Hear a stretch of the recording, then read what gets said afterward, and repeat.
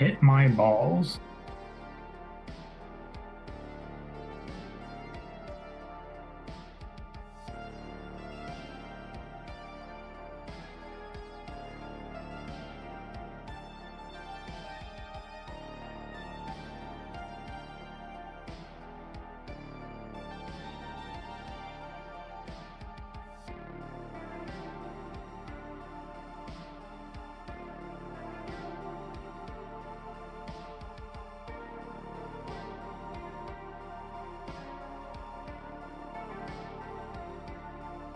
Good morning, Paha. I think that was enough ones. Good morning and thank you. Welcome.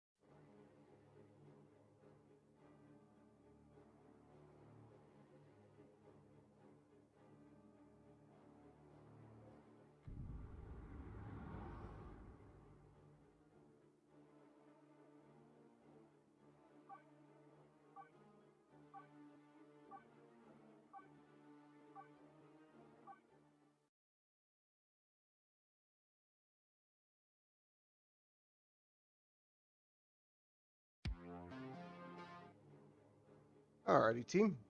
Good morning and welcome to the Still Alive Cup number 2, one of the rare Dawn of War tournaments that actually has a prize pool. So, all of the old favourites are out in force. Today on Greenteeth Gorge, we have Inakura playing as the Space Marine Force Commander versus Redbeard playing as the Chaos Plague Champion. Bit of a rough matchup for the Plague Champion, in my opinion. I think the Force Commander has a lot to deal with him. But Greenteeth Gorge is a pretty good map for the Plague Champion. Lots of narrow choke points, garrisons for him to take cover in and plink away at. Obviously, if you find some scouts, his stinky pestilential bolter will deal very easily with them. And Inakura actually going straight away for triple scouts. Might see some snipers here. 4 scouts. I think it's extremely likely that we'll see snipers at this point.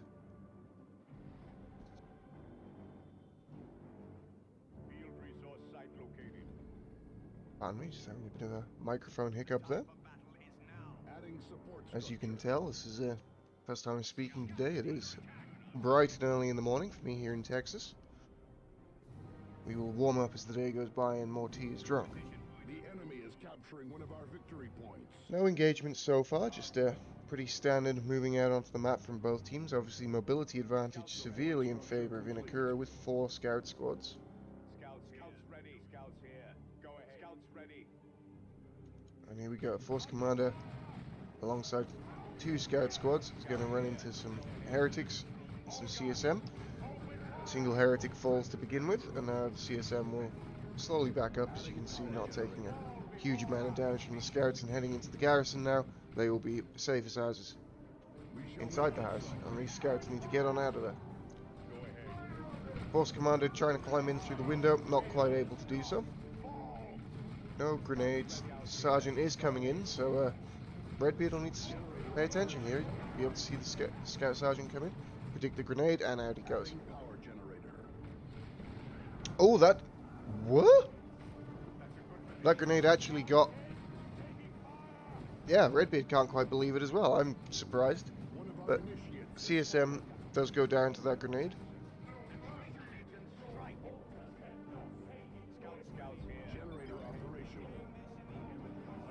So a couple of scouts have fallen, but CSM obviously worth considerably more.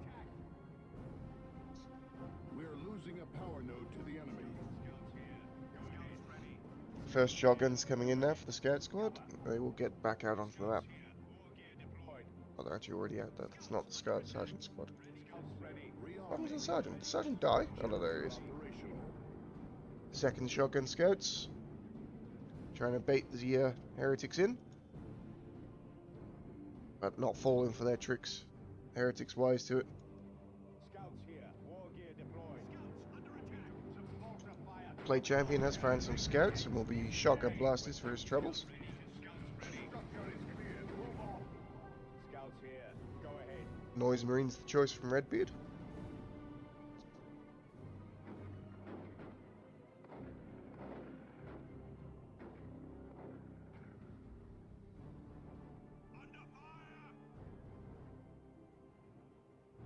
Victory point. There lies the key to victory. Understood.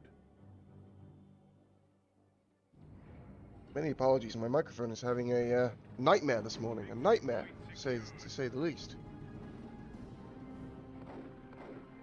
Should have to try and see what gives with that after the game. Retreat grenade, perhaps? Scouts ready. It could be tricky, they've already reached full speed. No. Not quite in position when the Sergeant came through. Fight on and drive the enemy back. Obviously, nice bit of map control here for Inakura, is 4 units are able to get out onto the map, move around far more quickly than Redbeards. However, with the Noise Marines now in play, this gives Redbeard a very decisive power threat.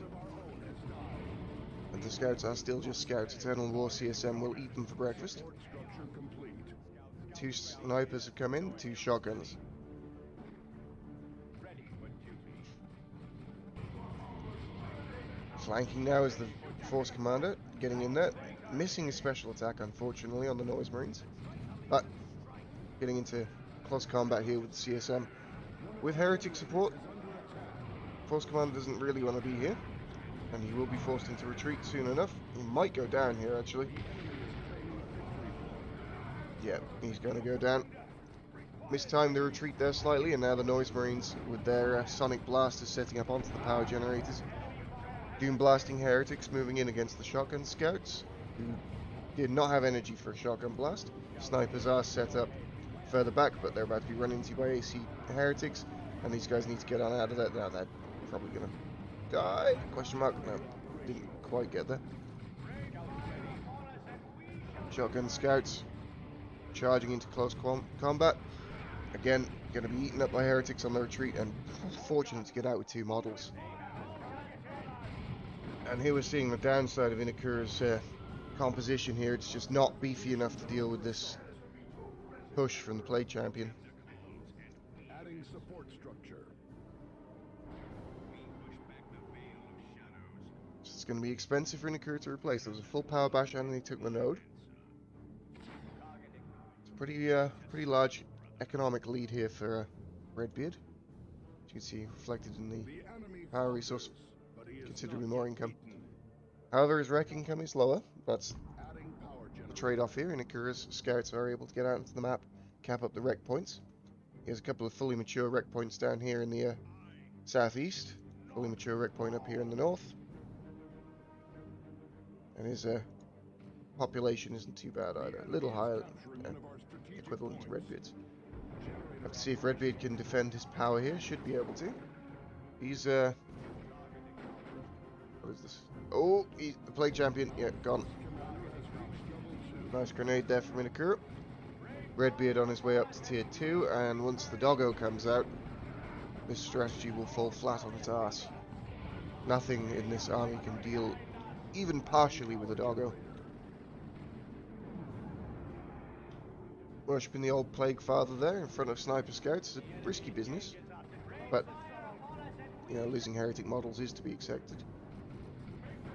Here come the Shotgun Scouts on the Noise Marines. Shotgun Blast knocks them back. And a second Shotgun Blast. This guy I'm most concerned about. If the Shotgun Scouts can actually shoot at him. No, they're not going to. So they escape out scot-free. And Inakura goes up to tier 2 as well. Eternal War CSM will bleed these Scouts like crazy. Has fallen. And I can't really reciprocate the power pressure. Meanwhile, Heretics, both of the Aspiring Champions, taking the victory points. Pretty hefty victory point lead here for Inakura, but Again, to be expected with the mobility his force has early in the game. No war gear on either hero. Force Commander is level 2, however. Play Champion still taking a bit of a dirt nap, which isn't a bad thing for the forces of Nurgle. They quite enjoy that. It is one of their most common maneuvers. Shotgun blast into a grenade. As they charge forwards, the grenade slightly off target, and the heretics will kill a couple of scouts. Not enough models here to really threaten the Force Commander wipe, so time to get on out of there. 2 scouts did go down. Oh, and a plague cloud. Oh, so close. 7 HP on this scout squad. That was a good effort by Redbeard. Took out 2 scouts and almost wiped 2 squads.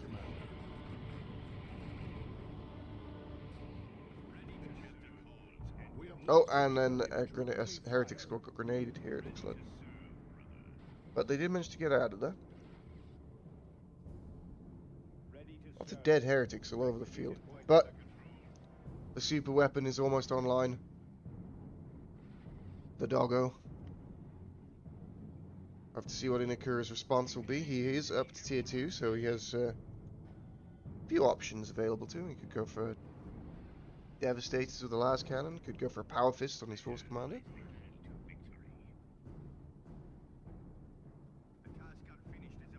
Obviously, Tactical Marines are always an option. You can drop them in. Here comes a big chaos push through the center. Heretics, Noise Marines, CSM, and the doggo. And there's a Dreadnought. Dreadnought is the choice from Nakura. And finally the scouts do manage to get in onto the power. Grenading the generator to finish it off. And retreating out in the face of the Blood Crusher. Very sensible, but Redbeard will get in there. And apparently something died. Oh, this squad of Space Marines, Scout Snipers died. And a reciprocal power basher straight away.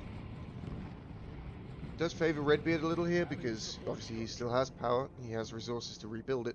Inakura, not so much. And here he is, the Dreadnought. The big fister. Force Commander does not have the tools needed to deal with the Blood Crusher. Will retreat back to his base. Meanwhile, the map turning red. Inakura's force can't really contend in a straight up fight with that of Redbeard. It's Inakura Torpid, you know how he is.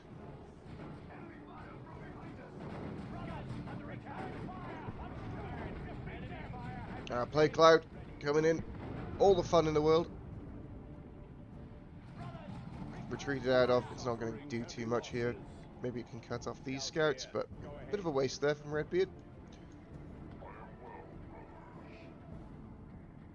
Here comes the Dreadnought, with pretty much unsupported. These scouts are going to have to get on out of there.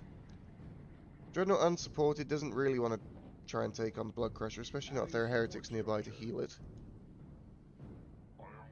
And a Chaos Dreadnought now from Redbeard. Of course, the issue with the Dreadnought versus Blood Crusher matchup is, of course, the Blood Crusher can at any point just run away. Although, I guess with 3 scouts, the repairs are available for the Dreadnought. Oh, gonna manage to get in there? No.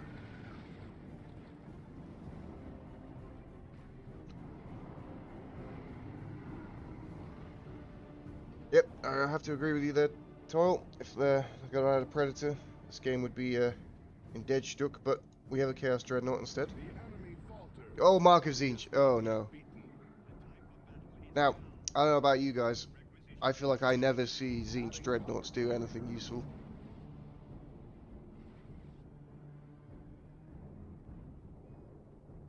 I'm not a big fan of this.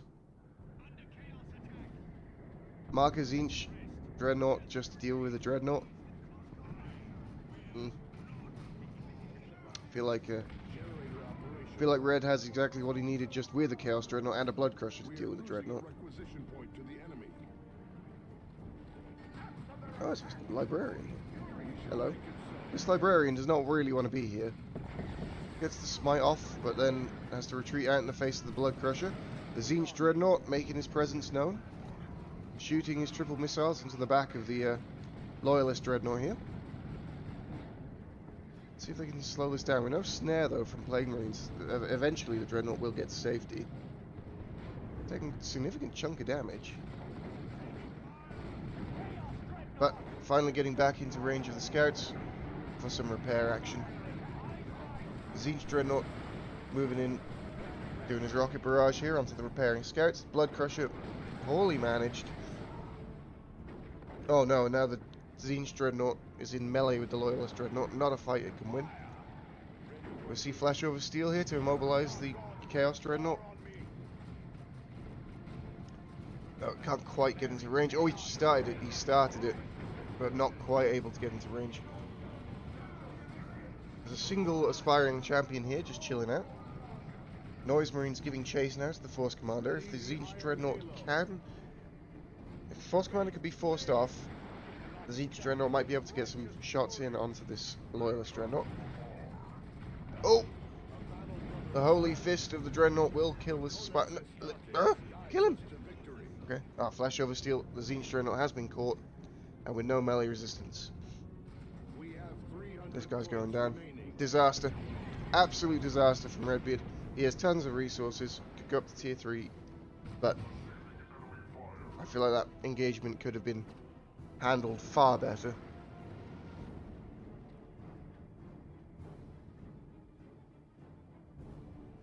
There's the tier 3. Bit late, probably could have done with that a little earlier. The Tzeentch Dreadnought did about as much as I was expecting, which was literally nothing.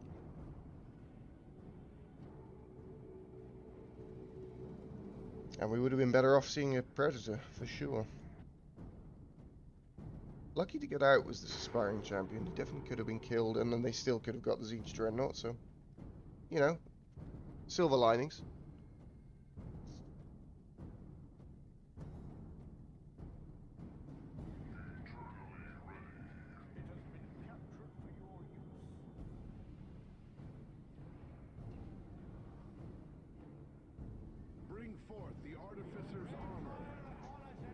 Yeah, that was a strange maneuver. You don't really want to be trying to melee walker with the Tzeentch Dreadnought, but it is what happened. Now we're getting an assault cannon up on the Dreadnought, and the Chaos Predator is incoming. Assault cannon soon to be here. It will make mincemeat of these heretics. And let's see if we sandbug. Nope, we didn't. We survived the first salvo of the Dreadnought assault cannon without a sandbug. It's a miracle. A Christmas miracle. Victory point secured. Alright, Nakura, what's your plan here? Tons of requisition, not very much power. Bit more power on the way. The assault cannon Dreadnought will at least keep the heretics honest. Nice retreat grenade. Good job there from Inakura, killing off another heretic. Killed 2, but they're stacked on top of each other. Generator operational. And here is the Khorne Predator. Understood. I kind of like the Khorne Predator. You see it very rarely because Nurgle is just honestly better. But the Khorne Predator's damage output is pretty intense. You just have to skirmish with it. I guess Redbeard's pretty well aware that there's not any hard anti-vehicle out in the field, really none at all, other than the Power Fist of the Force Commander.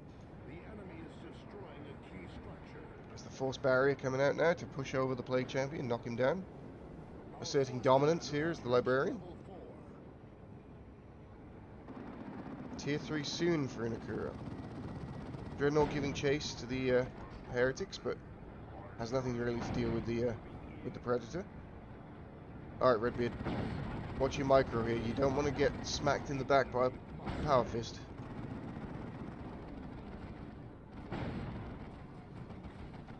Oh! Okay, you did it. Is that a teleport pack? There isn't. Okay. It's actually not bad damage from the plasma pistol onto the rear armor of the Predator. Yeah, it's not great, but it's better than nothing. It actually does damage. Here's some Devastators, getting the last cannon, and this will be a threat to the corner Predator. Obviously only 700 hit points. Not a tanky boy.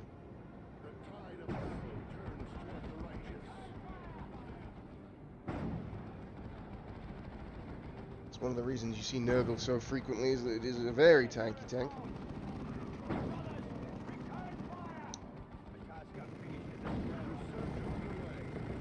Assault Cannon Barrage stops the cap of the Plague Champion. Devastators are set up in cover, covering central victory point. Meanwhile, speeding in here, a Veil of Time from the Librarian is the Force Commander, fisting people. Channeling his inner Marnius Calgar. You begging for a fisting, boy? Rip TTS, by the way.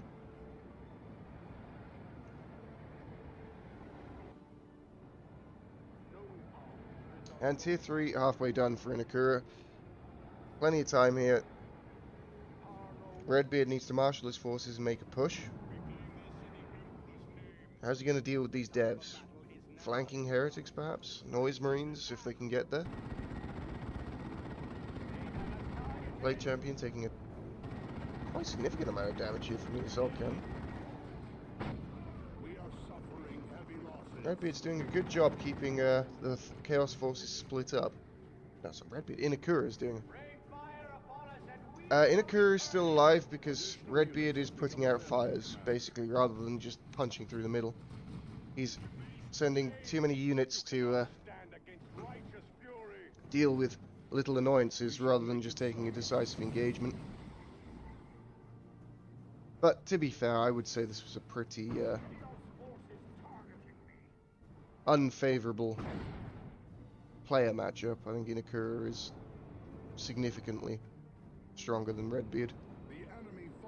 Yeah, tier 3 Bloodletters is a weird one. I guess he needs something to get onto the devs and thinks Bloodletters are the choice. I mean, personally, I probably would have saved for something a bit scarier, but he has 281 red, so he's close-ish to Terminators.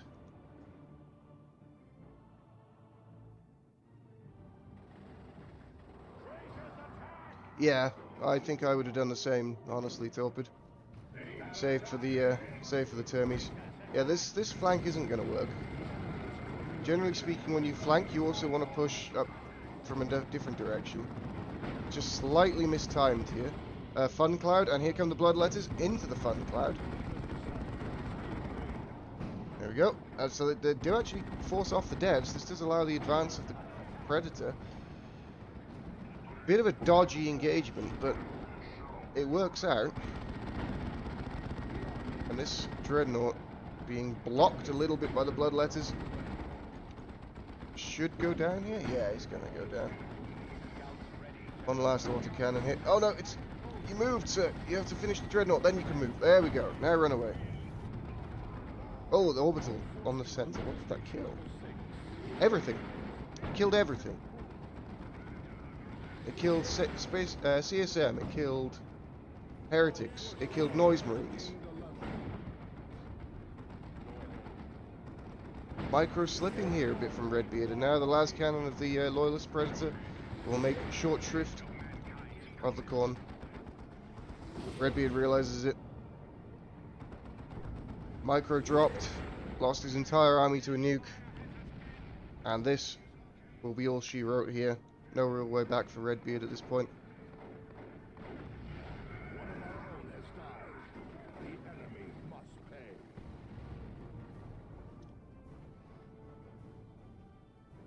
Just on Inakura now to get back out onto the map.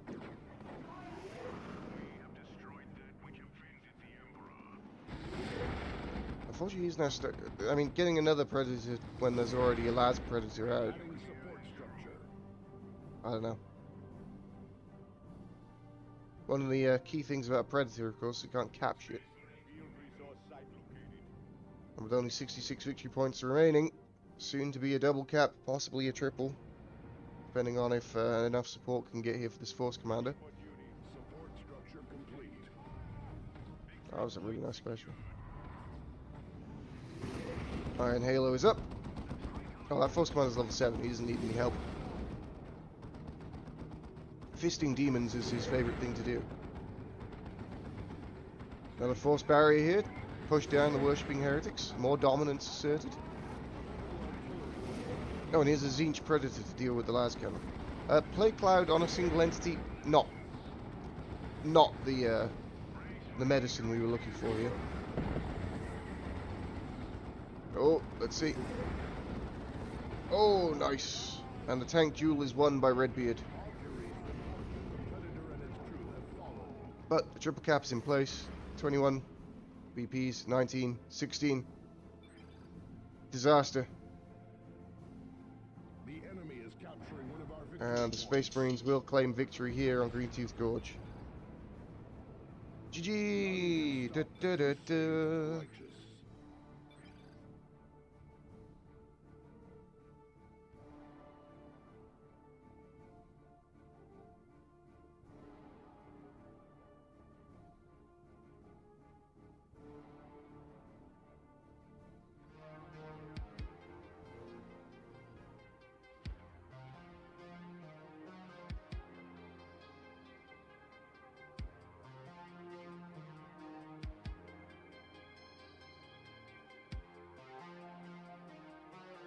Where the fuck is this Victor guy? I don't know. I do not know. I don't even know who Victor is.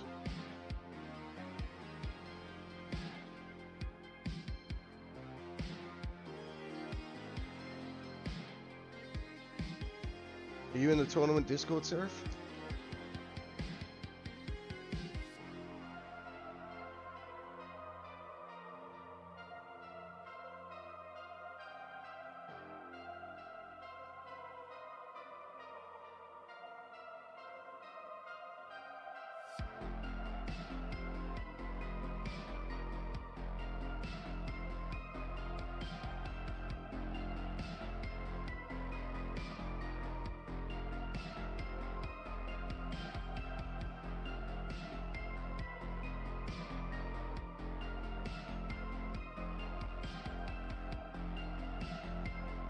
How's the size of the bracket, by the way? Can you guys see that?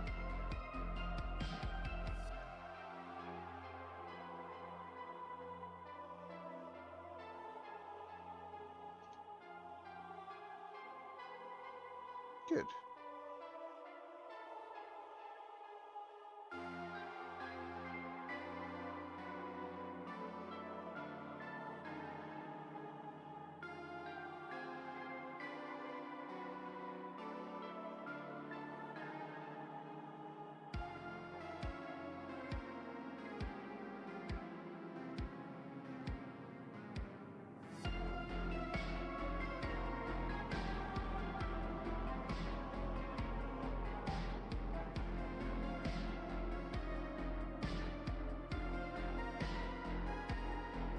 You got leg cramp. Oh, poor Inakura. He's stomping too hard. Cramped his leg. Disaster.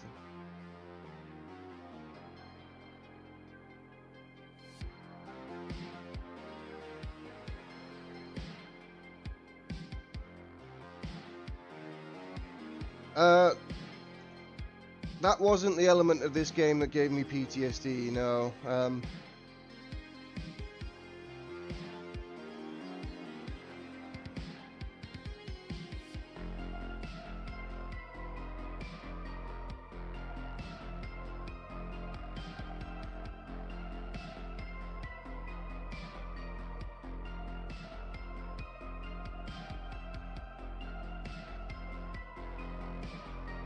I think the thing that gives me PTSD the most is watching a Tzeentch Dreadnought run into melee with a Loyalist Dreadnought, rather than just shooting its missiles at it.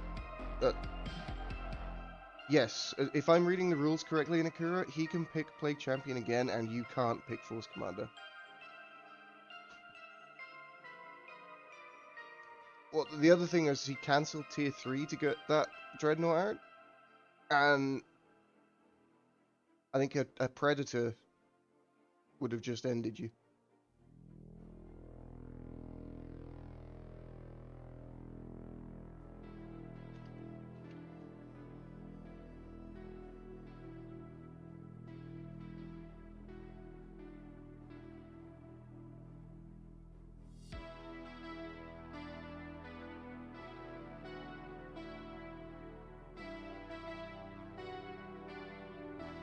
Alright, see you in a bit. GG.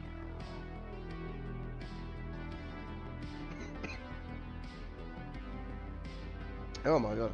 I'm not sure if you guys can tell, but I've had a bit of a cold this week, and it has slapped my arse and called me Sally.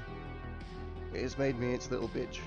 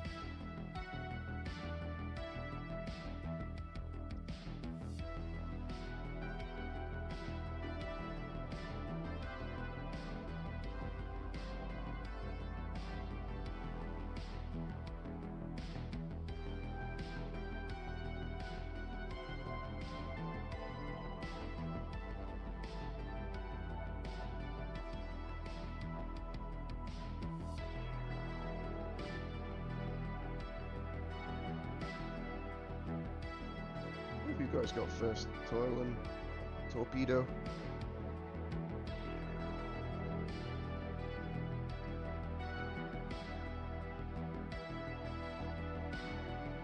Torpedoes some Russians to stomp, and alright, you guys should win your first matches.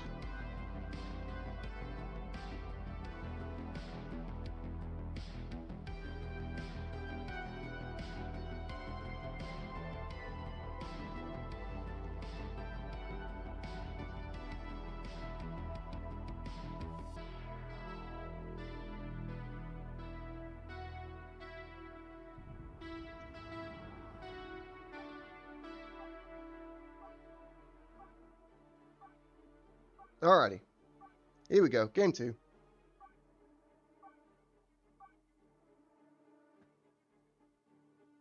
Coming on up, Calderas Desert, Imperial Guard versus the Stinky Plague Champion again.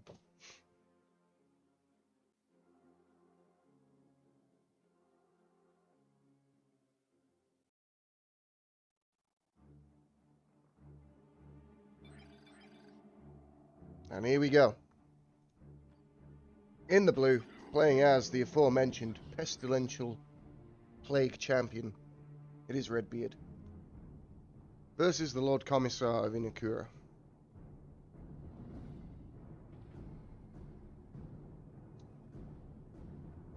Inakura, one of the few players who still plays regularly as the Imperial Guard. And just about all the other OG players have play other things mostly. Yeah, let's have the patented double scent build. Look, there's one. I'm not sure it's I don't think it's looking likely. Here we go. Did you go double scent with double guardsman? I suppose you probably could. Hit my balls. You go 8 sentinels. It's mathematically possible to buy 8 sentinels. So, you know. If you don't do that, you're a coward. Thank you, Seraph, for the follow. The stomp is in for the chicken, but there's a lot of danger in this choke point. Charging forwards would be unwise to get the stomp.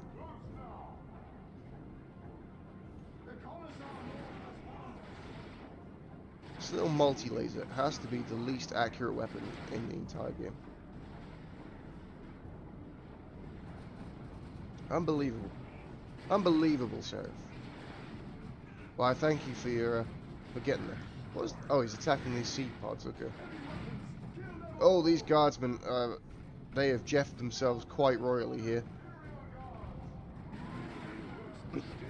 Yeah, get on out of there, lads. These guardsmen being similarly jeffed by heretics.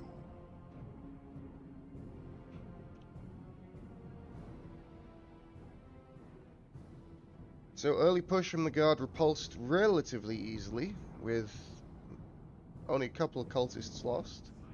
Sorry, heretics in this game. Maybe. Sentinel chickening about, decapping stuff, being annoying, as he often is.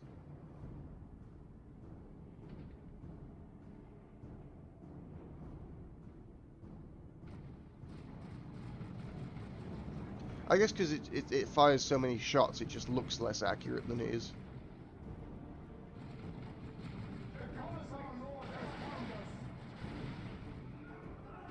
Alright, there we go, there's a special. Get on out of there, lad. Okay. He has the dot on him. No, yeah. Bit greedy there from Inakura. Bit greedy, and his Lord Commissar does go down. Does at least get a CSM model for it. Inakura stream sniping confirmed. I just said that. Gotta be more subtle. Gotta be more subtle about it, Inakura.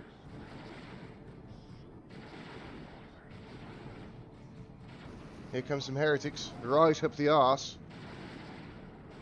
Raptors are going to jump straight into the blob. Get some suppression off the guardsmen. The stomp actually misses the raptors, but does hit the heretics. That will save a lot of these guardsmen. There are Cathachans on the field, but they're nowhere near it. They're planting bombs. You don't like raptors against this talk? I'm not. I don't hate them. You got to be careful. I hate this. Look, this is a base, sir. There are turrets here. Get out. Yeah, I can see the wisdom there. Like, raptors will get countered by the Lord Commissar and the Catachans, whereas Havocs and Noise Marines don't as easily. So. Shotgun blast there from the Catachans. They did get doom blasted, and then the grenade barrage. And these heretics are not able to get in there with enough models to really do any damage. The power melee shotgun butts sorting them out nicely. And the chaos will be forced off here by the advancing guardsmen and the sentinel. Eternal Warriors up, looking for the stomp. Misses the stomp. Neatly duked by the traitor Astartes here. Taking cover behind the seed pods alongside the play champion. Mucus discharge is coming on in. And Sentinel is slowly dying. Has to get on out of there. Noise Marines jump. Noise Marines, these aren't Noise Marines, these are Raptors. Jumping in, trying to get onto the Sentinel. Not going to be able to do so. Do force off the retreat though. They're bolt pistols. Bolt pistols to kill the Sentinel. Oh, Inakura. Sloppy game here from Inakura. He will need to do better if he wants to place more highly in the tournament than just winning his first couple of games. Not a great detonation here. These Raptors' cohesion kind of broke.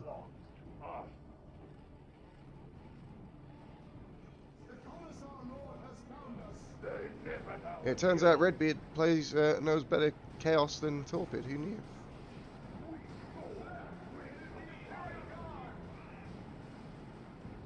And what do we think? Are they going to retreat round this way, or are they going to retreat round this way? One is safer than... Oh, they're going to jump away. Smart boy. Oh, into the retreat path of the Commissar Lord. 20 HP. No, not quite. Raptors are notoriously shit at chasing down retreating units. Not quite Stormboy level of crap, but close.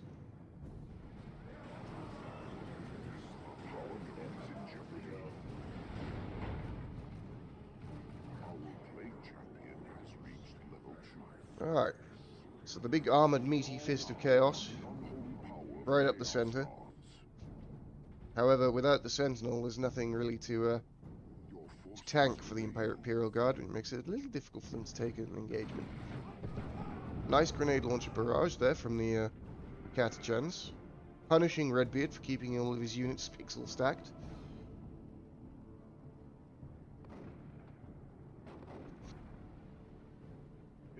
And some heretics will face the might of Catachan shotguns.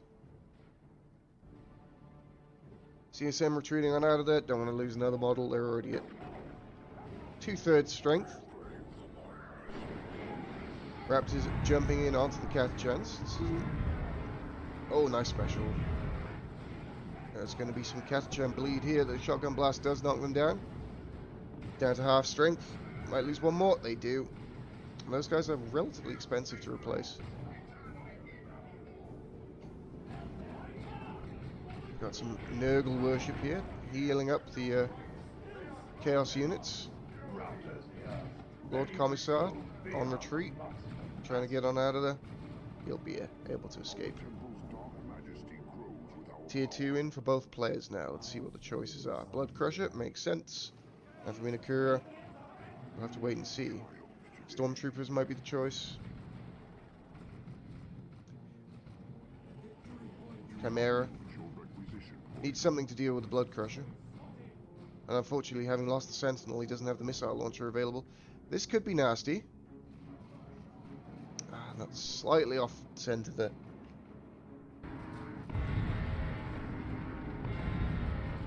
Trying to bait more units into the IED. Catachan's bleeding. Oh, this could be a good detonation. Not bad. Lots of damage, but actually didn't kill any models, so unfortunate. Mine's going down now in the choke to try and defend the power. Aspiring Champion Raptor is in with his Gigantus Blood Maul. If the heretics, there we go, close. These two guys on the right managing to survive. Decent detonation there though. And here comes the Doggo Commissar, realizing the danger, getting straight on out of there. Guardsmen on the northwest. We'll find some heretics. Gonna be a rough time for these guardsmen trying to make it to the garrison. That is a Chimera. So nothing really to deal with Blood Crusher just yet, but the Chimera is on the field. Gives some much needed mobility and longevity to the guard.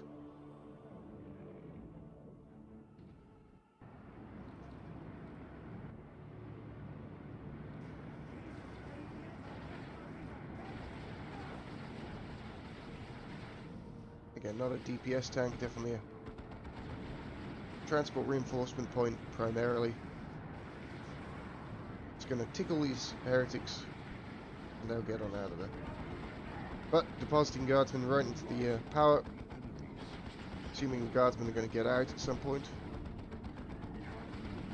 What's going on over here? Catachans have been jumped by raptors. Lord Commissar being given the beans by this Blood Crusher. And down he goes. Down again. These guardsmen are not getting out. They're quite happy. But power damage inflicted. Redbeard with the triple cap. Inakura running low on victory points. Looking good for Redbeard so far in this game. Some sloppy play by Inakura. Oh! The old shot blocking bunker. A classic. Just being discussed in the Discord there.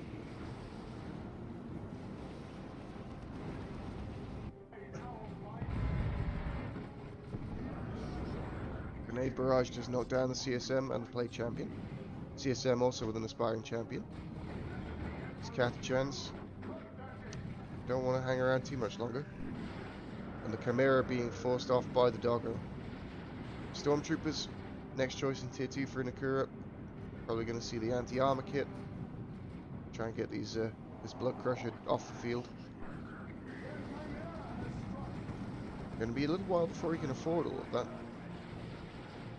I mean, just lost his power. He has no rec to replace the nodes.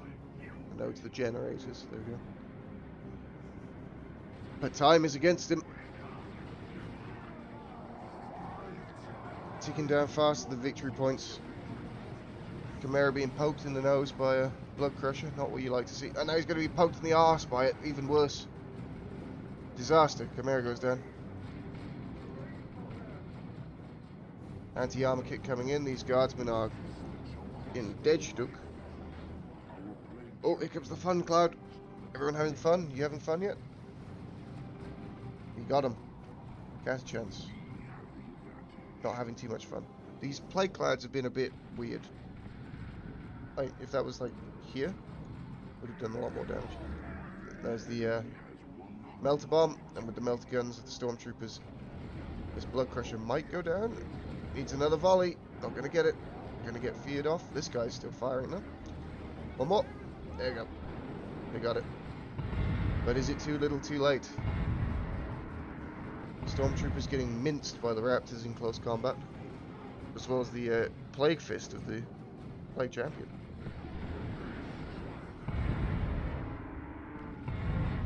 Plague Marine. There's a lot of Plague in this army. Plague Fist, Plague Champion, Plague Marines, Plague Cloud. It's almost as if it's a variation on a theme. But Inakura is going to tick down, and game 2 will be going the way of Redbeard. Very sloppy play from Inakura this game. Very sloppy. I think he recognizes it.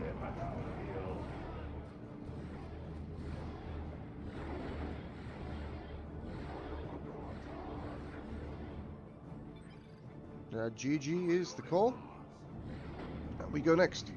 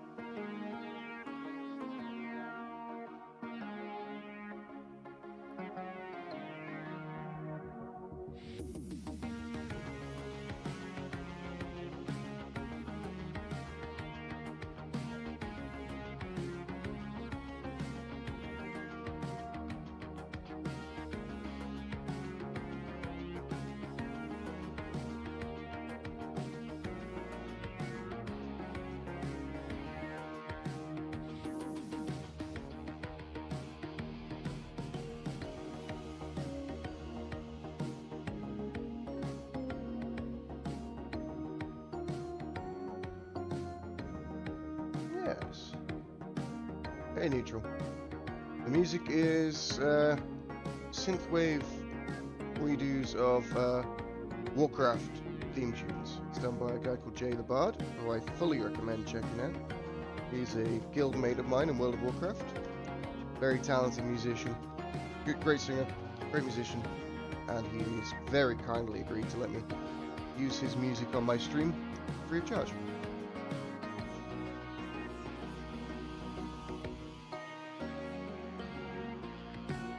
Which certainly makes it a lot easier in this world of DMCAs and other bullshit.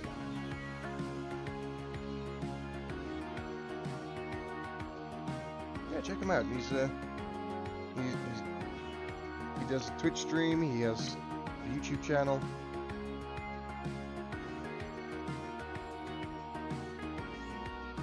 If my bot was working, it would I would do the command, but it's not working.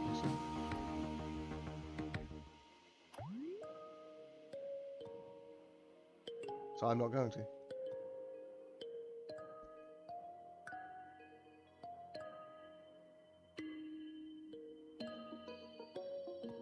Bonjour, Guru Skippy. How was your game?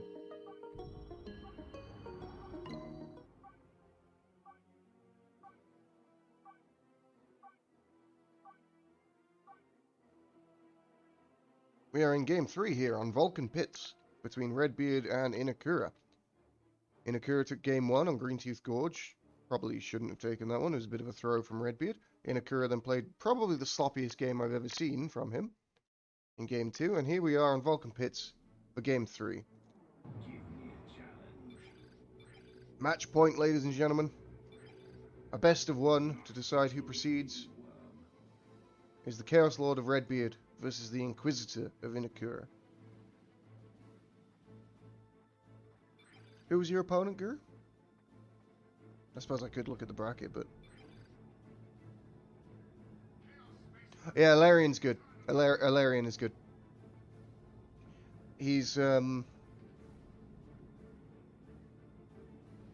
don't think he's a Smurf, but he definitely turns up every now and then, terrorizes the initiates, and then disappears.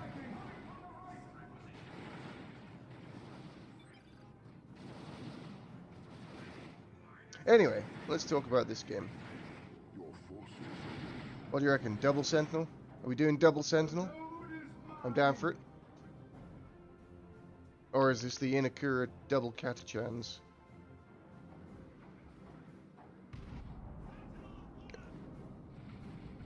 Yeah, he did.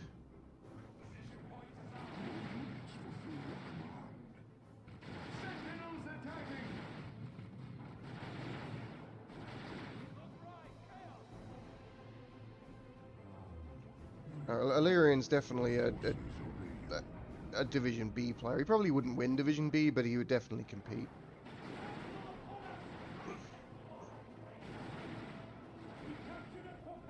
Lots of heretics going down here. Sentinel doing a good job. The Emperor will be pleased. Meanwhile, CSL on the high ground behind the tank trap. Trying to deal with it. Trying to force it out. It's slowly dying. Oh no, it's hovering. Not quite enough damage here.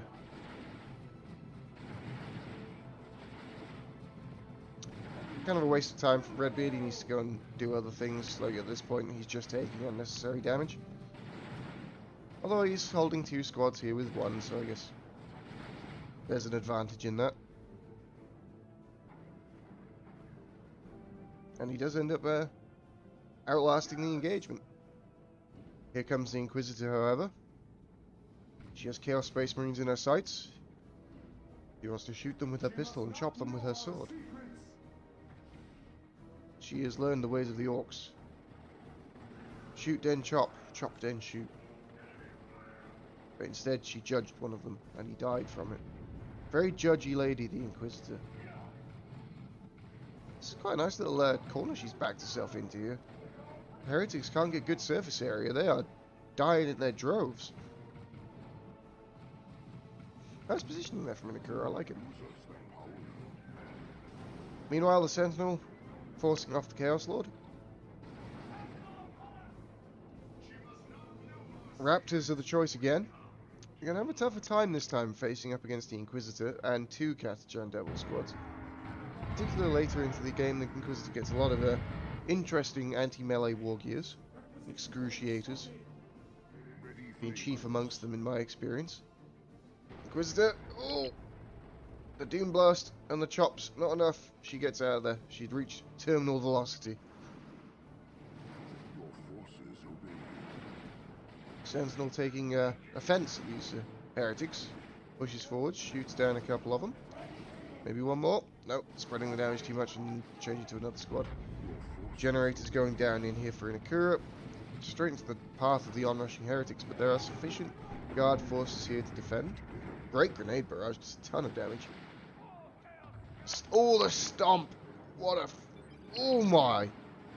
The deadliest stomp known to man. Holy shit. He just crushed 8 heretics. That might be the deadliest stomp I've ever seen in terms of units killed by a stomp, not by, you know, things. after the stomp. Combi Flamer in for the Chaos Lord. Pretty good against Imperial Guard. You can basically chase these units around forever and bleed them. There is the Holy Pyre from the Holy Brazier of the Inquisitor, but this is too much stuff for the Chaos Lord to deal with. The Stomp comes in. Raptors getting stunned up here. Chaos Lord and Raptors into retreat. CSM getting their Eternal War in. Heretics tying up the Inquisitor, forcing her to retreat. She's going to get out of there just fine. IEDs going down on the high ground here. Let's try and keep an eye on them. If any squads mysteriously vanish, we'll know why. These heretics very low on health here. But with the support of the CSM, they can stay around for the decap. We have AC heretics charging to reinforce as well. Beware the stomp. You've seen what it did to your brethren. Okay. Nicely duped there by Redbeard. And now this position is not tenable for the guard to hold. Huge chaos push here. Catachans are on the flank though. Redbeard doesn't know about this. Raptors diving in, trying to block the Sentinel, but that was never going to work. The Holy Brazier going down.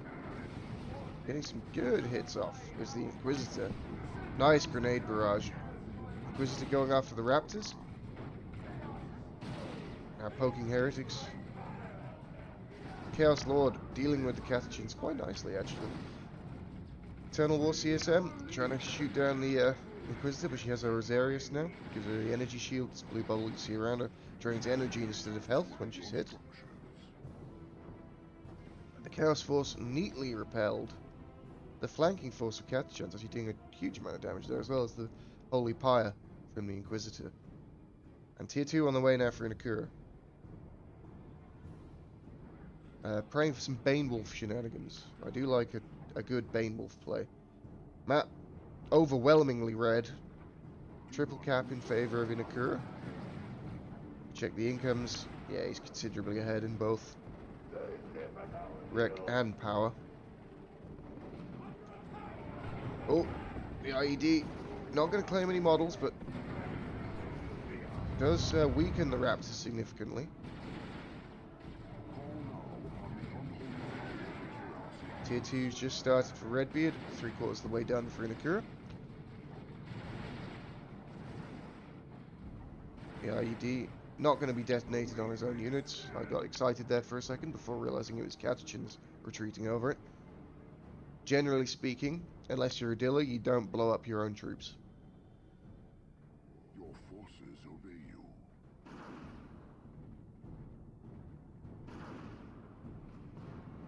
That's a Chimera. Oh, Inakura. Oh. Boring. I wanted a Banewolf. Double grenade launcher barrage. Shredding the CSM. Does push them back. Let's... Yeah, this IED is a bit far away. Yeah, the score is 1-1. This is... there we go. There's the Hell Fury Strike. Or Hellfire Strike. Oh, guys? Okay. They gave their lives to the Dark Gods. They burned in unholy fire. Although I guess that was holy fire. They burned in holy fire because it was the Inquisitor that dropped it, so, you know. Our temple's dark majesty grows with our power. I think they were dead either way because they would have retreated over the ID, but still.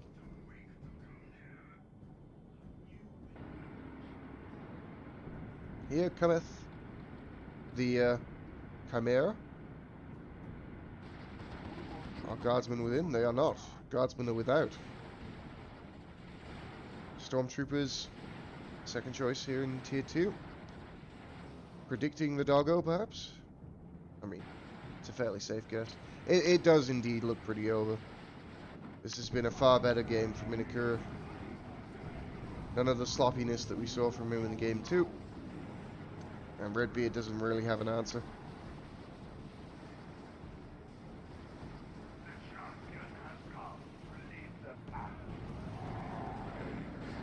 Here is the doggo.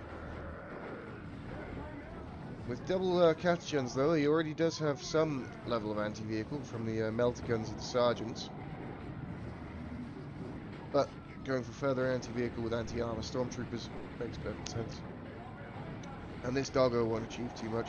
CSM getting out of there on 10 HP. Doggo going to get melt bombed, and GG is called. Yep, there we go. Series going in favor of Inakura, 2-1.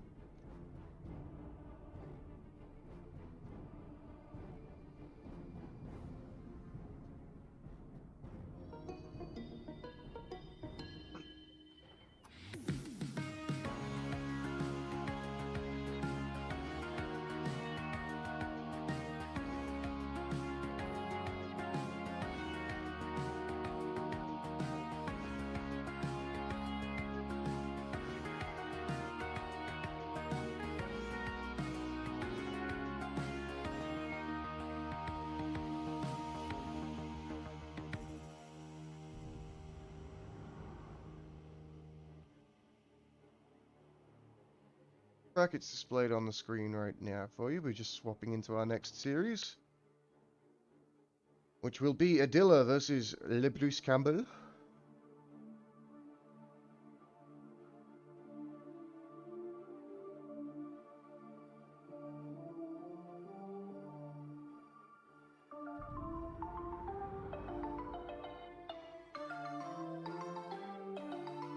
Yeah, that game was over in Tier 1.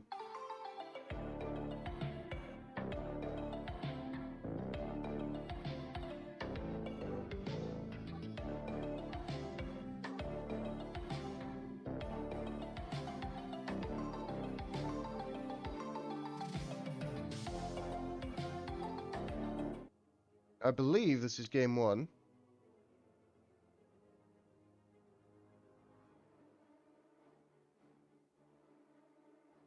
Between Adilla here and Bruce Campbell. Adilla playing as the Tech Marine, Bruce Campbell playing as Eldar. Here he is in the blue, playing as the Tech Marine. It is Adilla. The current balanced lead, thanks Adilla.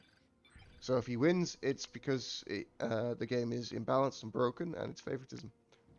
Clearly. However, playing as the stinky Eldar, the most disgusting faction in the whole of Warhammer 40k, it is Bruce Campbell.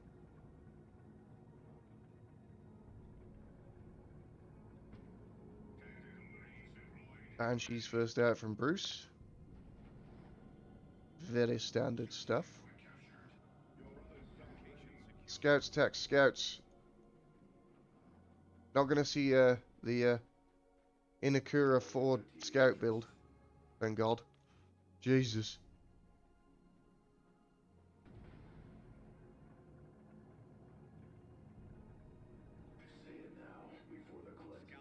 Tank Marine making his way downtown, walking fast.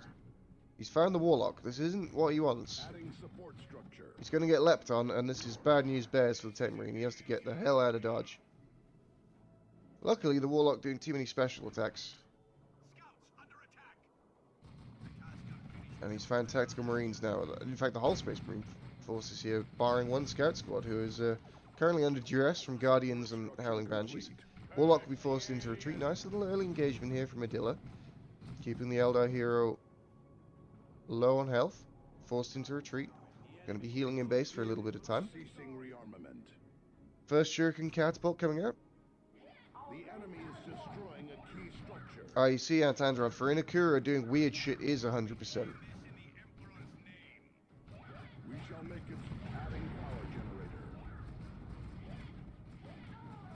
Banshees are going to bleed quite heavily here.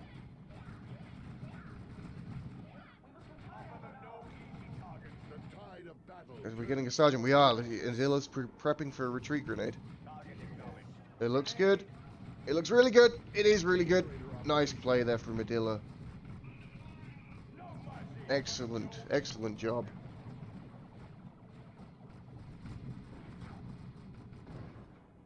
The Warlock getting in here onto the Tactical Marines.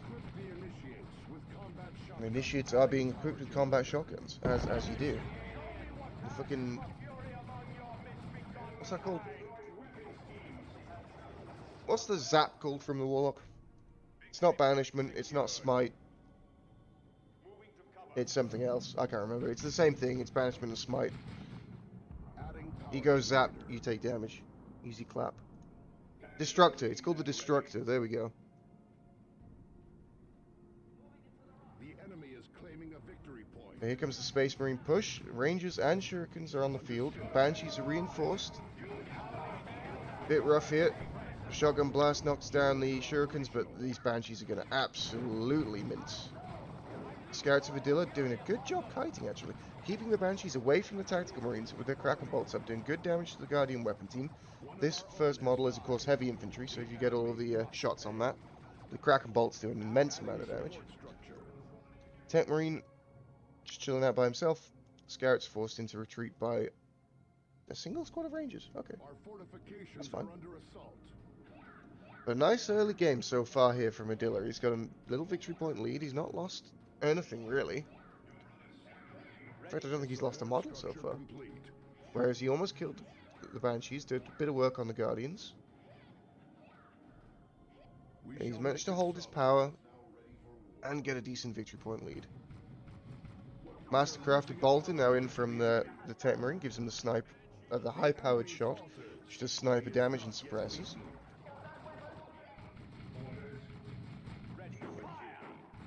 Another retreat grenade, perhaps? Yeah, looking good. Not quite as good as the first one, only claiming one model, but still. Yeah, a couple of Guardians have fallen over here. Yeah, really nice little opening here from Adilla. Very heavy tier 1 investment. Double shotgun scouts, tactical marines with flamers. The flamers going to hit just as they hit the power. Nicely timed upgrade here. And this will be difficult to repulse. There's Banshees coming out. Now, timing is actually slightly off. But here it is. They might be able to get the node, but the Banshees are out already. Unfortunate. Unfortunate. Not quite as well timed as I originally thought here. And they'll always a tactical marine for this. Dude, yeah, there we go. Thank you. Don't make me a liar. And that's a bit of a blow, really. Investing into the flamer and not getting any value on top of losing a tactical marine. Good luck, lads. Play well. The enemy is destroying a key structure. Support structure complete. It is the Merciless Witchblade and Champion's robe, the Jedi build from the Warlock. Makes him a very tanky, dangerous melee combatant.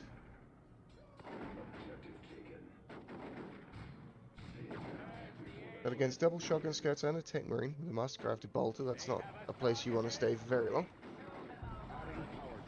Scouts looking to get in on the Guardians. They'll make short work of them with their shotguns in close range. I'm hearing the screams of the Banshees, and they've found tactical marines again. This is nice play by Bruce, making sure that his Banshees are on the tacks. That's what you want. You don't want them being kited around by shotguns.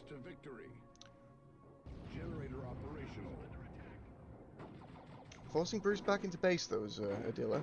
Tree Grenade won't claim a model. One of our generators is under attack. Adilla's actually put a generator on this neutral power, which I guess is fine. It's going to go down. Bit of economy rebalancing, at least. Spending requisition for momentary power income. Might not go down, actually, with only 3 Banshee models. The techs in here now, the Flamer will do good damage to them.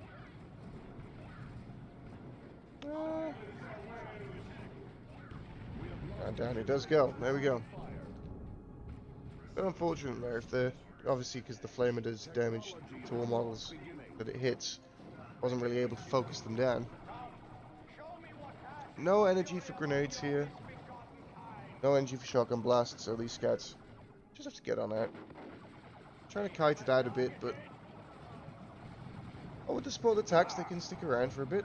Don't want to be engaged in melee with the Warlock, though. That's not what you want.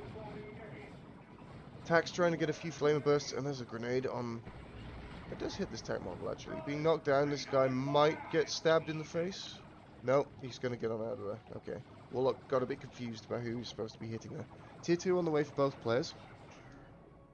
We lost Rangers somewhere. What did the Rangers die to? Rangers died to the tank marine? Looks like it. The enemy is capturing one of our strategic It's weird. points.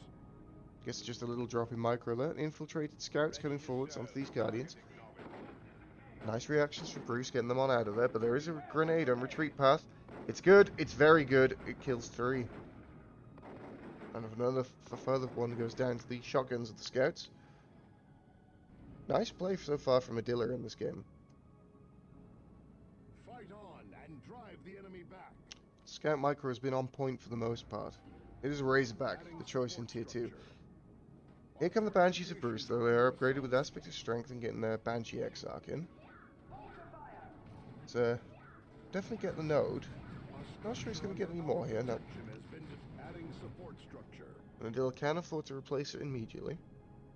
Obviously not holding back any unit timings with his Razorback already on the way. Scouts here. Go ahead. Victory point secured. What's going on over here? Yeah, it's just Guardians and Scouts messing about.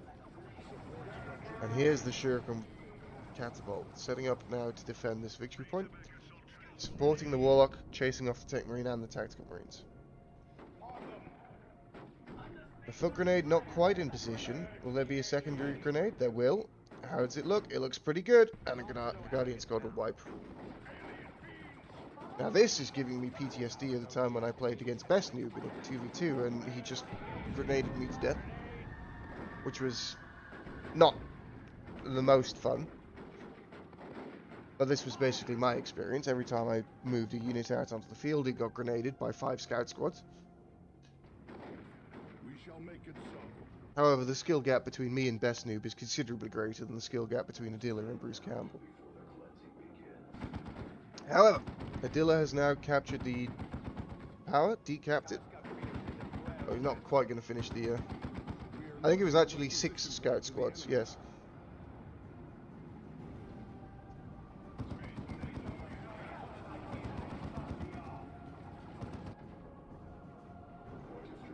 My game basically turned into moving out my units into 6 infiltrated scout squads who just instantly grenaded me back into base. Anyway, here's a Falcon. We'll deal well with the Razorback. We have the repair global going on from the Tech Marine here to keep it nice and healthy. Obviously the Bright Lance of the Falcon doing significant amounts of anti-vehicle damage comparatively to anything on the Space Marine roster. Here, however, is a Devastator squad with a las cannon. That will do it, and a melta-gun from the Tech Marine as well, so anti-vehicle is something that the Space Marines now have access to in spades. The heavy melee Executioner Spear will deal decent damage to the rear arm of the Razorback if allowed to make contact. The Scouts doing a good job shielding it with their body, and a really nice foot grenade. Holy moly. What a great grenade. Very nice. Very nicely done. Those Banshees got absolutely minced. Devastator's not quite set up in the right position. The Falcon having an easy time floating around past them. Warlock giving chase here, but, you know, just taking a bunch of damage for no real reason. Dark Reapers on the field. Not to counter a Swarm Lord this time, but actually to counter heavy infantry, which is what they're for. GG is the call. Really solid game from Adilla there. 1-0.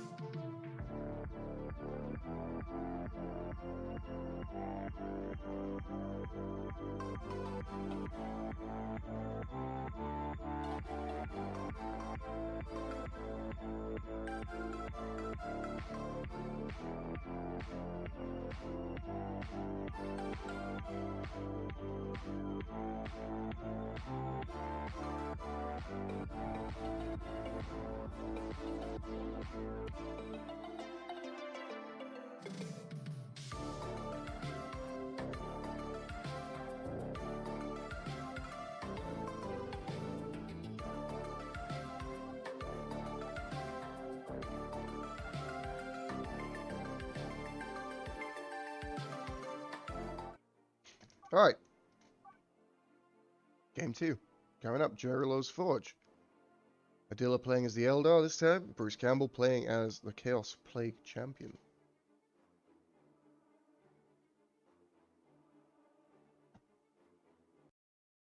Now, normally, I'd say playing against Eldar on Jerilo's Forge is tantamount to suicide. However, the Plague Champion is quite good on Jerilo's, in my opinion. Lots of nice little choke points for him to use.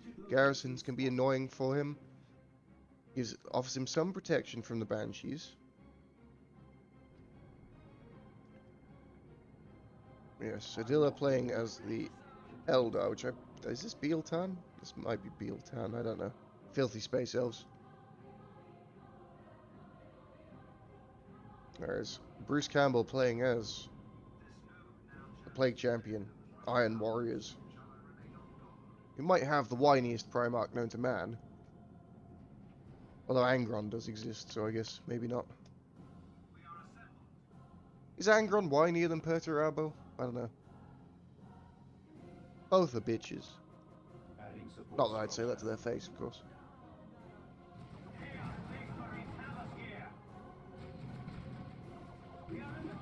Alright, here come the Banshees. Straight down the middle. Taking a ton of damage on the approach. CSM and the Plague Champion just turn their guns upon them straight away. Realizing the threat those little ladies pose, and they certainly do. Can be devastating if they get into melee combat with heavy infantry. Or really any infantry. Anything. Banshees are not discriminatory, they will chop whatever they feel like. Warlock here being surrounded by heretics. Not a situation he's going to particularly enjoy, but he's going to get some models off them. A Doom Blast to suppress them. He's chopping them up nicely though. Even with the range support, that's a fight that the Warlock easily comes out on top of. Leaping in now and straight onto retreat. Seeing the second heretic squad coming in, realizing there's no sense hanging about there. Get on out of there, Warlock. You've done a good job. You stabbed 4 heretics to death. Well done. Aspiring champion on the way now for the heretic squad still on the field. For Bruce. And the dealer has gone for double guardians. Massively increasing his range damage output. The aspiring champion upgrade coming in just at the right time. Adila, no! Greed! He didn't realize the aspiring champion came in, I guess. And he lost the Banshees. Adila confirmed paid actor, making an Eldar look underpowered. Time to buff them.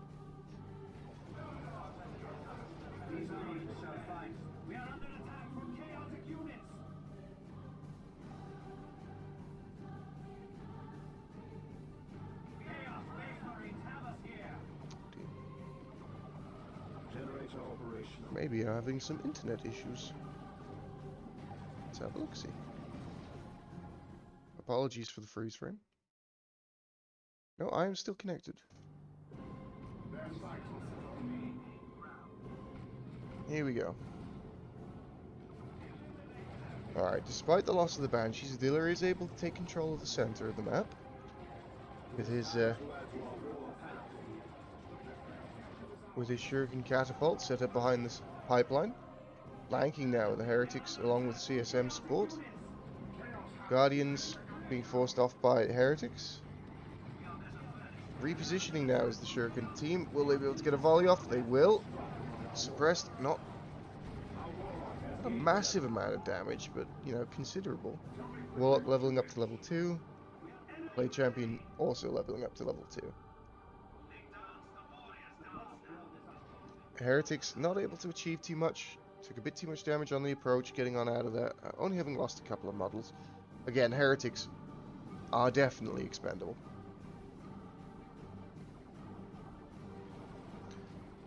Not this expendable though. You don't necessarily want to be losing 7 of them. It costs 12 to replace, but you know.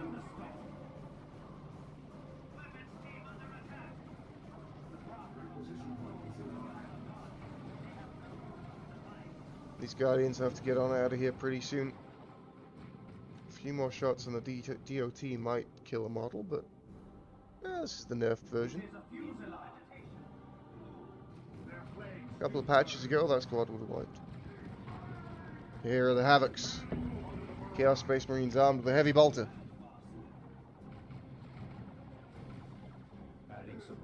Shurikens set up to cover the central victory point, getting a decent amount of damage onto these CSM. Not too much though. I guess the cover of the pipes really helped out there.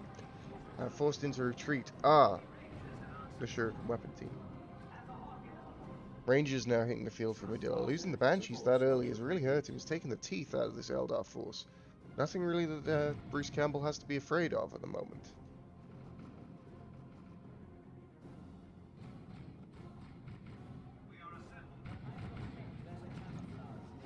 Rangers setting up, taking pot shots at the CSM and getting away into infiltration. The aspiring champion heretics are not nearby, so there's no detection on the field. At least on this side of the field for Bruce Campbell. The Destructor hits nicely onto the Havocs, claiming a model. And these heretics need to get out. They're manfully charging forwards into the teeth of quite a lot of Eldar fuck you. Here are the Raptors, double grenades, just off target. Not quite the grenades he was looking for. Did some good damage, but it's Guardian squad. Yeah, it's gonna be okay. Gonna be okay. If you count losing 4 of your models as okay.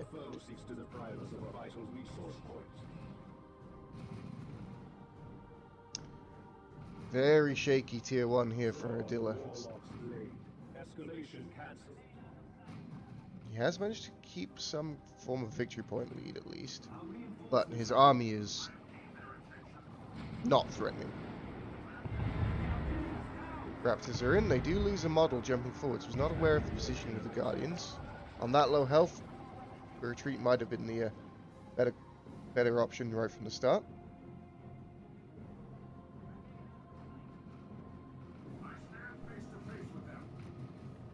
I don't think we've heard from Victor. I think Seraph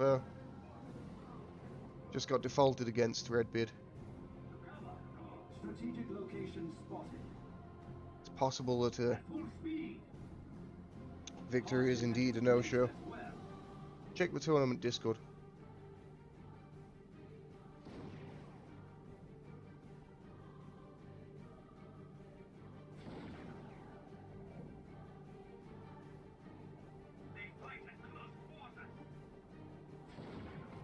So tier 2 is on the way now for Adilla. It's a little bit off for Bruce Campbell. Obviously, very heavy tier 1 here with Havocs and Raptors.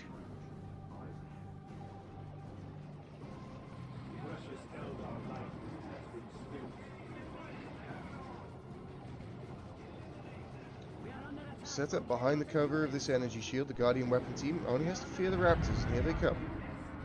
Jumping in on, destroying the energy shield with the flanking cultists. The Eldar have to retreat, and this opens the power farm now for the attack of Bruce Campbell.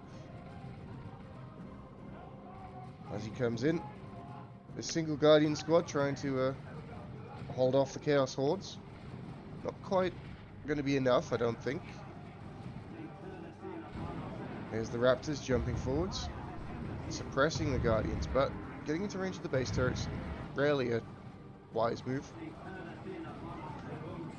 Raptors heading on out. This is a great grenade here from Adilla, knowing he's going to lose the gen anyway. Killed most of the heretics, almost wiped them. This Warlock fleeting forwards with the protection from the Ranger squad. No energy for Kinetic Blast.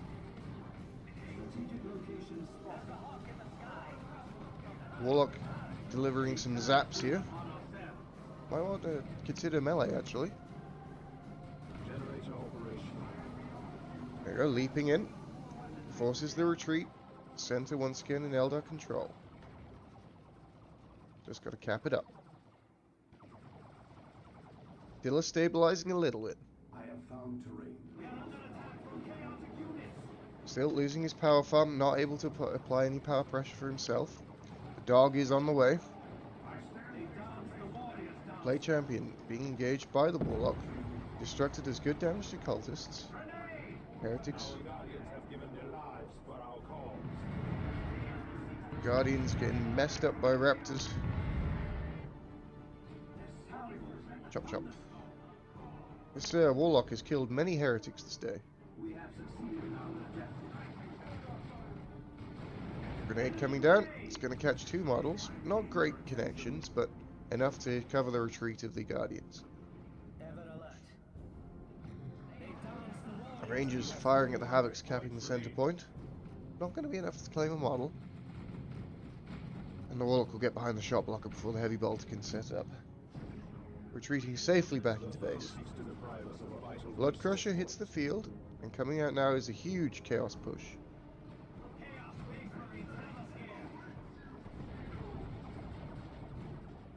Right behind the doggy. Woof woof, he says. And it turns out the Eldar are afraid of dogs. Who could have thought it? The goodest boy. They have fielded foot troops. The Wraith Lord is not afraid of dogs. And so that will be the choice from Medilla. A very manly beast, the Wraith Lord. Not afraid of anything. Except Plague Marines and Las Cannons.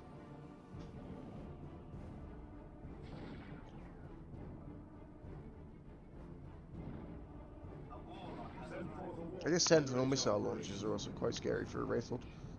Triple cap here in for Bruce Campbell.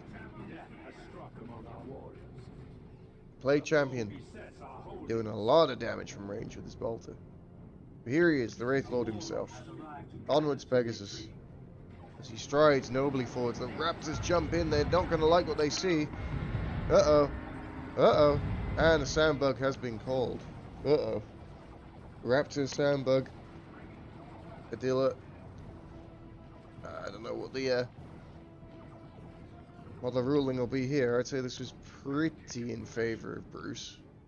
I obviously am not the referee, just looking. Just an observer. I'd say this game was fairly in favor of Bruce Campbell, however.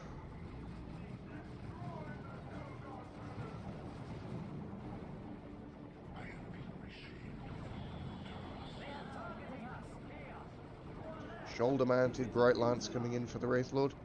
We'll have to see what the ruling will be. Looks like people have We have it fast here. Eventually they'll drop.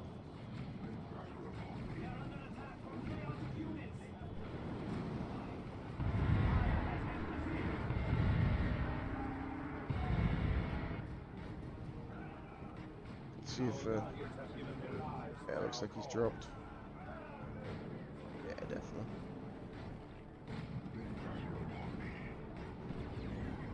Yep, there we go. Rip. We shall have to see what the ruling is there. Either way, be back soon.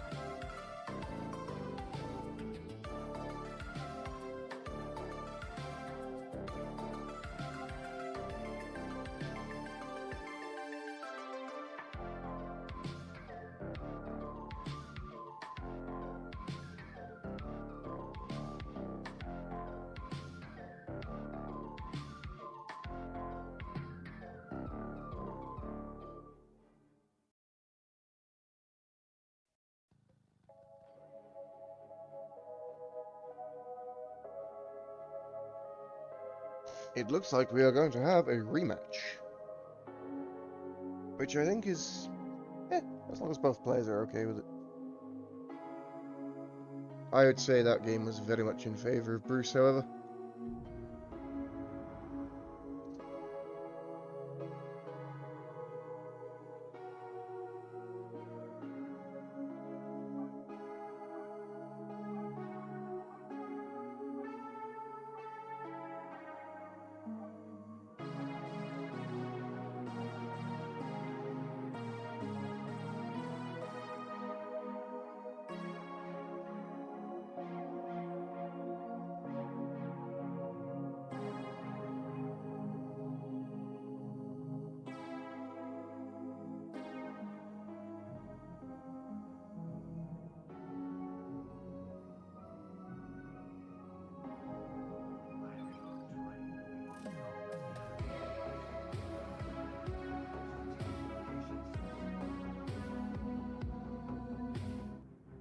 Beans, I'm back. I was getting myself a glass of juice. Adilla in the blue is the Warlock. Bruce Campbell in the red is the Plague Champion. Here we are. Jurilo's Forge. It's almost like deja vu. We've been here before, haven't we? It's true. That's what sandbugs do. Let's see if Adilla can avoid losing his Banshees this time. I have taken possession.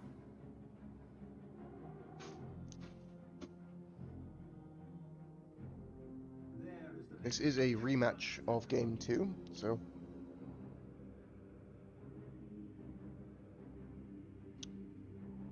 let's see how it goes. We have domain. Adding support structure.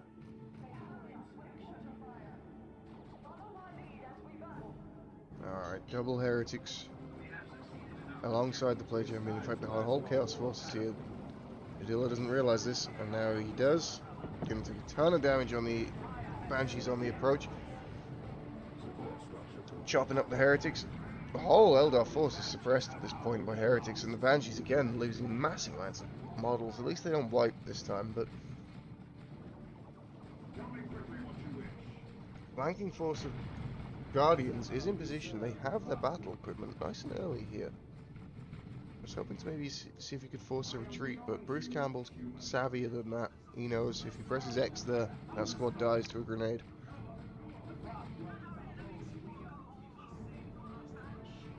That's a very early battle equipment, in my opinion. Definitely looking for the opportunistic play.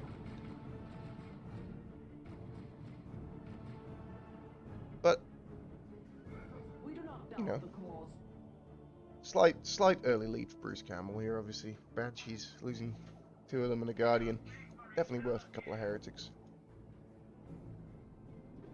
We are losing a victory objective. But so far, no massive disasters like losing a Banshee squad. Rangers next up onto the field. Aspiring champions on the way. Not just on the way, they're here.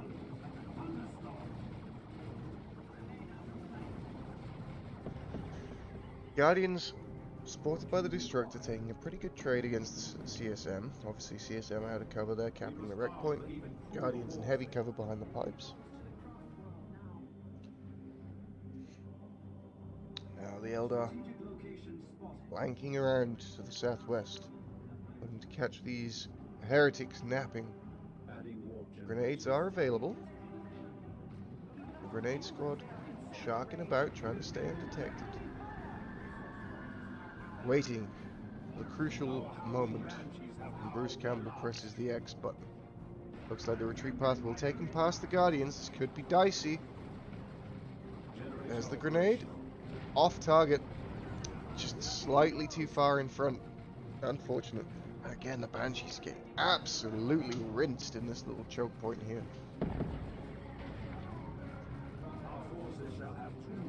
Very costly little gambit there for Adilla. Banshees not cheap to replace. 35 requisition. We have succeeded in our objective. The enemy is claiming a victory. Adilla does have just enough in the bank to reinforce. But that does cost him his generators farm. At least populating it with generators. We are watching. Meanwhile, Bruce, full farm. Power income will be considerably higher. You can see here, yeah. 20 more. Banshees again leading the charge forwards, suppressing with their war masks, hitting them the havocs. These guys will die very quickly engaged in melee with the Banshees. A single model lost here, and now the Banshees will turn onto the CSM. But on this low health, the Banshees have to get out. The grenade, oh, the grenade definitely saving the life of the Banshees. The Banshees are going to wipe to the dot. Oh, oh dear. Oh dear. It's a full remake apparently, except this time they die to the stinky bolter rather than stinky heretics.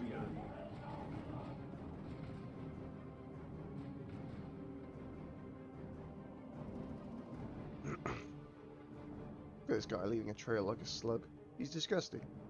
Aren't you? Are you disgusting? Yes, you are. Look at his little horn. Ugh. He's a horrible boy. Adding warp generator.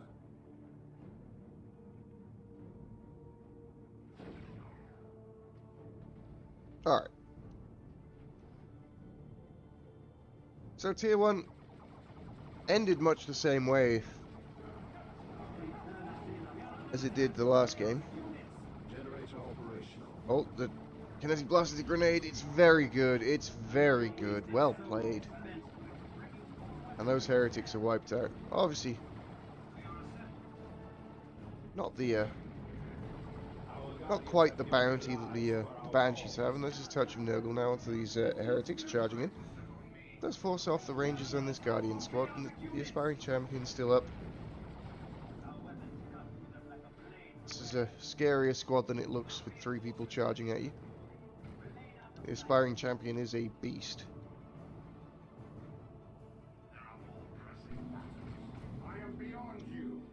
Tier 2 on the way for Bruce Campbell. It's got a much bigger lead into Tier 2 this time around. Obviously, significantly lighter Tier 1. Didn't end up going for Raptors as well. So all of that money went straight into his tech timing. The Shuriken Cannon is set up here into this choke point, but it is being flanked by the Blade Champion. About to be suppressed by Havocs, and there's just a bit too much Chaos firepower here for the Shuriken Cannon to deal with. Havocs suppressing the Guardians on the approach, trying to get in range for a grenade, but they're not going to be able to do so. They'll be forced into a retreat there before they took too much damage. Again, the fact that the weapon platform is die last and can still be targeted is kind of not the thing I'm the most fond of with the Shuriken weapon platform. Because it does allow you to just sit there with that thing in front and just take crazy trades. Uh-oh. Rangers might be in trouble here. There you do go down. Adilla's micro slipping a little bit there. Just stood there and took the onrushing Chaos Horde to the face. Rough end to Tier 1 here for Adilla. It started off looking a lot better, but the end result is much the same as we had in the previous game. Taking cover behind the boxes of the CSM. Double Guardian squad. It's a lot of firepower. Charging now behind the human wall that is this Heretic squad. But the Blood Crusher is here. And that will put pay to this Eldar aggression. As the doggo charges forward. Shuriken weapon has been flanked by heretics, but it's not going to be quite enough. They might get another model. Nope, not quite.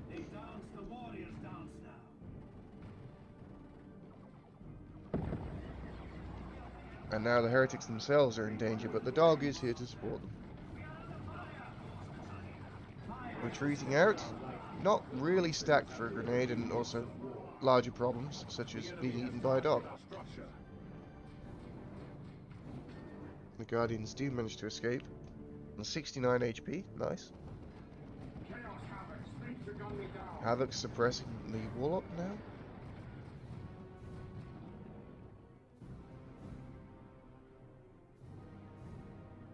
The enemy is claiming a victory point.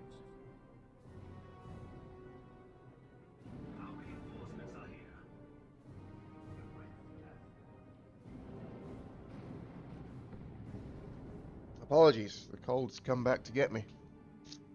I return. More powerful than you can possibly imagine. Falcon will be the choice in Tier 2 from Medilla, but there are already Plague Marines on the field. Bruce, foreseeing this development. There is the victory objective. Now, between the two of them, the Plague Marines and the Blood Crusher, they can deal with the Falcon. Plague Marines slowing it down with their horrible Plague Launcher and their slimy slug trails. One of our generators is under attack. Pretty effective bashing force here with the Plague Marines in. Rocket Launcher, not the greatest rate of fire, but when it does hit the building, it does significant damage.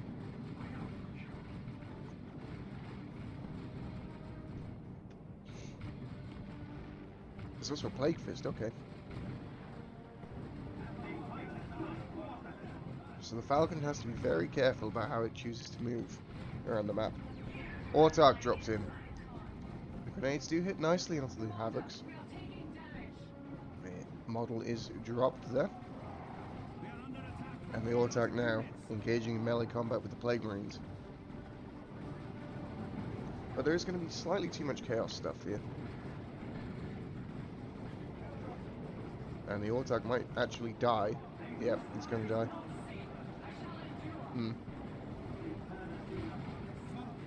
Bit awkward there for the Autarch. Dropped in like a bat out of hell and then got smushed by a dog. And so far, the dog reigns supreme. Nothing for the Eldar player to do at the moment.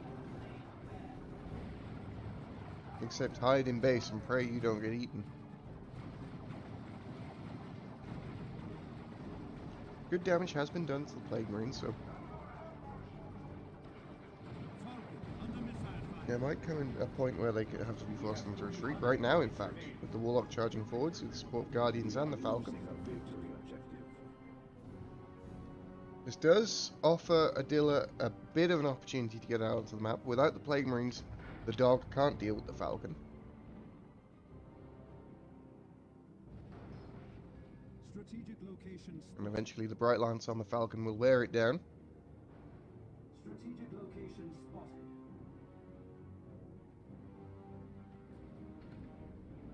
Bit of breathing room here for Adilla. He's finally getting out of base. Has to get back out onto the map, capture up some wreck points, take back some map control, try and get some power back. But Bruce going for the coup de grace. Caution has its place as well. The Chaos Dreadnought on the way. Probably won't see a Zinch upgrade at this point. He has a significant amount of anti-vehicle without it. Wouldn't be surprised if he just stays in his default stance.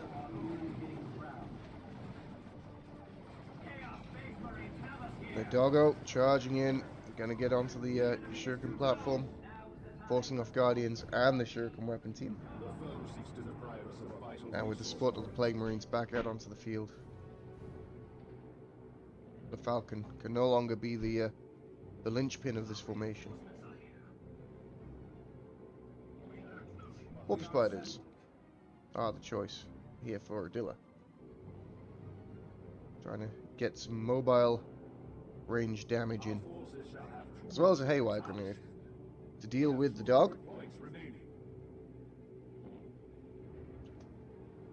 Does he know about the Dreadnought? He does not know about the Dreadnought just yet, and it is a Mark of Khorne Dreadnought.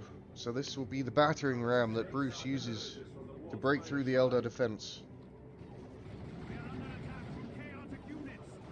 Obviously the Warp Spiders have probably just been scouted actually. And the Dreadnought looking for an angle to approach.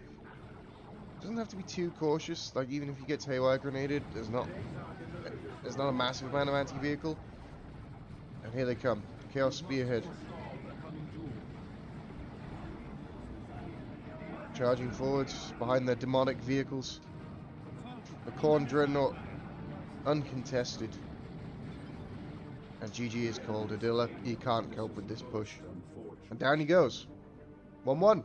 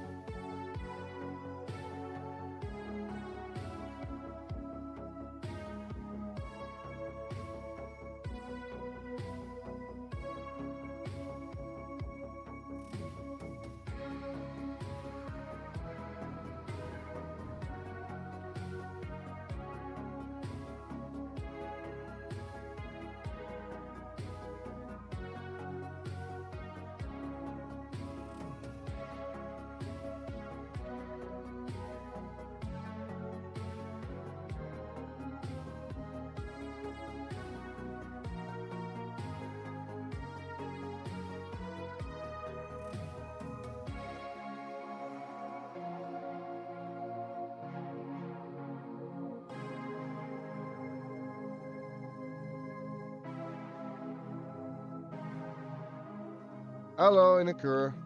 How have your games been going? Let's see here. Oh, you're playing... Did you play Seraph? Yeah, you just did.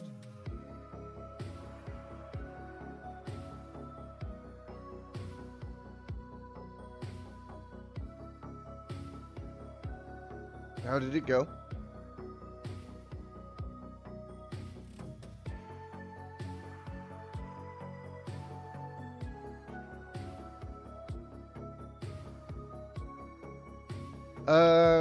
Game 1 was a bit of a stomp by Adilla. Tech Marine versus Warlock. Tech Marine play was... Adilla's play was really, really good. Game 2 had to be replayed because of the sound bug. And then, but both times it was pretty one-sided. Bruce did very well with the play champion versus Adilla's Warlock. And so game 3 is on the way.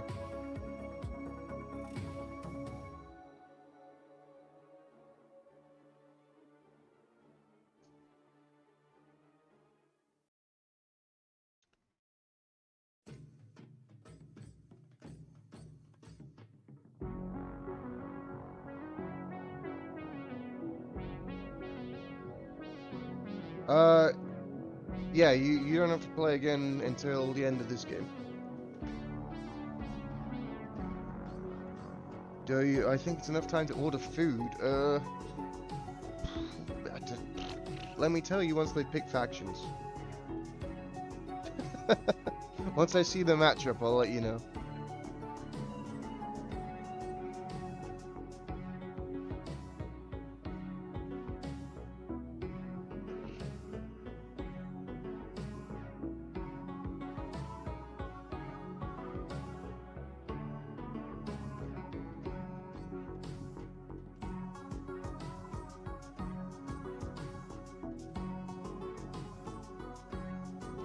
I mean, you've got at least this game. I don't know what the food delivery time is in Switzerland, right? You live in Switzerland?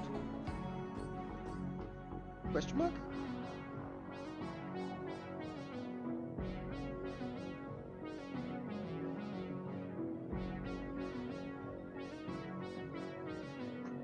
Yeah, I don't know how long it takes. You probably got about 30 minutes.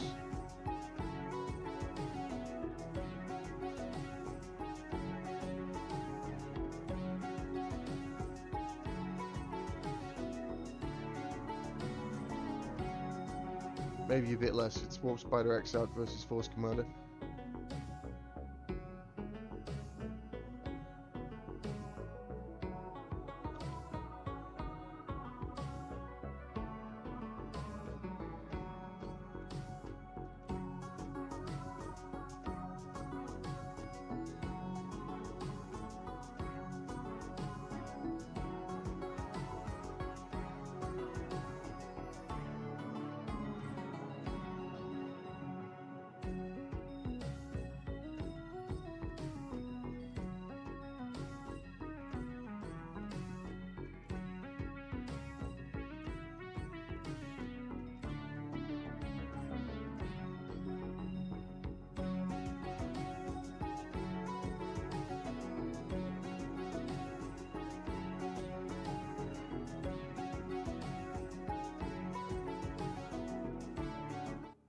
Alrighty. Game 3, ladies and gentlemen. Calderas Refinery is the map. And in the red, playing as the Space Marine Force Commander, it is Adilla. And in the blue, playing as the Eldar Warp Spider Exarch, Bruce Campbell. Warp Spider Exarch,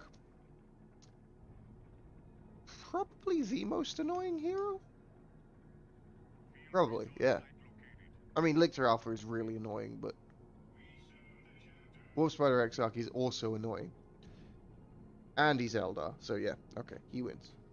Jumps around the map, does a ton of range damage, not very tanky, but can become tankier. Last time we saw the Space Marine Eldar matchup, it was decidedly one-sided in favor of Adilla. His Tech Marine play on Greentooth Gorge was pretty incredible. Welcome back, Seraph. Let's see how he does with the Force Commander.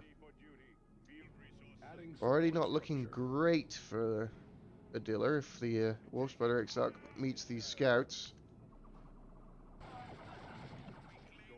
But the Force Commander has got onto the Guardians. Might get a model. No, yeah, he did get one. Warp Spider Exarch has yet to find the scouts. There he goes. There he goes. And he'll make quick work of them. But Guardians forced off the map. Banshees are here. But there's a lot of Space Marine stuff here. And they're going to be caught in a crossfire. Force Commander is going to get a couple of hits and retreat. Not able to claim a model. But early engagements won by the Space Marines. Eldar off the map. Ceasing rearmament. Warp Spider Exarch is mobile enough, though, to do the work of a couple of squads out on the map. Adilla wisely using his tactical marines to try and chase the Warp Spider Exarch rather than scouts. Attacks less likely to bleed models. In the decap on the natural victory point of Bruce are the scouts. And the Warp Spider Exarch has managed to decap the natural wreck point. That'll be a pretty nice disruption to the economy of Adilla, decapping that wreck point before it gets a chance to mature. These scouts are playing a dangerous game. They decide against it. And scouts did run into the Warp Spider Exarch and have to retreat as well. We have a ton of scouts. Was this Overwatched, maybe? Or is this a choice? I don't know. I don't know.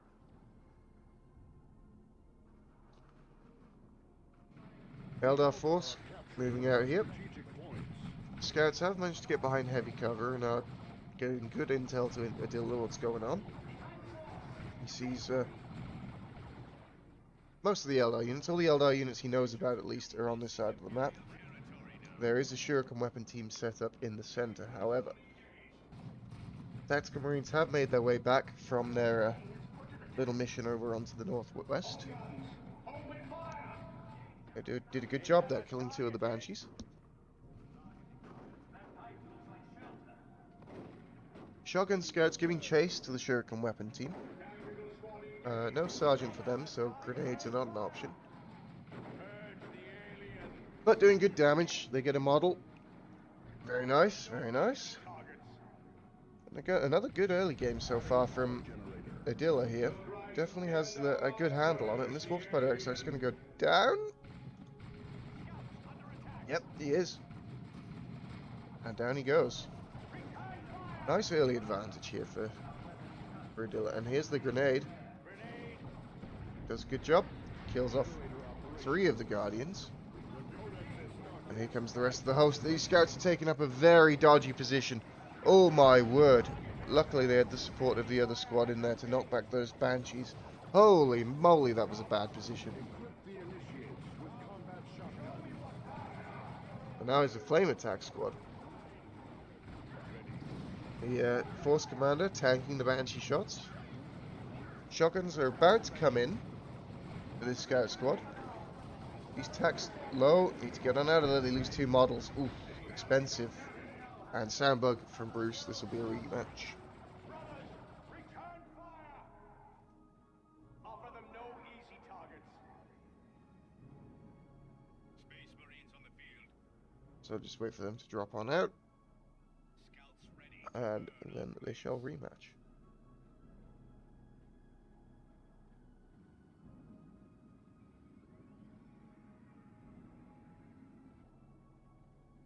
Scouts here. Go ahead. So Inakura could have ordered food. I hope he did. I'm just going to put on out of this.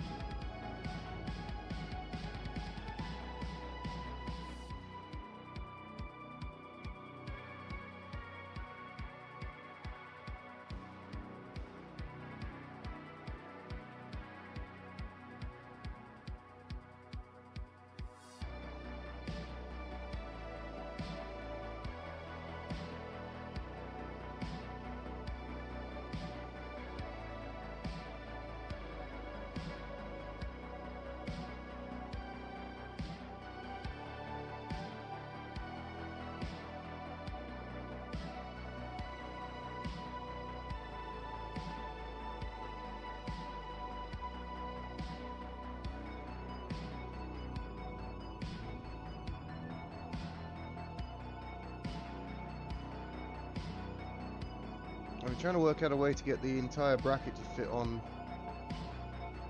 my screen, but the loser's bracket is fucking massive, so I don't think it's going to work.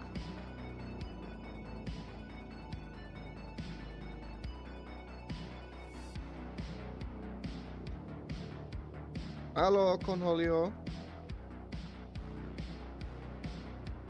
Herzlich willkommen. Good morning.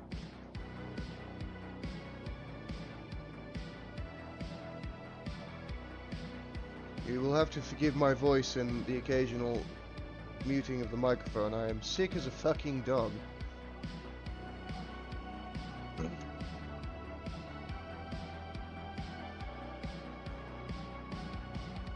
Alright. Let's see if we can actually get through the game. Let's have no more sandbugs. Let's have no more sandbugs. Everyone sing it with me and clap along.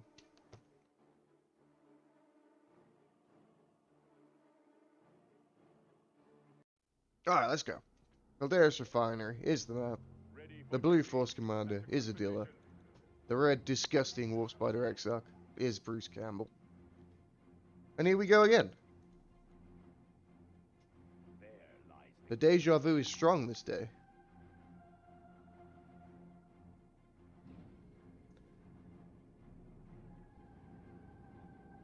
Let's have a look-see and...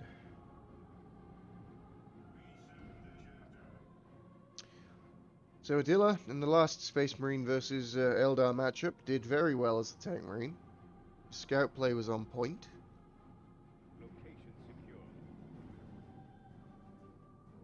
Have to see if it can be replicated. Let this node power a holy crusade. Warp Spider Exarch is getting to run into scouts nice and early, which is just what you want if you're the Eldar. However, there are Tactical Marines closer this time around. The Tactical Marines will trade relatively well, fighting from cover against the Warp Spider Exarch. Force Commander getting a bit pathed here. He's going to take a lot of damage. This is not a great early engagement for the Force Commander. He is going to finally make it into melee with the Guardians. Misses his special attack though, and there are Banshees in support, so time to get on out of here.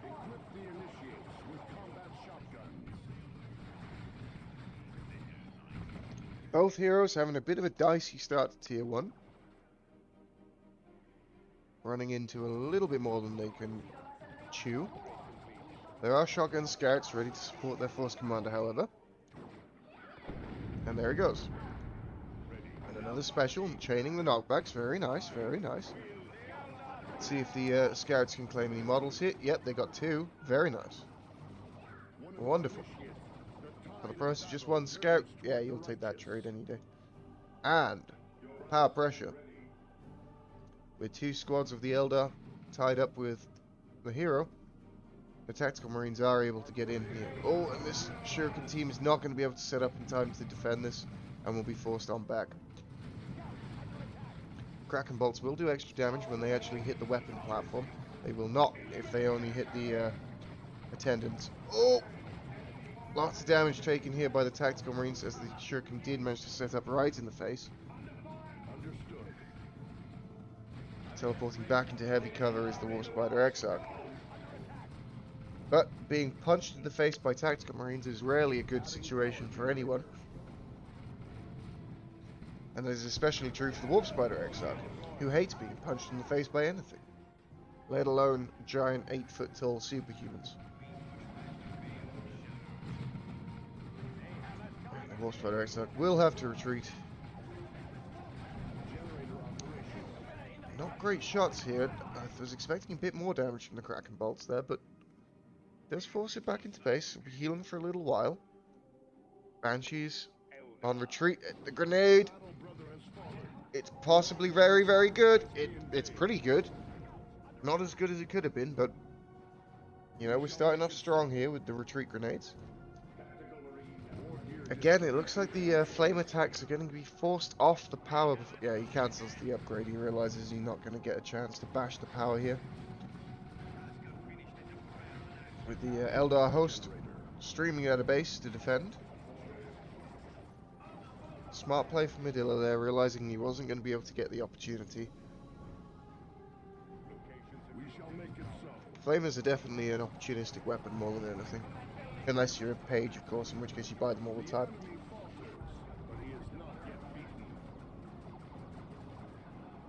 And that, and only flame attacks. Other units of the heretics The grenade looks pretty good. It is pretty good. Again, because it's a shuriken weapon platform, and it gets 2 models, but you know, better than no models. For the cost of bugger all of energy, really, but retreat grenade onto the force commander, that should wipe him. Okay, no, not quite, but he will still go down to the range firepower. 1 HP. Oh, he's a Chad. He's a Giga Chad. What a boy. Not quite enough. Not quite enough there. I thought that looked like a pretty certain wipe there. However, the force commander is far too manly to die to such things.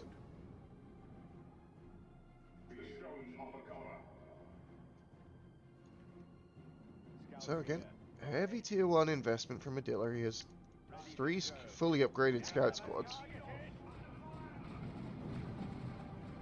Did run out of base before reinforcing this one fully, however. Where are the attacks? The attacks are dealing handily with Guardians. And these scouts are caught out of cover here. This is not a good fight. Get on out. I hear the screaming of Banshees. Oh, they've found scouts. Nice. The shotgun blast knocks him down. Did kill one of the models, and these scouts are actually surprisingly holding up okay. And the flamer is now in for the tactical marines. Doesn't look like he's going to be able to get power pressure with that. I'm taking some sniper fire from the ranges. Yeah, I don't think there's going to be much value here from the flamethrower. He's walking into a setup shuriken cannon and retreats unarmed. Yep. Get out of there, lads. Meanwhile, Banshees kill the node and decap the power. Are they going to be able to get the full decap? It looks likely. Your scouts not quite in position. Oh, okay. They do force him off. Bit of mistiming there from Bruce. I think he probably could have stuck around. But I guess scout squads with sergeants, their DPS is appreciable. They are not the pathetic little noodlers that they are without their sergeant. Oh my. The grenade is not going to catch the Rangers too well. Does kill one model, but you know, that's not the end of the world for a Ranger squad. Cuts down their cost a little bit, cuts down their upkeep, doesn't really affect them in any other way. Obviously a nice bit of red there for Adilla. This is a tactical marine drop, it could well be. Yes, it is. The grenade looks very nice. Oh, wonderful. And that wiped the Rangers. Really nice nade again from Adilla. It's turning out just like game 1. And it may surprise you to hear, Adilla has not naded his own troops once in this series, which is, you know, the boy's improving. Of course. This lad. He had to pay the price. I cursed him. The cast a curse. Adilla grenaded his own scout. But he did kill Banshees with it too, so we're not gonna hold that against him.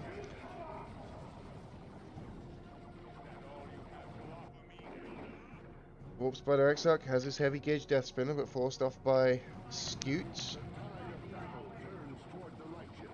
And the Force Commander just taking it to the face. He knows his job. Run away. Run away, lads. Yeah, and there's the retreat. Chopping up the single scout they could get into. Tier 2 is in for Bruce, and the Falcon is on the way. Tier 2 has just started for Adilla, obviously. Considerably heavier Tier 1 here for Adilla. Also invested a ton into scouts. 3 fully upgraded scout squads will do that to your economy. But definite advantage in Tier 1 here for Adilla. Let's see if you can hold it for Tier 2. The Falcon is currently going to be uncontested until Tier 2 hits. Missile launchers, power fists, etc. can come into play then. Without ranges, the infiltration of the scouts could be very dangerous. We get nice and close in on the grenade. Not quite enough to kill the squad, but does force it off. Tactical Marines need to get on out of there. This is a dicey situation for them. Discipline from Adilla, not pressing the X in front of the grenade boys. Does cost the Tactical Marine his life, but better than losing the entire squad. These scouts are infiltrated. Falcon has lost sight of them. Now, point blank range engaging with the Warspider Exarch and the Tactical Marines with Flamers. Doing a good job here against the generators. Not going to be able to get off another volley. Warspider Exarch really hates being punched by Tactical Marines and will leave. Come on, just a couple more bursts of fire and these generators will go down. The Banshees trying to pressure power on their own. They do get shot down by the Force Commander's bolt pistol, however. These Tactical Marines burn down the node. It costs so much. 2 Battle Brothers fall. That's expensive. It is expensive, but, you know, rebuilding a whole power farm is more expensive. So, good trades, good trades. Let's see what Adilla wishes to do regarding the Falcon situation. He has plenty of resources. Our Warp Spiders now on the field for Bruce Campbell. I imagine those were called in. I didn't see them pop up down here. Hit my balls. Muizi needs boots. Thank you, sir, for the follow. Very kind of you. Appreciate you being here. That's a strange name, but we did it, I believe. These shotgun scouts just getting right up into the face of the Guardians, asserting their dominance. You like to see it.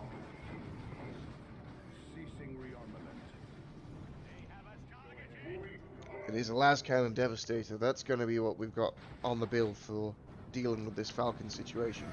Warp Spiders teleporting around like the obnoxious little bastards that they are. Sneaky scouts sneaking around, looking for Banshees. If they clump up, it'll be a good grenade target. Where's another? Is there another scout squad nearby? No, both of us are in base. Oh, the foot grenade! It's not great, but it does force them off the field and claim a model. Sternguard veterans have been brought in now for Adilla. First Company Tactical Marines with gold everywhere. Look at all this gold. And they have a bullet for every occasion. Switching now to their vengeance rounds to deal with the vehicles. Pretty appreciable damage. Suppressed, however, by the Guardian weapon team. Do we have infiltrated scouts? We do. They're on the way. Trying to draw the Eldar out of position. The las cannon is setting up. Scouts are in position, but they came out of infiltration and weren't able to tie up the weapon team. This is a bit of a dodgy engagement from Adilla. Taking tons of damage on the Sternies. Switching now to the Hellfire bolts to deal with the infantry. Teleporting away are the Warp Spiders, trying to deal with these scouts. This is a level 2 scout squad. Yep. It's been a good series from well, the Space Marine play from Adilla has been really good. His Eldar play left a bit to be desired, but so far the Space Marine play has been exceptional. Scouts don't have energy for a retreat grenade. Just now getting it. Gonna be too late. Yeah, double sound bug. Seraph, that's extended the series a little bit.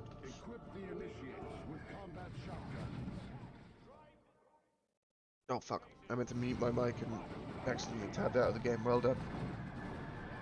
I blame the sickness.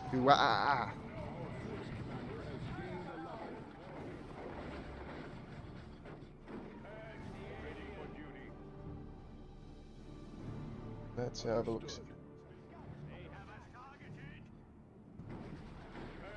Game's looking pretty good here for Adilla. These scouts have been well controlled. Sternguard are reinforcing. They're very bloody expensive. 83 requisition for each one, but those lads are worth it. The score is 1-1, Seraph, and I believe if you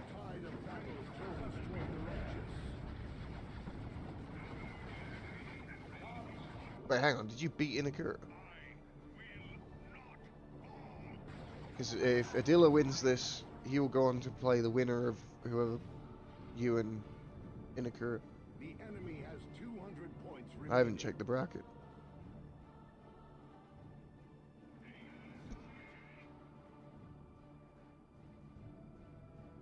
Alright. The enemy is claiming a victory point. Pushing out now with the backup of a Wraith Lord is Bruce Campbell. Not quite enough anti-vehicle on the field to deal with a Falcon and a Wraith Lord. A grenade coming in onto the Warp Spiders, it's going to be big. It does a ton of damage. And then the shotguns polish off two of the models. Aspect Warriors, you can't really afford to be losing them like that. The Banshee's looking to get in behind for a sneaky power bash whilst Adilla pushes up the centre. Where's the anti-vehicle? Where is it? The devs, they're not there. So the Wraith Lord uncontested as things stand. Banshees are decapping the power. It's a nice engagement here from Bruce. Didn't lose too much. Managed to get a big advantage here with a full decap on the power. Going to chop up a scout or two. Nope. Just the one. Banshee's miscontrolled. Slightly been forgotten about. Ah, there we go. Bruce has got it back.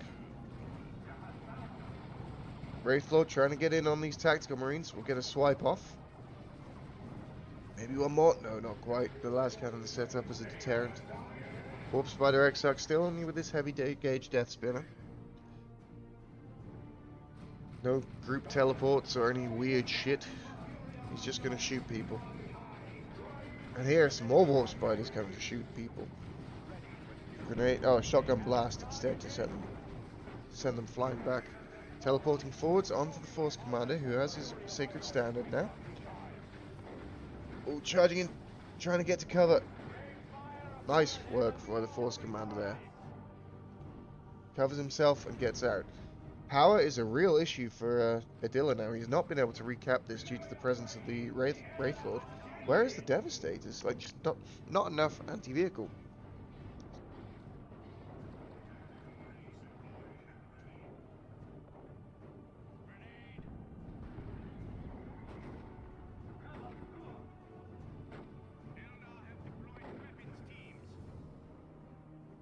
I don't know, I think Bruce is doing pretty well holding on to this, but he's not really gaining too much of an advantage. Yeah, Bruce cannot afford an Autarch. He only has 53 red. It's a nice idea, but not going to happen. But Bruce is taking some good engagements here, and just the complete lack of, like, The enemy is claiming a victory point. decent anti-vehicle has really hurt Adilla here. He's taking fights against a Wraith Lord without having Devastators in position, without having any kind of, like, obviously no Melt Bombs, no Assault Marines, but no Power Fist, nothing to slow it down for the Devastators.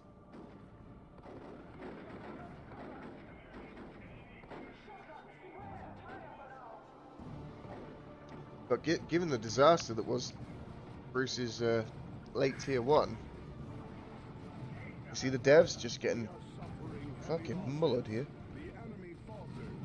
Vengeance rounds are in for the Stern Guard, trying to deal with this Wraith Lord, but it's not going to be enough. And the Force Commander, he's being squeezed and slammed, and down he goes. And with the second Wraith Lord on the way now, Bruce looking for the big push. Librarian coming in for Adilla will help set up the Devastators more quickly, get them into position to deal with these Eldar vehicles. Here comes the infiltration. Quick snipe onto the Warp Spider Exarch. Adilla's scout play has been very strong. Oh, just missed the foot grenade here, I think. I heard the deafening sound of a scout throwing a grenade.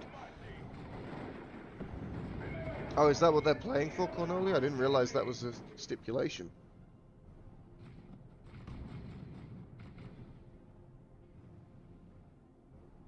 And that does add some spice. Those are the rules. If Adilla loses, Bruce Campbell becomes the new lead of Elite Mod. Okay. Adilla? It's on you, buddy. Shall make it so. This man's coming for your job.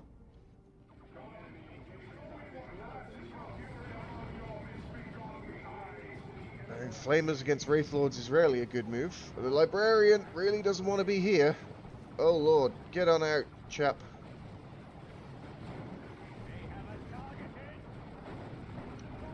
Stone Guard as well don't want to be. Oh no, this dev squad. Uh-oh. Uh-oh, Spaghetti-O. He's dead. And now the Wraith Lords are truly uncontested.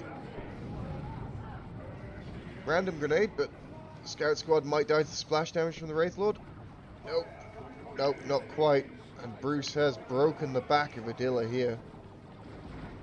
Space Marines in full retreat. Got a lot of reinforcing to do. No anti-vehicle other than the Stone Guards.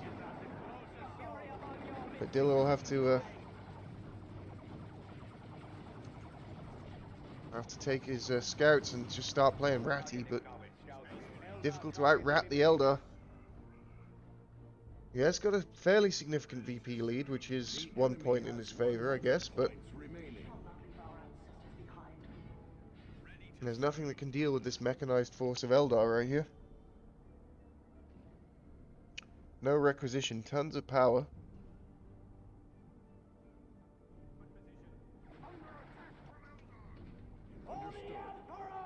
For the Emperor grenade onto the Shuriken weapon team. Not going to be quite enough to wipe it. Any other setup team would have died from that, but not a Shuriken team. Balanced, as all things should be. One of our initiates has fallen. And get on out of there, lads. This is a dodgy retreat, though. Very dodgy retreat. Luckily, there's no Guardians in position. Grenade onto the Dark Reapers. Nice. And the Dark Reapers are going to wipe. Oh! One more hit! There we go. There we go. Adilla's scout play. Chef's kiss. Mwah. It's very good, very good. Also, being able to wipe the ranges nice and early is basically just enabled it. Honestly, I think Bruce probably should have replaced the ranges against triple scouts. Alright. Oh, the grenade! Okay, okay. We're fine. We're fine. I didn't do as much damage as I feared it would. The missile launcher is doing some work here, but not enough. Unsupported, it's not going to be enough. There's Veil of Time to get it on out of there. Enemy is claiming a victory point. Map control firmly in favor of the Eldar. These double Wraith Lords just too much beef.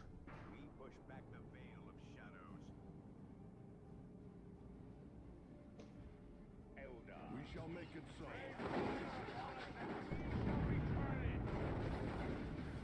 Adilla has a bit of time to play with here. He doesn't need to rush this. He's killed the Warp Spider Exarch again with infiltrated scouts. Biggest thing for Adilla is that he just needs to somehow get some anti-vehicle onto the field. Not sure what the best choice for him would be here. He doesn't really have the resources for anything.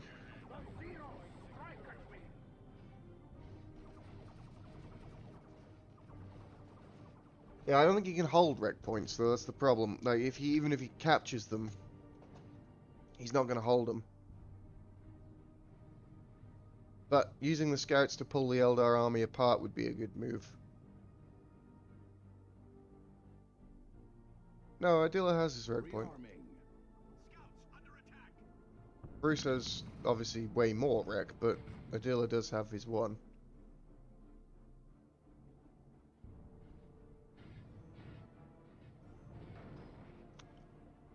Understood. Patience from Adilla here. He knows he has a bit of time to play with. It just has to stop this being capped. And get out, try and get out onto the map. Bruce as well knows that he has the advantage in fights, so forcing fights is usually going to work out in his favor. Not sure of this positioning. There's the Power Fist coming in now for the Force Commander. Tide of battle turns toward the righteous. Trying to draw the Wraith Lords out of the center. Showing the Scout Squad decapping. Space Marine. Drop pod drops down. Reinforces everything here. And here comes the push from Adilla. Forcing off the Shuriken team. It's a good start. Warp Spiders are doing heavy damage here. Force Commander needs to get on top of this Wraith Lord quickly. Flash over steel, sir? Flash over steel, sir? He's trying. He's really trying. That fist just keeps coming up. There we go. Punch. There it is. But it's too late. The second Wraith Lord is already in. And this push will not be successful. Stern Guard and the Tactical Marines were unable to connect here.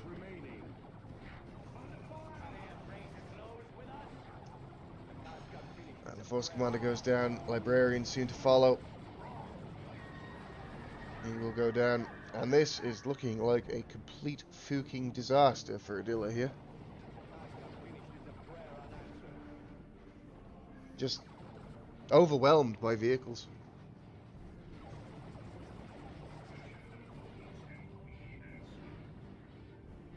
We shall make it so. Wreck starved. Bleeding to death. Adilla's last gasp. What will it be? He has to make one final push.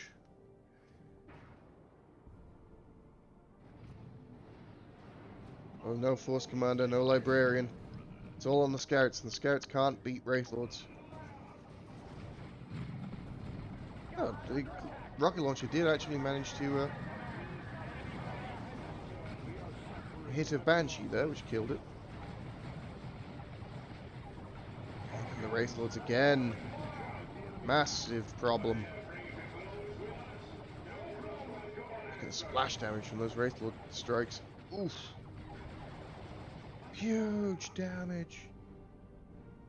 Scouts have insufficient energy for any shenanigans. This feels like a slow, inevitable Eldar victory at this point.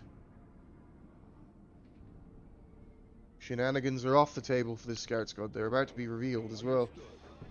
They have to get out of here before they do, otherwise they won't last the night.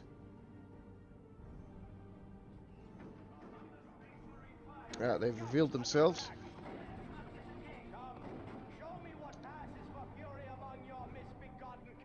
There's just nothing that Adilla can really do. He needs to magically delete 2 Wraith Lords. What's the console command for deleting Wraith Lords? Maybe that could help.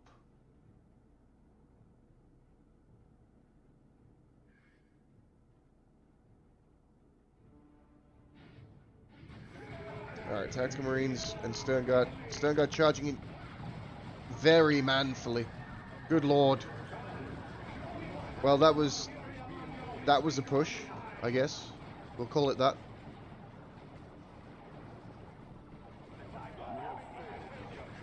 Yeah, I'm not sure whirlwind spam is the answer, but maybe GG is cold.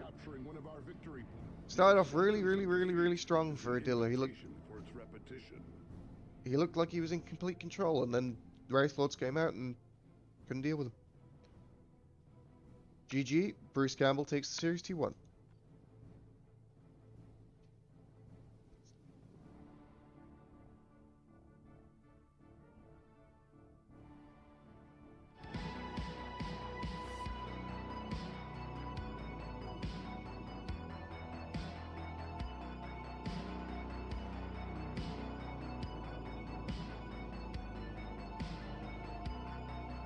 Hit my balls.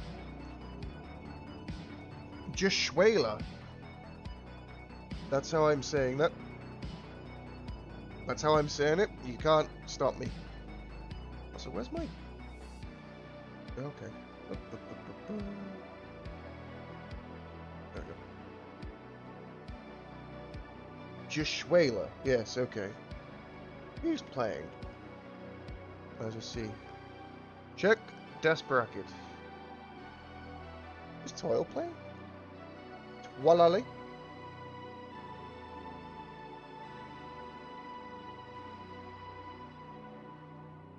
What's going on in the losers bracket?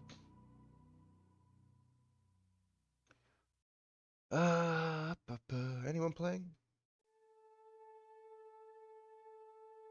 Did Torpid and Text start? I hope so. I hope they didn't start already. They probably started.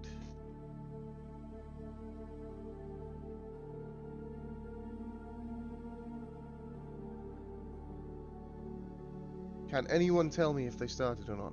I need information immediately. They didn't. Poggers. Alright, I'm gonna hold out for Torpid and Text then. That seems like the best matchup.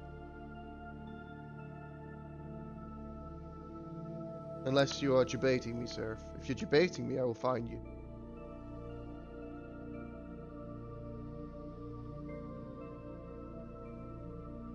Let's see, is Torpid still here?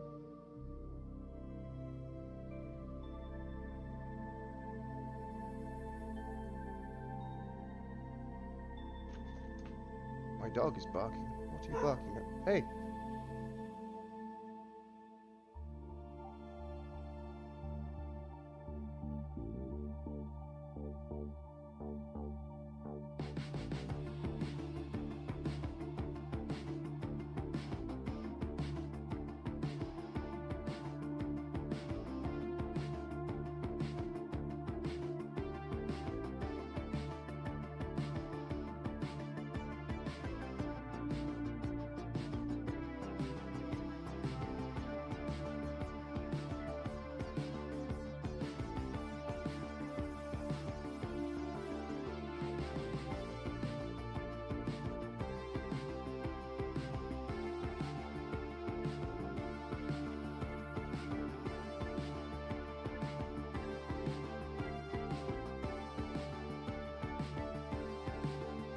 Ah, someone was committing the heinous crime of walking past the house.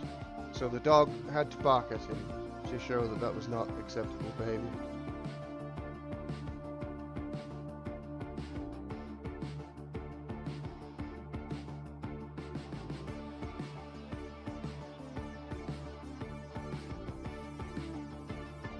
Let me see if Torpid and Text started.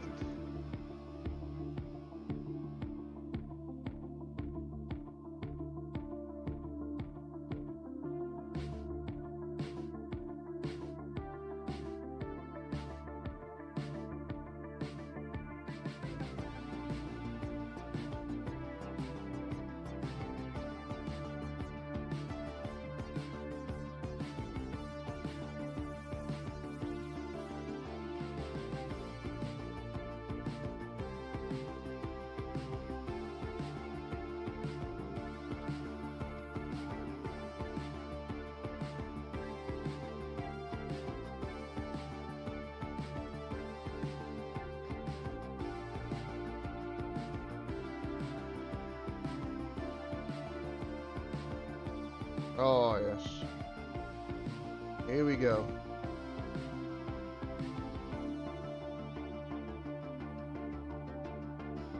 Here we go, boys. This is the match we've all been waiting for. I am in the Torpid lobby. Tex versus Torpedo.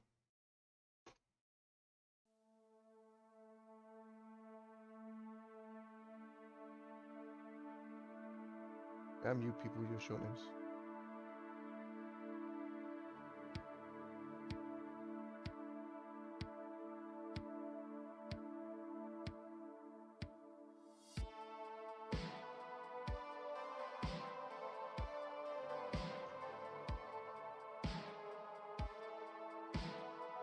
Good, good. That is right and proper.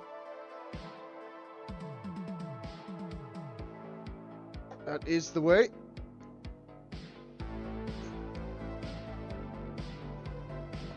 Hashtag would kick again.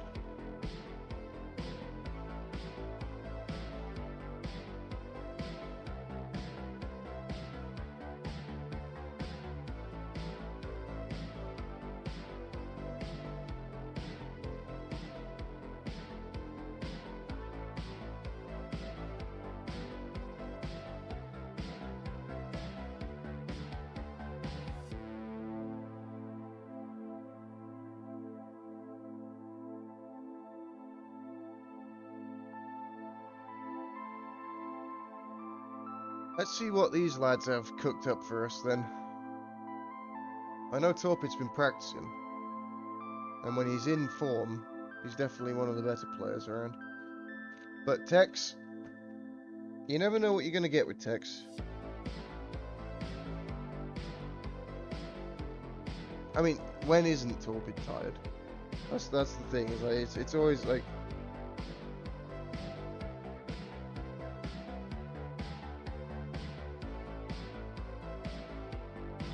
Now, basically for me, it's like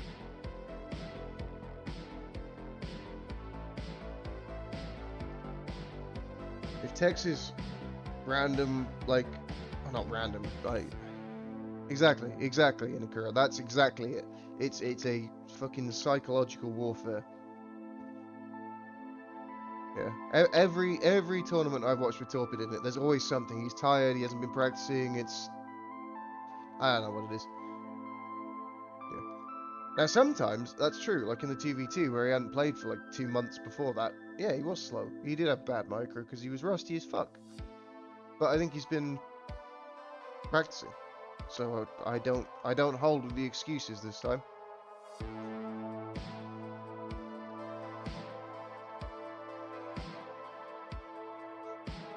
Yeah, I'd say probably.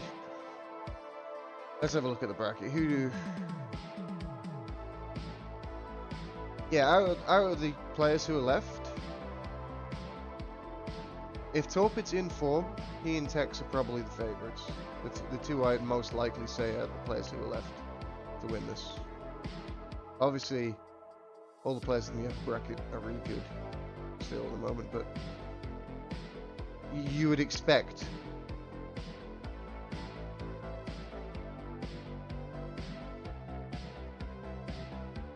You'd expect one of these guys to really take out the rest of them.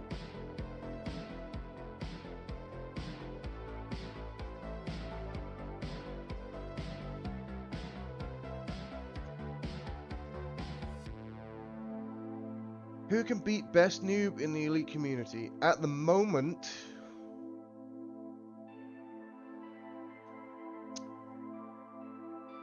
I think Tex would have a good chance. I think Torpid, if he's in form, has a good chance. Piano's too rusty. Yeah, I that's the other thing. Is it a series or a one-off?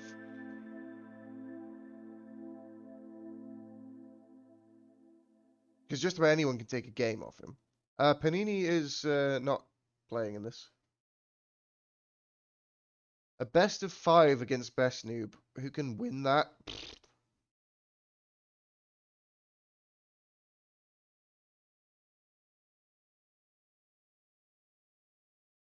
Yeah, Piano got confused with the timings. He didn't. He's not the smartest. Is our beloved Panini. He has a big brain in certain areas, but when it comes to reading, that's not one of them.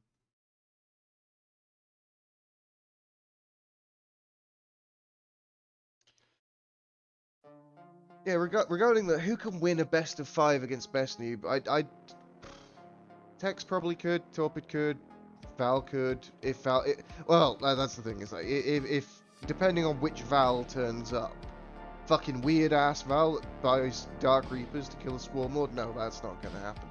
But sometimes Val plays really well. I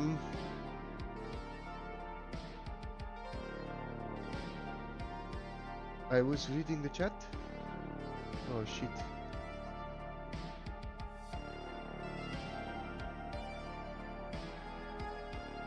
I have to say, the greatest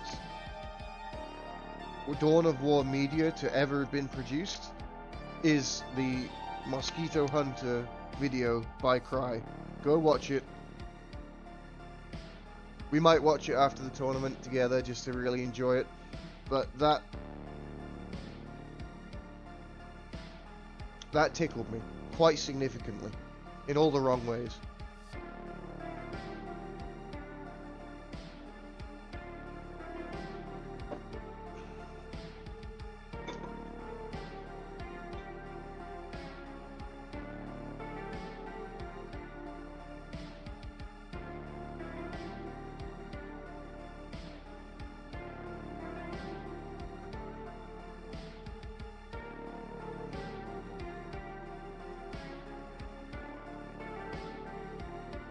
Strider, may I invite you to read the current series?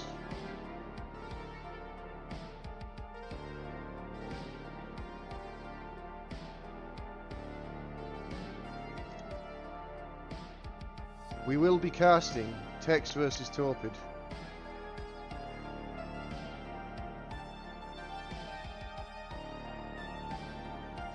Yes, yes. Shame on you, sir. Shame on you.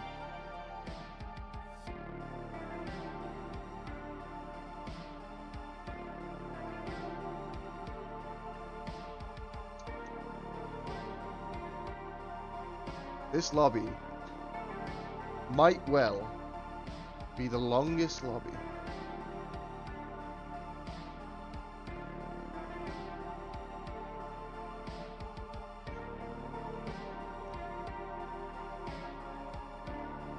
I mean, if he's an Eldar player, he reads on another level, but it's just like a level above what, like, stupid monkegs use. What? Where's the fight? Fucking love orcs.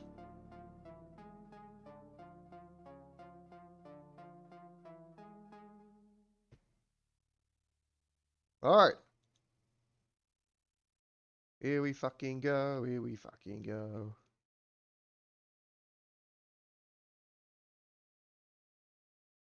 Yeah, Dilla's gonna nerf Eldar now because he just lost to him.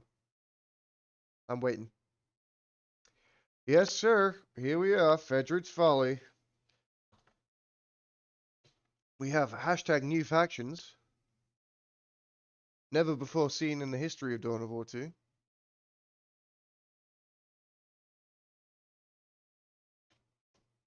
In the blue. Did I sandbug? Are you fucking kidding me? I did. I sandbugged on the loading screen. Oh my god. Ah!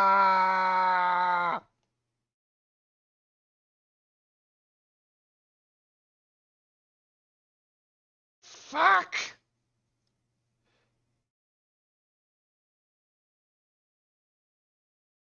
I fucking soundbugged on the fucking loading screen. Strider was right. Nobody's casting.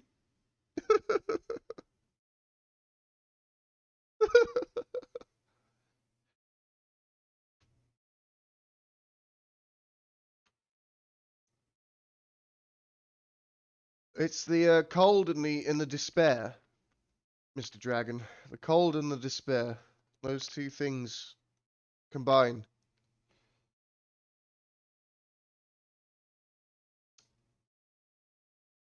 To create a powerful force. Oh my fucking god. The fact that you can soundbug on a fucking loading screen. Jesus. I can watch the game through Steam. How can I do that? Oh, I guess I just watch. Yeah. Let's see. Alright, when it crashes, which it will very shortly. Anytime now. I'm surprised it's actually stayed this long. I will go and see. I think was Venom's in this? I might go and just cast off his stream.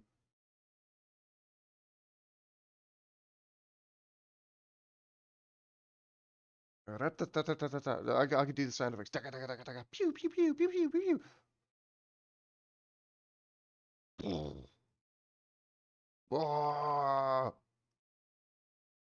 The cursed sound of orc guns.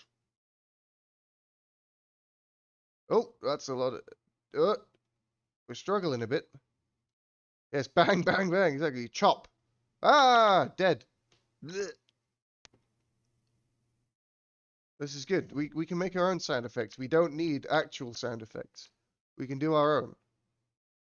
How am I not crashed? I don't know. I don't know. This has gone on forever. Tex is getting looters.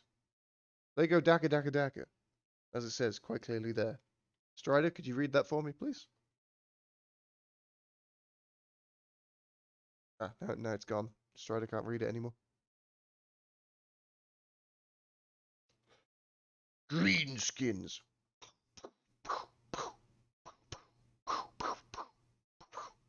Whoa! Wog. There we go. It was my own sound effects that crashed it. Ripped me.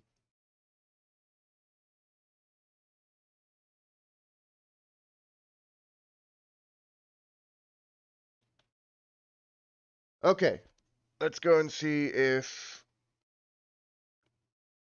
Les Phenoms is casting. Phenoms. He is. I believe he was in this game.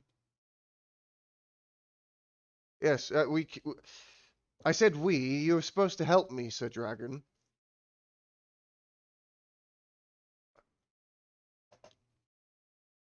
Come on now. Okay. Here we are. Ignore the very, very fucking scuffed... Oh, my camera's on. Go away. Hello. Bye-bye. Okay. We're back. We're back. Oh, my donation goal's up there still. Fuck. Go away. Professional streamer, by the way. Very professional streamer. Oh, they sound bugged anyway. Text sound bugged. Hooray! We're back. Woo!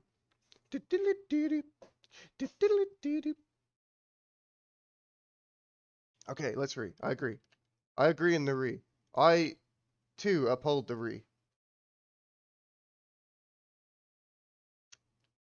Anyway. You don't need to see my desktop. Has Soundbug always existed? It's probably always existed, but it got significantly fucking worse when Windows 10.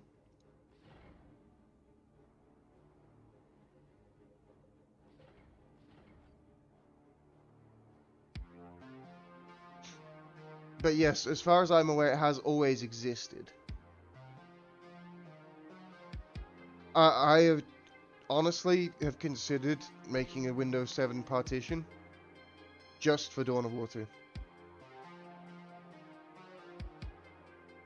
Because I was trying a bit of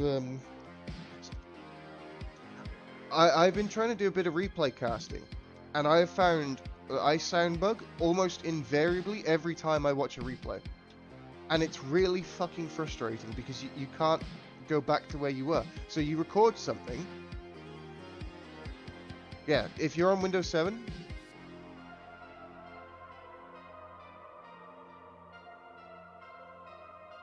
if you're on Windows 7, you will not have as many sound bugs, if any at all. Like,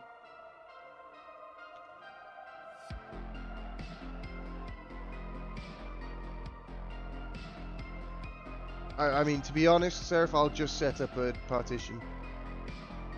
I do thank you for that offer, though. Very kind.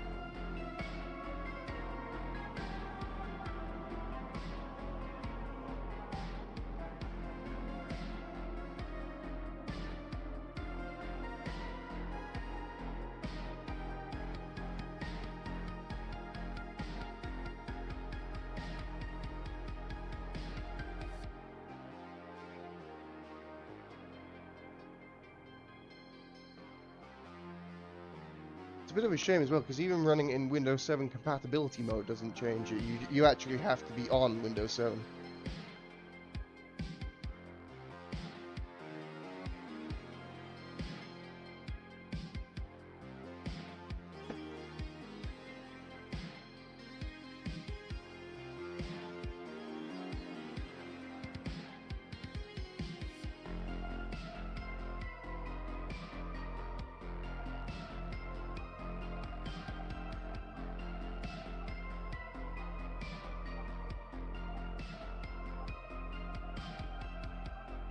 Hello?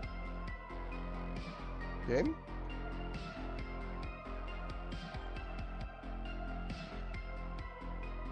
Hello?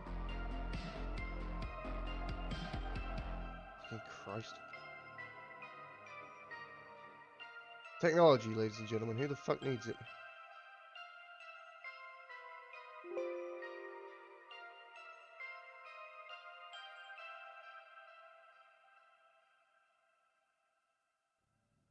Hello?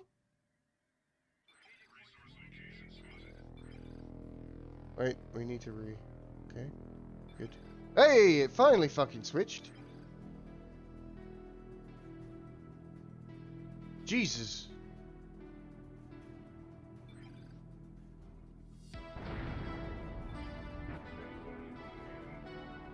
Okay. We will eventually get this game. I believe in us. I believe in our power. I believe in our ability to play the game.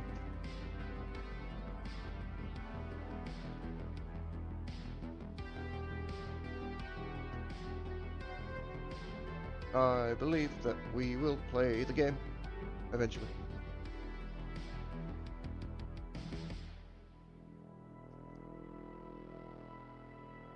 I also believe that this time when I switch scenes, the game capture that always never changes. It's just capture the window, please, thank you. Will work, and I won't have to just delete it and restart it.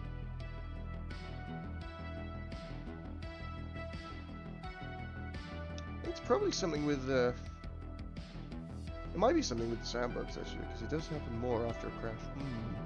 Strokey beard moment. Except I do not possess a beard. Strokey chin moment.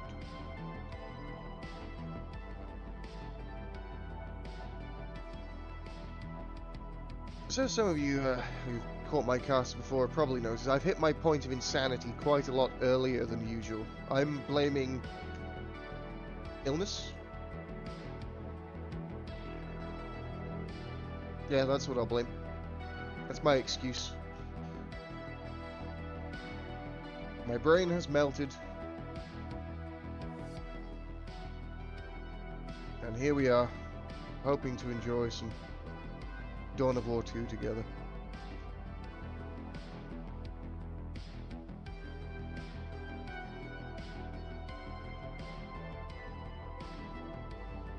Alright, we're just going to show the lobby so that doesn't fucking happen again.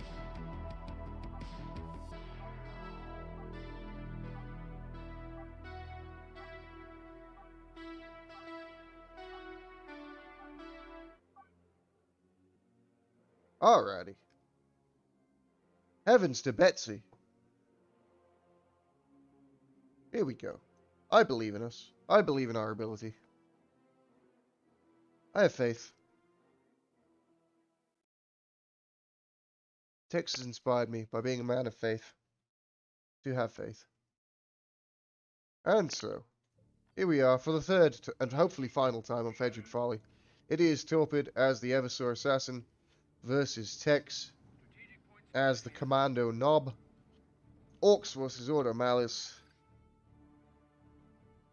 Pretty cool.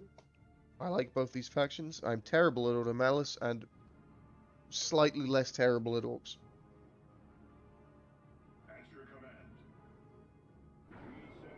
Although I think I don't lose very much as Order Malice because I only play people who I'm better than, so, you know, there's that. I lose a lot as Orcs because I play against people who are way better than me. such as Inakur and Best Noob and fucking Guru Skippy, which is kind of my own fault, really. But, you know. Anyway, the matchup is pretty good here, I would say, for Ordo Malice. I don't like Commando Nob against Marine races over much. If this was a war boss, not a Commando Nob, I would go very firmly in the other direction. But I guess the Commando Nob has greater utility against the Ordo Malice, because they do have strike squads. No, they have stormtroopers to murder. They do also have strike squads, but Commando Nob's not great against strike squads. Greenskins do love their guns. They do. They do. It's true. The Eversor Assassin is in too deep here. He has to run on out of there. He has his Psychon activated. Makes him a very dangerous melee combatant, but doesn't help him against being shot. Spotters reporting power node in sight. Okay, Texas node at the central power point. This map always feels like if you can control the middle, you have a really good shot.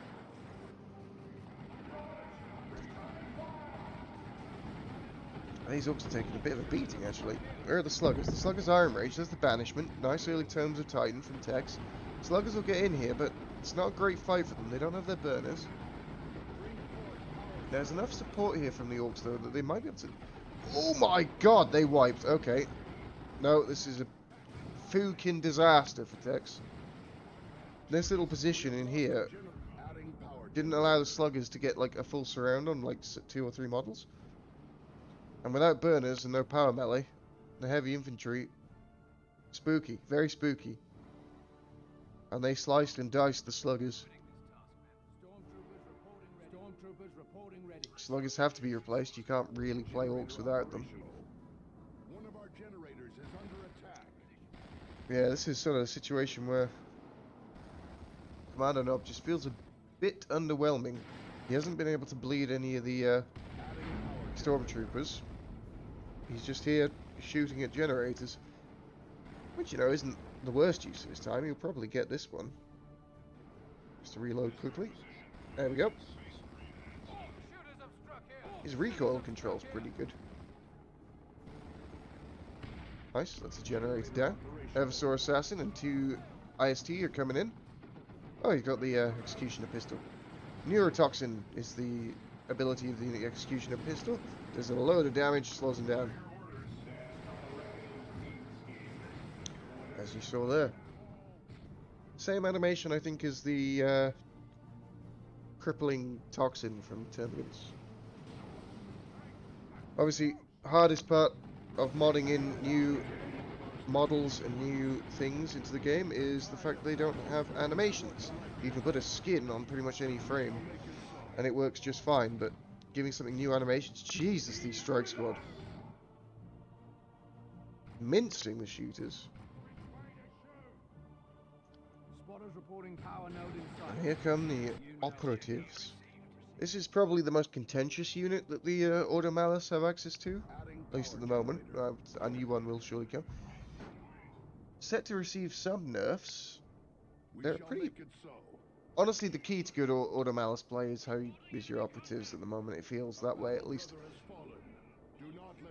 They have a grenade for every occasion, do a decent amount of damage with their shotguns, and this fallback plan basically allows you to cancel their retreat, which makes them an exceedingly good, like, skirmishing army. Hide the boys being used on the sluggers here. Adding support structure. And these burners are going to sneak across. One orc moving unseen could do it. Well, this is 6 orcs moving unseen. Oh, what's he doing? Uh-oh. Chop, chop, chop, chop, chop, chop, chop. 1 down, 2 down. Nice. Chop, chop, chop, chop. Nice. Very valuable positioning here. Chop, chop, chop, chop, chop, chop. Interesting how they killed 2 strike squad and only 1 IST. But the IST are back out now. burners. Gonna burn down some buildings. This was nice play here from Tex. Nice positioning on the sluggers to get them back into the game a little bit, because he was reeling after losing the sluggers there. But this is why you can't really play without him. You shouldn't, at least. Sluggers so powerful. And these are just tier 1 sluggers. Wait till they get their knob. Ooh, scary. But this is a lot of stuff here. ISTs, actually the damage being split very evenly. Not going to bleed too much. See if we can get a flame grenade maybe from the operatives. No, not gonna happen.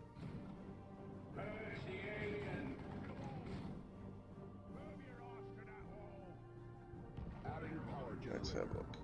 So fully upgraded shooters, obviously burners on the sluggers, looters in position to defend the power. Tex has a little bit of a power advantage. Obviously, just having burned down his opponent's farm, that would follow.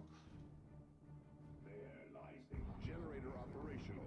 Commander Nob's going to be healing a base for a while. Eversaw and the strike squad are here.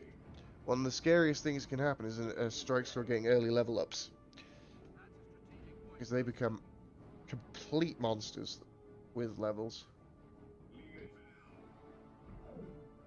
Infiltrating the looters, trying to get them into position on the high ground. 300 points remaining. As the rest of the army moves through this low ground area here, aiming for the power of Torpid once more. Looters setting up. They spot the strike squad.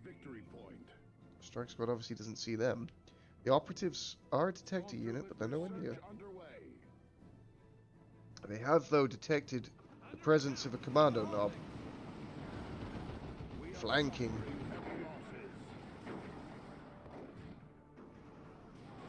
Where are the sluggers? Sluggers are capping. Okay, so this is going to be a bad fight here for Tex. He has lost his commando knob. Strike squad being engaged by the Eversaw, hitting them with the neurotoxin, slowing them down, dealing damage over time. Power pressure again. Looters not anywhere in position, capping actually a victory point to the north. And this will be quite a lot of power pressure here onto Tex.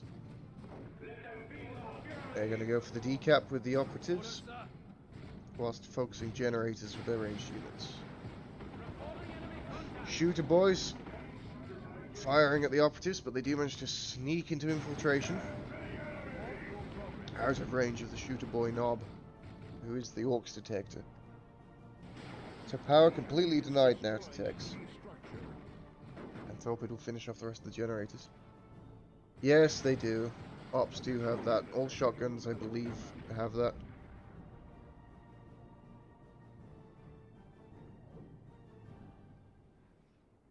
A structure under our protection has been destroyed.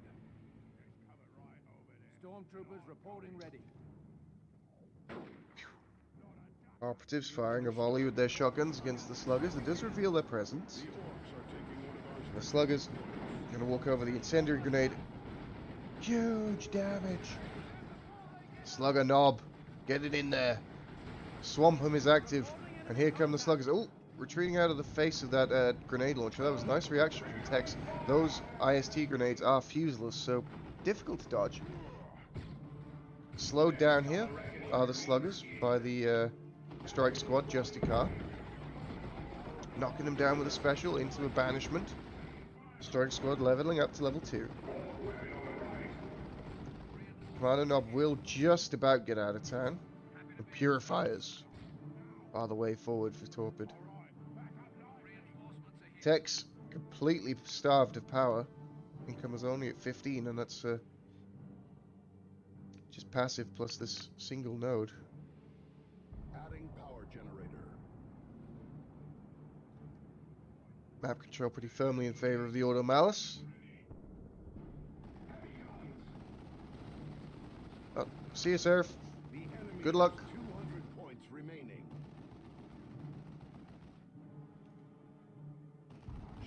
Rat-tat-tat-tat-tat. Oh wait, no, we don't need to do our own sound effects anymore. I forgot about that part. My bad. And the strike squad Absolutely terrifying, lads.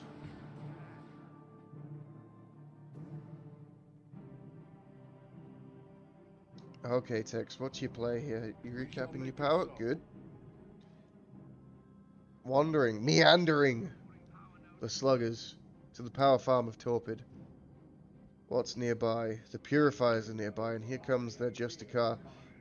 One of our generators is under attack. Tex thinks he's pulled a fast one here, but instead there's a Thunder Hammer boy behind him. He's gonna get a generator? No, he's not. Uh-oh. Bonk. A battle brother has fallen.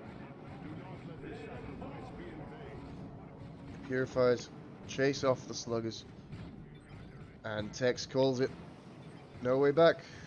GG it is. None can stop the crusade of the right.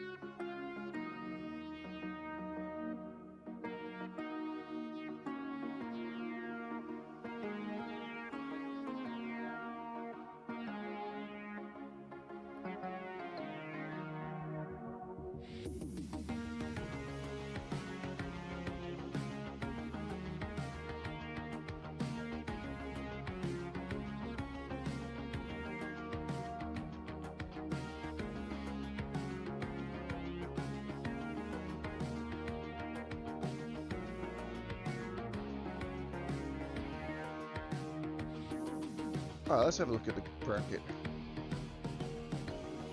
Who's playing at the moment? Blood Rain and Crisis, Torpid and Tex, Bruce and Inakura, Toal Ali and Guru Skippy in the lower bracket. Seraph plays against Life, Jones plays against Arctic Frenzy, Sky Silver versus Gregor, and Ninray will play the winner of Veldy and Zavagal. That's what she's Zavagal. Yeah, I was going to say that's probably. Life beating a Diller is probably the weirdest thing there.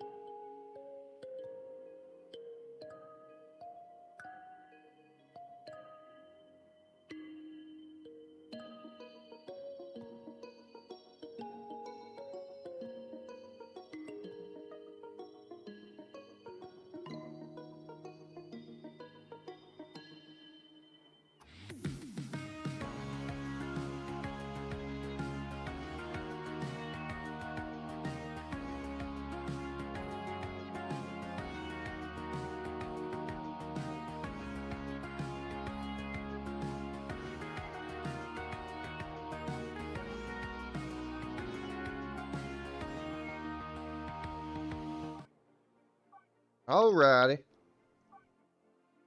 Game 2. Green Tooth Gorge. We have Torpid playing as the mech boy, and Tex playing as the plague champion. Two disgusting heroes for this disgusting map.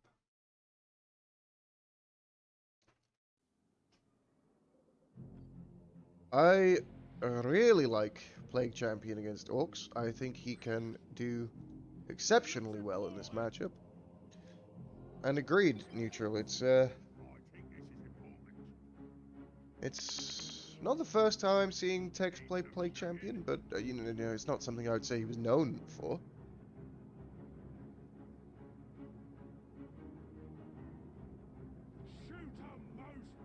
Let's have a look-see. Nothing out of the ordinary so far. Obviously, for most races, the starting builds are fairly set in stone.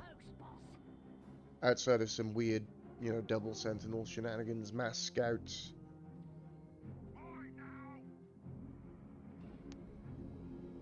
What do we expect to see a second heretic squad from Tex? Could be a double CSM play, can be very strong against orcs. Does leave you a little bit vulnerable in terms of the mobility side of things. And it is indeed a double CSM build from Tex. I like this for the Plague Champion. You can set up a really powerful push with it, with the support of your heretics healing up. The mech boy is teleported in, however, behind the Chaos Forces. Going to take a bit of damage here, and it's not going to work out too well for Torpid, but taking cover in the garrison. Be able to shoot for free at the heretics here. Does it? Wow, okay, does actually manage to kill a model there. Sluggers, meanwhile, working on the map to take back the ground that Tex has gained. And now with double CSM tied up here, this mech boy's going to have to get on out of here. Going to teleport to the other side, back to his sluggers. Heretics chasing shooters, they're baiting them in. And going to get safely into the garrison. And just slapping the garrison with these swords isn't going to do much, Mr. Heretics. Oh, there's a bile spewer on the way. I wonder if Torpid suspects something. Here is the bile spewer, and those shooters are in trouble. Oh, they get out of there just. That was nice play from Tex. Forcing them into the garrison with the heretics, and then punishing it with the bile spewer. Unfortunately, not quite able to get the squad wipe. Burners are up and running for the Slugger boys, and Torpid has gone for Looters as his first tier 1.5 unit. Against double CSM, it makes a great amount of sense. There's nothing that's going to be jumping on you just yet, and this can help deal with the ranged blob. The Plague Champion has been found by Sluggers. He tried to slow them down with the Bilious Discharge, which was unsuccessful, and forced into retreat now as the Plague Champion. The two Chaos Space Marine squads have spread out across the map, try and lend their strength where they can. Obviously, one-on-one, these squads are more than a match for anything that Tex currently has. If they're engaged in melee by the Slugger boys, that could be a dangerous situation for them, but they'll shoot them apart at range. Noise Marines, 1.5 unit for Tex, used as a melee counter predominantly, but also good against units in garrisons and buildings. The Orcs grouping up here, getting themselves geared up towards a push. The Heretics will worship to support and heal the Chaos Space Marines engaged in this firefight, but there's too much Orc stuff here, and Tex just needs to get on out of there. Mech boy teleporting around, using these impassable terrains for his advantage. Being able to just jump over them is pretty good advantage here on this map. Well, we see the cacophony here, there it is. And these sluggers will be forced into a retreat. They're getting quite disrupted by the cacophony actually. Nothing to take advantage of this though, and the Plague Champion will commensurately have to retreat. Storm Boys jumpy, choppy infantry coming on in. Tex has managed to hold his power for the most part, doing reasonably well with his heretics left on the map, keeping a semblance of map control. Has fallen behind with quite a deficit on victory points, however. No. Oh! What is this loot doing? This looter's, like, body is facing the wrong way. There we go. He sorted himself out.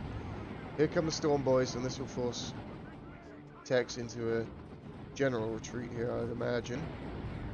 With no heretics here to support. The bilious discharge goes down, and the cacophony onto the Storm Boys. CSM still trying to melee them. Suppression from the looters onto the second squad of CSM. And the Bile Spewer not really paying off here for Tex. All these 14 HP on those CSM. Oof. Sheesh. Close. And here's the second heretic squad. Looking rough for Tex in tier 1. Aspiring Champion is up and running on these heretics. They run into the looters. They can definitely do some good work here. But how does he wish to hold his power? 75 HP only on this CSM model. Dangerous, dangerous stuff. Sluggers are in on the power.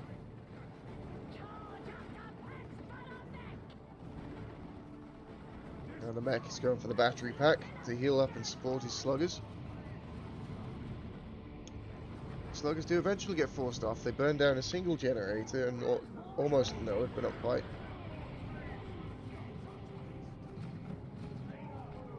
Heretics in retreat path could be spicy. The battery pack heal comes in to secure the retreat. And the looters set up in the middle will dissuade the advance of the heretics onto the mech boy. The Tex will alleviate some of the victory point pressure here, at least temporarily. Healing now the Chaos Heretics, and the mech boy goes down. Senpai losing control, and there goes the Havocs. Unfortunately, just not able to get the silence effect onto the looters, and walking into close range of a big death gun like that. Going to take a lot of damage. So even though the mech went down, trading the Havocs for that, not really worth it. Tier 2 on the way for Torpid.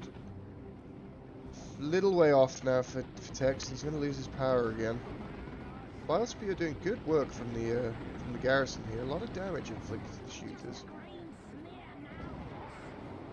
The Storms decide their position here is not tenable and go for the victory point instead. What's going on here? Heretics, with their aspiring champion, going to retreat back through the shooter boys. They should make it just fine. Slugger's not able to get a decent connection there on the retreating units. Meanwhile, the Storms are going to start bleeding a bit. A single model is caught. It's time for Tex to go up. He has the resources, and there he goes.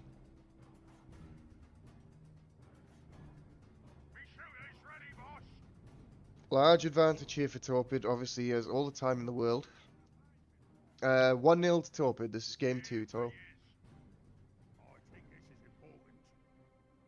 Pretty big advantage for Torpid here in game 2, though.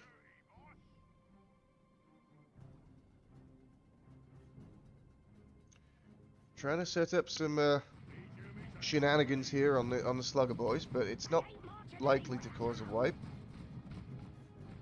If the cultists were here, it would have been more dangerous, but not gonna get him. And here comes the Orc army again.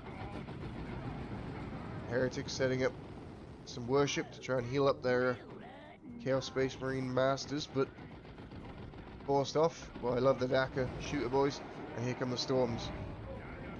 Jumping into a sort of dangerous position, but nothing really to capitalize on it. Obviously, tier 2 in for Torpid. Gets his Stormboy knob.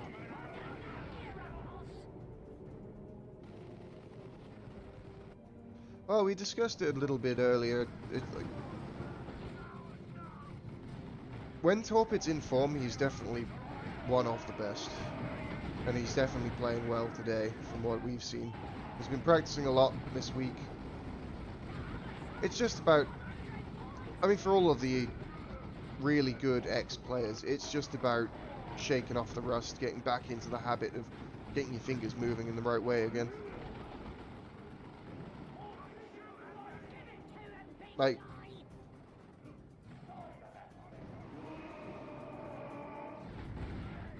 Yeah, and yeah, I mean, you know it, Doyle, as well. You're one of the better ex-players, but it takes a few hours of practice to get your fingers back working.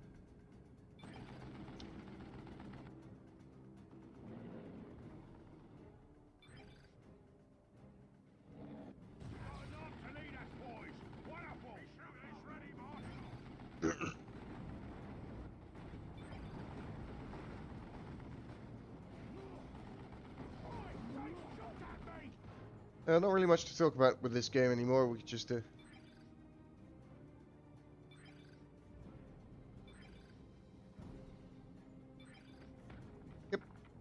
GG.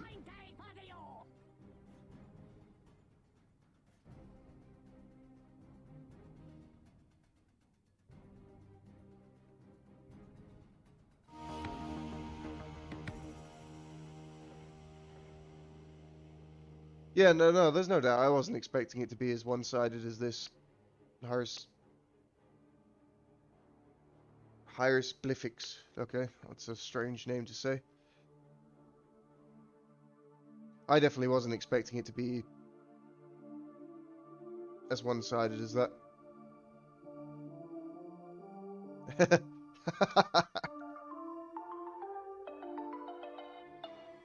So, according to the bracket... Hello, bracket. There you are. Torpid will play against Bloodbrain next. And Twalali will play against the winner of Bruce and Inakura. I have no idea how that series is going.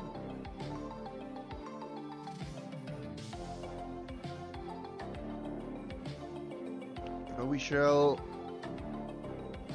take whichever one comes up first.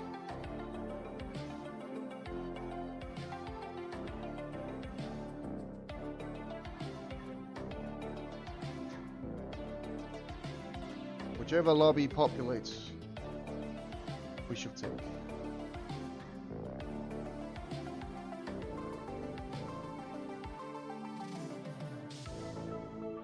Yes, exactly.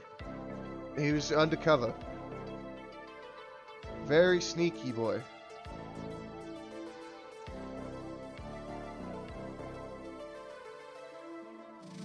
Who would you rather play against, Twalali? Bruce or Inakura?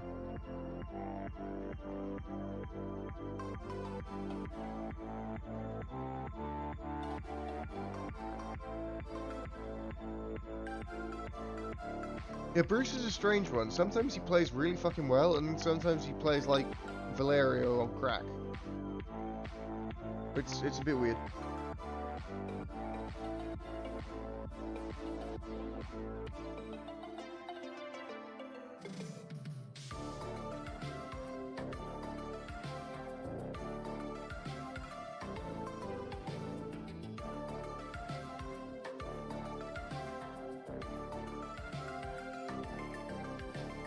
Who's Tex playing against the losers bracket? Let's go and have a look.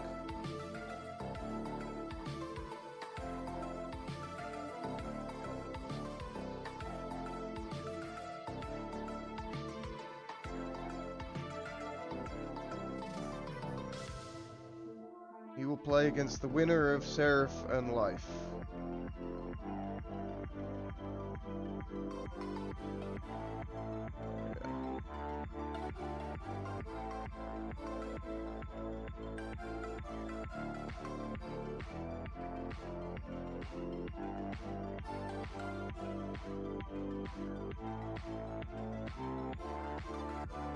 It's good to actually have a tournament with a appreciable prize pool again. It's really nice to see this level of participation.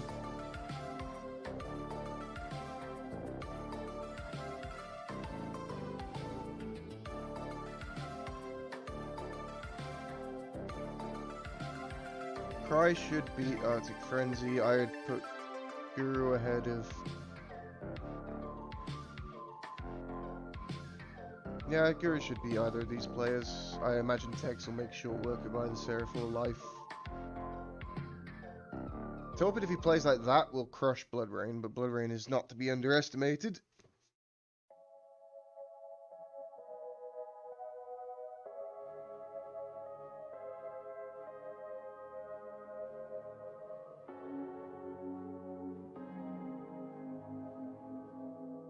The prize pool for this tournament is actually $500. It's pretty nuts.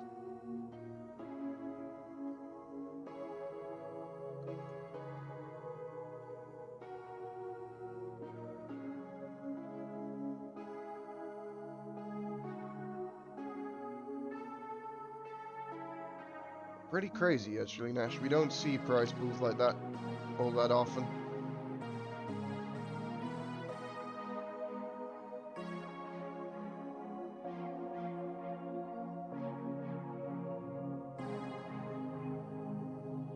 And it's really, it has brought out a lot of the old guard from retirement. Bit of a shame there's no piano, bit of a shame Valerio couldn't make it.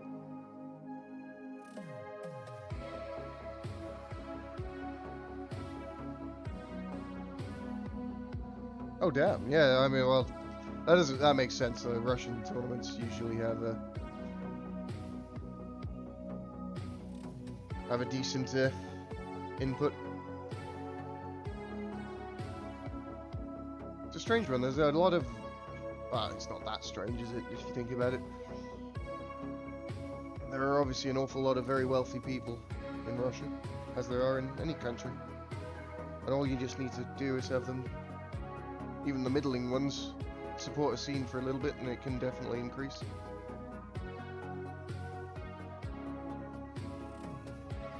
I was going to say, I don't remember a $2,000 tournament. That might have been before my time. When was that, Cornelio?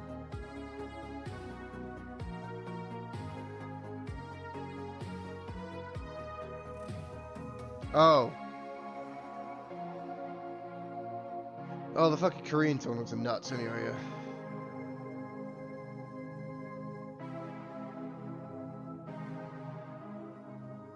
I assume Best Noob was involved in that one, or was this... Oh, it was a 3v3, I didn't read. I'm doing a Strider, I didn't read.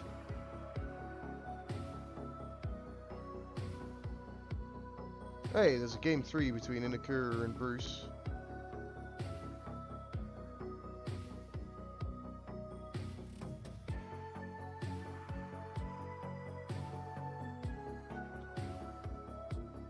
I swear to God, if I miss... What do you guys reckon? Do we hold out for one of the next lobbies, or do we take this one? Oh, nice. What a gamer. Well, it's whether or not we go into the game 3 with Inakura versus Bruce and risk missing...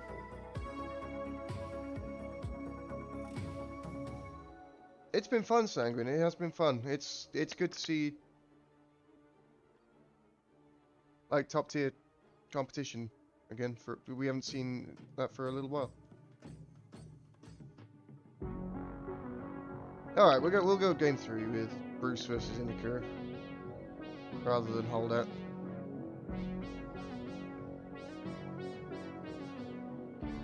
Game 3. Oh, are you taking a break?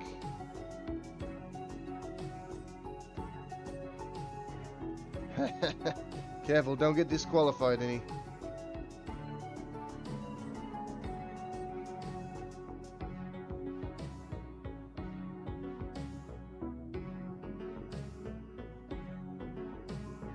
Alright. Well, if Inakura is taking a bit of break, I'll just sit in the lobby screen a little bit longer and see what goes on. Hopefully we get one of the other lobbies up.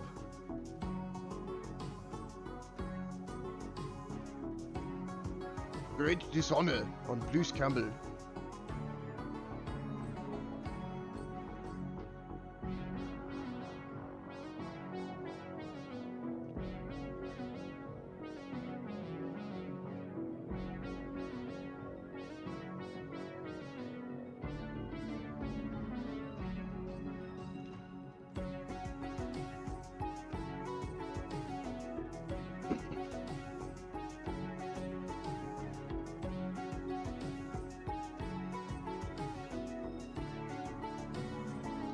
Yeah, now we've got a grudge match on our hands. The game 3. Bruce versus Inakura. I'm excited. I do enjoy a good grudge match.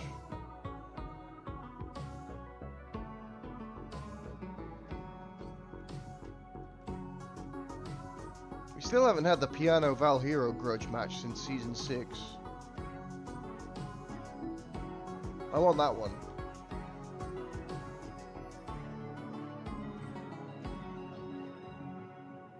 Alright, looks like Life beats Seraph, and we'll go on to play Tex.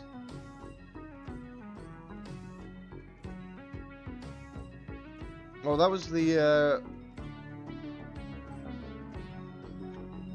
I can't remember the exact circumstance, but Piano won the semi-finals against Val in contentious fashion. I think one of Val's units got bugged or something, and it couldn't move, and Piano refused to rematch him, and then surrendered immediately to Torpid Spore Mines.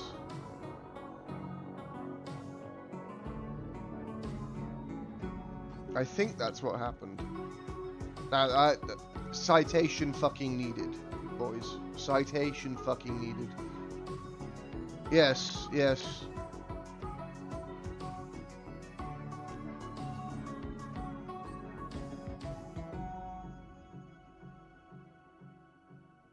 And since then, oh yeah, that was garbage. That was the season where it was, what was it, Crid versus Inakura in the B finals, and that was a really good series. And we just went and casted that one because the fucking Division A finals were garbage because of Panini being emotional.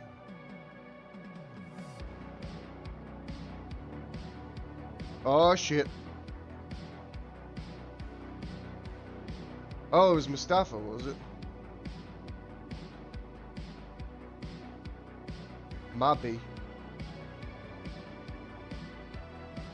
Alright. The worst has happened. Oh, you're right, it was fucking Sephiroth. Jesus Christ.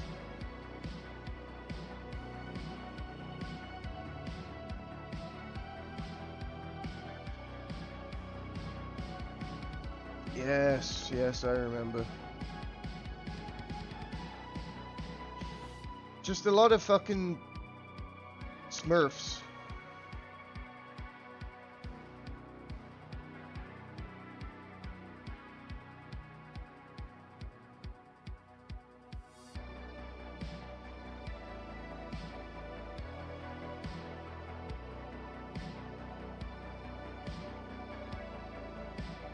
Alright.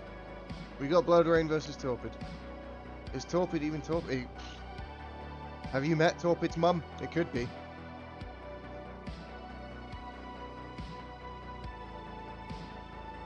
Have you ever seen Torpid and Torpid's mum in the same room? No.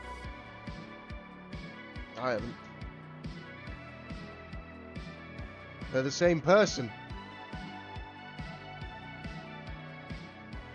Yes. Yes. Torpid is his own mother. Feels Goodman.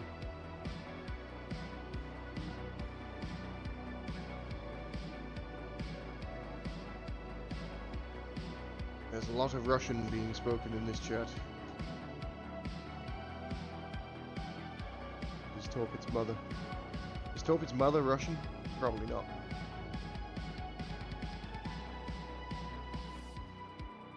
You never know, though.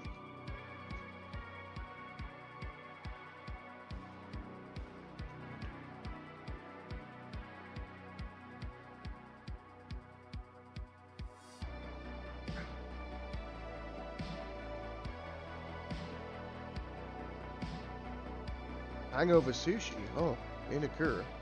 Be still my beating heart.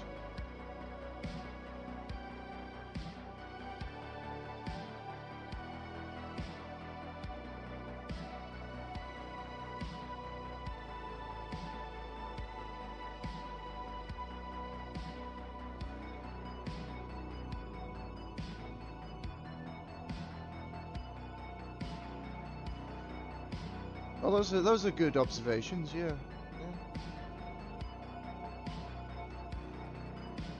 I do unironically quite like Torpid's YouTube channel though, because I'll be honest, no one comes here for informational content. You know, and there's not many. You know, my stuff, fucking Indrid. I guess Maestro is probably actually. Yeah, Indrid is obviously pure entertainment. I just a fucking live streamer, fucking idiot.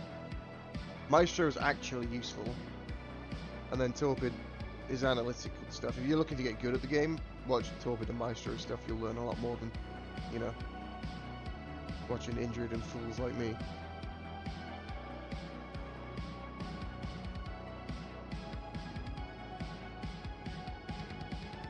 Yeah, he's good. He is good.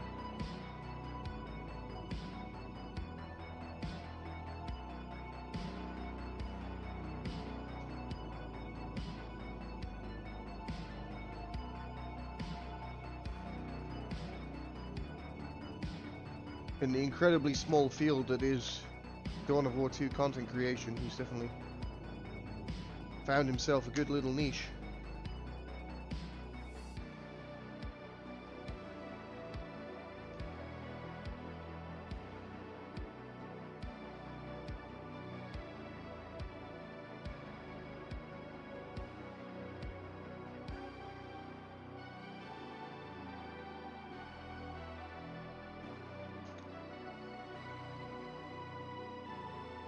You gotta stop kicking people in Akura. Stop stomping. I think AdMech has been worked on for some time. You know, if you're in the Elite Mod Discord, the fucking tech channel is full of it.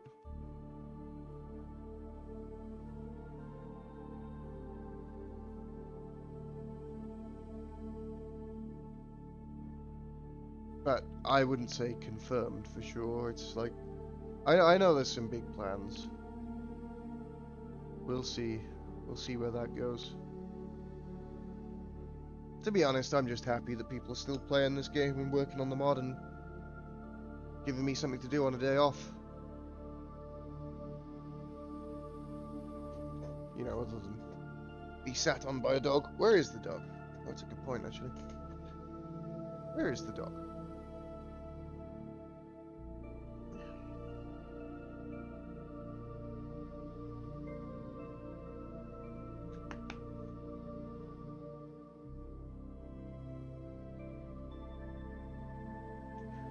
The dog was sitting outside on the patio. Yes, sandbugs are literal cancer and they need to be stopped. But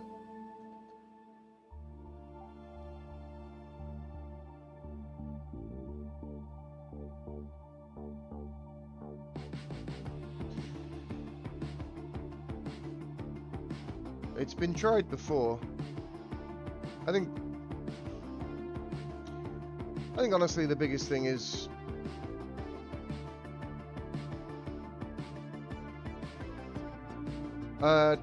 go ahead, Inakura. I'm in Blood Rain and Torpid. They're just talking shit. I don't want to miss the series. Good luck.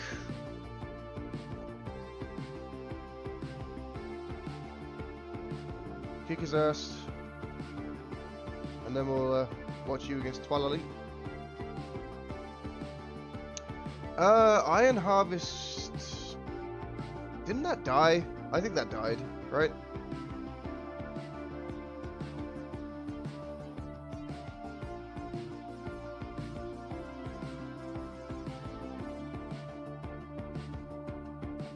Like it had a pretty big couple of tournaments in the first couple of months, and then I haven't seen it. I mean, again, this is just probably confirmation bias. You know, I heard it died, so exactly. The hype died, and I heard that the scene was dead, so I have found evidence to support that theory. But I actually don't know. Not a game I ever played or covered in any way.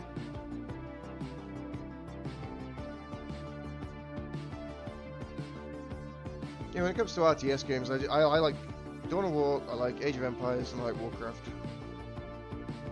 Those are the ones that I have a stake in.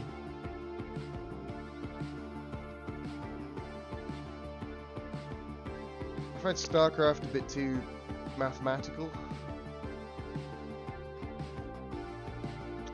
No, I've actually never played Company of Heroes.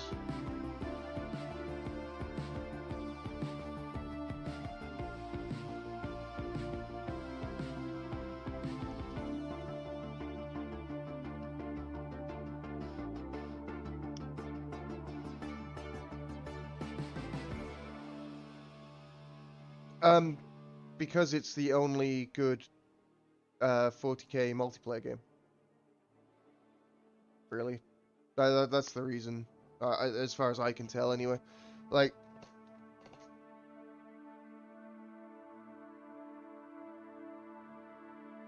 oh god, I don't like Soulstorm though. That's the. I liked Dawn of War 1. I liked Winter Assault. Dark Crusade was awful, in my opinion, and then Soulstorm just... It's too much. It's too much.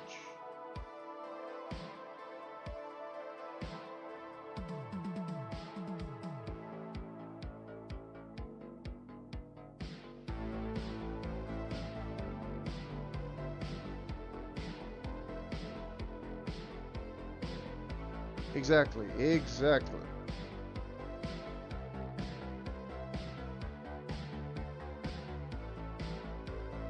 I don't know what's going on in this lobby, by the way. It's just fucking... We're just sitting here, chilling. Chilling out, Max, and relaxing, all cool. Probably should have gone to the fucking Inakura Bruce game. But it's one of those where, you know, if we went to that one, we'd then miss the rest of the series of this.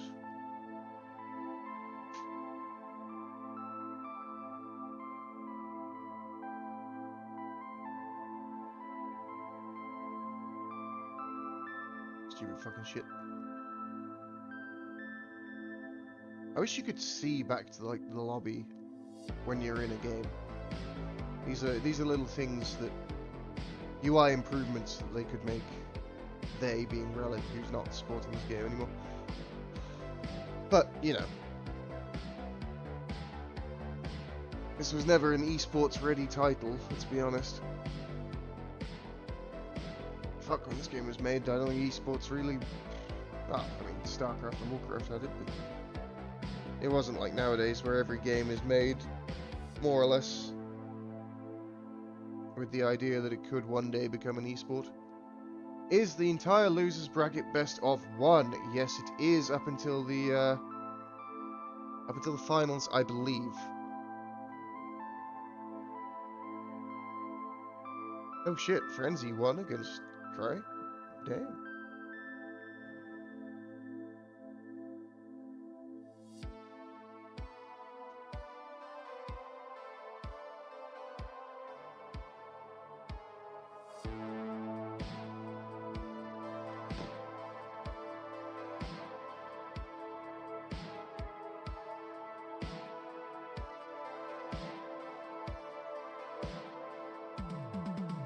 Ah, there's a fly in my room. Fuck off.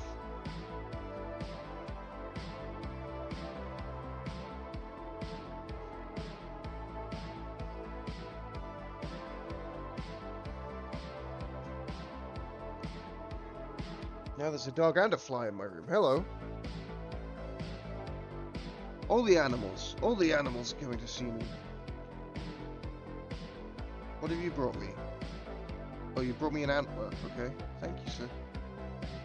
I don't need that. That's for you.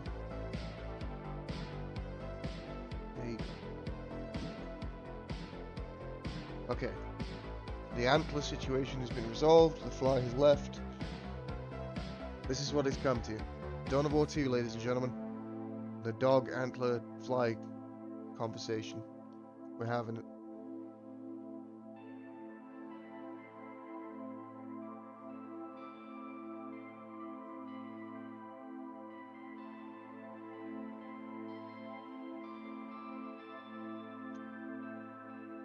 Now, I suppose the next thing should I decide to do it, should I decide to invest the time and money? Exactly. The next thing, should I decide it's worth the time and money to set up, would be dog cam. But the dog doesn't stay in one place, so setting up a camera for the dog would require... I don't know. I'd have to set up multiple cameras around the house, and one outside, all going to the same feed, and hopefully catch a glimpse of the dog. No, we're not going to drug the dog. A sleeping dog isn't what people want to see. They want to see a happy, fun dog. Hello. I know, you get very confused when I'm streaming, because you think I'm talking to you, but I'm not. Here we go. Hey! We have a player in the lobby. Augers.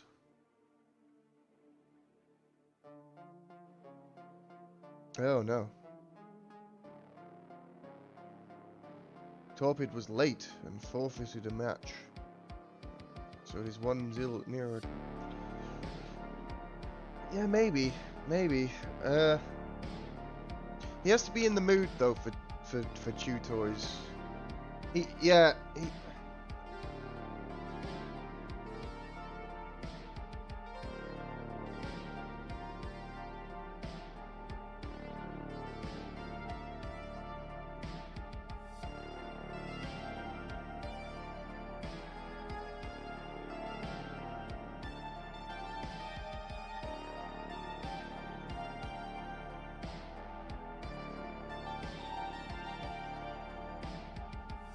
that shouldn't affect Elite Mod, because Elite Mod is not monetized.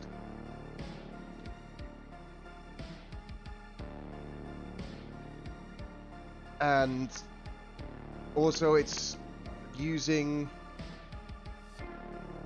Alright, so this could get complex. But basically, it will work the same way as Total War mods, which is they're fine as long as it's not monetized. But basically, GW have got their sticks rammed so far up their asses at the moment, it's just unbelievable. Like, honestly, tinfoil hat on, it's just fucking... They definitely are basically saying with these kind of decisions that, hey, there's not really much longevity left in like the miniatures and tabletops area, so they're trying to expand their business into other areas and killing off competition there.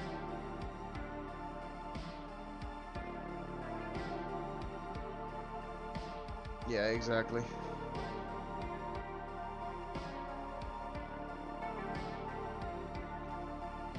Which, I'm not convinced they're wrong, like, the yellow.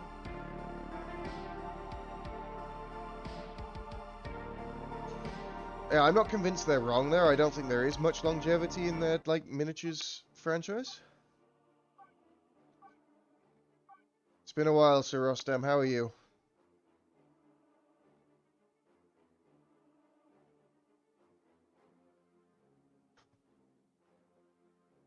Alright.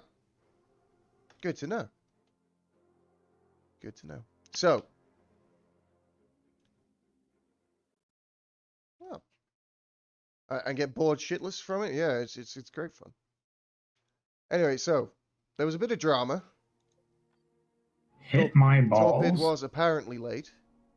No, there was no game 1. It was a forfeited game.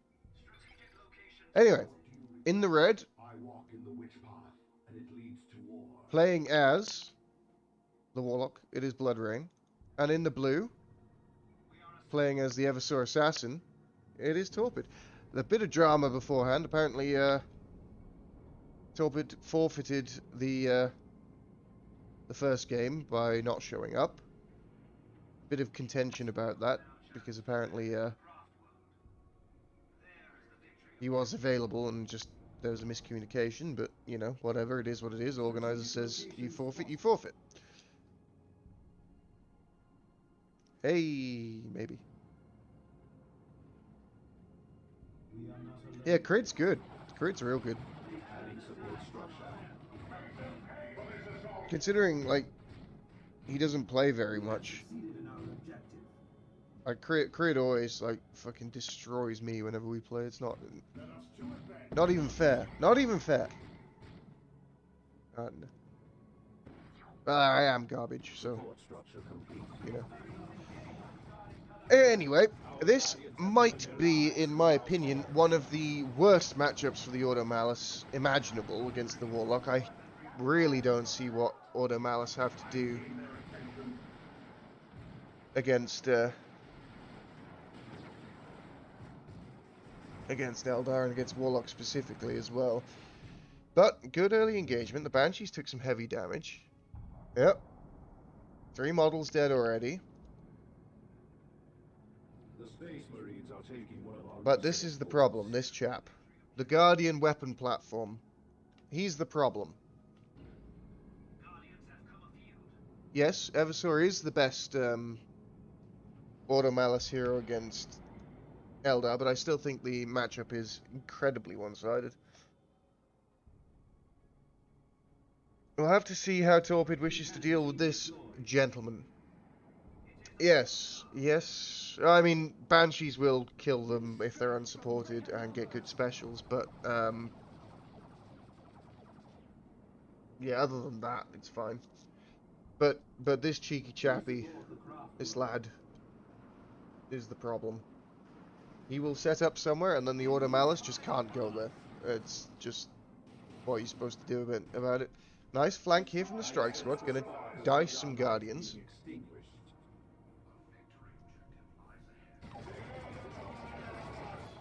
Yeah, you see, this is the problem. Yeah, I fully expect double shurikens against Auto Malice.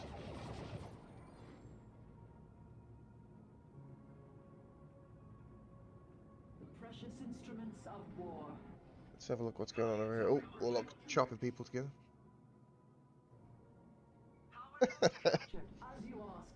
Oh, don't make me laugh, Rostam, for God's sake. I'm dying over here. Have you no respect?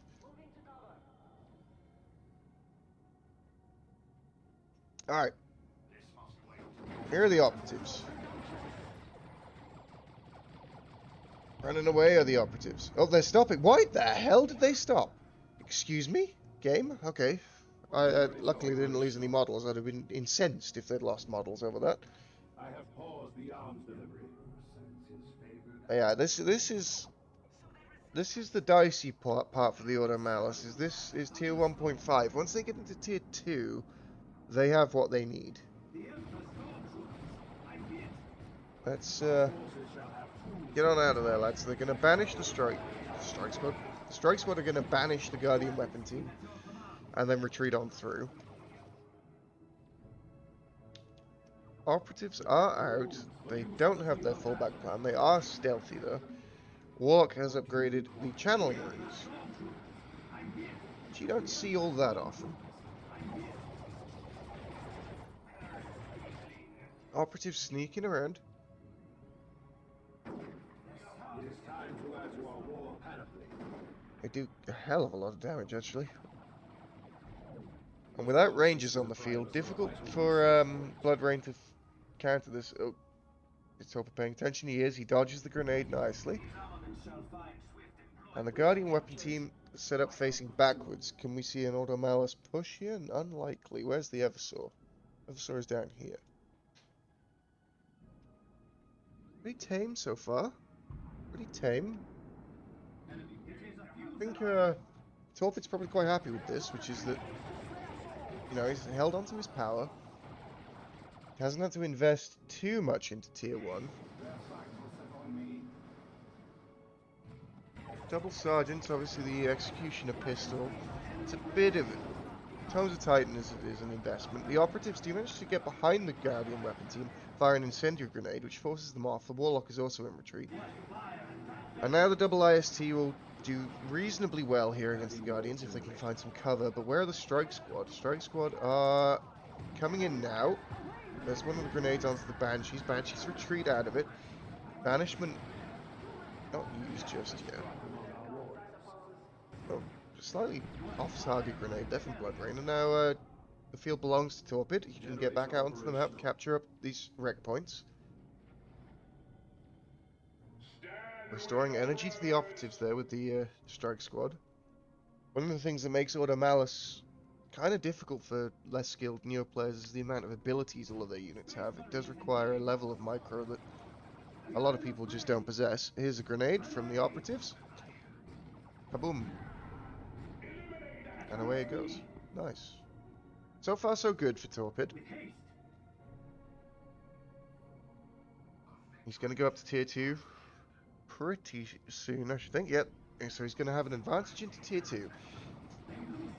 Another grenade, perhaps, from the Operatives? No. The Banishment will force the retreat.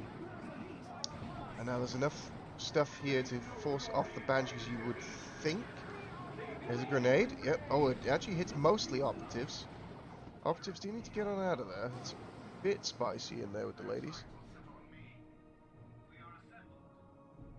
Yeah, I would agree with that, Rostam. I think Best Noob is definitely the person to beat in terms of micro. We are losing a power node to the enemy. There's a grenade coming in, and a return grenade, but obviously the Eldar one has a fuse, the IST one does not.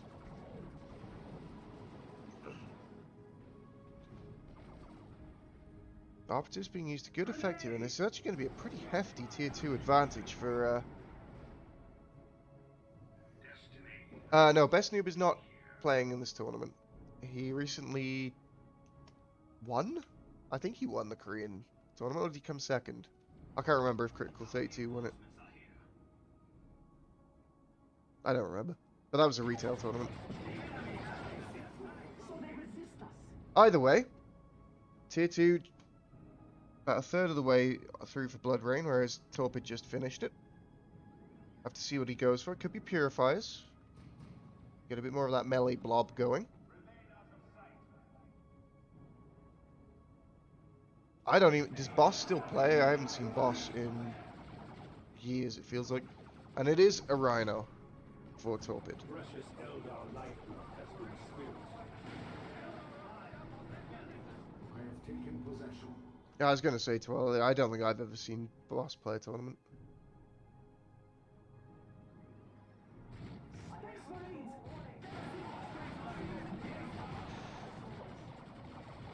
Here comes the Banshees being healed up by the channeling runes of the Warlock. And they do manage to break the Order Malice line, forcing everything into a retreat, not claiming too much, just a couple of ISTs go down. A victory objective. But the Rhino is on the field, upgrading its heavy bolter turret. Probably see a Falcon from Blood Rain coming out in tier 2. And here we go. Now with the transport tank on the field, the Order Malice can look to push out, push the Eldar back. And I think Torpid sort of passed the point of most danger against Eldar here. He's managed to get into tier 2.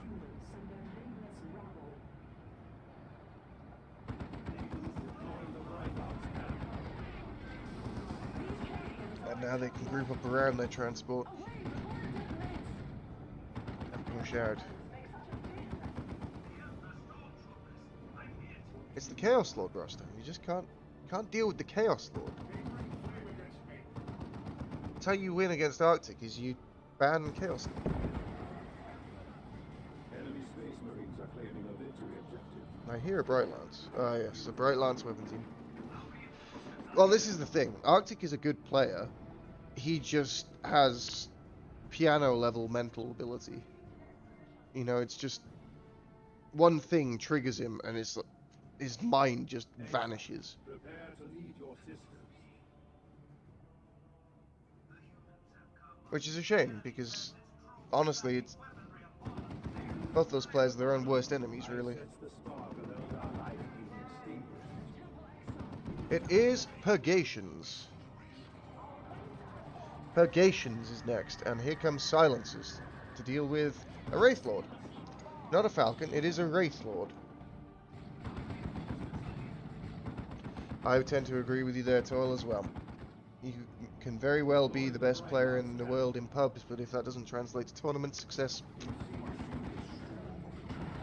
yeah, you can't really pull it up. But again, playing in tournaments takes a level of mental fortitude that many people just don't have, because it is a competitive environment and it can get very, very tilting if things don't go your way. The Wraith Lord now with the Bright Lance equipped to the shoulder, chasing off the Rhino. One more hit will do it. It's going to get it. And the Rhino is down. Wraith Lord doing a good job here against the transport.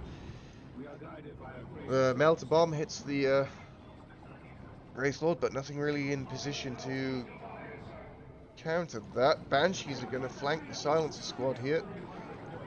Here comes the Eversor Assassin ready to help out, but not in enough of a position to help. Does kill a couple of the Banshees, one of them, and another Melter Bomb onto the Wraith Lord. Bit dodgy here for Torpid. Again, we're seeing the power of the Wraith Lord. Bruce dealt with Adilla with them, and now Blood Rain putting Torpid onto the back foot with one. the darkness, then our warlock may strike from the shadows. Warlock going for the Cloak of Shadows. Torpid attempting a big wraparound flank here. Could be pretty good with this spear moving up the center. No strike squad support, but operatives and silencers.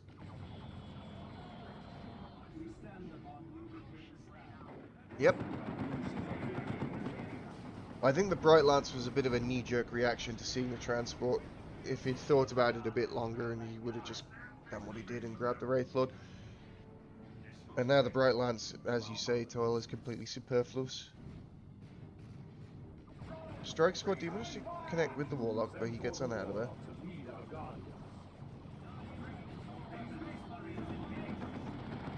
The Silencers do manage to set up. They gain the Bright Lance off the field, as we've already mentioned, not really that important. There's no vehicles left for the Order Malice. But it's something. Operatives do have their Sergeant in play. They are missing a model. Hence why there's only 4 of them, confusing me for a second there. It's like, I'm sure these guys have their Sergeant. And they do, though they haven't been reinforced. Strike Squad, level 2. Definitely a threat to just about everything on the field at the moment. The Eversor does get knocked down. Operatives providing a bulwark between the Banshees and the Silencers. Silencers taking a heavy toll on them. Not killing any models, but definitely doing significant damage. Bright Lance, who the fuck cares? Get out of there. Just wait in base until a vehicle comes out, honestly. It's just a cap unit at this point. This little area is a good place for Torpid to keep taking these fights. Yeah, the Autarch drop might be something he's considering, but... Oh, does he have the red for it? Almost. He almost has the red for it. It's 125, right? Or is it 100? Can't remember. You must forestall the coming doom. He's used some red on something.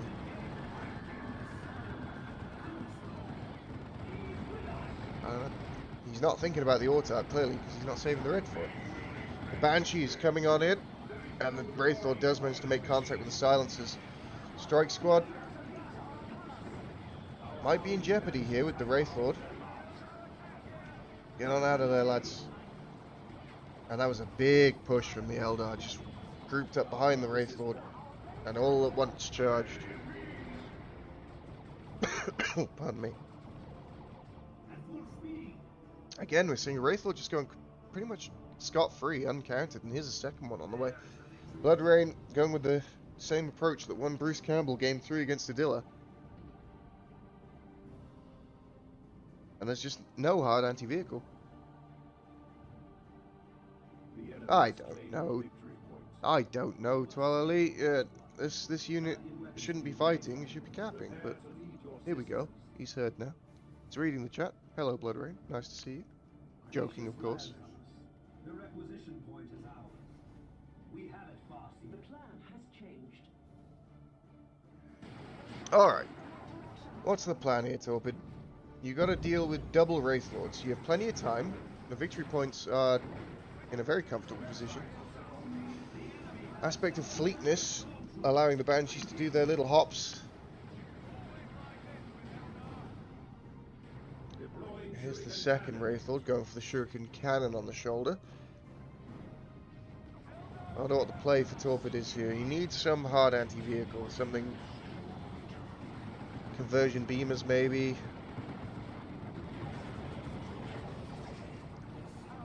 Las Cannon Rhino wouldn't be the worst thing in the world if you can keep it safe, but it will die to a Bright Lance. I mean, to be fair, the Las Cannon Rhino is utter garbage, but it might work against walkers. Yeah, it looks like he's going for a Conversion Beamer Purg squad, which would be the better choice in my opinion. Or maybe another set of silencers, but I feel like you need something beefy now. With two Wraith Lords on the field, you have to have something. Especially when you have the Melter Bombs on the Eversaw, you definitely have what you need to lock down and destroy a Wraith Lord. Channeling Runes, getting the Banshees in there, nice and healthy. They do manage to break the line. Silence is set up. Heavy damage on one of the Wraith Lords. But the second is in there scot-free. Here's the Conversion Beamer, but it's not ready yet. Another big push from Blood Rain. Torpid doing a really good job of controlling the map, though. Gonna try and decap this victory point. Might be able to get it before having to retreat on out. Not gonna be able to. Nope. With two Wraith Lords there, you just have to get on out of there. Where are the Banshees? Oh, Banshees retreated. Okay, that's good. Conversion Beamer is now ready. Oh, the retreat grenade! It's not bad, actually. We have succeeded in our objective. Well, the strike squad did finally lose a model against the grenade. We have the requisition point. So much power for Torpid and just no requisition. Haste.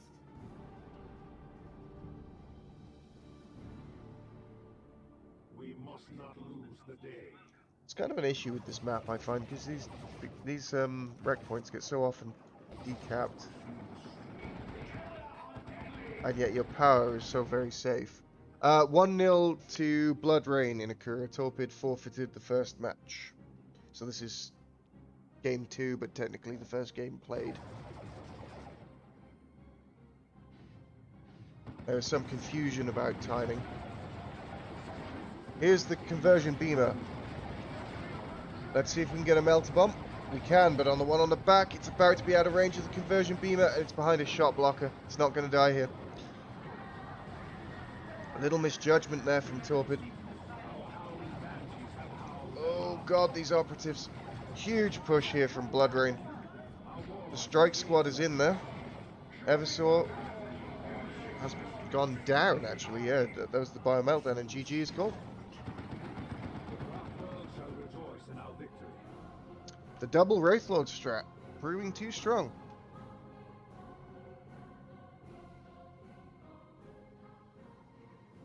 Two 2-0. Yeah, Rain wins.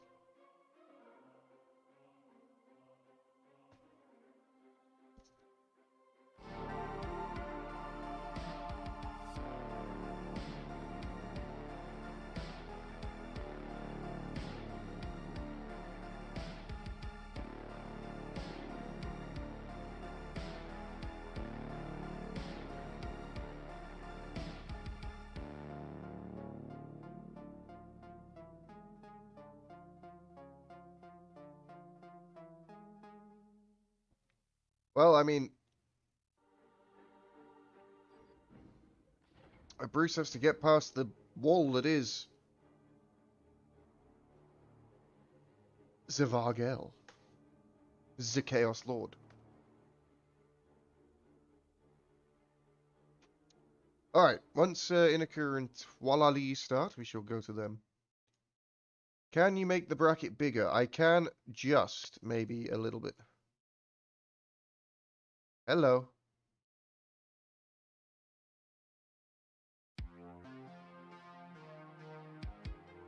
Yeah, that sucks, Tobit. I'm sorry about that.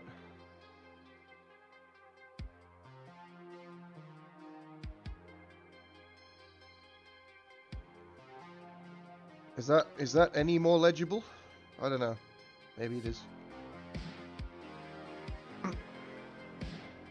Yeah, we're gonna stick around and wait for Inuka and Twalali. A quick smoke break means a quick tea break for Shawadiwadi.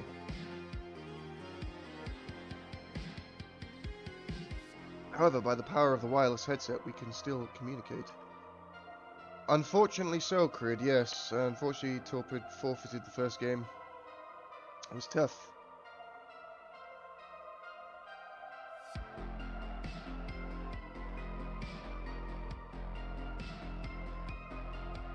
Difficult situation for sure. The double Wraithlord build seems to have caught out a couple of people today. It's just a lot of beef.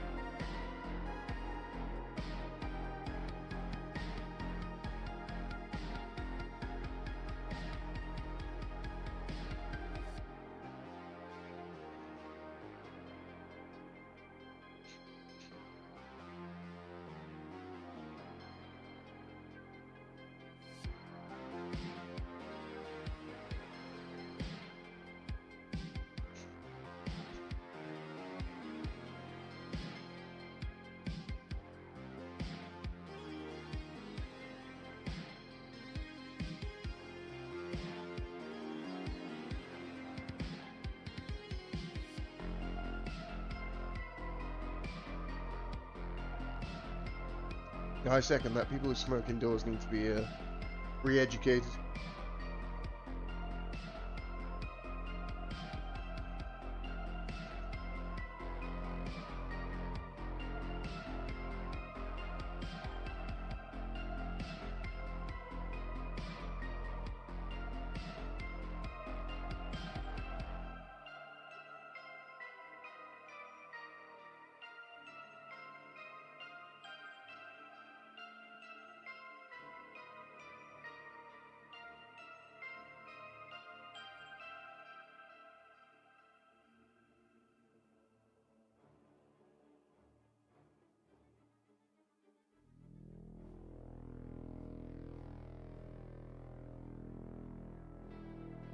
Maybe.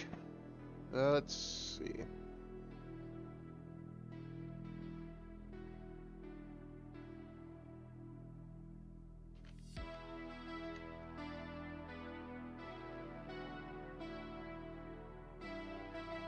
Oh, I spelled his name wrong. How embarrassing. I missed an I. I'm apologetic.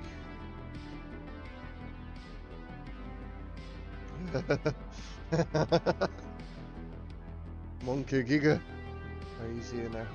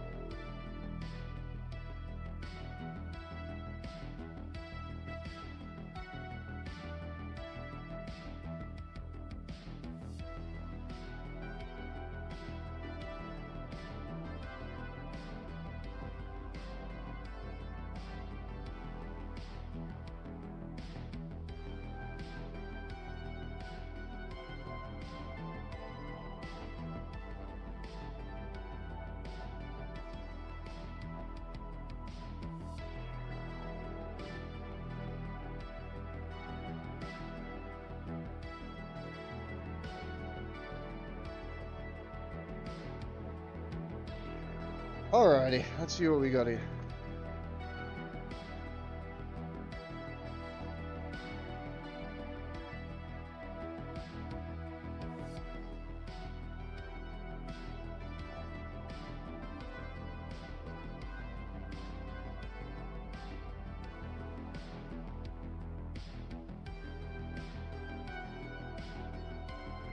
Yeet.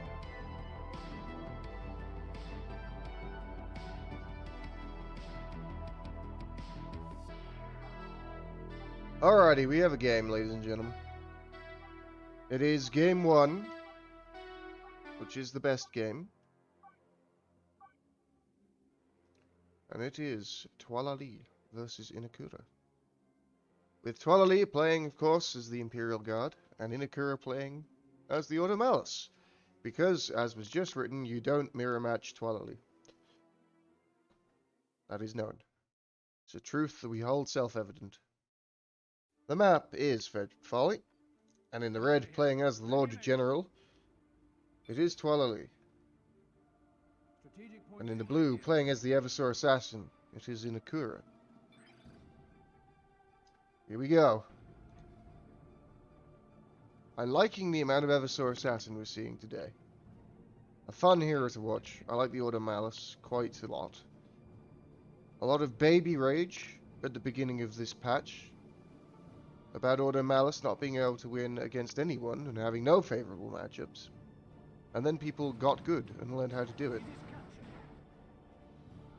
And now they seem pretty good, pretty well balanced, honestly. Still have some issues with melee heavy factions, but at the end of the day, definite charge abuse. We're just following the Eversor Assassin around for now because that is the way of doing it. Only a single Sentinel so far from Twalali. We have mathematically worked out, using mathematics, that you can have 8 Sentinels. So I expect at least 4 more. There is population room for 8 Sentinels. That's all I'm saying. You know, having a couple of Guardsman squads does... The best hero versus IG is... I mean, I think the best hero for Order Malice against everyone is the Eversor Assassin at the moment. We need to stop. Yeah, there it is! Hey, why am I... Get off this Eversor Assassin. Yes! More Sentinels. Good, good. How does Inakura intend to deal with more Sentinels? He intends to buy operatives. I can see it in his eyes. Oh, there's the stomp. Oh, the Dukes. Aha, he got one of them. He was trying to juke it. He's going to see the second chicken of doom. And here it is. Run away, Strike Squad, run away. There's a base up here, you're going to get shot. Okay, now we chop up this Sentinel. Good, good. Sentinel's being base locked at the moment by Strike Squads, but they have to leave too many chickens. 2 chickens is too many chickens for 3 Space Marines to deal with.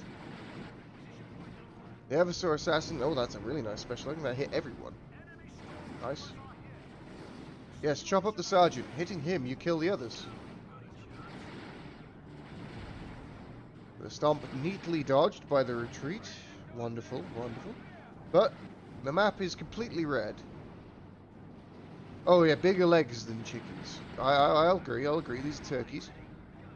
I'll call these turkeys, that's fine.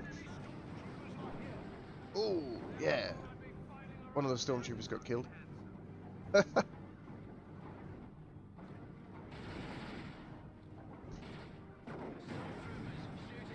Oh, pardon me, I just had to cough loudly. So I had to mute my microphone there for a second. Oh, the turkey! He can't quite stomp hard enough. Oh, this turkey's in danger now. Not quite enough shotgun blasts to deal with the turkey. It's not quite Thanksgiving yet. Give it time, give it time. This is an insane amount of pressure going on by Twalali here. But the Strike Squad is out now, and that will put an end to these shenanigans. The Strike Squad are a dangerous, dangerous group of lads. I believe this turkey is still on cooldown. He will shortly be off cooldown and we'll have a stomp available. But Inakura really needs to get out onto the map. Everything is very hurt for Twali. He'll have to take some time, replenish himself. But we need to see these squads head to the northern plateau. Sir, we're losing a victory point out there. Structure under attack. Obviously, power income for Twali is not very much. 24, which is 2 noded powers, compared to Inakura's 49. Obviously, one number there is larger than the other. Large number better. Nice grenade here from the operatives, forcing back the guardsmen, and Twali, after some initial early pressure, hasn't managed to land the killing blow. Definitely definitely a good start here from both players. I mean, Jesus, those shotguns do so much damage to everything. Operatives are getting a little bit of tweaking in the next patch. And by God, do they need it. They're very, very strong units. I haven't read the next patch notes extensively. I've only seen footnotes, but operative tweaks definitely in there. I hope the Order Malice get something to compensate for that on some of their other squads, because otherwise, basically, yes. There was a period of time. There was a period of time where you could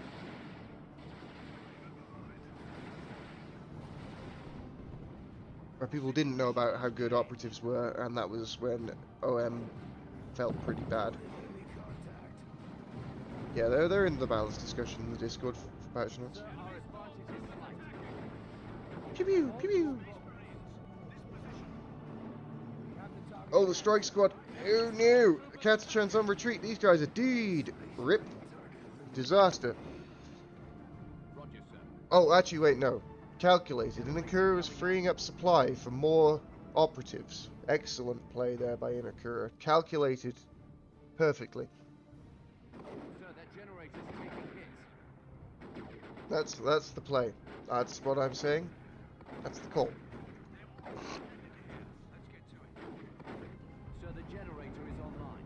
I'm starting to die a little bit. Pardon me. We'll be fighting fit in no time. Here come the shotgun boys. They're going to get stomped. Whoop.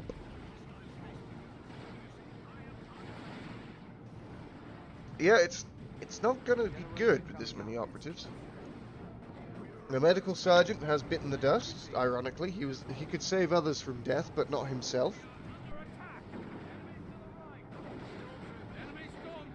I think actually the thing that is the most powerful about operatives is the fallback plan. Just the ability to get out of a sticky situation and then just cancel your retreat and be like, wait a minute, I'm back. It's Brittany, bitch. And here they are.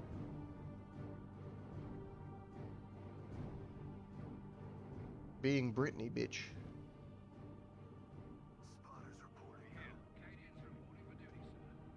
Yeah, I've been on the receiving end of that as well, Seraph. It's not the most fun in the world.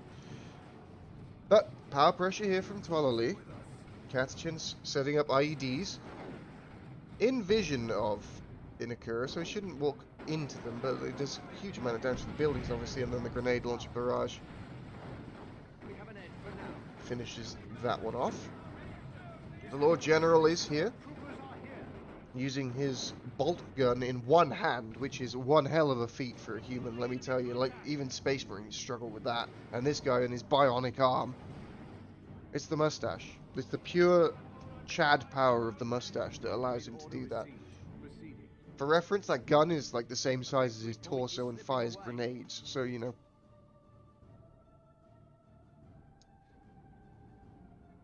Anyone who's actually fired a weapon in real life, the recoil on something that even just fires like 5.56 ammunition.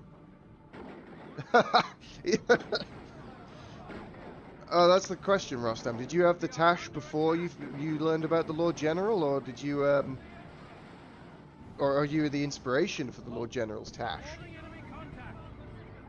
Ah, okay, good. They modeled him over you. I can see that. Yeah, good stuff.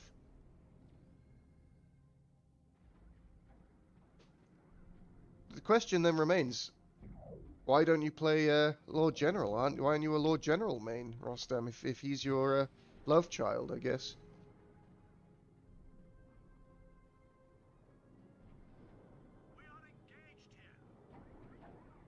Oh, here come the operatives into base. This is ambitious.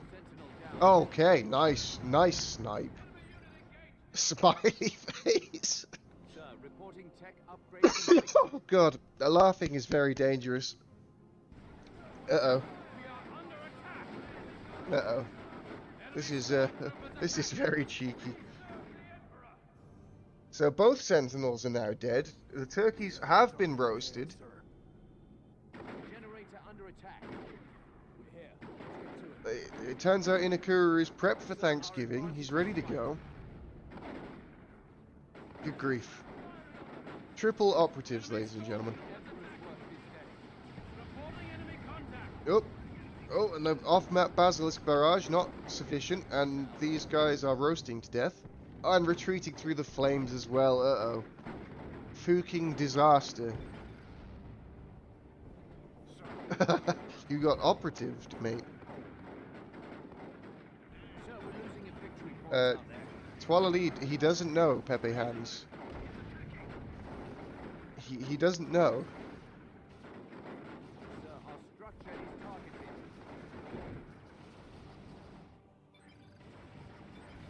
targeted. GG is the call, and GG it certainly is. Operatives, ladies and gentlemen. Yes, the strike squad weren't needed. They were surplus to requirements. Just got to free up that supply for more operatives.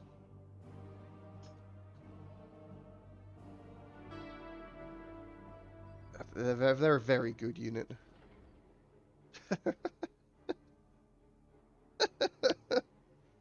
Oh god, the thing is, I don't even know what you're supposed to do against that as IG, because you can't go fucking heavy weapons teams. I don't know what you're supposed to do against that.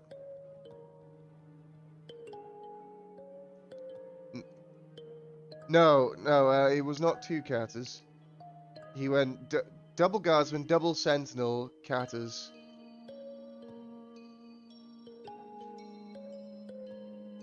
Oh, I see. Yeah,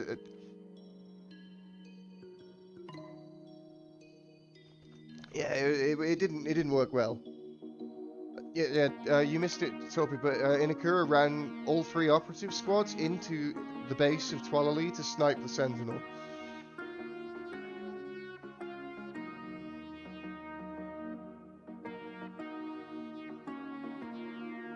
Yeah, I think, Seraph, the important thing, though, is you have to get to Tier 2 before you get to Tier 3.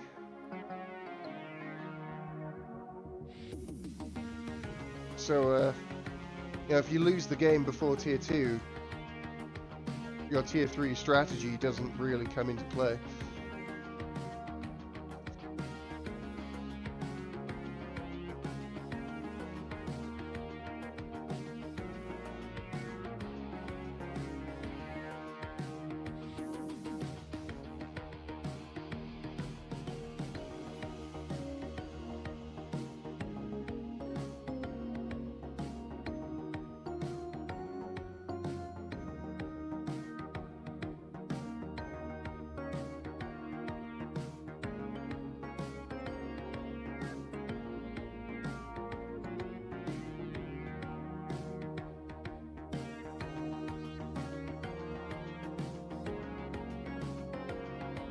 Alright, I have a new cup of tea. I will hopefully stop dying. What is better versus Chaos Lord, Apo or FC? I think Apo, I guess?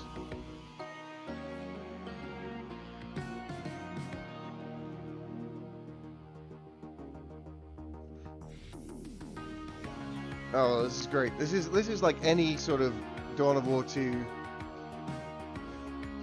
discussion. What's better versus this or this? And two people say two completely separate things.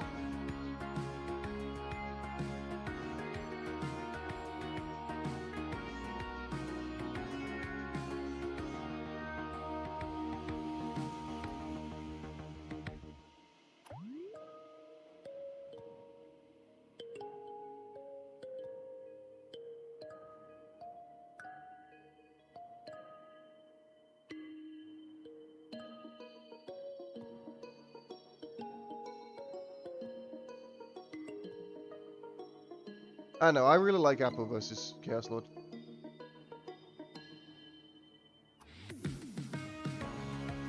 But to be fair, I can see how later in the game, Force Commander would be way better.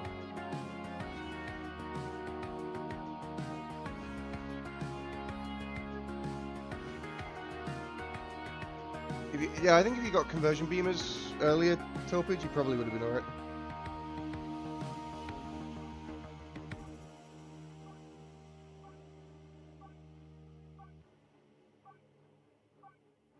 Yeah. How does a melee Dreadnought work against a Bright Lance Wraithlord? Does it win that? I mean, obviously the Wraithlord can kite it, but, you know, assuming you hit it with the melt bombs. I assume the melee Dreadnought tears it to pieces. Alright. Here we go. Game 2. Inakura versus Twalali. It is the Lord Commissar versus the Brother Captain. Brother, I am pinned here. The Brother Captain is a beast. One of the coolest looking heroes. Yeah, just charging about, being a Chad. Look at his cloak. Oh yes, oh yes. I love the little details on his shoulders. It's awesome. But yeah, this is fuck it. I just love Grey Knights. Grey Knights are cool. Space Marines are cool. 40k is cool. Yeah, Inakura is an abuser. He is an abuser. We know this. It's a surprise he doesn't play turrets. Yes. Abuse with 2 O's. Aha! Get blocked, bitch. The turkey is here. Aha! You thought you could walk past me? Well, not today, Mr. Bond.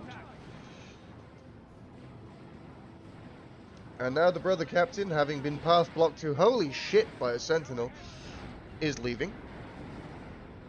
Yep.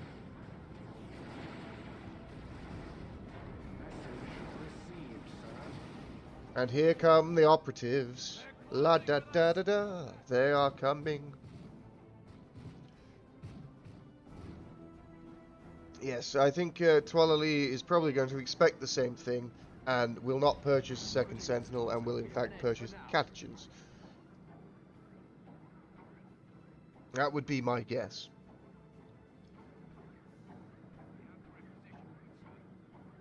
Boom, boom, boom, boom. Not sure he doesn't have any power, you're right there. Alright, fair point. This is why I'm the amateur caster and you're the good one. Because you think about things like this, and here's a second Sentinel. No, he hasn't broken him. He hasn't broken him. Twalali is a strong, he has a strong mental fortitude.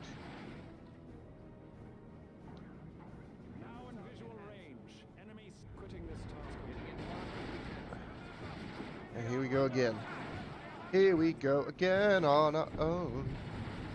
How do incendiary grenades do versus last turrets? I would imagine extremely well. I haven't seen it though, so we shall wait and see. Chop, chop, chop, chop, chop. The discipline on these guardsmen is quite something, to be able to just ignore these 3 strike squad space marines just chomping them to pieces. But the power sword of the Lord Commissar is dealing with them well. The stomp from the turkey, and away they go. No models lost, and only a couple of guardsmen died. Here's the second operative squad. Oh Lord Deirdre, they're arriving.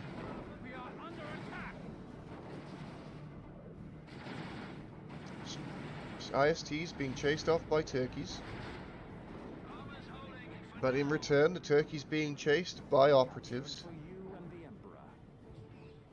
Out of energy now is this squad of operatives. Need to regen some. Hiding behind a wall, very, very clever. Yes, this is why they're operatives and not just stormtroopers. They've learned about hiding around corners. Very, very skillful boys. Yes, indeed. They know how to gobble gobble gobble and make all the turkey noises to lure the beasts out of hiding. Here's a stomp, and maybe a second stomp. Oh, this sentinel doesn't have stomp. Oh dear. Uh-oh. Uh-oh, the Lord Commissar's going down. Too busy trying to wiggle his turkey free. Strike squad chasing down the sentinel. Uh-oh. More path blocking, and this sentinel is destroyed. A double keck has been called, indeed. Christ. He's too chunky. This boy is a chunky boy. Holy shit. We're losing a requisition point.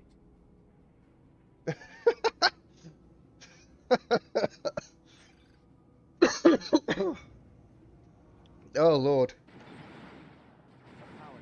Power node. I think there's a thanks Adila coming.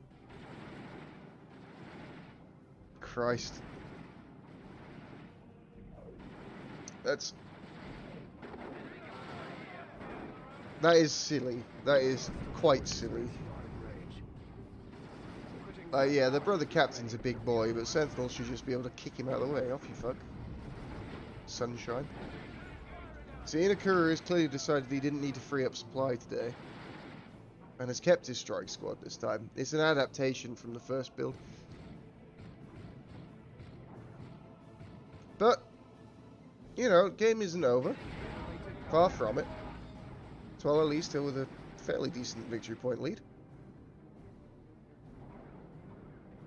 We have an edge for now. We have the target in hand, sir. Well, wait, Rostam. Wait and see if it goes to a 2-0. If Inakura loses this, then we know that 2 Sentinels are still the play. And then not even the 3 ops can beat 2 Sentinels. Oh, hang on. Are we throwing away strike squads? No, we're not quite yet. Not quite yet. Almost. Oh, nice grenade barrage.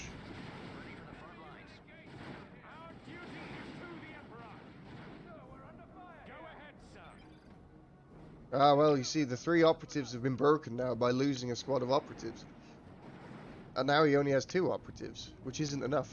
It's not as many as 3, certainly. Run, brother captain. You can catch him. Chop. And stomped by a turkey and being shanked by a Lord Commissar. This brother captain's not having a good day. Get out of there, lad. Flee. Flee for the hills. Flee back to your operatives. So the generator is online. Alright. So Twala Lee stabilizing a little bit here. Obviously, triple VP cap, not ideal. Not the situation you want to be in. Being a little bit blocked here by ISTs, and the operatives are in range. The guardsmen not able to get good repairs off here because they're just sort of staggering around. They're drunk. Is that the problem? Run away.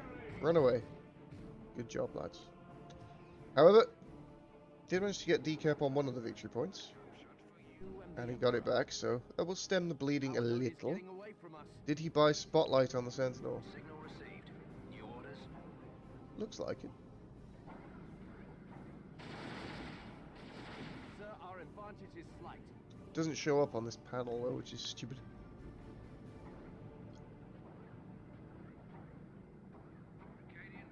The thing is, I don't know if that spotlight is always there on the model or if it comes in with the upgrade. I assume it comes in with the upgrade. Yeah. it is garbage. The spotlights for the Sentinel is garbage, except when you're being chased around by triple infiltrated operatives. Order received. Oh, does it? Oh, in that case, he doesn't have it. Good job. There is no spotlight. But here come more operatives.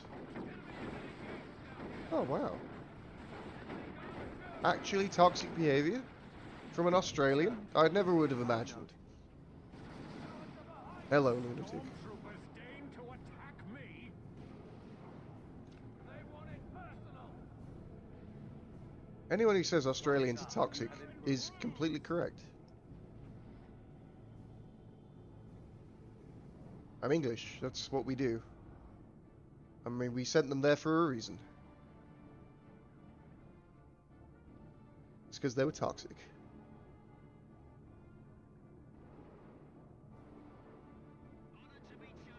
I probably should have double-clicked on something so we weren't just staring off into space whilst I was taking a drink of my tea. Oh, triple grenades. That's not going to do anything. Pew, pew, pew. This brother captain is having a horrible day. I just can't reach them, brother. Brother, I am pinned here. Brother, I am hit. You dare? You dare? Their advantage is meager. And other Diomedes quotes. Unfortunately, we won't get to hear the a warp spider, because there will be no warp spiders here. This is Order Malice vs. IG. Got a chance. How notice Imagine if Imperial Guard had warp spiders. The greatest crossover in anime history. The brother captain is a god awesome model. Like, look at the guy. Giga Chad. Alright, anyway.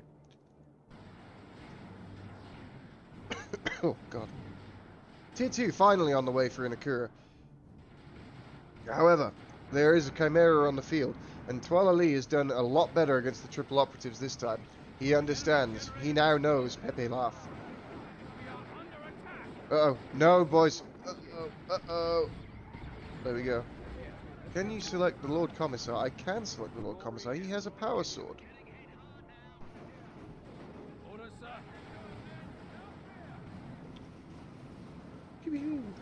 Good power pressure here from Twala Lee.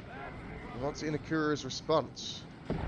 It is to banish them and flank with operatives. God, look at that damage. What the fuck is that? Lord Commissar just charges in and just gets chunked. Oh. Operatives escaping with one model. But Twala Lee taking control here. With the Chimera in the back, it's going to be very hard to break this position. Admit, I feel the cold embrace of death once more. Much like Inakura is feeling that cold hand around his heart at this moment in time. Just need to find an edge. Ogrins? Yes, Ogrins are coming. Ogrins with the Lord Commissar, very, very good. Is he going to get the Bionic Eye? Perhaps. Is he going to get the Suppression Armor? Perhaps. Is that what was that one? Flak Jacket? Is that it? Oh, that's the Lord General I'm thinking of. I get the Lord General's stuff mixed up with the Lord Commissar stuff all the time. What is this? Is that an energy regen ore? Could be. Whoa! Well, there were some guardsmen there, then they're dead. Yeah, Puries would be pretty good against the Ogrins. But Inakura doesn't really have the resources for him. His income's not bad, his power's shit. Obviously, having been fully bashed. Oh, the strike squad. It will get out of there, he's fine. But getting a bit tricky now for Inakura. He's been stuck in this choke point, just bleeding operatives constantly. Like, look at how many operatives are dead. Well, in a one-on-one, they're all right against the Ogrins, but they're you know, there's other shit around, obviously. This is where the balance discussion comes into play again. What should I buy against this? Well, it depends. What else do they have? There we go. There's a spotlight. All for you, Seraph.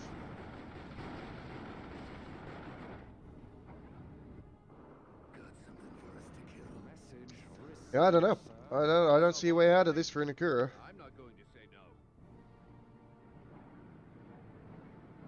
Rival guardsmen are here. Oh, melt a bomb on the Sentinel. Okay, and now are we diving forwards? We are. And this start. Yeah, that's not going to work. Okay. He has enough power for a Dread, but he does not have enough requisition. And his rec point has been decapped, and I don't see him getting it back.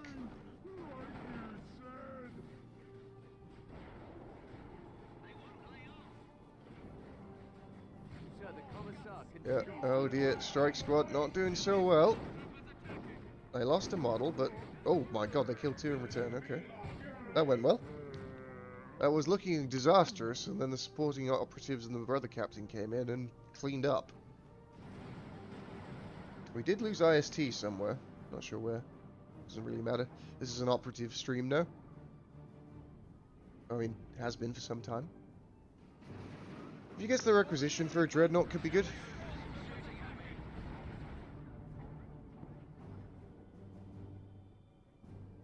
We're here. Let's get to it.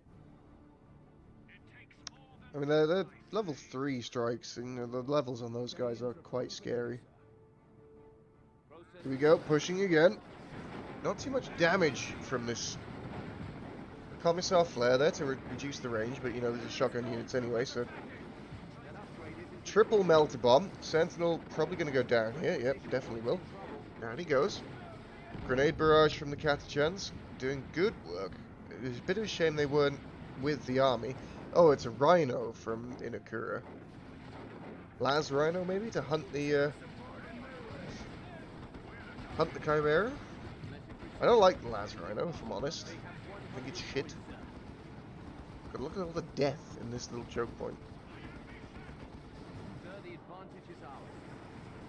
Nice little juggling here from Tualali.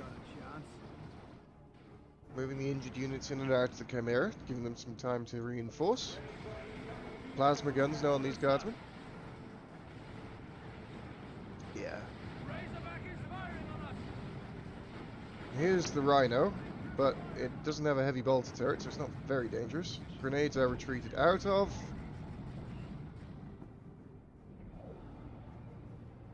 We are under attack.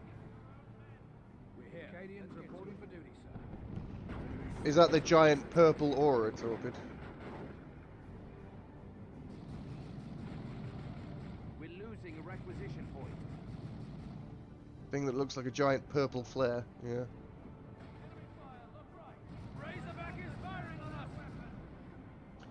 Either way, this game looks to be over relatively shortly.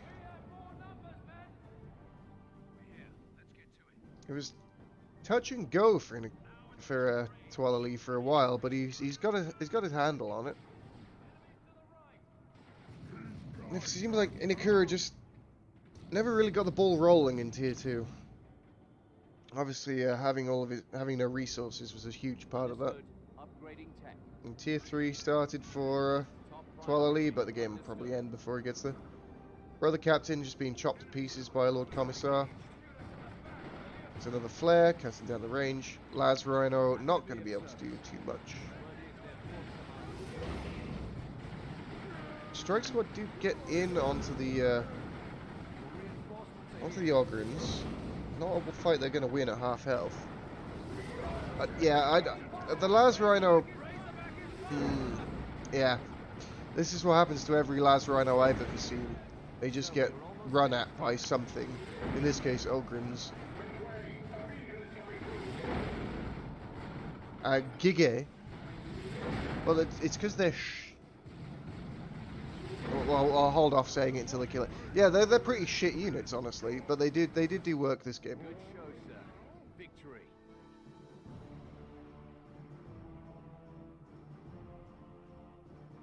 Oh wow, flame. Good grief.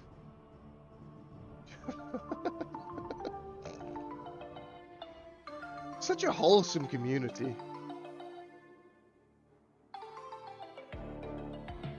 I do love it. I love it. I like it when we have these tournaments. Get everyone together just to flame each other. Let's have a look at the bracket, shall we? Frenzy beat Tex? What the fuck?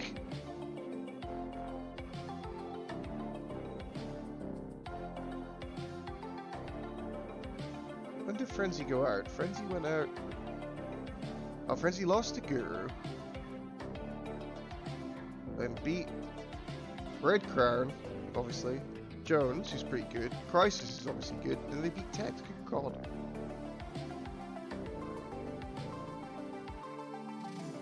Fear the Chaos Lord, motherfuckers.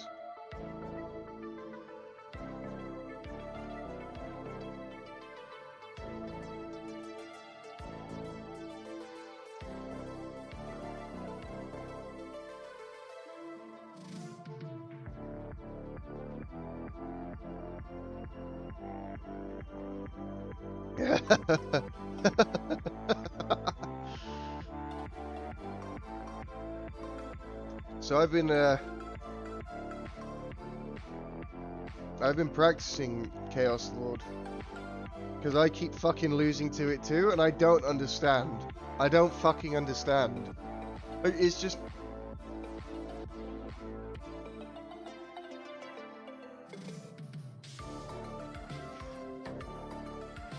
I've been playing Chaos Lord because it's like, yeah, it's always solid, but I just don't understand how it just gets fucking wrecked by it. And obviously I'm shit, but, you know, there's something I'm not getting there, so I've been playing it a bunch, and it's fun. It is the most zug-zug of fucking heroes. Like, Jesus Christ. Just hold W, forehead.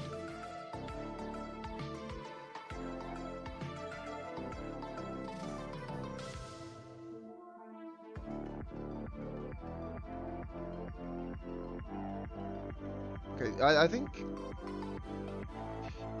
there is merit to that, though. There is merit to the idea of doing one thing really, really fucking well.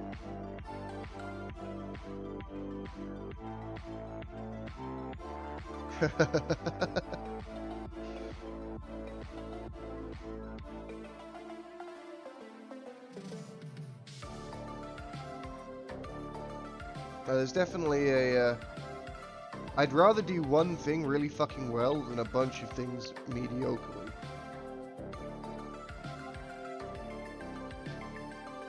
That's why when I played StarCraft, it was...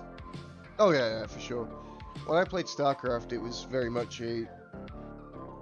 We do a roach push.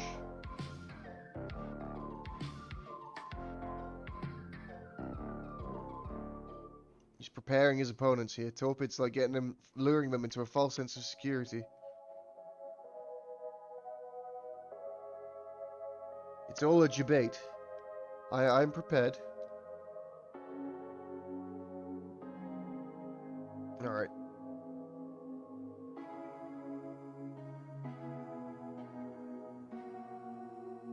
So Inakura is taking a quick ciggy break. A ciggy. I don't understand how people smoke that much. I really don't.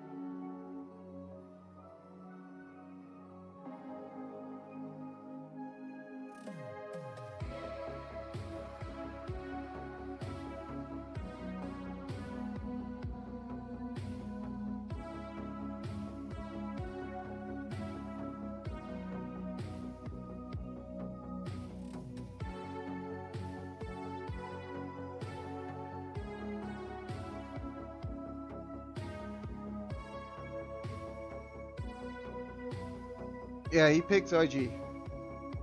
Yes. Yes, Torpid, keep on going. Yeah, Frenzy apparently won versus Tex, which I wasn't expecting, but... Get Chaos Lorded, son.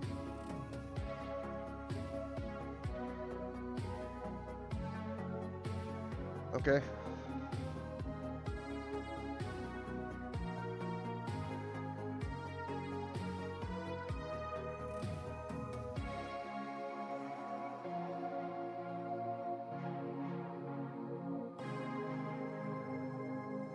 Yeah, play Chaos Lord.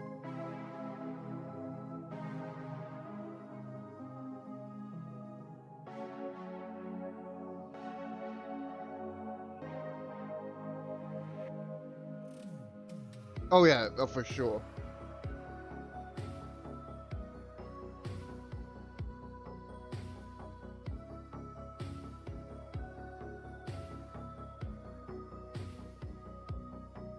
Great dishonor.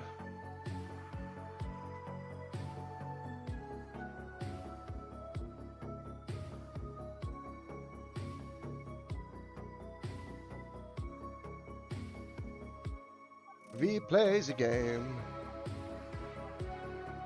Oh, fuck me. It's not the button over to press. There we go. Professional streamer. You come here for the professional production values and content. Don't tell me otherwise.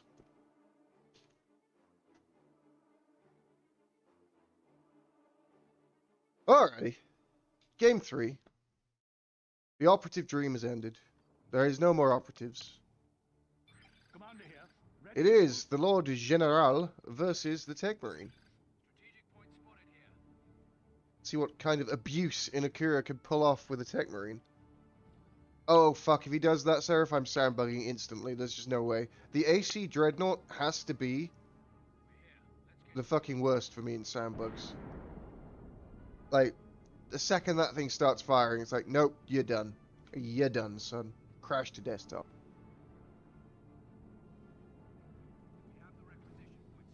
It is captured. Alrighty, here he is, the mustachioed menace, the Lord General, Point is why we're with his lads. Lads on patrol. You have your orders. Tech Marine engaging. Oh my god, the damage that Tech Marine took. Jesus Christ. Don't fight the Lord General out of cover. That is the lesson learned today.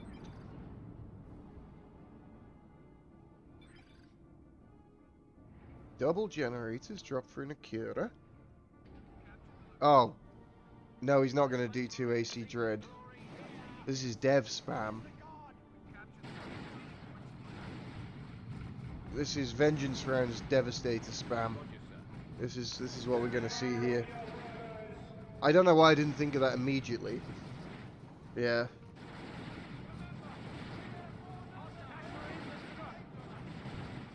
Into P-Devs into 2 AC Dreadnought. Okay.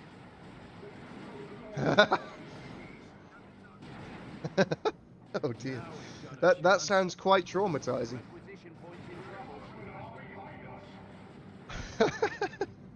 Here they are. Here come the boys. Punch it to death. Come on, Tech Marine. Use your giant claw. Grab him. Grab him with the claw. The claw. We are engaged here. Finally, the Lord General gets a special. And here's the last turret. Our structure is targeted. Processing command request. We're in the middle of upgrades. Tactical range. There's the stomp. Stomping him back into the last turret.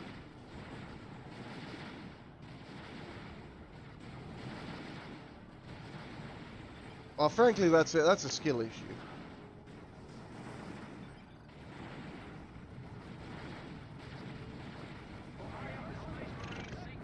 Yes, wonderful. Wonderful.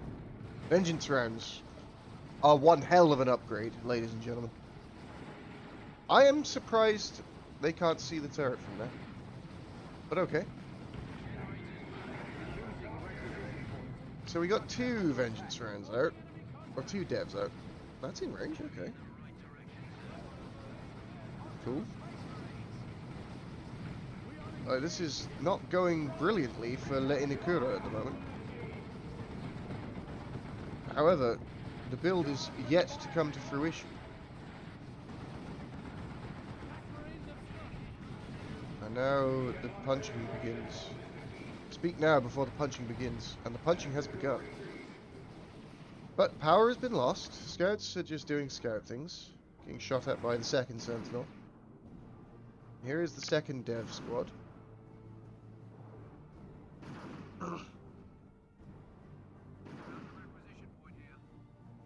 Yes, yes. Delicious. Looking for the flank is this dev squad. With the Vengeance rounds, if they get set up, Twalali has noticed the danger.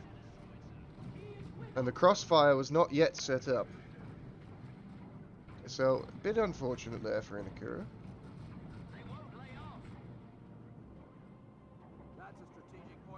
We have flavors. We have more Vengeance rounds. Ooh, right into the teeth of that heavy bolter. Run away, lads. Good grief. However, the turret is about to meet its maker. Christ, look at the damage on these sentinels. Get out of there. But now we need additional power. Or at least some power. For Inakura. Good pressure push from Twalali's taking huge victory point advantage as well. Obviously this strategy does take some time to come online. But with 2 Devastator squads working together, covering each other, as long as they don't get flanked, this should be, yes, I would tend to agree with you, Mr. Broodwitch. Oh fuck, Tank Marine's dead. Down he goes. Taken down to Chinatown. Oh yeah, it's 3 devs into P devs into AC Dreadnoughts. And then you just mince the guard. Oh, Basilisk Flare. Neatly dodged. Oh, it was a smoke grenade from spotters. Not Basilisk Flare. Oh, and now they get shot. Good, good. Another grenade from spotters. Nice. It's not really a grenade, is it? It's an artillery strike. Yes. Twalali, he doesn't know, again. Pepe laugh.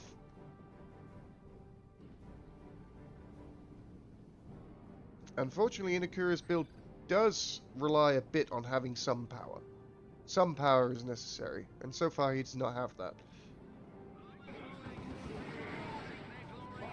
Go, more Vengeance rounds. Get out of there, chicken. You are deed. The smoke shell again to cut down the range. Very nice. He's not deed because of the smoke shell. And now Inakura finds himself in what we call the come at me bro position. Where you sit in the middle with Devastators. And your opponent has to come at you. And then they die. Because Vengeance rounds are good. Here's the third set. Setting up nicely. Yes, yes. Generator coming up. Good. Okay.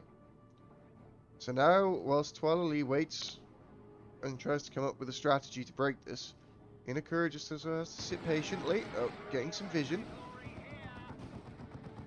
Yeah, it is kind of a Mexican standoff, but in this scenario, one of the Mexicans has Vengeance rounds Devastators. No, he didn't. This is 100% cheese. I've seen it before.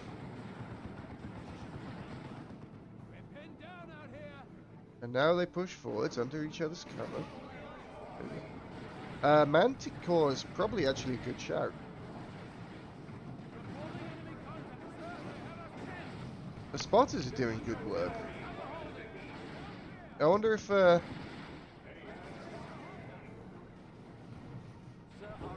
The spotters are doing really well, actually. I like... Seraph's taking little notes here. Because I think Twalali is dealing reasonably well with this.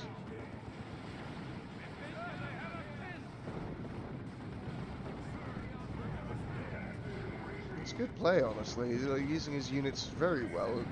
Catachans and spotters used to break this flank, and then pushing up the middle. Because it's only scary when all of the devs are together.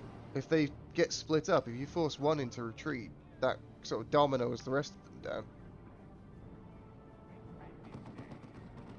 Scouts sneaking around, but not really accomplishing too much. Tier 2 for both players is pretty close. There's Twalali's, and Inakura's will be about 30 seconds. Target taken.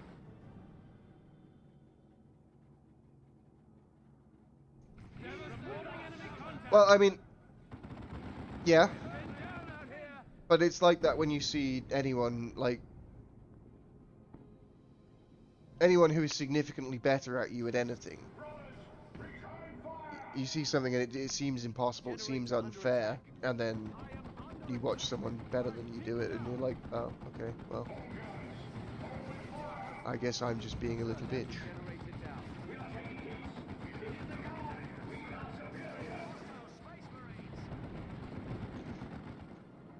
Well, that's the thing, and there's like, you know, for those of us who are sort of mediocre at this game, the people who've been playing it on and off and are legitimately very good, or it always just looks like magic. Like their units just do more damage, take less damage, do different things. And it's not that, it's just that they're being used better.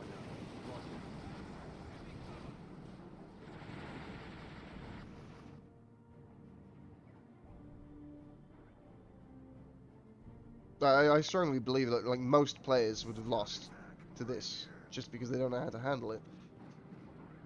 Whereas Twalali has done a very good job of pushing early enough so that it delayed Inakura, and then taking good engagements.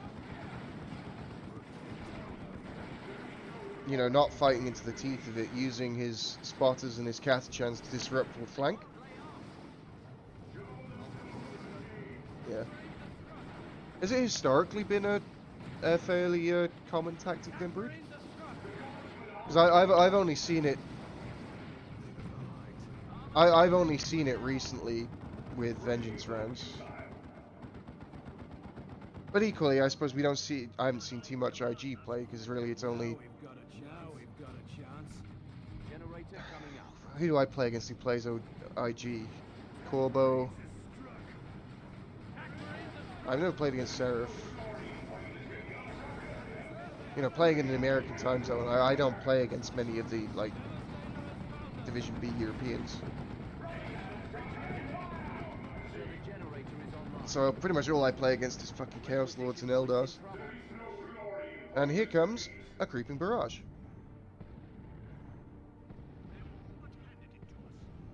Message received.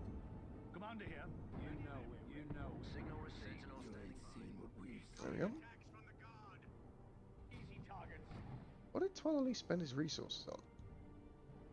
Did the tax get a bash? Yeah, I think they did. Commander here. Go ahead. Yeah, but he can't play Lord Commissar again because he won with it.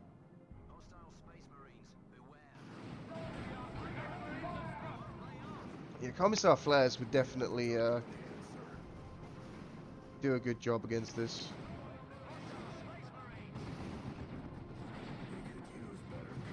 Here comes the first Dreadnought. When the Dreadnought comes out, that's pretty much the trump card for the moment. Obviously, missile launcher sentinels are an option.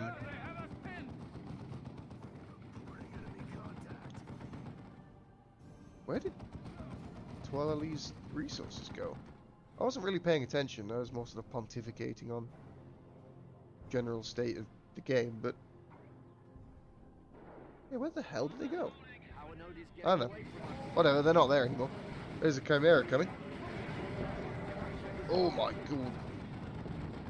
You have to react so quickly. Like, that was a pretty much instant reaction that Sentinel almost died. Jesus Christ. Lots of devs dying. But here comes the Dreadnought, and there's nothing on the field to deal with that. Chimera is cancelled. It's a heavy weapons squad, okay.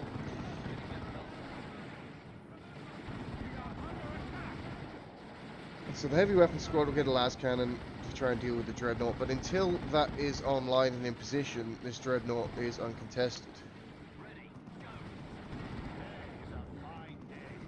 Punching away at the Sentinel, and it does indeed go burr. We survived the assault cannon barrage, though, without sound bugging, so that's a good sign. Melter gun for the Lord General is pretty good. Definitely a small threat to the Dreadnought in conjunction with the last cannon. Oh, it's an auto cannon actually he's going for, okay. So not the heavy anti-vehicle that we were expecting, but something that, you know, appreciable damage. A threat, along with the Lord General's melter guns and missile launcher Sentinel. You know, without committing entirely to the anti-vehicle usage. Artillery spotters killing a scout, going for the decaps. Dropping an artillery shell on them. Sentinel reporting upgrades complete. Yeah. Toil needs to get back out onto the map, capture up some resources. He's kind of starving himself here. 69 population, nice. Here is the Dreadnought. Without support, there's enough to deal with it if it gets caught out of position. Yeah, is he going double missiles? No, it's just a single missile sent at the moment. But yeah, with an autocannon, with the melter guns, it's... Oh my Christ! Oh my god, the Stern Guard just mullered the heavy weapons team. That is unfortunate. And now, not enough anti-vehicle. Lord General's going to go down. That's another source of light anti-vehicle out of the game.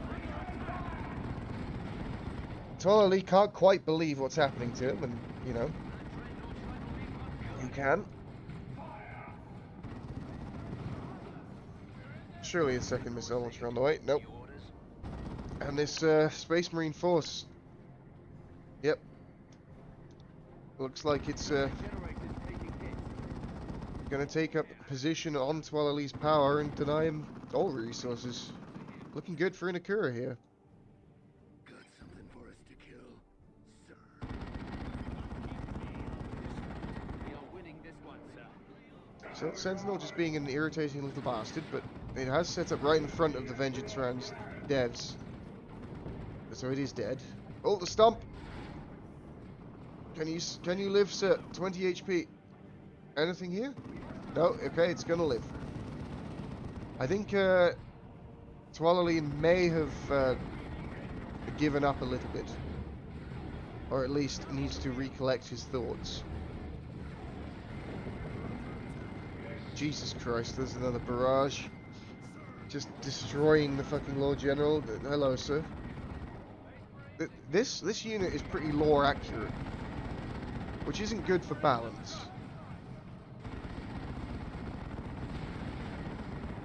Like, here comes a barrage from off map. Kaboom. Yeah, there's a bit of that going on, Brood. A bit of that. A little bit of tilt may have set in towards the end there. GG. And the abuser moves on.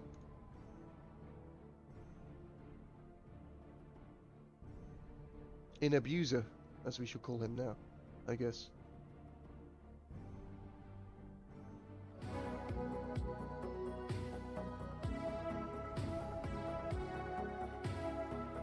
Yeah, that was a bit weird, honestly. That went pretty well up until it didn't.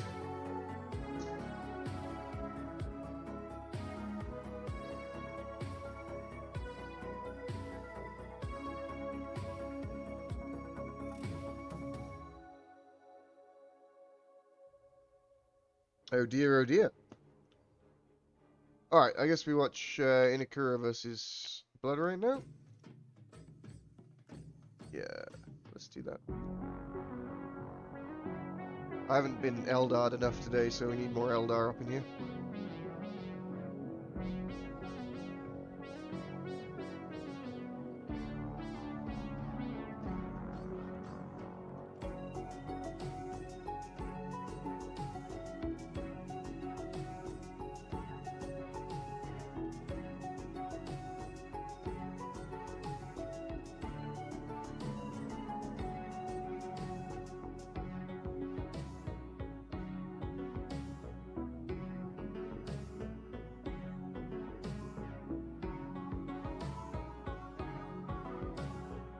We will greet the Russians with the customary privyet,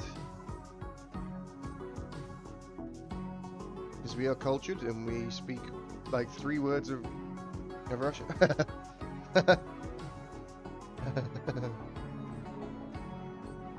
Now that's bait. Smoke break.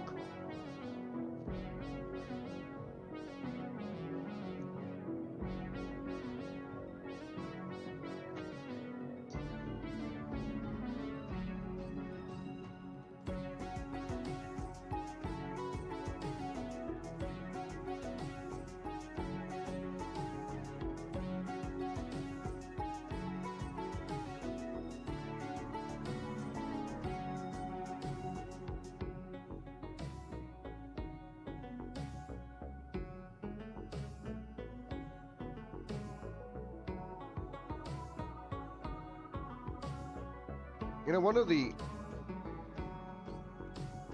things that does sort of drive me towards wanting to learn a bit Russian, these fucking guys just constantly talking lobby chat. I want to know what they're saying.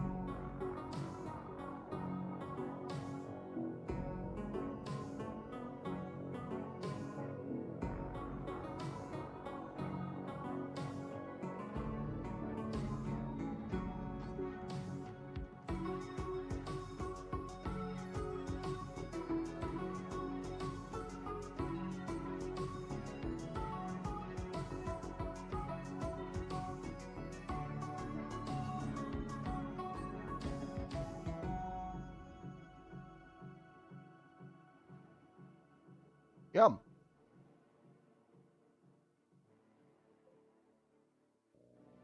One of my favorite things about these long days of tournaments is cramming food into your face in the 5 minutes that it takes Inakura to smoke.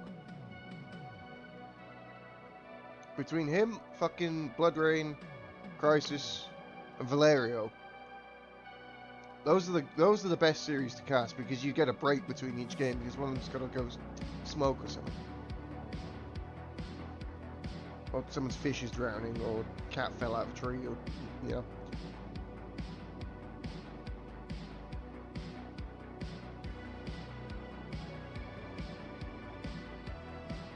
Will my voice survive today? That is the question. We're still going.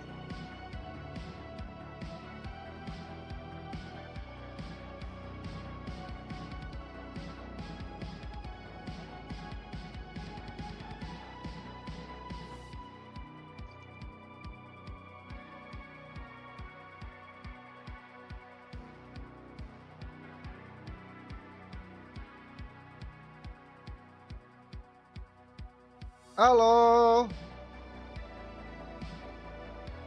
Mr. Skippy.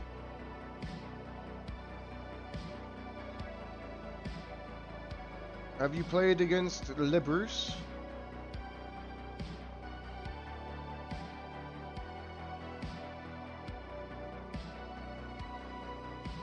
You lost it, Bruce. Unfortunate. Well.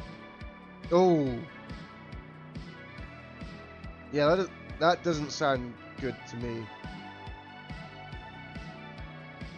I mean, personally.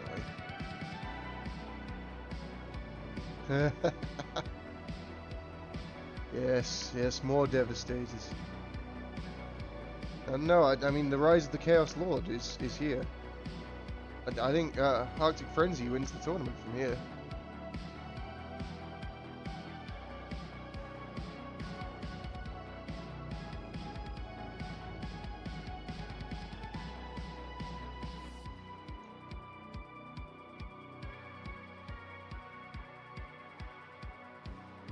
This is the Chaos Lord's world now.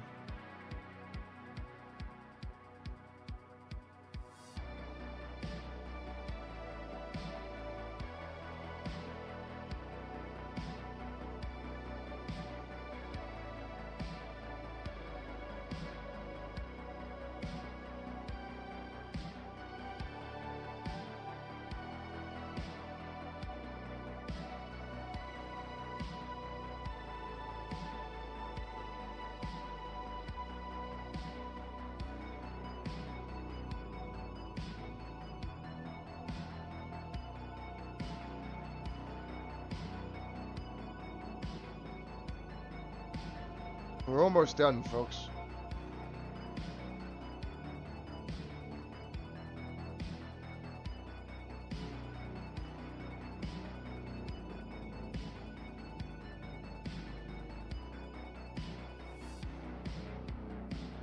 We're gonna live this. We're gonna survive this ordeal together.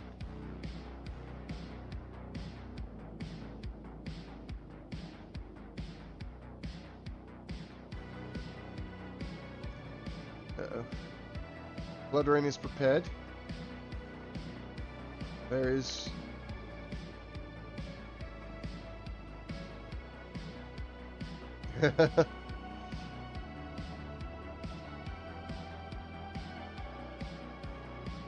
Oh, I see. The plot thickens. Apparently it was Blood Rain who showed Inakura the 3 ops abuse.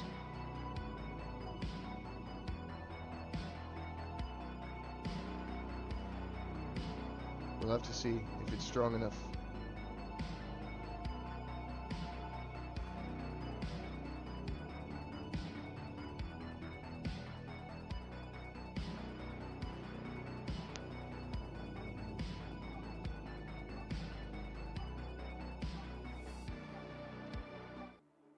Alright, so the only thing I dislike more than anything is Eldar. So, watching Eldar get incendiary grenaded off the face of the map is definitely something I'm down for.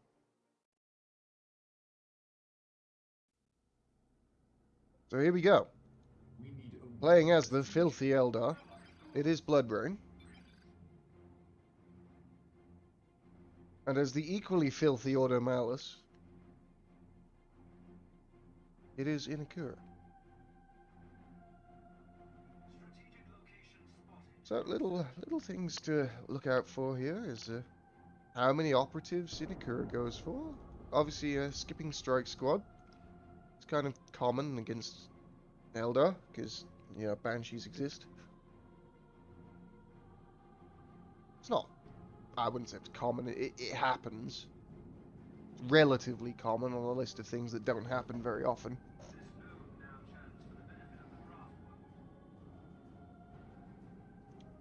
But yeah. You can often skip strikes versus Banshees because Banshees will kill them. Because Banshees kill everything, more or less. We are losing a power node to the enemy. Banshees can struggle with heretics because they can't special them. And that can be a bit of an advantage for the heretics there. Yeah, when, oh my god. ISTs just fucking die, don't they? They're squish lords. DPS of Guardians is not to be sniffed at, especially out of cover. Escalation cancelled. So here comes Bloodrain's big push onto the power of Inakura. Apparently Bloodrain is the one who is responsible for this triple ops bullshit that we've been seeing. So you'd think if he was the one who Support structure. showed Inakura, he would have a decent idea of how to get around it. And the strategy seems to be go for the power nice and early. Stop him getting up the squads he needs. And without the without the strike squad to provide some beef and some backbone, this Auto Malus army doesn't really have what it needs to repel this. Yeah, really bad start. Lost everything. Oh, the grenade onto the Guardians. Not going to do too much. Yep.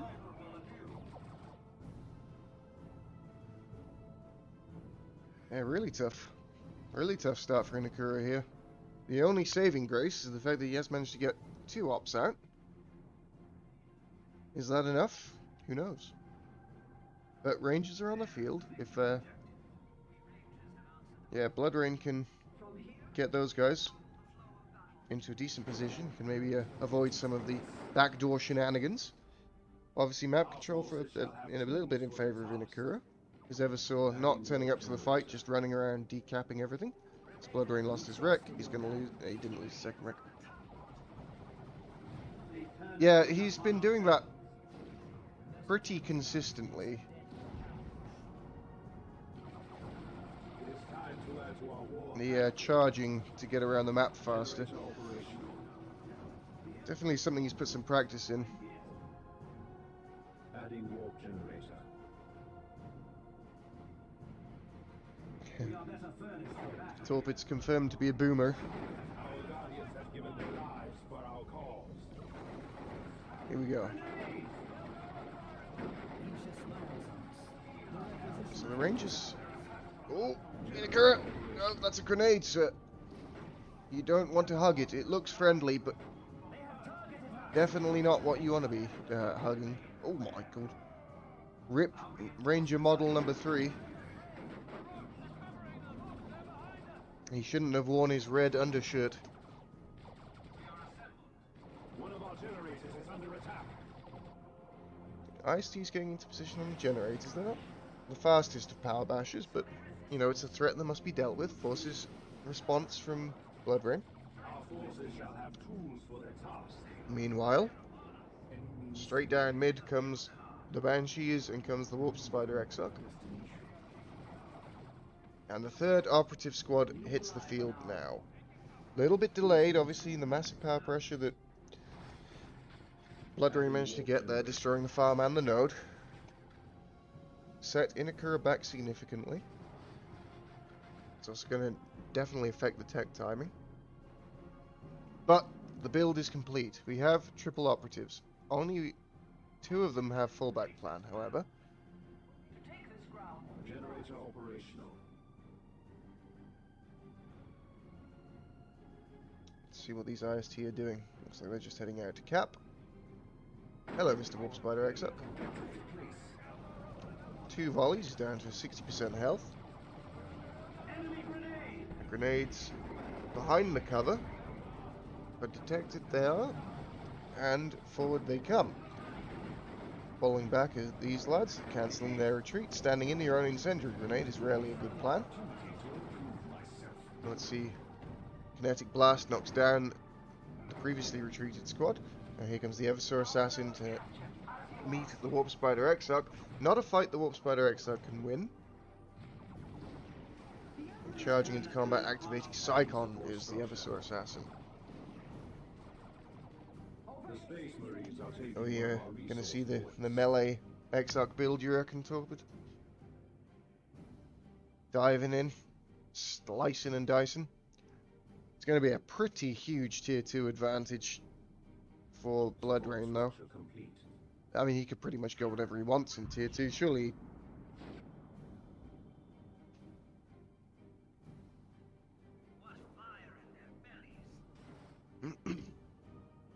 There are bits of cover on certain maps that can be melee attacked. And you can activate the charge of units that have a charge onto that. To increase, obviously, the speed of moving around the map. Things like these seed pods, there's like barrels and shit. Yeah, there's a bunch of stuff. Basically any cover that can be attacked. We have lost the structure to the enemy.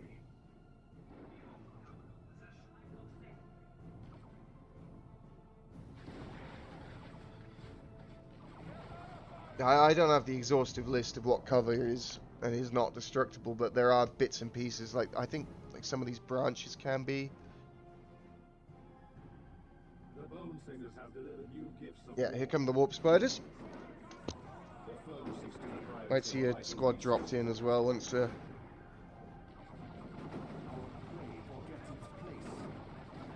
once Blood Rain gets them out onto the field.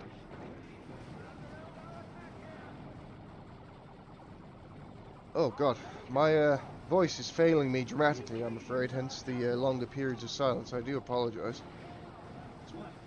Might have to end up being a non-verbal caster for a bit. I'm just the eye in the sky. Been struck down by a cold this week, and this has kicked my ass something rotten. We are recovering, but full day of casting perhaps wasn't the medicine required. We'll keep going for as long as we can. Oh, my dear sir, I've been chugging the stuff. prepare to lead your sisters. It's very good. It's delicious. Good old Yorkshire tea. There is the victory objective. Heck, indeed. Space Marines are claiming a victory objective. Alright, Inakura, what you gonna do with the warp spiders? Leaping forwards they are, to fight the Inquisitorial Stormtroopers, who ran away, wisely. And here we go, power attack again. God, those warp spiders actually do a ton of damage to the generators. I didn't realize how quickly they bashed that shit. It is destroyed. I imagine the losers bracket is going to be happening shortly, if not already. I don't know for sure. I mean, I think it's what? It's Torpid versus Bruce, and then Twala Lee versus Arctic Frenzy? I sense the spark of Eldar life being extinguished. A classic. That's how you beat the Chaos Lord, Torpid. You get default wins over them because they're AFK. It's the only way. Too powerful otherwise.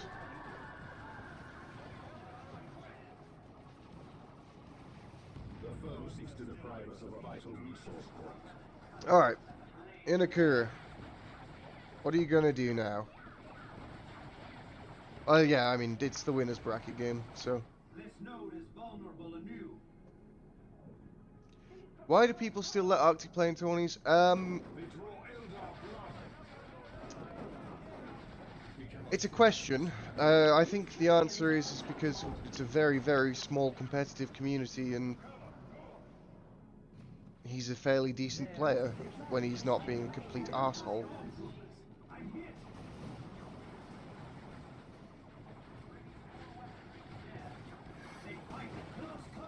I would say for me that's oh okay, yeah, nice. That's actually the first good use of bio meltdown I've seen in competitive play. It actually wiped a squad. Jesus Christ. More human blood spilled. Here comes the boy, though. The man, the myth, the legend, the Wraith Lord. 300 points remaining. Yeah. Well, I think that's a huge difference. Inakura just does weird fucking meme builds. Piano thought it was next weekend, and so was not available this weekend. Oh god, oh fuck, here come the Wraith Lords. Deploying Shuriken. I have paused. Alright, does Inakura see this coming? That's the question. Level 2. He better not go for a fucking Las Rhino, I swear to god. Shall rise rise to the challenge. I think Conversion Beamer and Melee Dreadnought. We must arm But he doesn't have the power for either, so no. Get fucked, kid, I guess.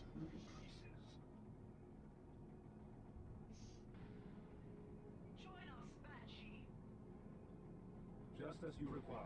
Well, the double Wraith Lord is always... It's always strong.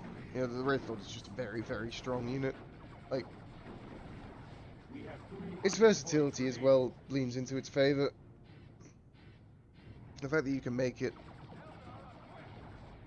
It doesn't lose melee efficiency for having an anti-vehicle weapon, so...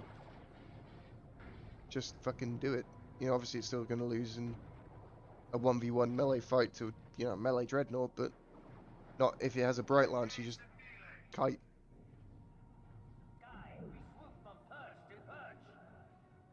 They have field defense. Yeah, really? I'm trying to think, like, what recent tournaments there would have been where, you know, high-level Eldar players were there. Like, anything with Blood Rain, you'll see it quite a lot. Obviously, I'd say Blood Rain's probably the best Eldar player playing at the moment, but...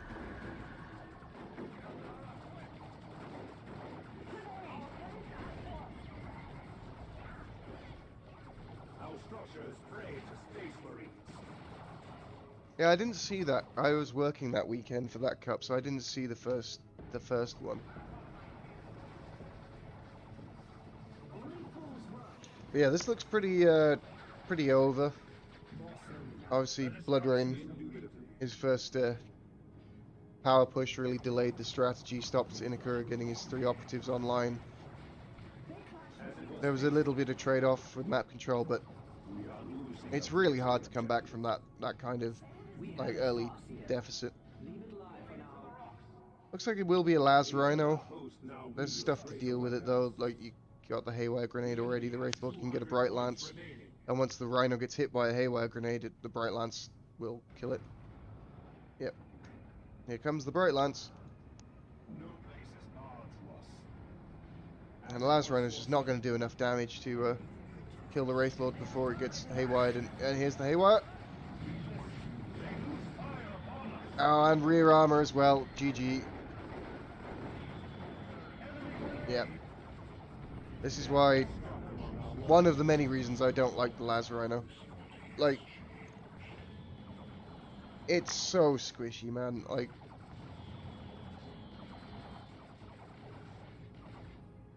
Oof, I say.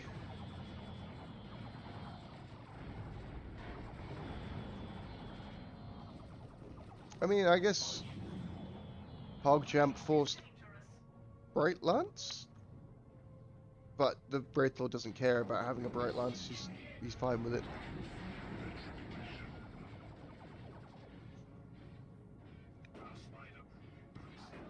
Like, yeah, what are you gonna do now? You spent all of your power on Lazar, I know that did. Sweet Jackal, I don't think it even fired its weapon. Like, muy difícil. There's the Bio Meltdown again. Charging? No. Not going to be able to wipe squads with it. Almost. Almost. If you get Onslaught Injectors, you can actually charge stuff down, but... Yeah, Assault Armor and Onslaught Injectors, you can run around like a crazy motherfucker. Faster than a Transport in Tier 3. He's a rapid boy, like, when he gets all of his upgrades. But, here comes a Fire Prism. Inakura desperately trying to hold on, spreading his operatives around the map, trying to irritate and annoy Blood Rain for enough time to get Conversion Beamer out. However, it's merely delaying tactics. He has very little income. Actually, Rex alright. Is this mature? Wow, I'm surprised this has been allowed to be matured. Rex alright, power is garbage. Going to be a little while before he can afford the conversion beamer. There we go. But there's this chap to deal with. Now, the thing is, the Fire Prism can die very, very easily here if he gets hit by an operative melter bombs anywhere near the conversion beamer. But therein lies the rub, of course. The Fire Prism should never be anywhere near the conversion beamer. It's just a kind of case of, don't put your extremely fragile 500 HP walker next to an anti-vehicle weapon. It's not a walker either, it's a grav tank, but, you know. You can let me off that one. Oh, Rangers are slicing and dicing. Operatives are being sliced and diced. And GG is called, yep. Correctamundo. GG.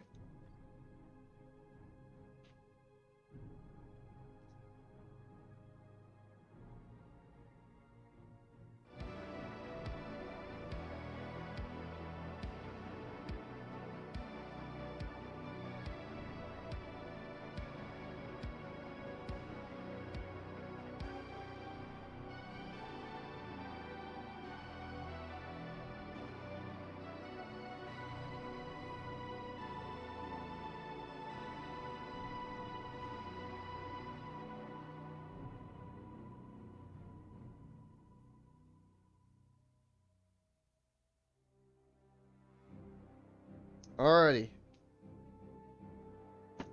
I believe the finals are best of 5. Yes.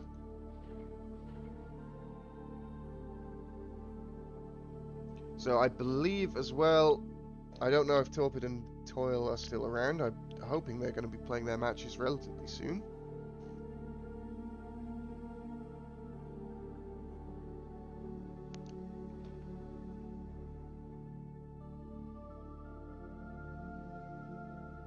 In the lower bracket, obviously.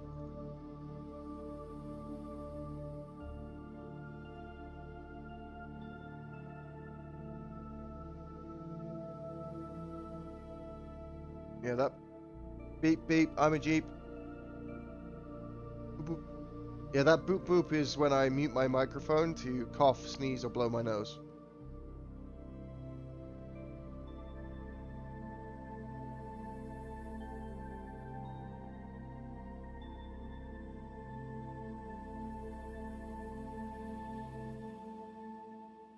And the reason it still makes a boop boop noise is because if it doesn't, then I forget that I've muted my microphone and I'm just talking into the wind. Oh, yeah, it's this noise. You see? I assume that comes through on stream, actually. I don't know if it does or not. I don't see why it wouldn't.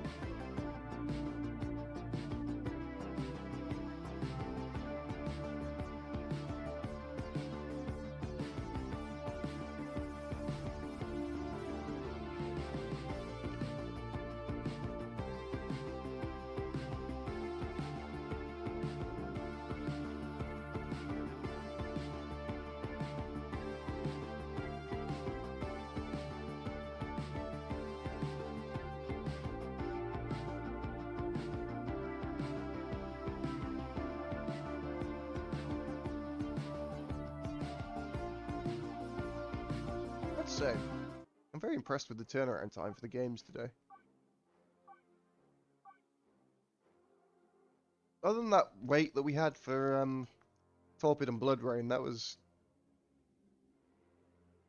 I don't know how long that was. It was like maybe 15-20 minutes. It's not too bad. Other than that, the turnaround's been real quick. So here we are in Greentooth Gorge in this game number 2. Match point for Blood Rain playing as the Warlock. And Inakura playing as the Tech Marine. Let's see what Inakura has up his sleeve with the Tech Marine. It's Scouts. Double Scouts. Yep, I think you might be right, Mr. Crid. I think we're going to be playing the double shotguns, double snipers. Let's see if Blood Rain can detect it. Adding support So far, so structure. good.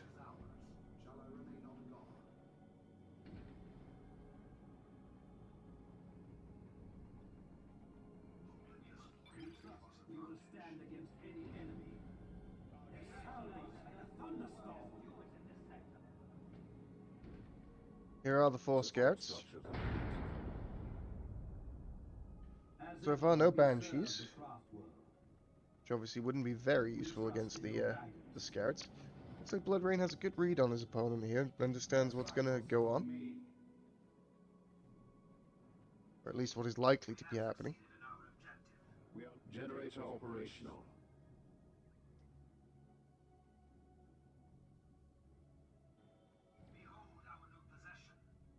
And here comes the Rangers.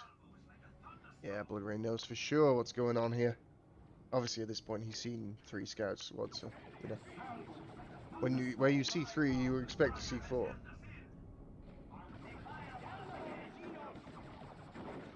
Damnable Xenos. Yes, shoot them with shotguns at close range. It is a fusillade. I'm surprised that model counted in cover versus this model. But I guess it is what it is. Moving to cover. Now shotgun scouts struggling to target the Eldar generator. Feels like Inakura may have just misclicked slightly. These things are ridiculously difficult to target, actually.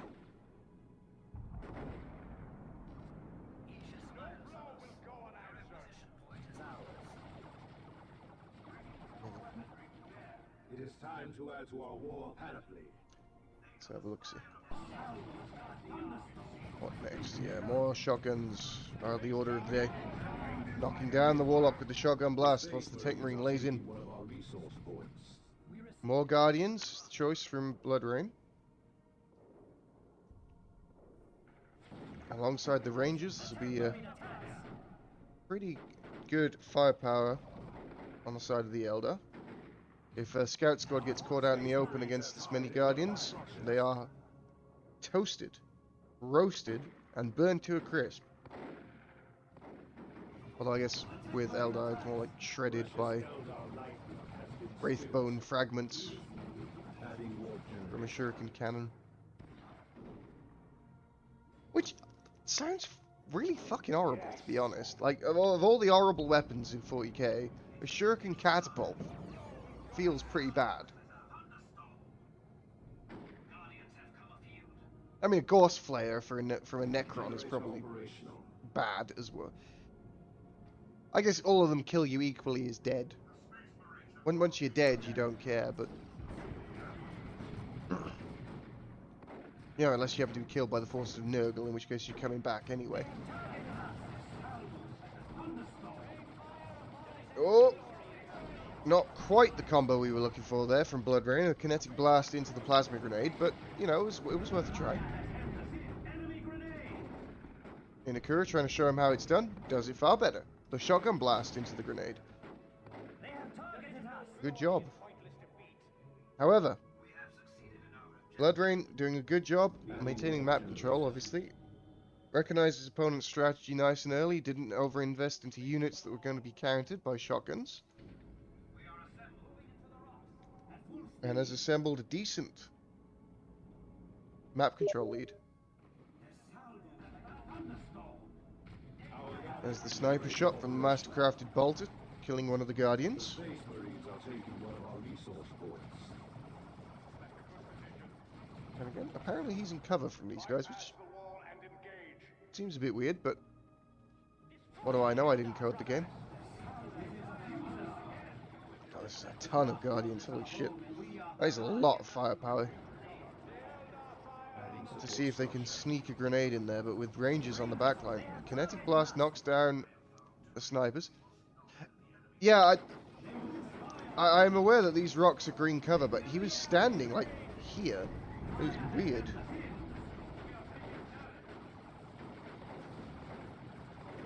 Okay, shotgun scouts engaged in melee by Guardians. This is a good counter strategy from Blood Rain here, actually. The scouts just can't trade like this. And he gets to tier 2 first. Like, the point of this build is supposed to get you some kind of tech advantage. But in fact, it shall be a tech disadvantage for Inakura. Really? 26 population, 4 squads? Eldar, explain. I guess they had lost a few models. Alright, alright. I'll stand down. I'll stand down.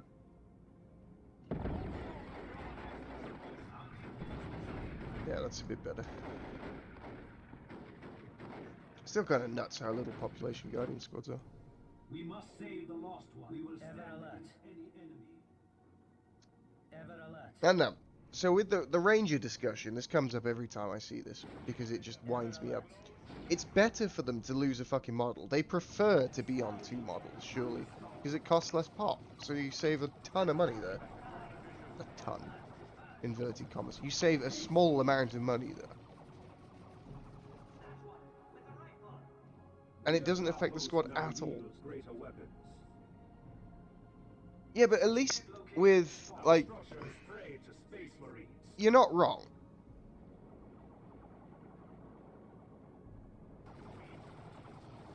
Yeah, I suppose it's... But I guess with the thing with Rangers, they're safer anyway. Oh, just to die, Antandron. They're just there to die. The Falcon will be out before Inakura starts tier 2, for sure. Like, he's for... Oh, no! No! Curses. The lies. I'm a liar, apparently. The Falcon was almost out before Inakura started tier 2. Yeah. He is there to die. A peasant's death. Here come the shotgun scouts flanking from the side. As you do, it's difficult to flank from the front. Grenade dodged with fleet of foot, and now here is the Falcon, and Inakura is going to be stuck in his base. Surely, at this point. This was a... unfortunately, Blood Rain showing that if you know his tricks, Strategic location spotted. it's relatively easy to counter these strategies. But many players would just be straight up caught out by the surprise factor. I would imagine Inakura and Blood Rain practice together relatively frequently. So it's possible that Blood Rain has seen these things before. Obviously it's not like this is a unique strategy, you know, Inakura is the pioneer of it. But, you know, clearly Blood Rain had a very good read on his opponent right from the get-go. Dev's coming out, but it's just going to be too little too late, honestly. Shotgun scouts have managed to get around onto the map, struggling again to target the Eldar generators, but they do finally manage to do it. And there's actually nothing close by that can defend this, so it will be a reciprocal power bash. And Inakura does have a bit of time to work with. Oh, okay. Deciding to deal with the Guardian straight away. Oh, nice. Nice grenade. Surprised that only got one mod. Oh, the Warlock came in the last second. There we go.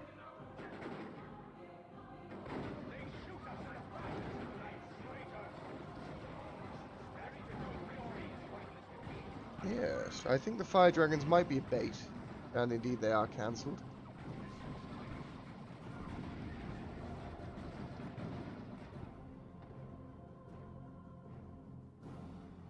And it's the Lascan and Devastators. I guess, from Blood Rain's perspective, the only thing Inakura can really get from here is a Dreadnought. And Fire Dragons would deal relatively well with a melee Dreadnought. But I still think Warp Spiders is probably the better choice. Right, Warp Spiders will mince the scouts. Oh, it's an Autarch. Okay, hello. Here come the Plasma Grenades, and here is the Autarch. Immediately upgrading her Executioner. Could she leap forwards? Maybe try and get the... Yeah. I was going to say, Fufu, I'm fairly certain that this is The requisition point is ours. This is 100% something that Blood Rain knows Inakura does. Because he countered it straight out the gate. You know, he's played well against it as well. It's not just like build or to win, obviously. Blood Rain is the superior player, there's no doubt about it.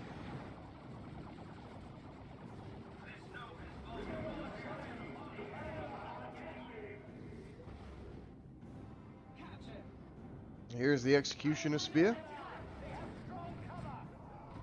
Yeah, snipers don't do well against Eldar in my experience, but... Oh, the stabbings. Yeah, I don't really know. I don't think there's a way out of this for Inakura at this point. I think he just slowly bleeds to death here. He can continue ratting around the map being annoying. This node is vulnerable anew. He still has some time. I guess Dreadnoughts are probably the play. A Dreadnought at least. Maybe more. But I feel like Blood Rain's going to be up to tier 3 relatively. Well, actually, Blood Rain hasn't rebuilt his generators or populated another farm, so his power income's not horrific, but not where it should be. And Inakura has managed to cap up half the map. Maybe I'm counting him out too early. Here's the Wraith Lord, though.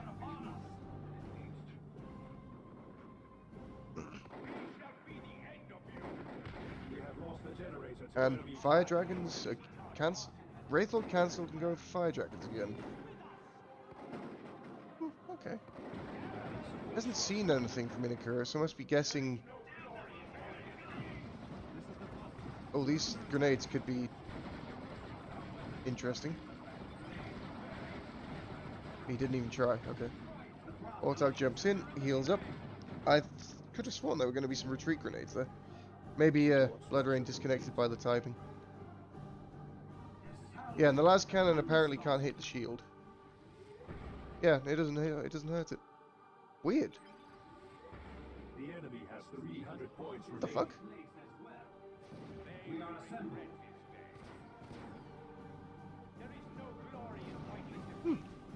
That's an interaction I didn't know about. We shall rise to the challenge.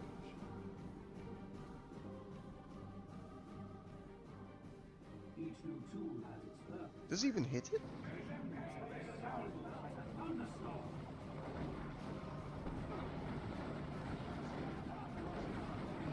Yeah, it just doesn't do damage to it. Oh well. There are fire dragons here now.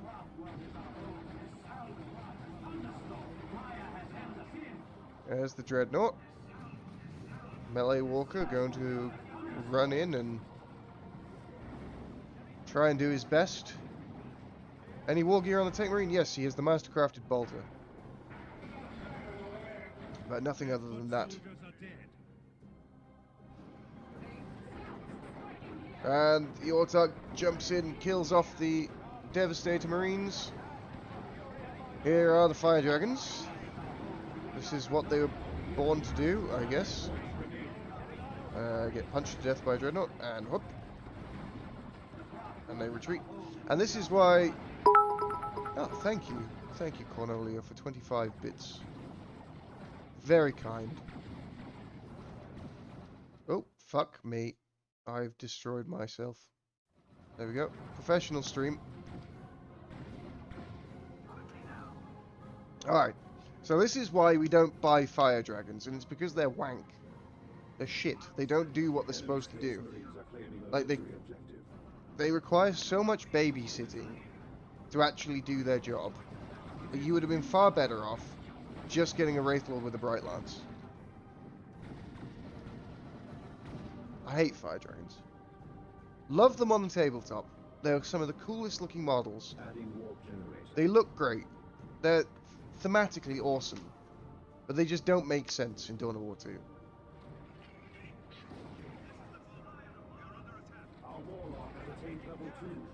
Like, I'm absolutely fine with them. Like, they are worse than our anti-armor kit stormtroopers, and they basically fill the same role. But they're just flat out worse at it. because they can't infiltrate. Hello, I am an autarch, and you are fucked. Correct. Any grenades? Nope. Couldn't dismount in time. Does Blood Rain just not retreat grenade? Like, there's been a couple of instances where it's been available to him. Oop. Actually, I will say, one of my favourite things about Dawn of War 2 is watching walkers, specifically Dreadnoughts, trying to target flying units or units that jump over them. And they go, whoa, and they look up and then they get stuck. And GG is the call. Good luck in finals to Blood Rain. I would agree. There's been nothing that Inakura could do for a little while. He was pretty hard countered in this game. Blood Rain played well, had a better strategy. He can't even fire his melter. He's trying. He's trying. Ay, ay, ay. GG, boys.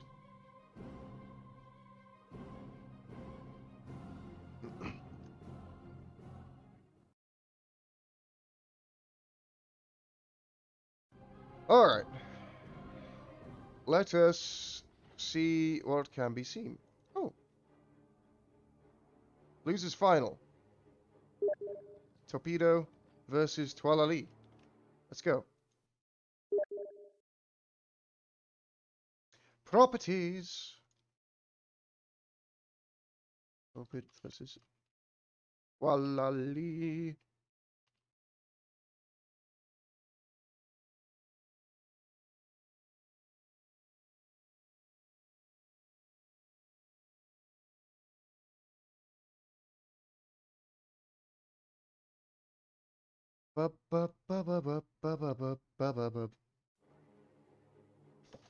Let's see what can be seen.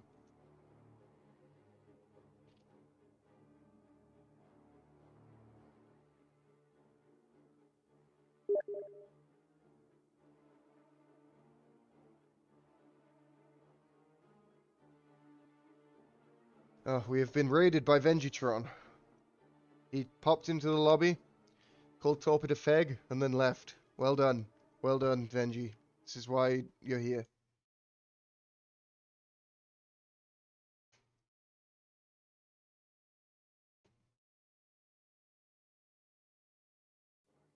Never change, sir. Never change, Sir Vengi.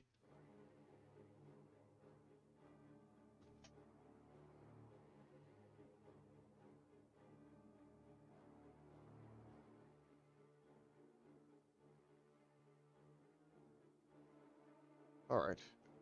Do we risk trying to make another cup of tea? We risk it for the biscuit.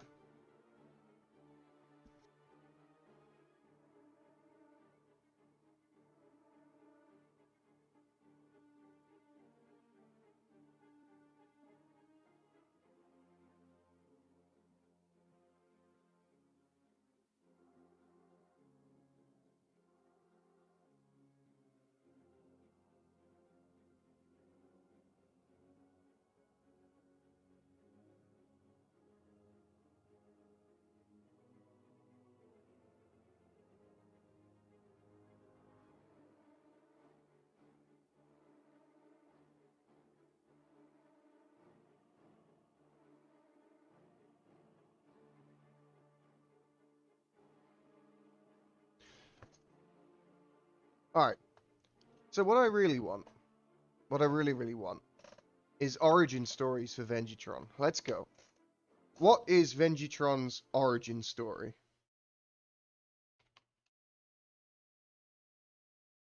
Why is he the way he is?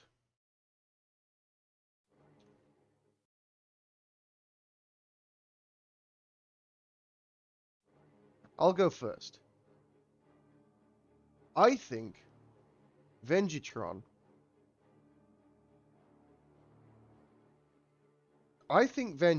was he was once an extremely intelligent, useful member of society. And then something happened, and that something was the death of a friend. And that drove him over the edge. And from then he started... he installed Dawn of War 2 and began sniffing glue. And at that point, it became GG.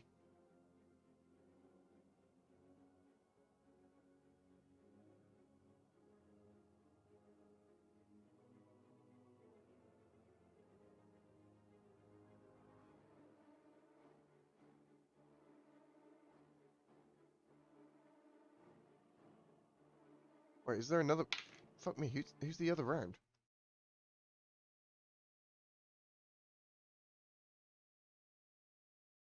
What?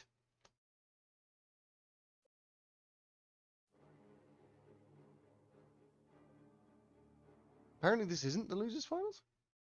Yeah, I think Inakura's guess is more factually accurate. But, you know, the point was to come up with an inventive and ridiculous origin story for a ridiculous person. Either that, or Venji is literally 12. How long has Venji been around? Venji was around before I was around. I think so? Question mark? I don't know, though. I don't know if you do. I think you play the winner of this.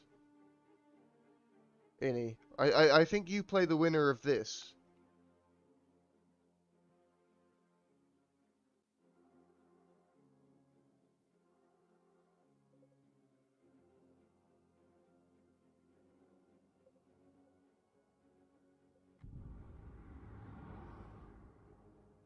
It's possible. It's possible. Fucking Pope Vader, man. Jesus fucking Christ.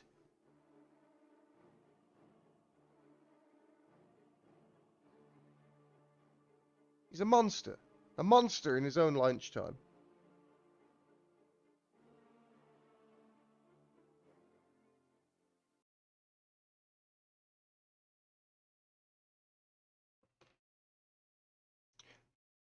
Yeah, Twalali versus the Torpedo. Torpedo is playing as a very fancy Slaneshi brother captain, which is, you know, clearly heresy.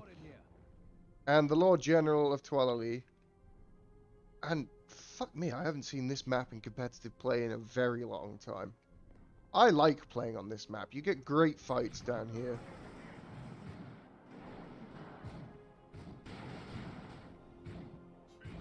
Yeah, this is a blast from the past from the Dawn of War 2 competitive scene. Where's Holy Hammer? Where's Soom? Bring them back. Who else are we missing?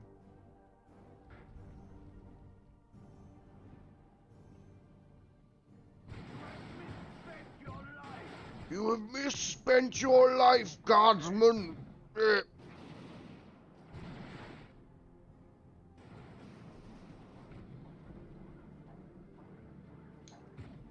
Oh, no. Oh, Vindicare X, yes. Yeah, I don't know how to say that guy's name. Edge. He's got a T in there somewhere.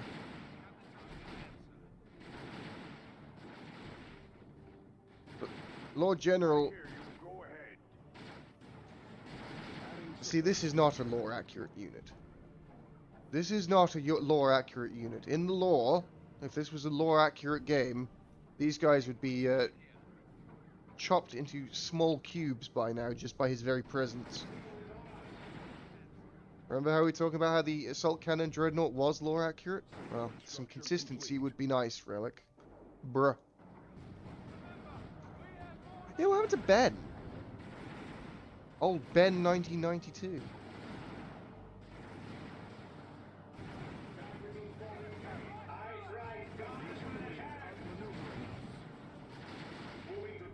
I haven't seen Ben in ages. I know he comes around sometimes for faction wars, but...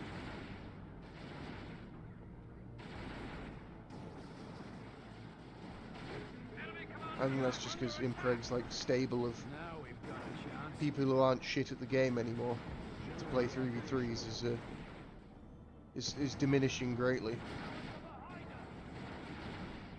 I hope we get another faction war at some point. I mean, we will once Impreg's back, but, you know. Because, I'll be honest, the fuck am I organising a fucking faction war? Jesus Christ. No fucking way.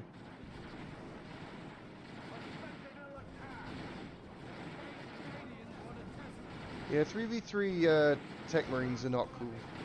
Anyway, let's talk about the game we have here. We once again have double turkeys. This time, Torpid electing to go for an honourable build, sans triple operatives. It's double strike squad, double stormtroopers. He fights with honour, I guess. We'll see if it pays off for him.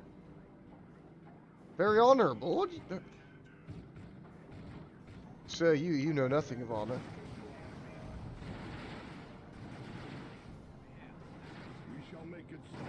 Your senpai is very, very, very fair and very balanced unit.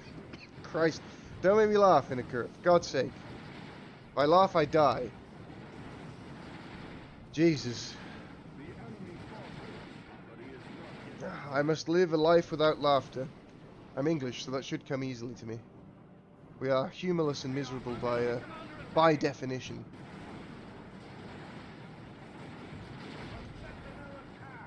Or sentinel attacks. This is true, this is true. I mean, to be fair, actually, I think all cheese against Imperial Guard should be allowable. Considering they're a faction that only wins by cheese. You know, I really wish that fucking... Oh, here we go, here we go. Yes, the Warcraft 3 surround is in. Good job, good job. Oh.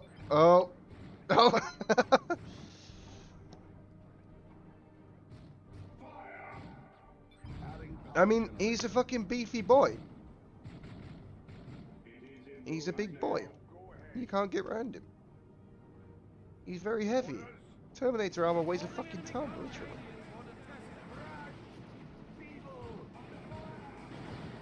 Brash! Feeble! Foolish! There we go. I wish there was a way that I could just increase the volume of Diomedes and decrease the volume of everything else. I suppose I could just constantly play looping Diomedes quotes every time in the background. The enemy is capturing one of our strategic points. That's a critical spot, no doubt.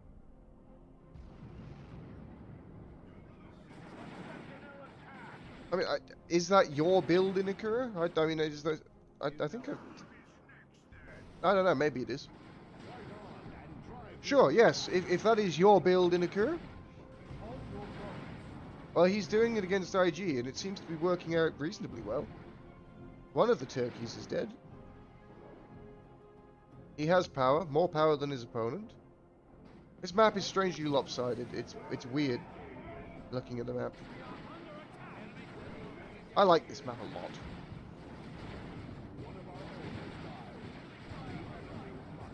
Lots of fun little flanking paths, and you get awesome like high ground battles, high ground, low ground. Yeah, anyway, we've spoken about this. There's an actual fight going on. Oh. Stealing strats is the Torpid boy. Maybe not so honourable. Things between us, not so solid. There's an operative. Shoot it. Nice. That was nice. Using the IED to blow up his own node. Pretty cool. Pretty cool. I like it. I can get behind it as a strategy.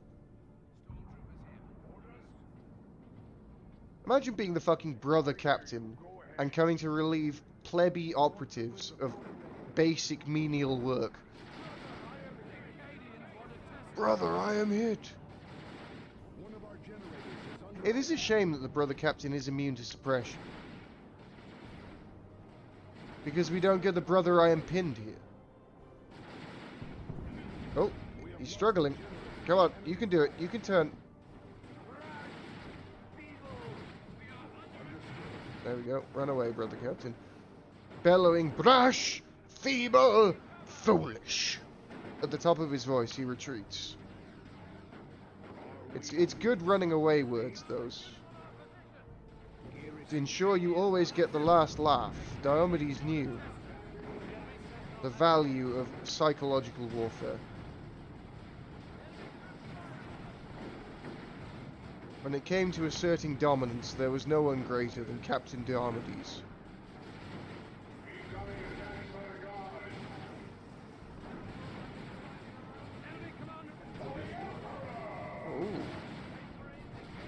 Dodgy fight, lads. You want to get out of here. These strike boys will murder your face off. And they did. Tier 2 are almost done for Torpid. On the way for Twalali. Let's see if Torpid goes for the bloody rhinos again. Leave them alone. Don't touch them. They're shite. Get something else. Get purifiers. Get a librarian. Yeah, Torpid, get a librarian. Now, I have no idea if this is a best of 1 or a best of 3. Because, according to the bracket, this is the last round of losers. However, according to the organizer, this is not the last round. Well, according to the organizer. According to Castit's translation from the organizer, which I will have to go with because I don't speak enough Russian to translate that. And he does, on account of being Russian. Nice, the medical sergeant doing his job, healing up the troops. Yeah, that makes sense to me. That's what I thought was the case. There was a tad of confusion. A morcelet of confusion. No one has any energy. Mantle of Terror is up to help with that problem. Brother Captain getting in there. Noodling. He's noodling away. Chopping up guardsmen behind the wall. Yeah, I think if I'm honest, no RTS should ever be played in the best of 1, but time is a factor. Time is real. There you go, that's your deep quote of the day. Time is real. Katachan's wipe. Something else wiped as well. Did he have a 5th unit? I guess not. No, just Katachan's. Getting stuck again on the large, bulky form of the brother captain. Triple cap in for Torpid. Chimera is on the field. Not a great deal of anti-vehicle available at the moment, and it is a Purgation squad. Will he go for the full conversion beamer? Possibly. Silencers might be actually the better play against Chimera. You know, it's not a unit that you absolutely have to kill. Oh, the creeping barrage hits his own Chimera, does minimal damage. Ah, Plasma Guardsman, excellent. Now these guys will make quick work. Oh, they are going for the conversion beamer, okay. Yeah, that wasn't a good creeping barrage.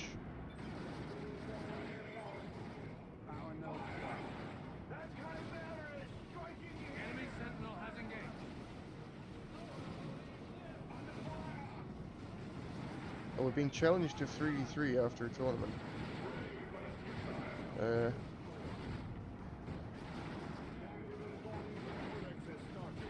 Let's see.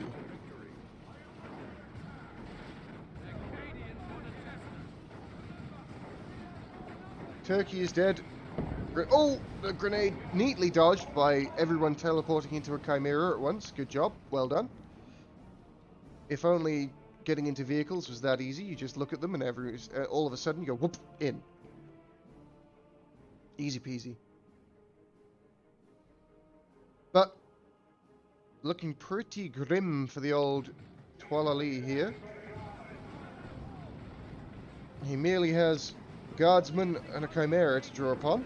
And this looks like one of those situations where the guard bleeds themselves to death by constantly reinforcing plasma guardsmen next to a Chimera.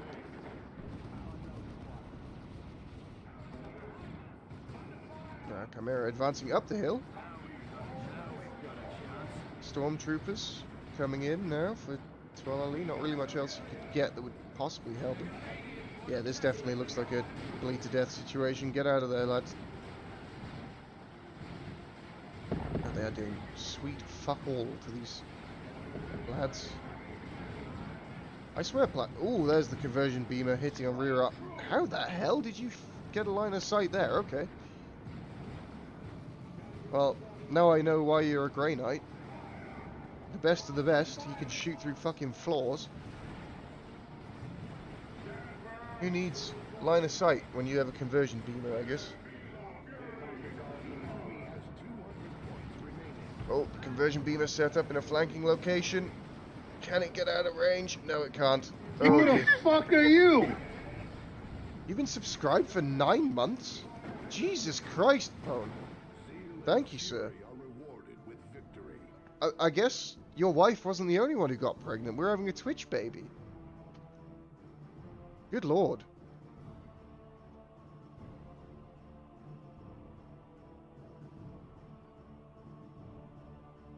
No, Twalali called Gigi.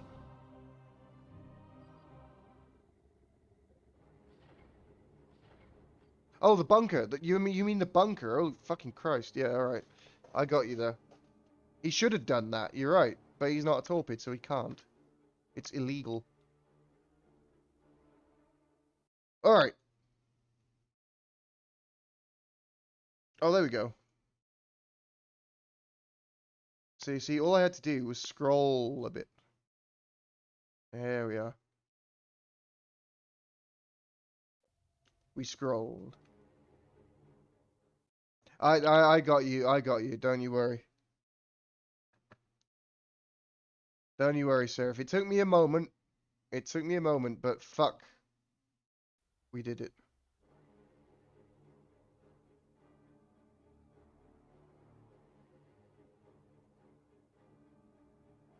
Well.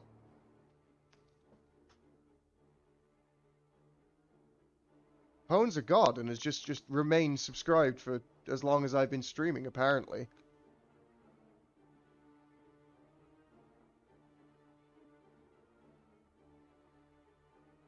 Wait, hang on. Do you not have a Founder's Badge?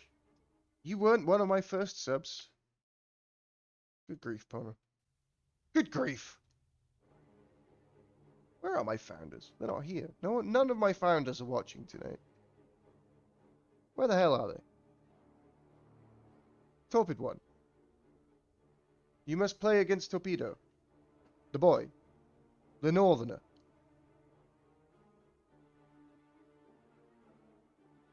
You can no longer torment Twalali with your bullshit ways, Nakura.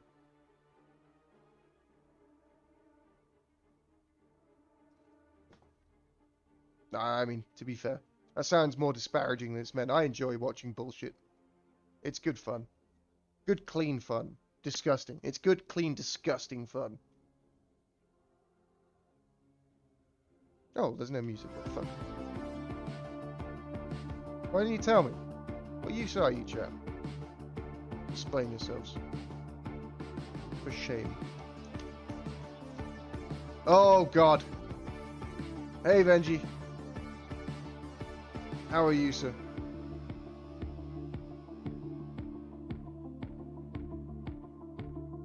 He's come to call us all fegs.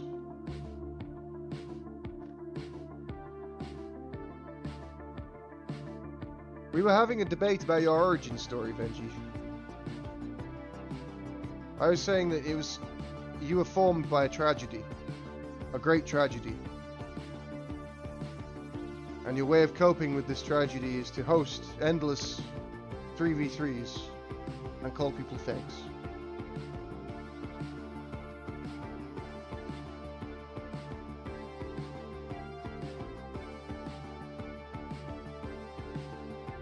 Torpid did not play Demon Hunter. No. It is the Eversor Assassin and the Brother Captain. Those are the two of the Order Malus heroes that we have seen.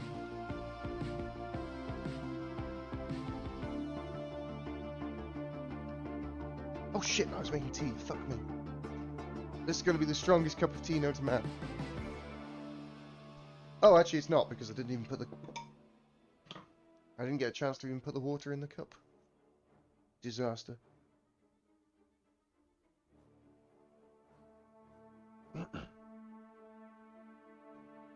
It's okay. Oh, DH Mirror? Okay. Yeah. Yeah. Let's do it.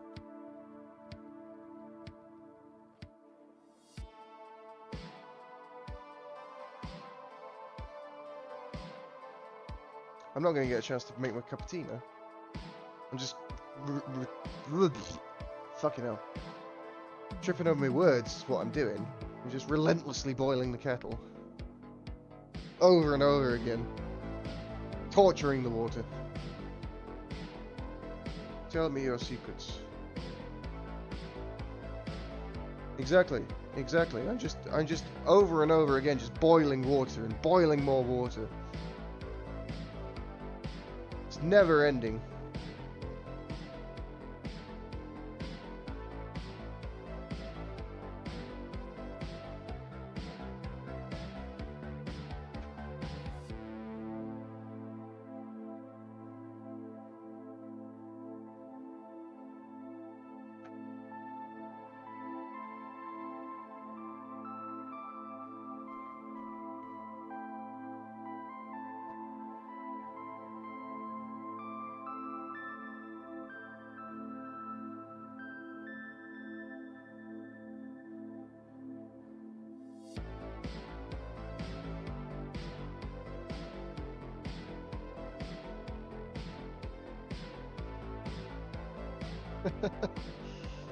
So that's a double check with Inakura that this one was a best of 3, as he's picked Vulcan Pits as the map. I feel like oh, that's not the one, that's not the map you want to throw everything on. Considering you can lose that simply by walking the wrong way round.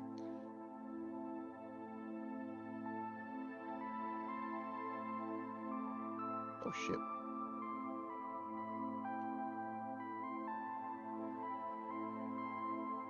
Holy fuck!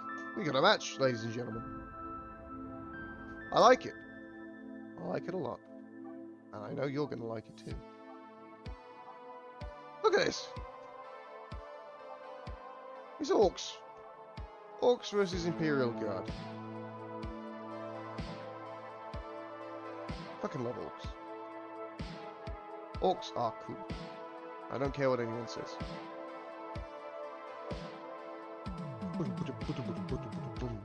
Shut up, music. I've had enough of you.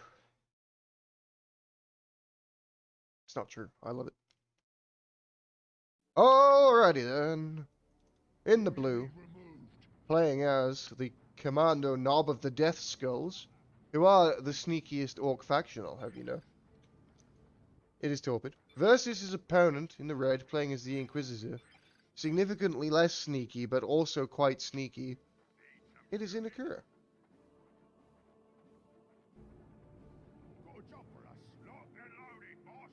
Now, for those of you who aren't familiar with your Orc clans, the Death Skulls are a bunch of fucking thieves, even by Orc standards. They will steal anything that is not nailed down, and if it is nailed down, they will steal the nails as well.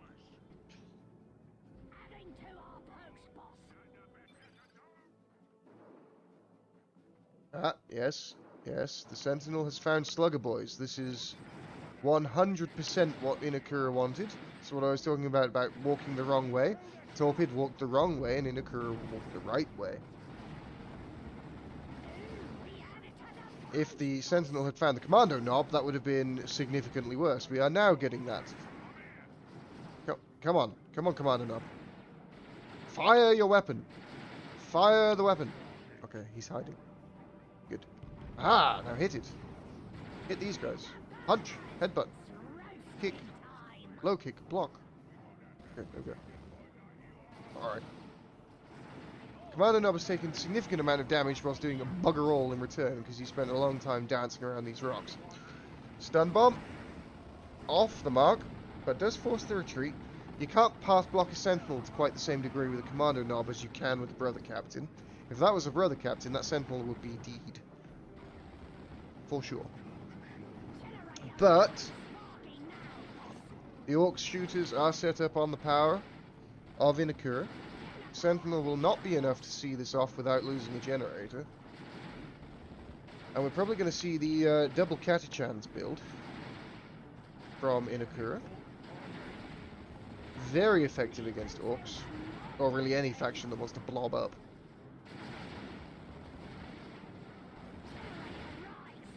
Commander Knob, just hanging in there, shooting away at some guardsmen, with the heavy cover taking very little damage, and it's also very predictable damage, so you don't have to worry too much.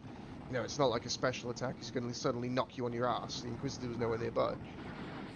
Oh, there's the first grenade barrage, and that is why Catachans are really good against Orcs. Especially multiple of them. Multiple Catachans, obviously, not multiple Orcs. There are always multiple Orcs. One Orc isn't very scary. Unless it's like, you know, a war boss. But kind of irrelevant. Obviously, in the real world, a single Orc would be incredibly scary. We don't have much to deal with that, but, you know, a Sentinel is helpful. You know, if you're just walking around the supermarket and suddenly there's an Orc, you're in trouble. You're not going to be able to beat him to death with a bag of potatoes.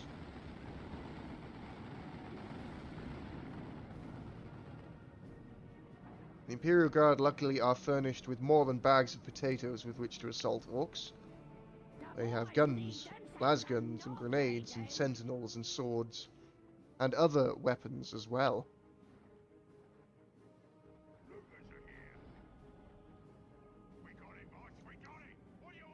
So, after a little bit of early skirmishing, we're calming down. This is one of the other weapons I was talking about. It's an improvised explosive device, and it's very good against Orcs, and those sluggers are extremely lucky to get out of that alive. A very nice play from Inakura there. This dude, is counting his lucky stars. He's going to be the next war boss. I can feel it. Looters.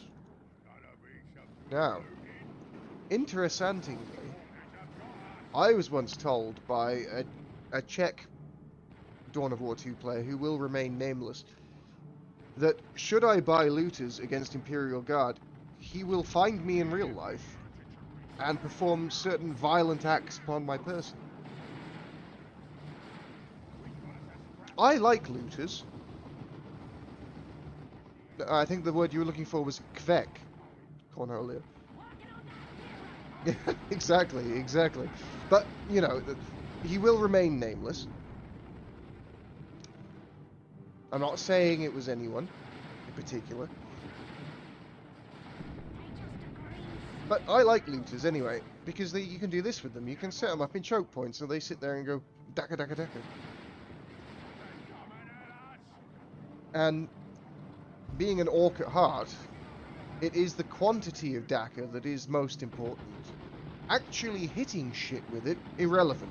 As long as you're firing enough bullets and making enough noise, I'm happy.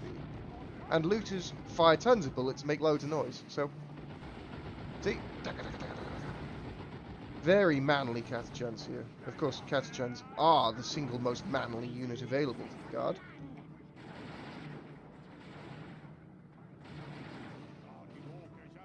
The people who came up with the Catachan Devils definitely enjoyed Gachi.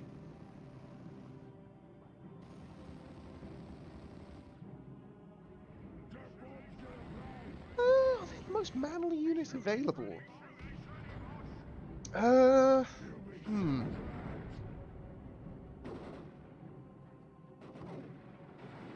Possibly. They are possibly the most manly unit available. I can't think of a unit that is more manly than Catachan Devils.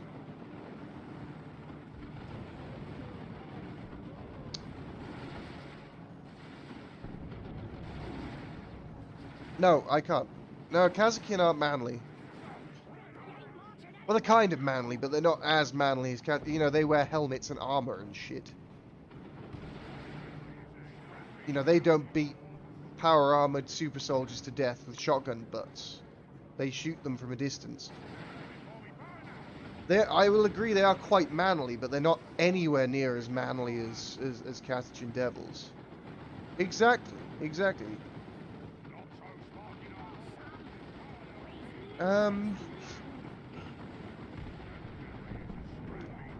Yeah, they do beat them by foot nading, but I'm not considering foot nading a particularly manly tactic. Because it shouldn't work. It's kind of broken. And only in the sense of because the game says it can work, does it work. Which I suppose doesn't work as well with the power melee shotguns, because, you know, if you hit a space marine with a shotgun, but... Okay, alright, I'll allow it, But still, we can agree that Kazakhstan are chads. But they're not Giga Chads. Catachan Devils are Giga Chads. Look at them. Look at this lad. He's got a pistol and a knife, and he's just going at it.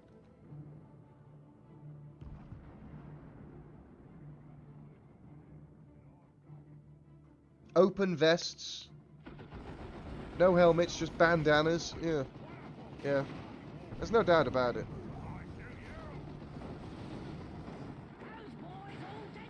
We need one of those, like... Why doesn't Tobit abuse Brother Hatcher Cyniker? Because...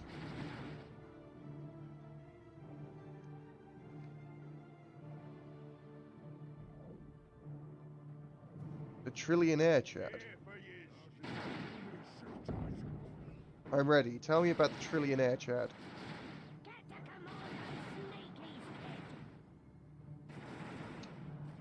I think, honestly, to Alali, it's because he just wanted to make you hurt. He just wanted to hurt you. No, Inakura picked first.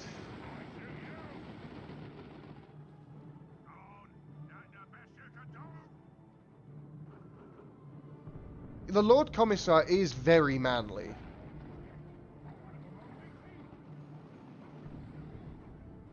Why isn't Topic getting a weird boy? I imagine he probably will. But he thinks there's a Chimera coming. So he's getting tank busters first.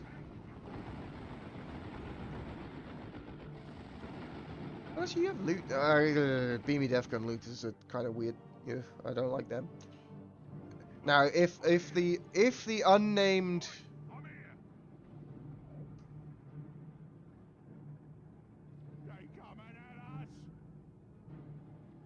Oh, you're right. Yeah, Twalali's got it. No, Twalali's got it right. It is for the Catachans. See, this is the sort of in-depth knowledge that you need to be truly successful as an RTS caster. See, whereas I spend most of my time commenting on the manliness of certain units, Twalali is thinking about the game and why units are good against other units. What the fuck are you doing? What the fuck just yeeted the commander knob across the screen? Oh, did he get hit by an IED, maybe? Oh, a grappling hook. Grappling hook. That's what it was.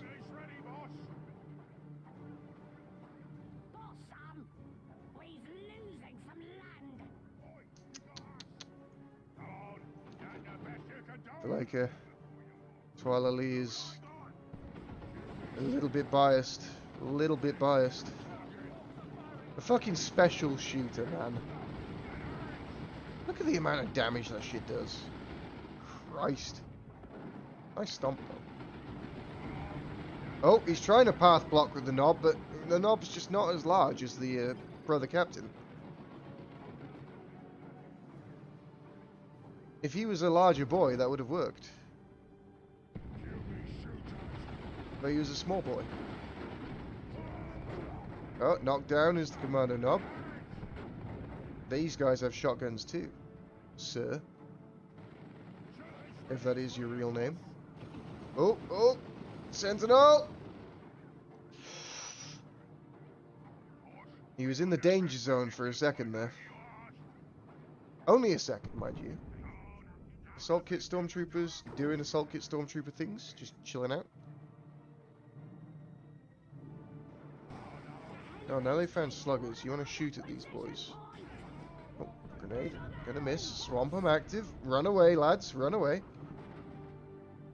Fade into infiltration. There we go. The sluggers would make short work of the stormtroopers if they actually get their to grips with them.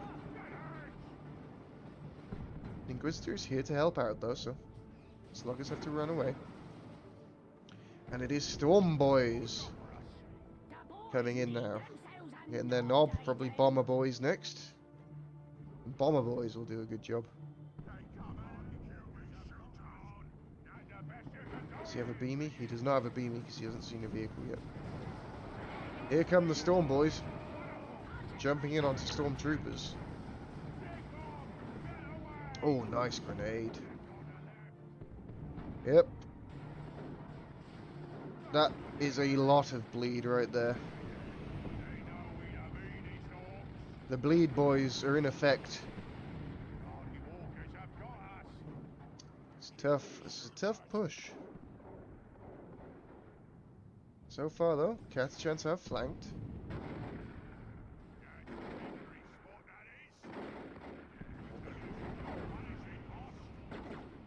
Here we go. Catachans shooting down generators. What's going on over here? Just tank busters. Yep. This is a good matchup. I hope it is best of 3.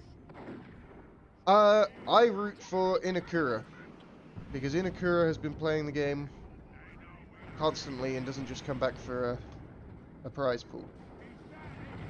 Nothing against Torpid in that way, but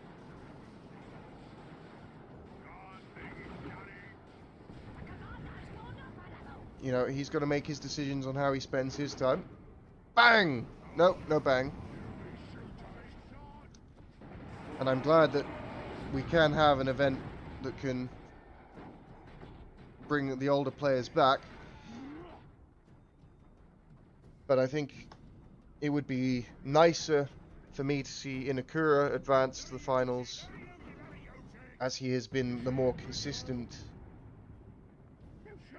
player over the last year or so. Yeah, double assault kit stormtroopers would just assassinate a weird boy. Hit my balls.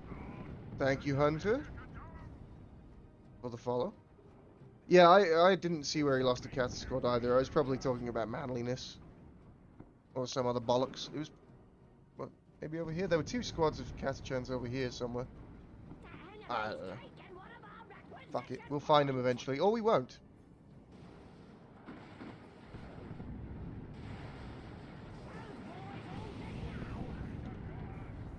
Hey, hey, hey. There we go. Sentinel getting the decap. It is kind of comical how little tank busters do to Sentinel, considering because it's just heavy infantry armor. It feels like they should do a lot more, but they just don't. You know what, guys? This might actually go to tier 3. Really fucking good game, honestly. I wish Inakura would, like, capture a victory point, though. There we go.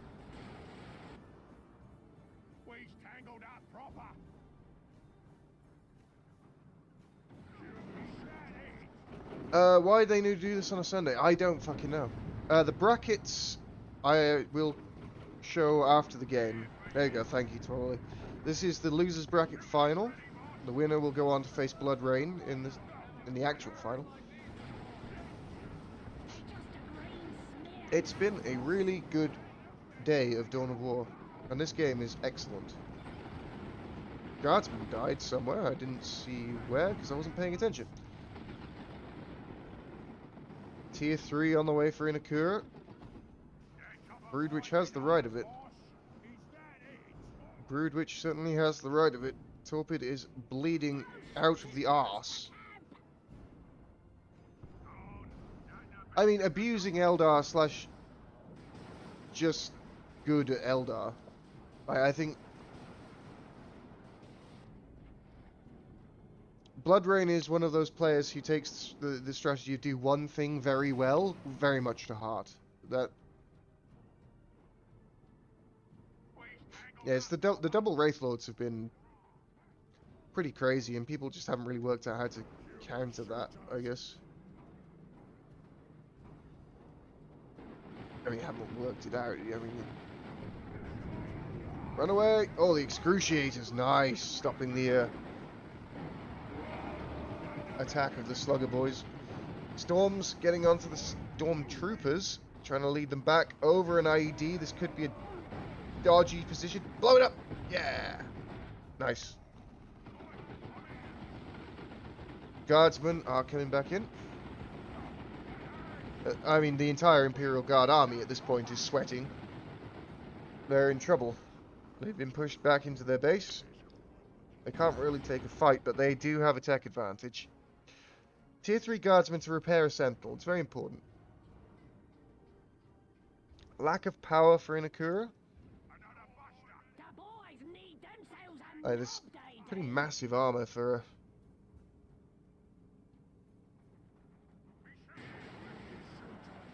Yeah, I would probably agree with you there, Twally. It doesn't make sense. The Sentinel at this point is just there for...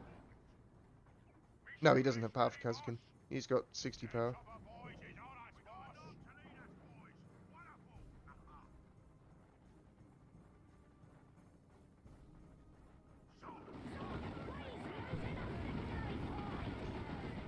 That was an odd grenade, but, you know.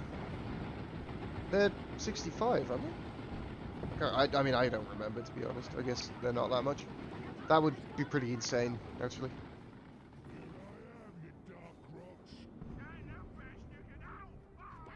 65 power fucking infantry squad. Jesus Christ. I'll stop taking whatever drugs I've been taking.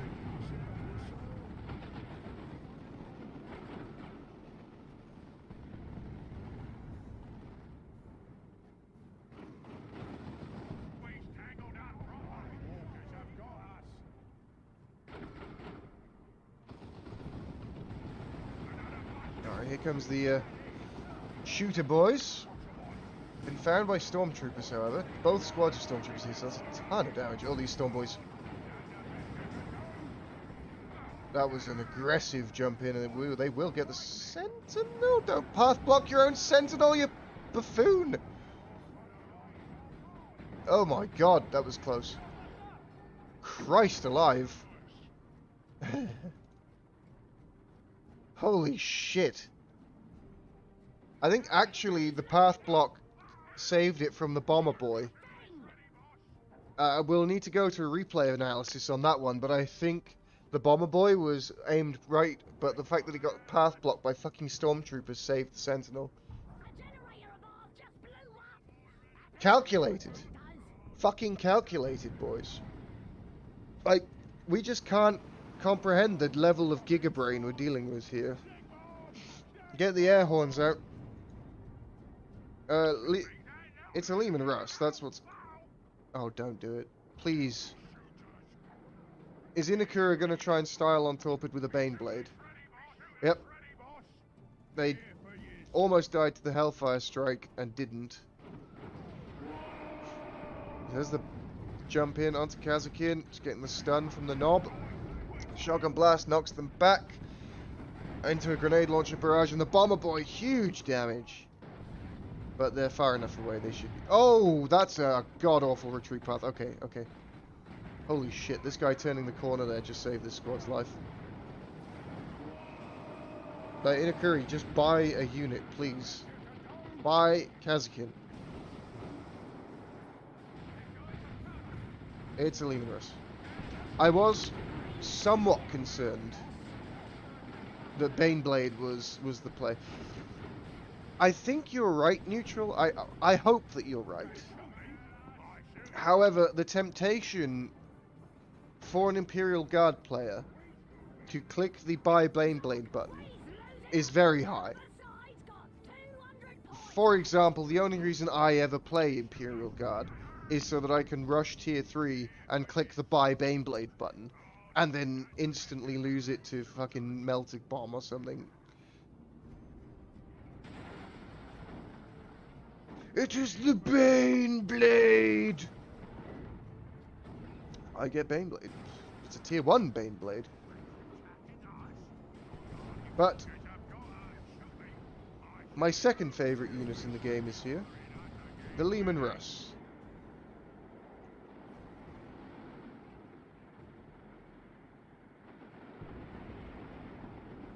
Yes, yes. My favourite unit in the game is the Battle Wagon, the Party Bus. Mostly because it does not obey the rules of physics. It is an anti-gravity party bus. He is, and he's getting punished hard for it. He's going to tier 3, but he'll have no requisition when he gets there, and one of the shooters died. Oh, yeah, Meta, the battle bus is terrible. It's an awful unit. Never buy it, but Christ on earth is it funny. Yeah, they're really good. Really nice Hellfires.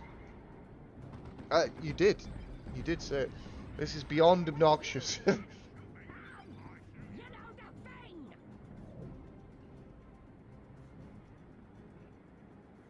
Well, it's here now.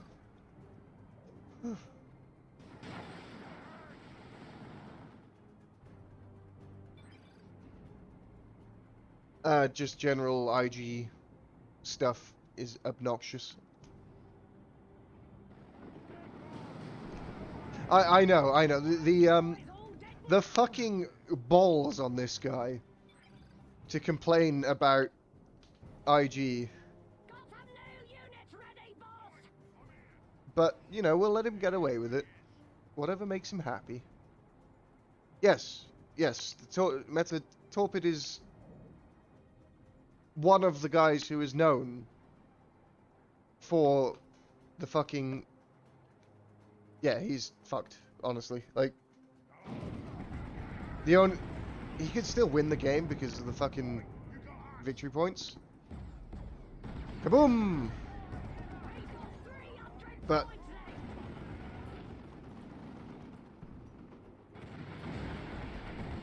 Yeah, this Plasma Lehman just doesn't make sense. I don't know why this is here. Like, if this was just a regular battle cannon Lehman, surely this would be much better. Like, this is just completely fucking... Yeah.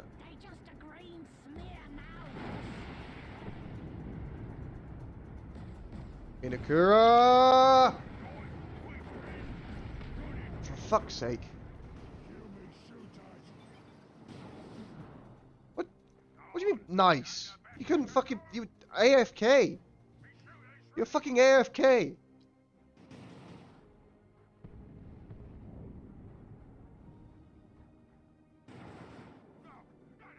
Yeah, I know it was stuck here, but...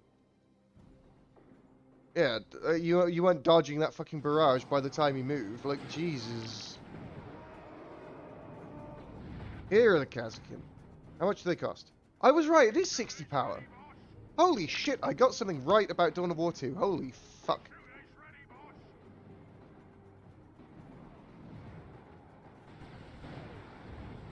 Yeah, let's hope it's in dead shook. Like, this is the problem. You just end up bleeding to death. Like Broodwitch called it really early. It's just too much shit. Blobbed up. Hellfire strikes costing you 100 requisition each time they're cast. Just in reinforcing your lads. Grenades, IEDs.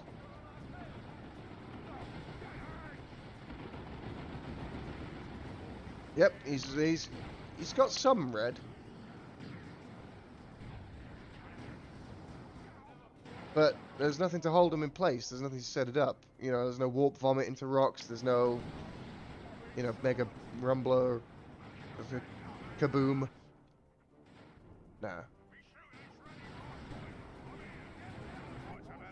Also, beamy looters and tank busters don't do jack against this army. Oh, okay, we're going in for the base. Yep. God, look at this. What a fucking disaster. Commander Nob's trying to be sneaky, gonna find some even sneakier cartogens. And Nob goes down. Yeah, GG. Alrighty, that was actually a really good game one. Holy shit. I enjoyed the hell out of that. We actually got to see Tier 3 in a 1v1. Good job, everyone. Good job. I believe so. I believe it's best of 3.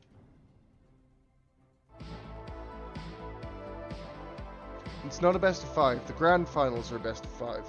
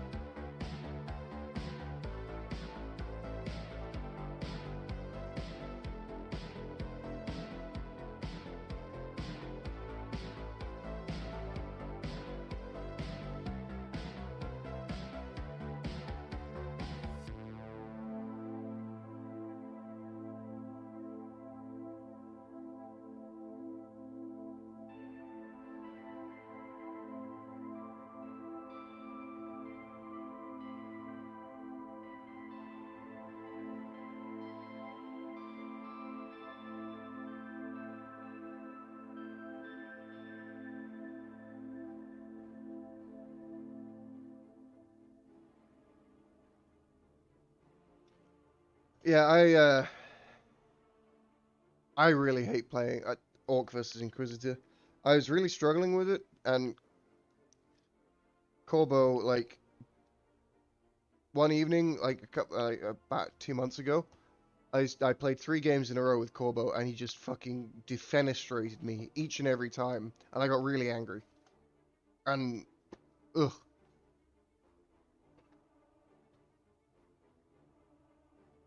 It was not an enjoyable evening of Dawn of War 2.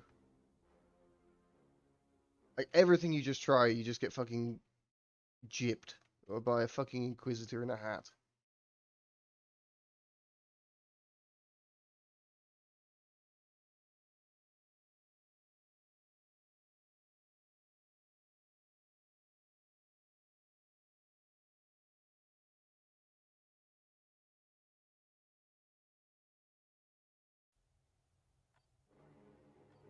I like playing when I'm playing, like, the 2s we did, Rostam. That was really good fun, even though we found some questionable opponents. But, you know, I enjoy playing team games when it's, like, with friends. I'm not a big 1v1 player, if I'm honest. I like watching 1v1s. Playing 1v1s is fine, but I would far rather cast and watch 1v1s.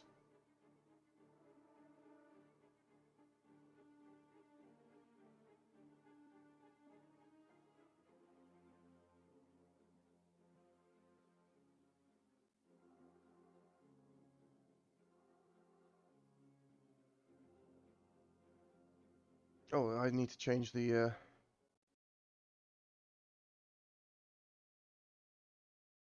It's not Torpid versus Twalali anymore. And it hasn't been for some time. In Nikura.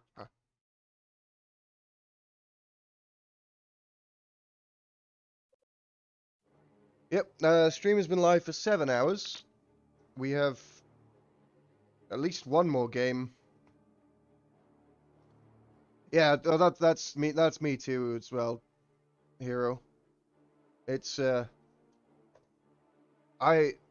my brain is neither large nor wrinkly enough for 1v1s.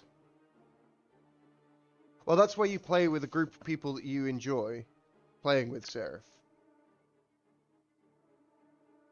Like, you know, I often play, well, most often play threes with like Val and Inakura sometimes. Although we haven't played in a long time, not since the best noobining. Skippy's fun to play with.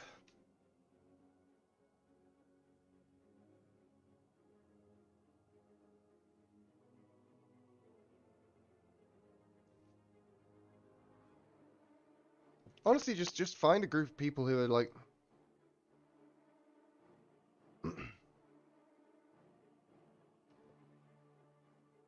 sort of relatively evenly skilled. And especially if you can be bothered to like get on comms and shit, it's a lot more fun.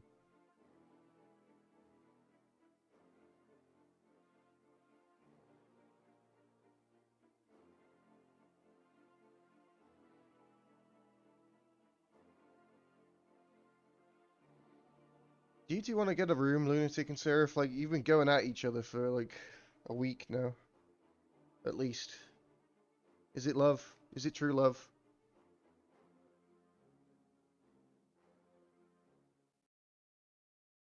Because I warn you, he's Australian. They have diseases.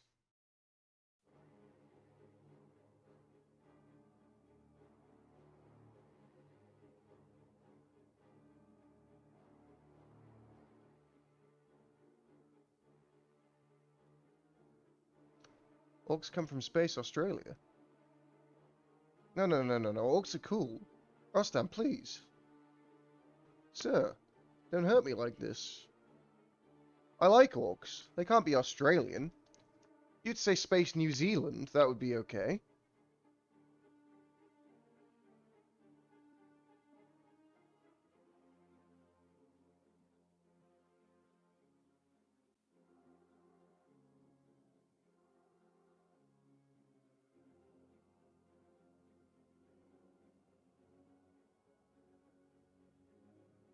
Good grief. I've never been so hurt in my life.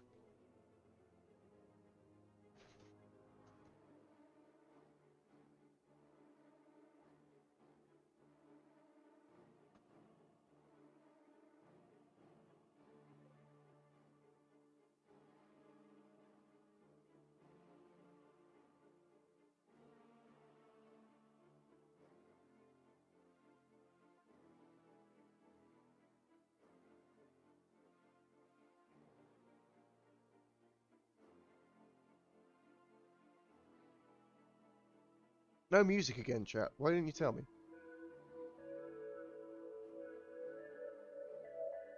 Explain yourselves. This instant. All of you.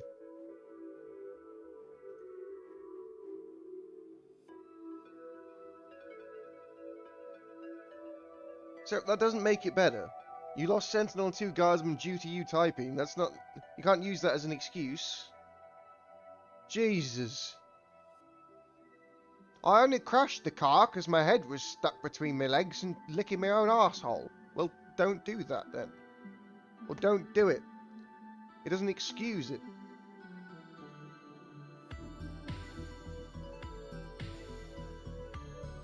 Good grief. Just win, exactly. He gets it. Just win forehead.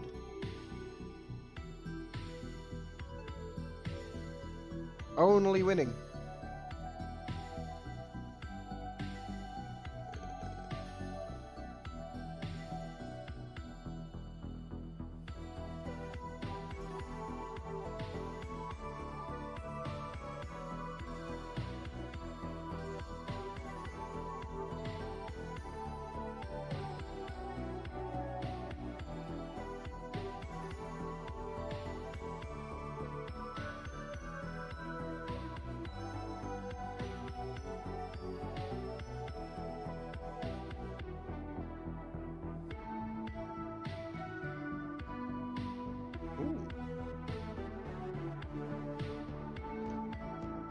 That's an interesting concept there, maybe.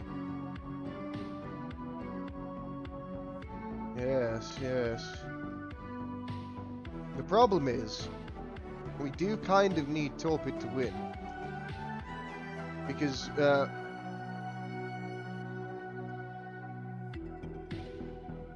we do kind of need Torpid to win.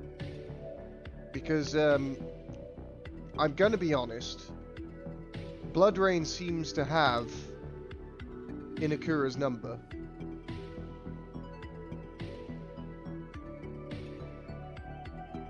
Although I will say that last game from Inakura, up until the point where he just AFK'd and lost his Lehman Russ, was muy bien. It was chef's kiss.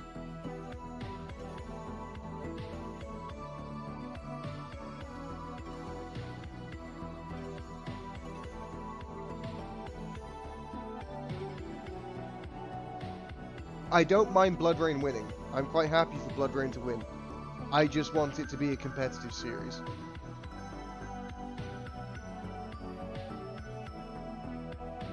Correct. Yeah, this game is basically 150 euros.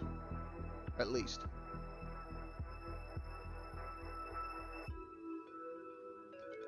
Alright. Bets are open. The map is Gerillo's Forge. What is Torpid going to play?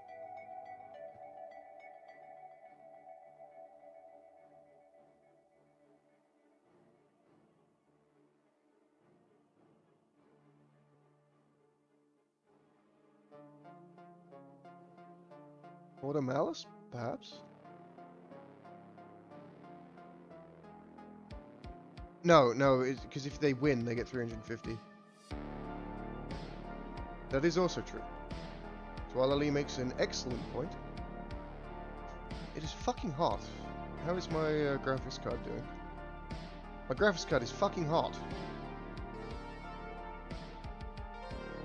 This is increase fans. Increase fans by 10%. Apply.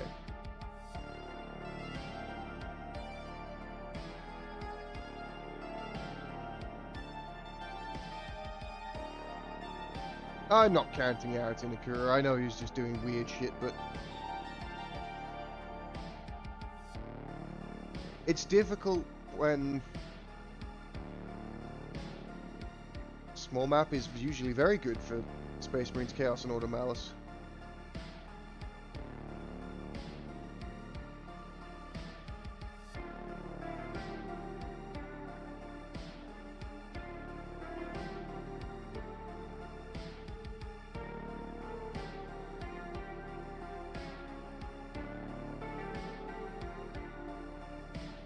Alright, come on lads.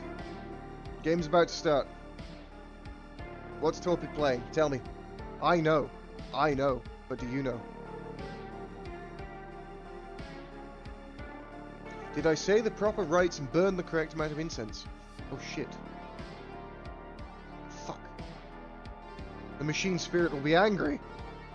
Tits and ass.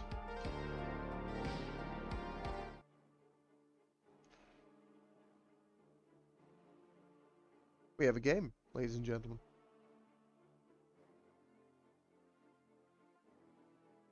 Fufu called it.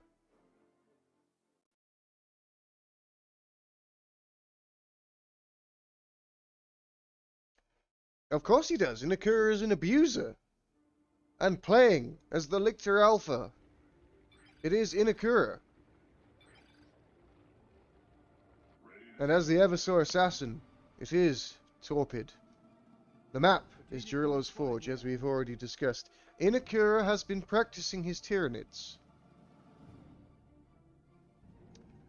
Inakura picked Tyranids first.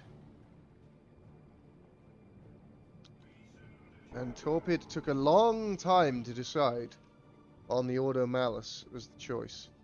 He scrolled through Space Marines, Chaos, and then settled on Order Malice. And here we are, with the Eversor Assassin.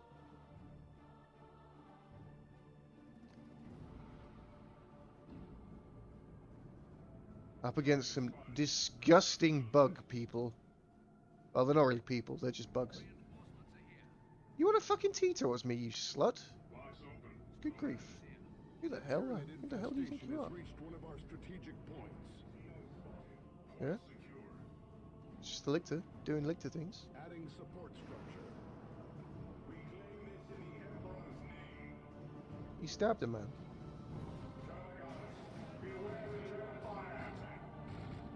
Alright, sorry. Good grief. I thought you were my friends. Have the target in hand, sir. Teetering me. Support structure complete. That's fine. I'm not bothered at all. He's an Australian. What do you expect? Politeness? Adding Civility? structure. No, none of these things. Alright, Inakura. In the words of a giant golden floating head in the sky, show me what you got. And what he got is slapped to pieces by a strike squad. Warriors are on the way. Donde está Homicons? Not close enough to sport, actually. Termagants going into a garrison always feels weird. Like, Tyranids using, like, doors and shit. Yeah, I don't know. Feels weird. Like, how are they even leaning out the window? They're not designed for leaning. Get swifty. The speed nerf on Homogans is so noticeable. Holy shit. Like, last patch, those guys would have had to have retreated because they'd have been caught and gribbled. But no. These are balanced nids now. There's the Psychon pop from the Eversaw. Hormagaunts trying to get over him, and they do manage to do so. Nice, not losing too many models here actually in Akura, only 2. That's pretty crazy considering how low that squad is. That's quite lucky. But I guess that's the IST way. They sort of damage people quite evenly. Now here comes the push onto the power. Obviously, one of the massive strengths of the Tyranids is their early tier 1. So you expect this power push, investing heavily into your power farm early against Tyranids is often a way to just straight up lose the game. We have double Stormtroopers into Operatives for Torpid. Obviously Warriors for Inakura. Playing as anything other than the Hive Tyrant, you will always get Warriors because Synapse is Giga. In now there before he loses a model, relatively nicely timed, the Flesh Hook onto the Eversaw Assassin forces the retreat there. There's quite an early triple cap from Torpid. Victory points tick down quite heavily. The enemy is destroying a key structure. Noting this means he's going to keep that power income. Again, kind of important against Tyranids to get your power income in different places against Tyranids, because your main power farm will certainly come out of duress. Strike Squad taking cover in the garrison. This is a strong position for them, and that Lictor's going to go down, unfortunately. That was the damage over time from the neurotoxin. Ticked him down there. Ravener's about to hit the field from Inakura. Understood. Resource location spotted.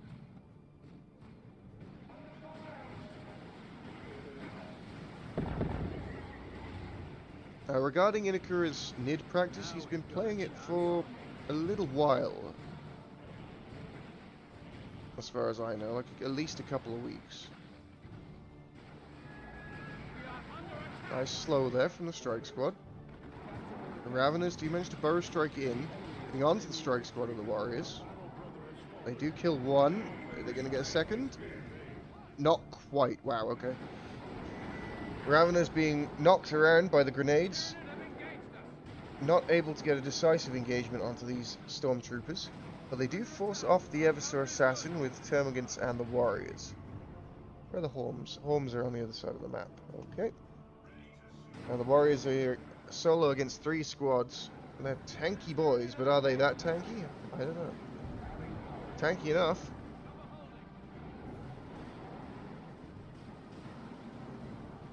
Termagants going into melee with the Stormtroopers. Termagants might be the most pathetic unit in the world against Our generators is under attack. stormtroopers. Generator In melee, at least. Will these Horms get a generator? Looks like no, they won't. They got interrupted by the strike squad just in time to save that generator. Going alright for Torpid so far. He's only lost a single generator. Not too much bleed either, and he has managed to obviously kill the Lictor.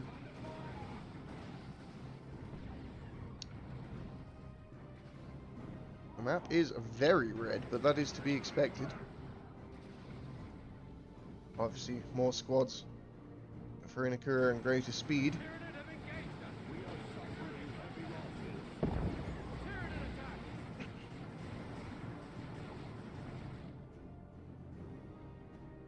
Difficult at the moment for Torpid to do much without having his units all in one group. If they're split up, they're liable to be caught out by the swifter bugs.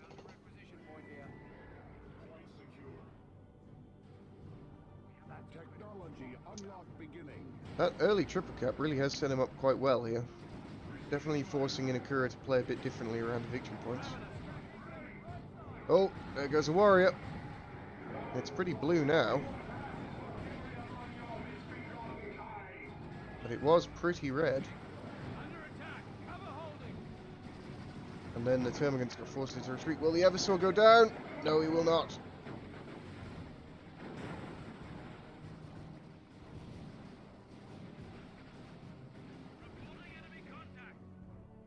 The young Kipper is here to call us into question, for which we thank him. Termagants get off a good volley there, killing a strike squad member. Kiting well at the Termagants. The Lictor is just standing around. Good job. Good job, young man. And tier 2 about to finish for Torpid. Storm has been weathered quite nicely here. Inakura does finish off the damage generator and kill a second. But going into tier 2, the Ordo Malus start to get a few more options available to them. They could go for Rhino again, with a heavy bolter turret, which would be pretty good. Could go for a Dreadnought, which would also be pretty good. Although I guess Dreadnought less good because of the Venom Brood calling. I always wonder about that. Like the Dreadnought, oh, that's going to be a nice grenade. That did far less damage than I thought it was going to. Those Termagants do get out of there. I thought I was looking pretty spicy there for a second, but not quite enough damage. And what will be the choice for Torpid in tier 2? I feel like he doesn't need purifiers. The strike squad will do plenty good enough. Holy shit, those warriors got minced.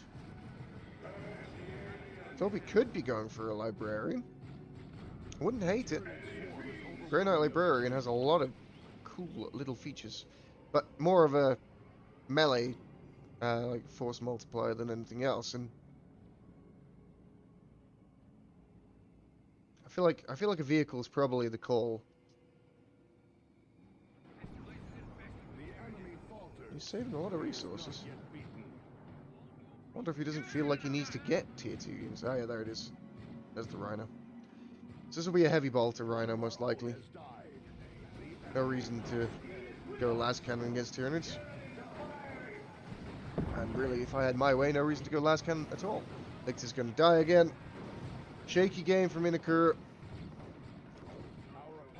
Definitely, exactly. He hasn't really got the death ball down with the Tyranids just yet. He's using the Ravs more as a capping unit as well. Like, Raveners are off over here capping shit, which is what the Hormigants should be doing. So had some nice little forays into the power farm of Torpid with Hormigants, but just not enough.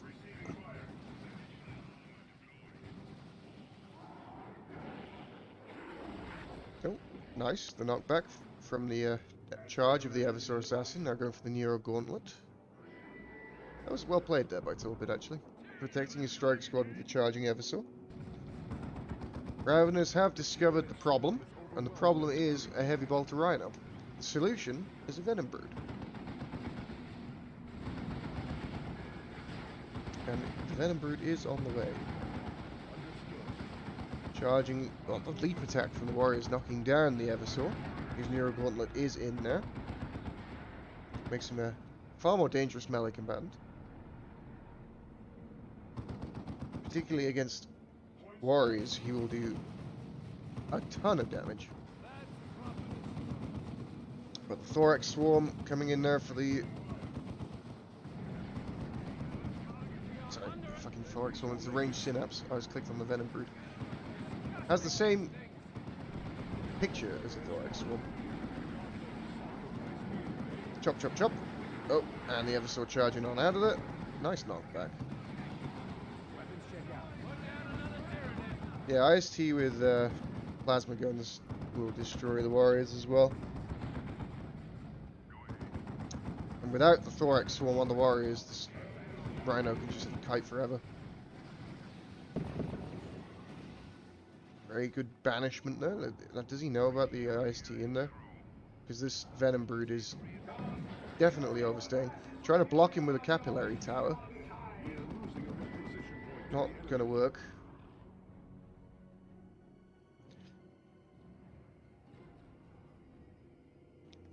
Slowing down a bit now, the game.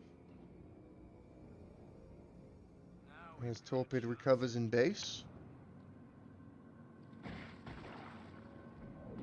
They have their enhanced muscle coils on the Raveners. Waiting for the ISTs to come out. Maybe looking for a path block. And here they go. Kaboom! Disrupting the IST. The Venom Brood's not going to have enough time to kill this though. Gets out of...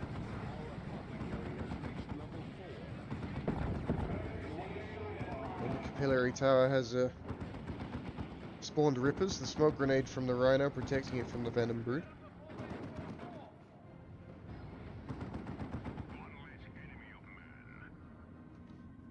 Yeah, pretty tough to see Inakura breaking this. He lost his term against squad in the mid.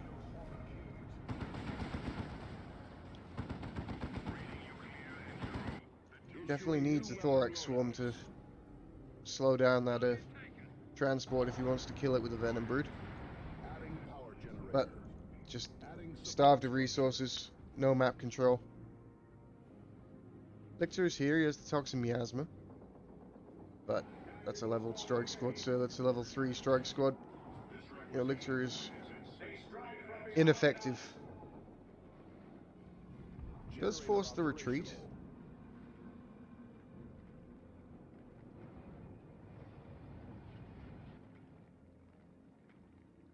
Sneaky Raveners underground. Let's see when they choose to pop up. Now, perhaps. Yeah! Got him. And now they're in on the Eversor, but that is a level 4 Eversor. He is not to be messed with. And he gives the Lictor Alpha what for? And GG is the call. That wasn't actually a particularly difficult game there for Torpid. He held his own in Tier 1. And then the levels sorted out the rest.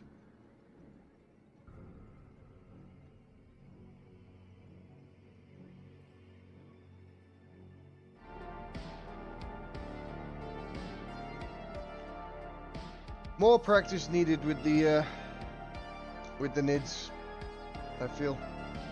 The young Inakura there.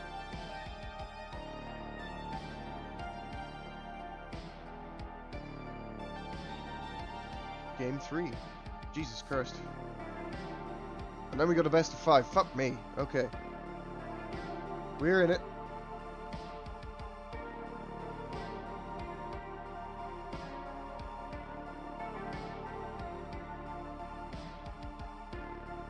We're not doing free-for-all. I am officially out after the final.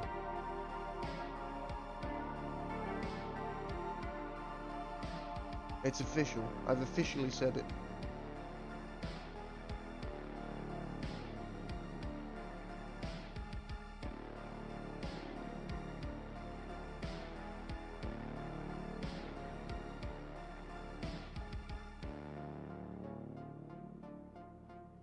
Yes, yes.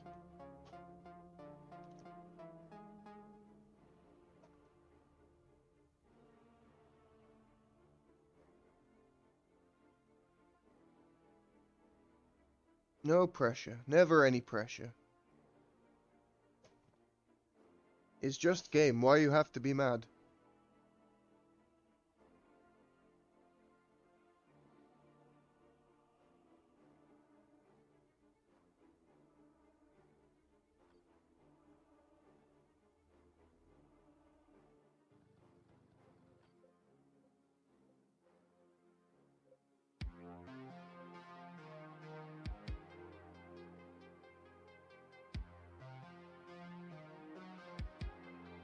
Hello.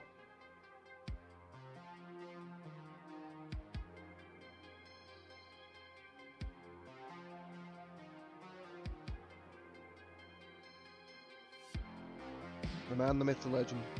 He returns to us in our time of need.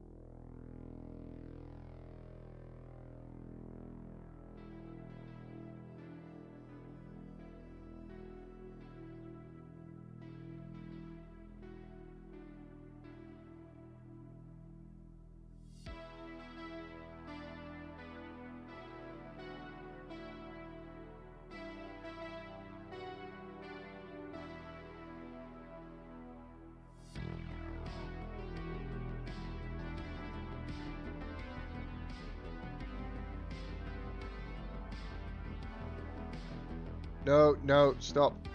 Stop talking about sandbugs. If you mention them, they'll come.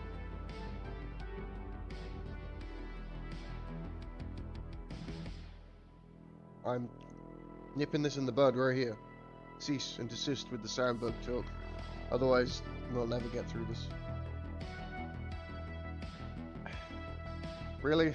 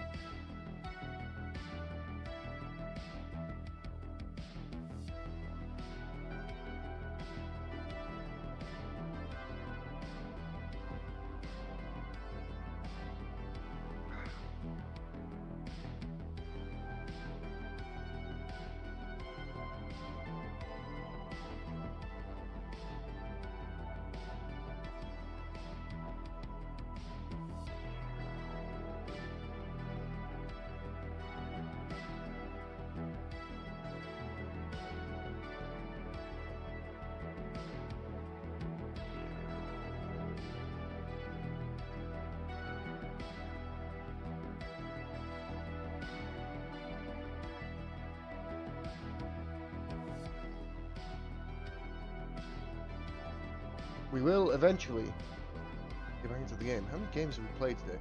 1, 2, 3, 4, 5, 6, 7, 8, 9, 10, 11, 12, 13, 14, fuck me, 14, Jesus Christ.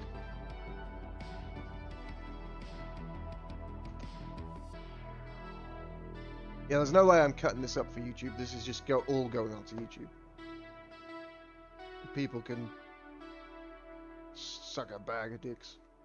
A whole bag of them.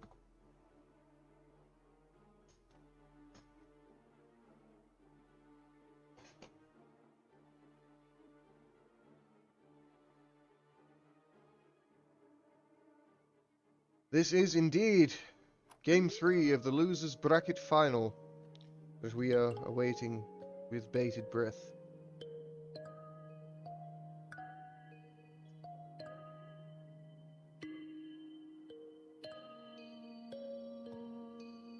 And we will eventually have the young Inakura return to us from a smoke break.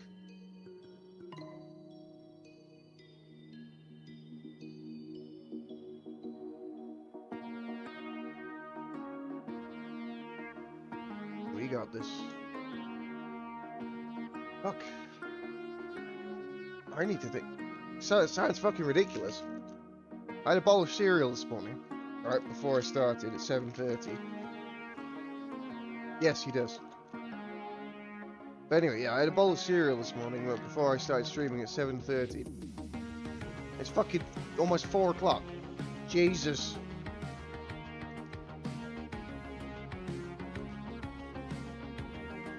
I'm not gonna get done before dinner time. I know, dog. I know.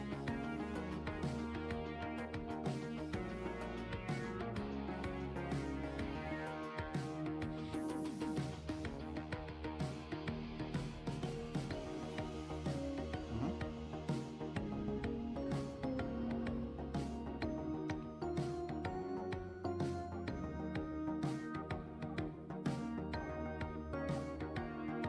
9,000 miles an hour.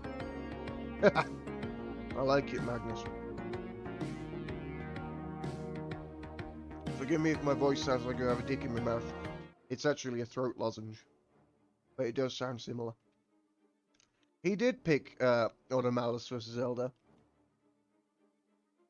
I believe our boy may have resorted to his abusive strategies once more.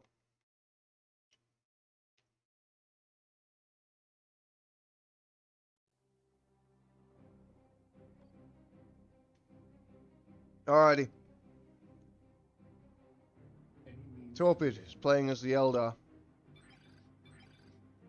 Inakura playing as the Automalus. He believes in the abuse. He's ready. Does Torpid know the counter? Look at this. Look at this. He's gonna charge again. I'm ready. Yeah. He's gonna buy 3 operatives and grenade everything to death. Ah, weren't expecting to see me here, were you motherfuckers? But I charged all the way from base. Haha! Yes. Aha! Die, boxes. Meow. Off we fuck. He's melee attacking them. Adding support structure. It does look cooler if he doesn't attack the boxes. Attacking the boxes is definite points off.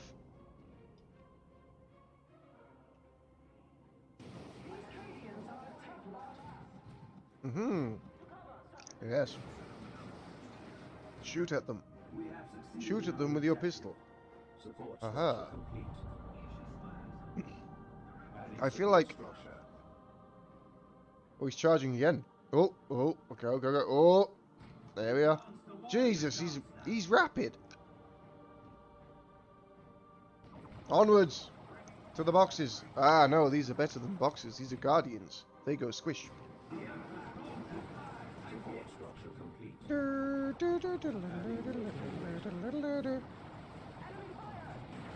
Enemy space marines are taking a victory objective. Here's the first of them. So, when we saw Blood Rain deal with this strat extremely effectively, he basically took all of his starting units and just charged the power of Inakura. Torpid has not done this. This leaves him open to some rampant bullshit known as 3 operatives. Humans. This is 1 operative. The keys to victory are ours for now. There is a 2nd operative. Now those of you adept at mathematics will know where we're going with this.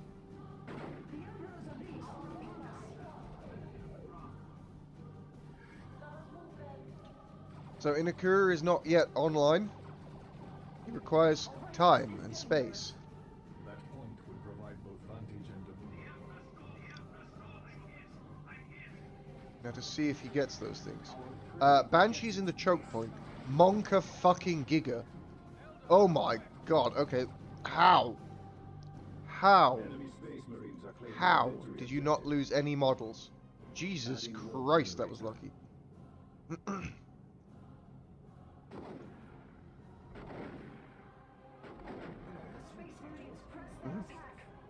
Yeah, no upgrades until you get your 3rd ops. Then you get the more fallback plan. Forces shall have And then you throw grenades. generator operational.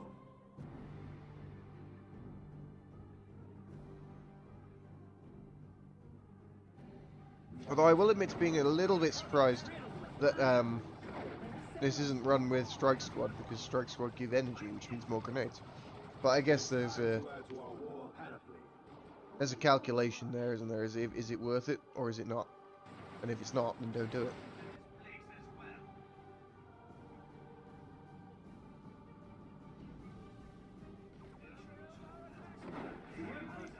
Yeah, they are. They're garbage against Eldar, but I guess I'm not au fait with how valuable the giving energy is. The foot grenade! Oh, nice.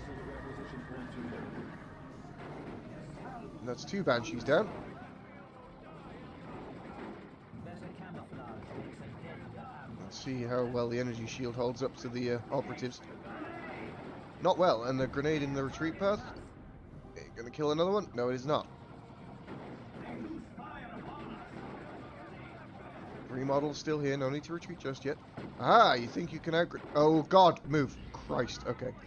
So, it turns out you can out-grenade the Inquisitorial operatives if they just stand there and take it. Our forces shall have tools for their tasks. That's pretty bad. By losing that many operatives, that was what?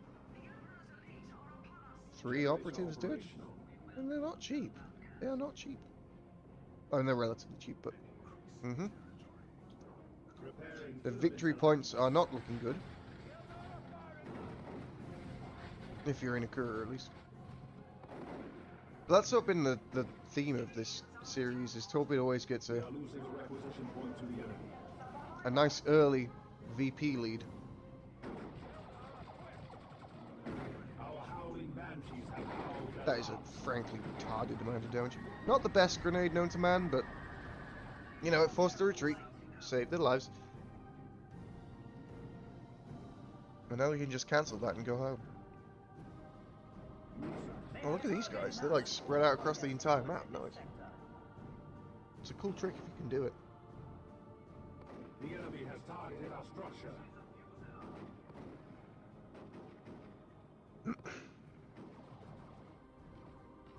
IST's trying to hide from Guardians until their real boys arrive, the operatives. Yeah, not sure about this just eating grenades business. That wasn't the best grenade from Torpid, but it didn't need to do any damage at all. Prefer to see those dodged, if we're honest. But tier 2 on the way, and Torpid has not sustained any sort of real damage from this. Our guardians have given their lives for our cause. Nice kinetic blast, knocking down all of the operatives. The Eversaur is in too deep, and he's trying to keep up above in his head instead of being chopped down by banshees, but he might die here. He will die here. He won't die here. He should have died there, but the Warp Spider Exarch decided not to punch him. A classic maneuver. There's an incendiary grenade over here, defending the power. There's an amount of damage. Yes, they did. He definitely thought the Warp Spider Exarch was going to get the last hit and didn't need to chase with the Banshees, but he did that annoying thing when you chase someone and come in at a sort of weird angle.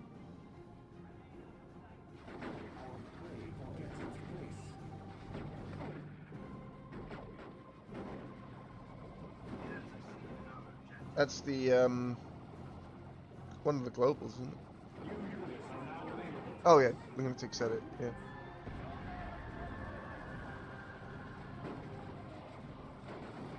There's the Psychon. As he goes in, and lots of bleed on the Banshees again. Hit him! Nice. Keep walking forwards! Oh god. These Guardian nades are just devastating. Torpid's heard of the... Oh, another one! He's heard of the grenade strat, and he's like, well, Eldar have grenades too, right? Yeah, they do. They absolutely do.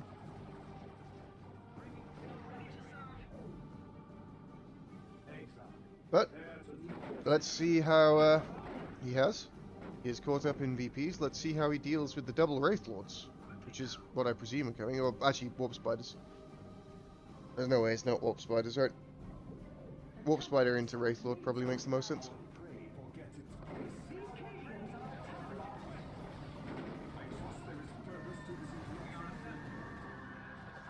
Retreating away are the operatives, realizing they were... Oh, it's Warp... I'm sure it's Warp...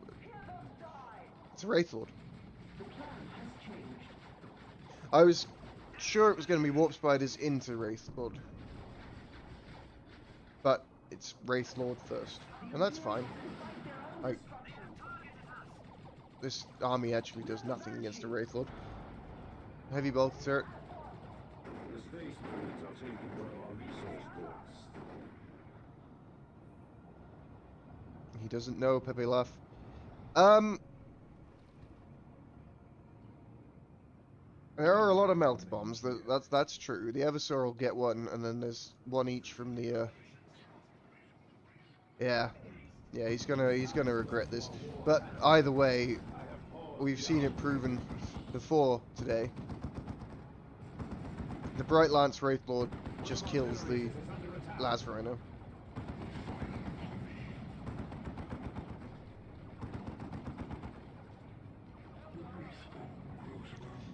But this is why I was expecting the Wraith Guard, no, the fucking Warp Spiders. That's what I was expecting the Warp Spiders first, because they can then combo their Haywire Grenade with Bright Lance Wraith Lord to guarantee that you kill any Rhino that comes up. Also, Warp Spiders will mince operatives and ISTs, and they don't really have to care. They just teleport away. Just don't be there, forehead. That's the Warp Spider way. And it certainly works.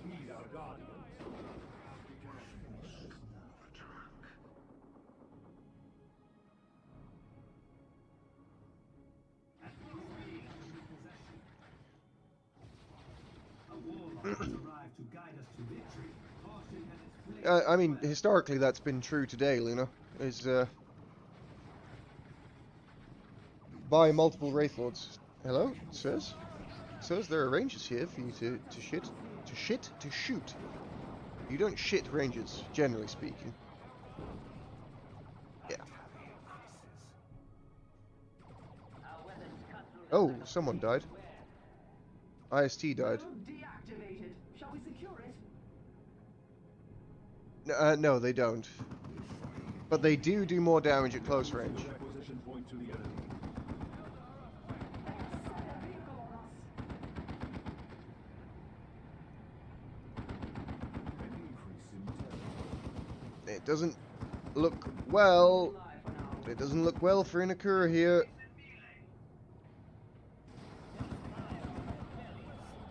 Yes, indeed, new Rhino, but ISTs are dead. And even then, it's like, oh, don't turn your back on it. Uh-oh.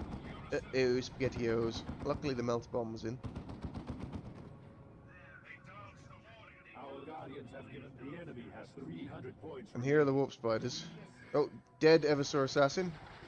Death to the false. Oh, no, the regen. Oh my god, that regen is insane. Holy fuck. One of our generators is under attack.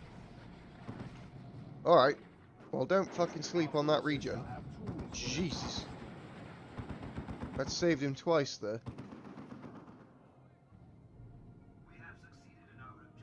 Fire the missiles. Oh, okay, we hide. On the Wraith Lord. These armaments shall find swift employment. Hello? See? That's the just don't be there strategy that works so well. And now you're retreating through your own incendiary grenade, which really hurts.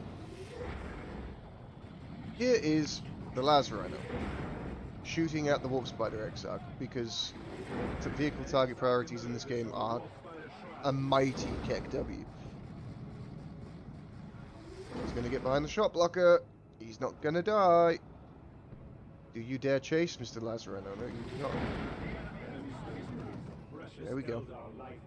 Indeed, a third Rhino. Just buy more tanks. 3 ops, 3 Rhinos.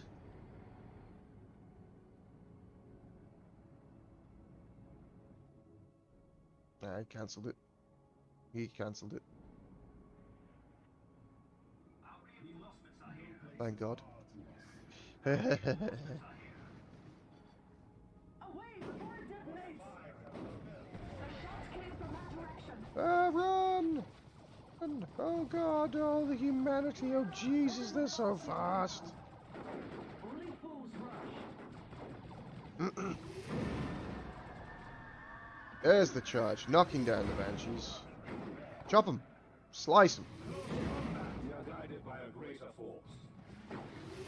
Nice, and slice him. Good. Our Warp Spider Exarch has attained level 2. Oh, it's a Vindicator Assassin. Yeah, you need to send that heavy bolter after Guardians and shit. Where's the Wraith Lord? Is the Wraith Lord just... Oh, okay, he's just chilling in base. Oh, the triple melters. Where's the Lazarino? Nowhere fucking near. Okay.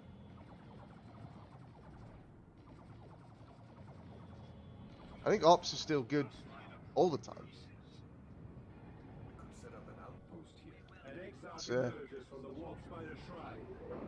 It's the Warp Spider Exarch he's side capping. I assume he has it. He does not have it. Okay. The Eversaur Assassin does not have the melt bomb.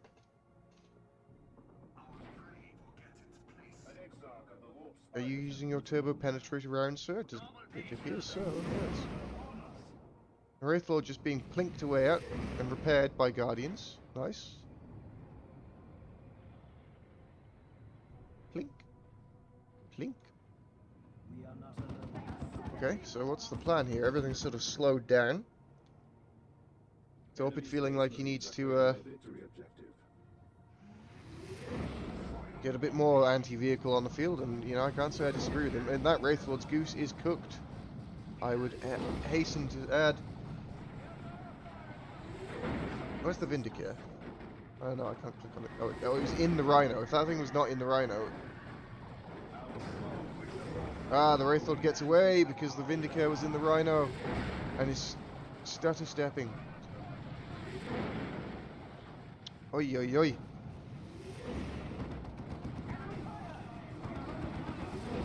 Here comes the heavy bolter turret though. A wire grenade on the last Rhino. But there's no follow-up. Where's that Bright Lance? Oh, it's not a Bright Lance yet. Okay. It's almost a Bright Lance. Yeah, they're IST within, so... Okay, he's seen it now. He knows it's going to be going for a Bright Lance. Torpid has absolutely no requisition. Like, this whole side of the map just needs to be capped. Hello, sirs, there's resources down here. Well, he's held the middle for so long. Like,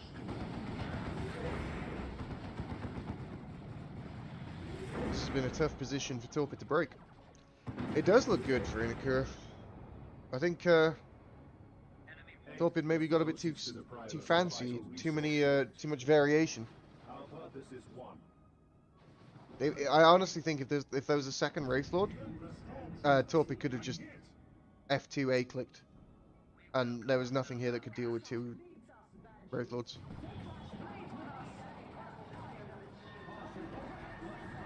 Oh, the bio meltdown! Here he comes. Hello, sirs. Speak to you about our Lord and Savior, the Emperor.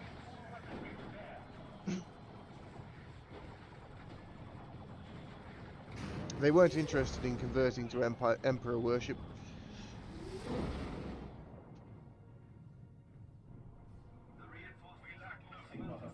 Well, I didn't wipe anything, but it killed a bunch of models. Yeah. It's not worth it. For sure, it's not worth it. Like, those units just reinforce, and your hero is dead. What is this Wraithlord doing? He's crazy. He's actually insane. Vindicate, fire! There we go. Thank you. That Wraithlord is just tired of life, I guess. It's looking good. Tier 3, halfway done. Just gotta hold. Oh, the Bright Lance. Uh-oh, sirs, be careful. This hurts. Good. A nice grenade there. Anything else? Any flankers? Any flankers in the chat? Oh, that's a grenade. Good lord. Oh, and the Bright Lance took it out. Well, that's a bit of a yikes.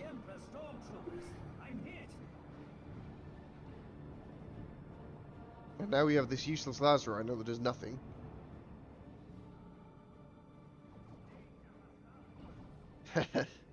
Yeah, we're extending the game for content, Shroom. We're extending the game for content. More content, please. No replays under 30 minutes. Enemy grenade! The Emperor stormtroopers! I'm hit! Guardians have come afield. They know the science of war, but not the art. Oh my god. Why did this happen? Yeah. It's alright, Paladins are coming. Eventually. Actually, Paladins aren't coming because it's, you know, an Eversor assassin, not a brother captain. Terminators are coming. He has sufficient red. He just needs to wait for resources. And then what does Torpid do against Terminators? He cries, I guess.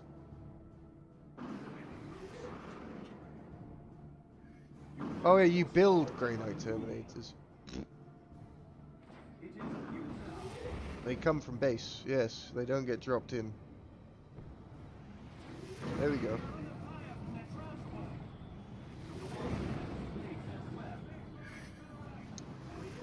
Well, plenty of time for Inakura. He doesn't need to throw his whole army away on a death and glory charge.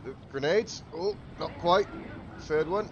in exactly the same place, a bit delayed. Oh my fucking god. What a massacre. Get out of there, lads. Just stop. Just stop this. This is weird. What was the point?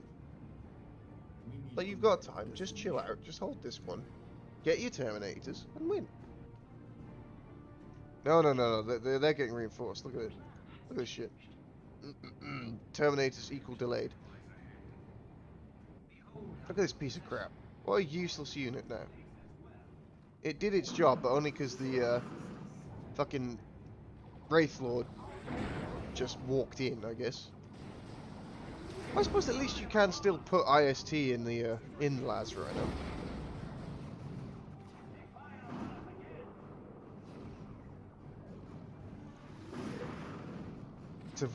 Huh? Okay, we're not doing Terminators, we're doing Vortimer. And the Vindicare Assassin loses his sniper duel to a Ranger. Of course he does.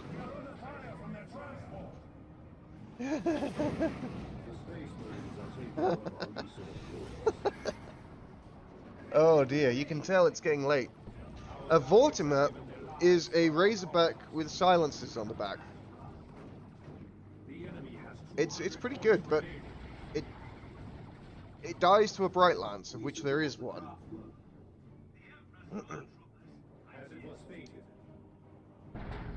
The Vortimer apparently comes down in a drop pod. Okay. This is a Vortimer.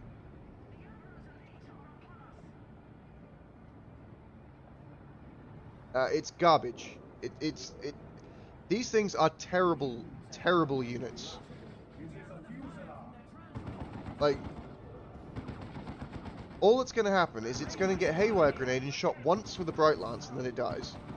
But it does fucking shred shit if it shoots at them, but it is the least tanky tank. There's a psychic beacon here. Hello. I hear the clapping of a las cannon, but look! Look at the screen. There we go. Okay, thank you.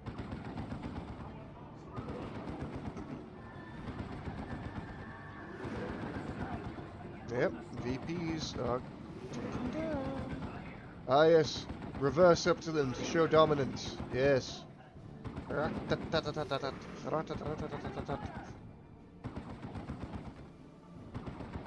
No. No, it's another Wraith. The average play in this tournament was much worse than this stream. Come on now. Seahorse farting. I mean, you have the advantage over me there, Sir Rostam. I don't think I've ever heard a seahorse fart. Look, this is it. This is the Haywire Grenade into death that I spoke about before. Okay, it didn't quite die because the timing was slightly off and the second Bright Lance wasn't there. Aha! The Las Rhino is finally he's got a purpose again. There is a vehicle. He's not capturing. The operatives have... Oh, another bio meltdown did jack shit. Capture, sir. These shotgun boys don't need to be chasing Wraith Lords.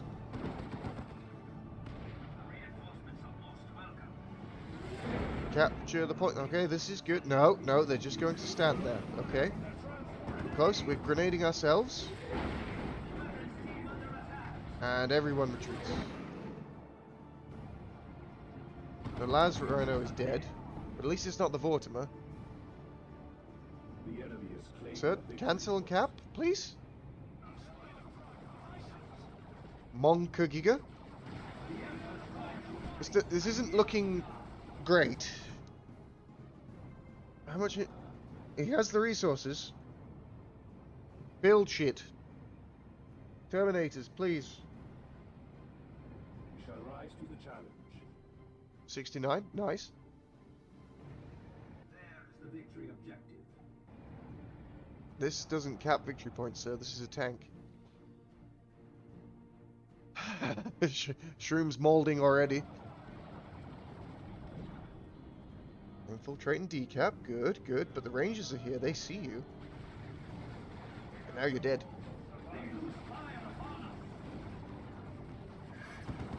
Yeah, now this is dead. It is as the Farseer predicted, the Farseer in this case being me, they got haywired and dead.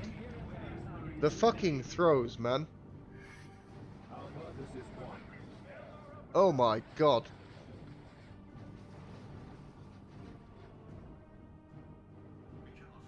Like, it's time for the tips to come out, yeah. This is definitely a tip moment. Just as you require.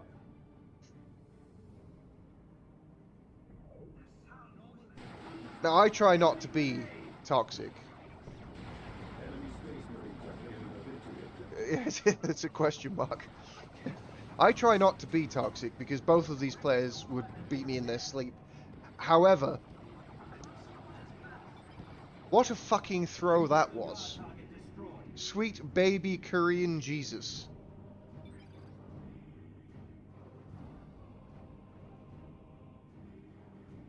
Oi, oi, oi. Shall rejoice in our victory. Why did we vote him? Why? Re. Re, I say. Re.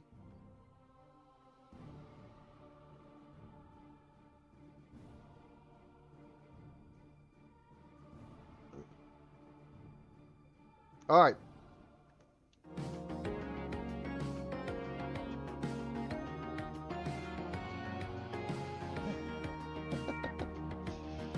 I mean, to be fair, if Torpid had just bought a second Wraith Lord and attack moved, that game was over in Tier 2. However, he didn't do that, so it's kind of a pointless thing to talk about.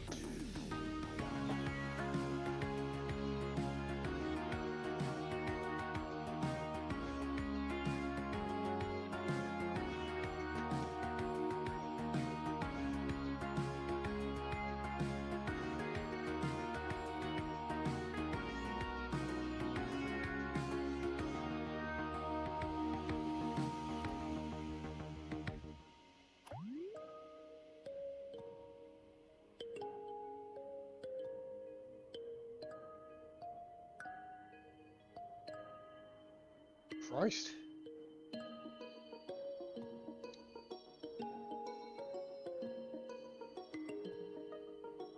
Yeah, that is the only downside now, is that it's all Eldar all the way from here.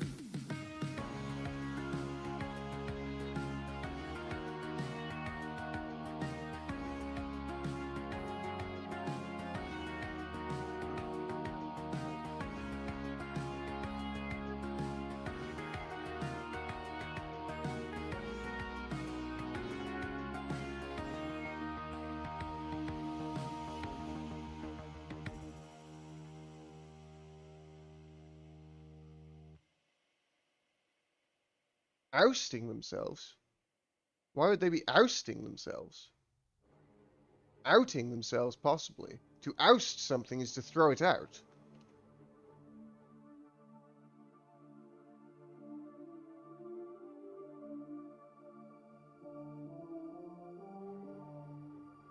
Outing yourselves, yes, you're all outing yourselves. You're all coming out of the big gay closet with Torpid.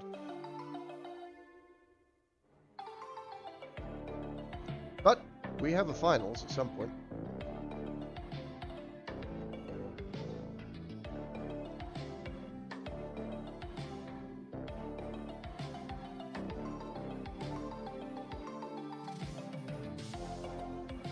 I wonder if you can get banned for saying a big gay closet.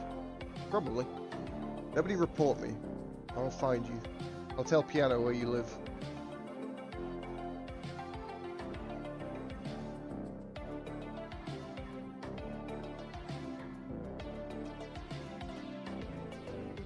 Yep, it's happened.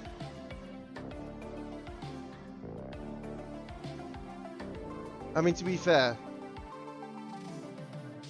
yeah, I wouldn't go to Australia, even for the joy of beating the crap out of you, lunatic.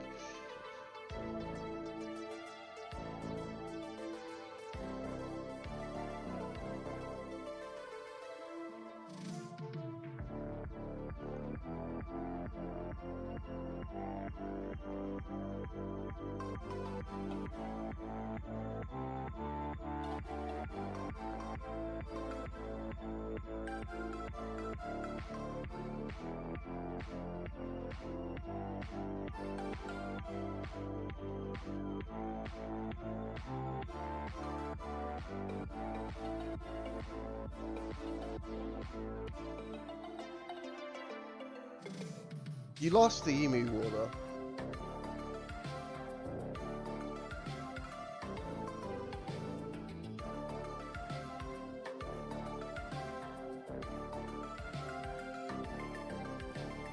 But I'm not scared of people who lost the war to giant birds.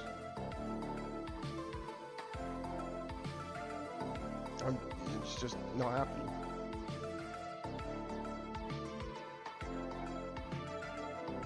Yeah.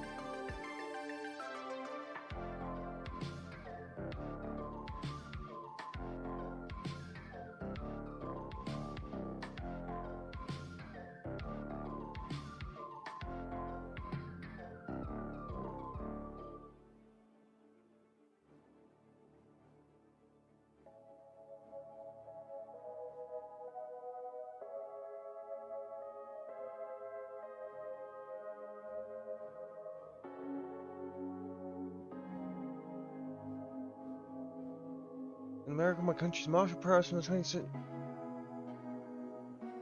Oh yeah, anyone who farms anything. Yeah, no. If they can, if they're capable of growing things, the Americans can't fight them. It's true.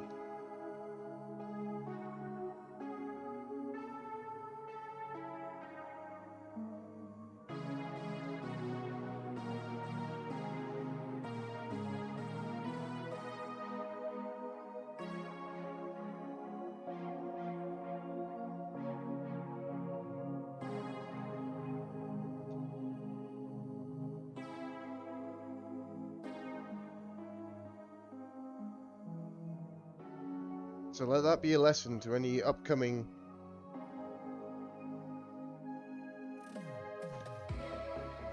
Yes, he is a great dude. He really is.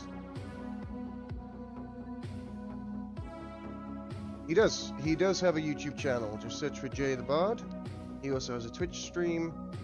A whole bunch of stuff. I recommend supporting him as much as possible.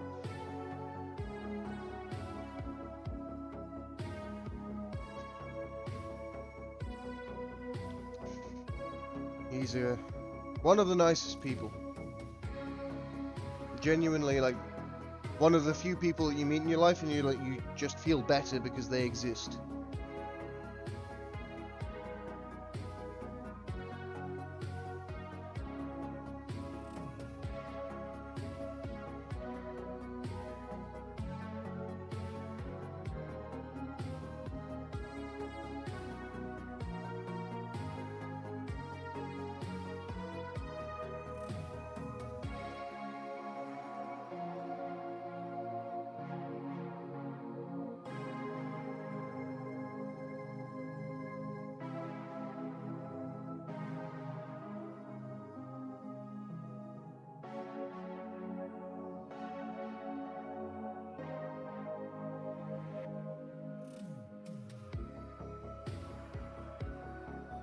You don't know that. Well, I suppose actually the Russians are probably showing the lobby. You probably do know that.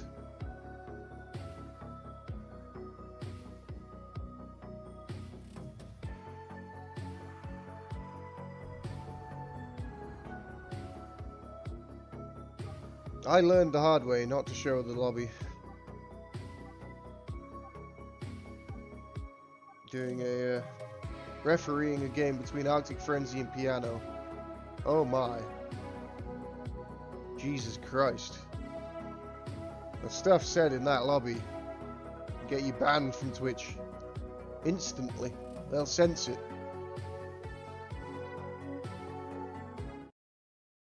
Anyway, we're not here to talk about Piano and Arctic Frenzy. We're here to watch Blood Rain and Torpid. And so here we are, in Calderis Refinery. In the red, playing as the Commando Knob. It is Torpid. Versus Blood Rain's Warp Spider Exarch. Horrible Eldar. Ugh. This is all Eldar all the way, by the way. There's no... There's actually no fucking... There's no way that it couldn't be Eldar all the way. Unless somehow we deleted one of the Eldar heroes. Or all three, actually. Let's do that. Yeah, okay, I'm down for that.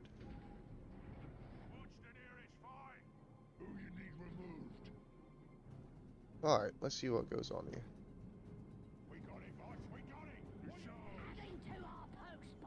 So the Knob is off on his merry adventures. I don't know if it does either.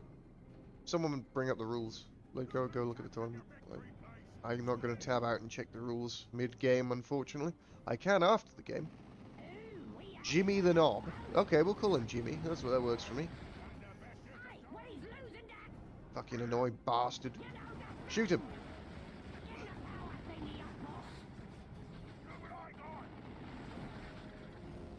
He did get the decap. Cost him a lot, though. A lot of health. Hector? Hector's not a very orcish name.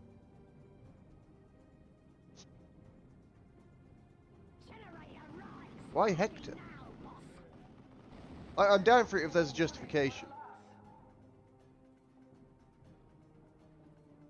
If there's a good justification for Hector the war boss, well then I would imagine that he doesn't start with a 1-0. That's sort of the thing that would get written. I should think. I personally, if I was playing in a tournament and it wasn't written in the rules that the winner's bracket finalist got a 1-0 advantage and he got a 1-0 advantage, I'd be fucking pissed off. So I think we have a full best of 5 here. No advantages either way. But who knows? Not my tournament. Sometimes it's like that for sometimes, but I wouldn't say it was always that.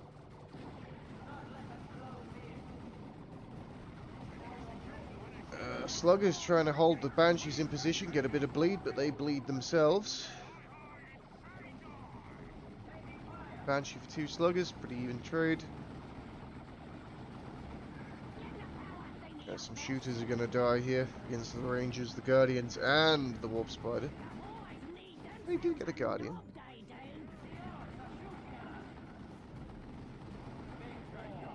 Kinetic Blast knocks them back. The Warp Spider just being a pain in the backside, and the first Shuriken platform is here. Banshees are reinforced. Orcs are pushed back. And let's see. Yep, I would assume so, if it's not stipulated.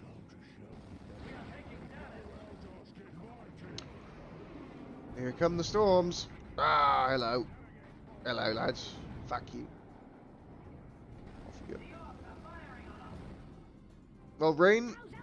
So, this is my professional opinion of Blood Rain, which is that he does one thing extremely well. And that is this build. Once he varies from this build here, it all gets a bit fucky. But Guardians, Banshees, Rangers, Shuriken. If he does that, he does real well.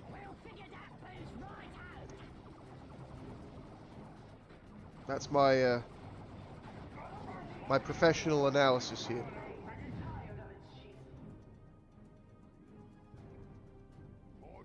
And there's a lot to be said for that. I mean, Rain is consistently placing high in tournaments for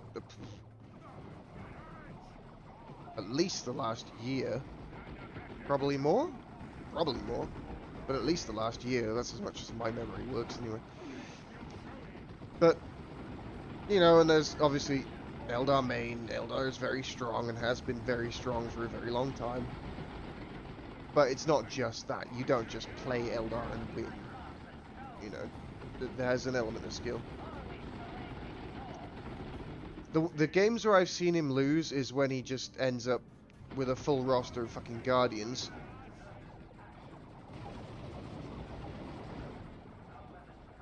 Or like, you know, double Guardian, double Ranger, double Shuri, and you're like, how do you ever expect? Well, here's the double Shuri. Against Orcs, double Shuri does make sense. Like, Orcs like to blob up. This map is also really good for setup teams. Lots of areas that need to be controlled. With 2 shurikens, you can control the center point very nicely. Let's see the knob actually try and... Yeah, there you go. He's got over there at last. Forces off the shuriken. Now, you can't do this when there's 2 shurikens. You need the Storm Boys. Here they are. Shooters retreating. Sluggers not fighting. This is a dangerous advance here. Storm Boys do jump in on the shuriken and force it back into retreat. And going to do a lot of damage to the Warp Spider Exarch, actually. Oh, nice grenade. Forces the sluggers into retreat, and Honor's pretty much even. Torpid, again, as we saw throughout the series with Nakura, prioritizing victory points quite early on here. Also has really good map control, has been fighting predominantly in this area of the map, keeping Rain pinned back in.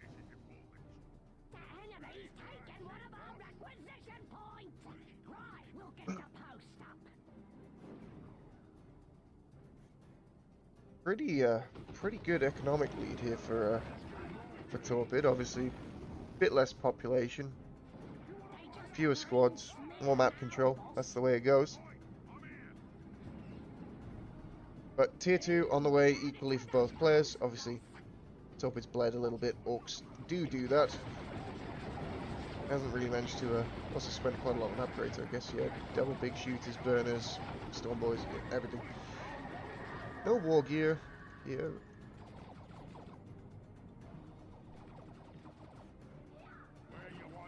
Sluggers need to get in there and help out their shooters, the special, and then into the retreat. Good job the sluggers stayed back a bit, otherwise they too would be Painboy.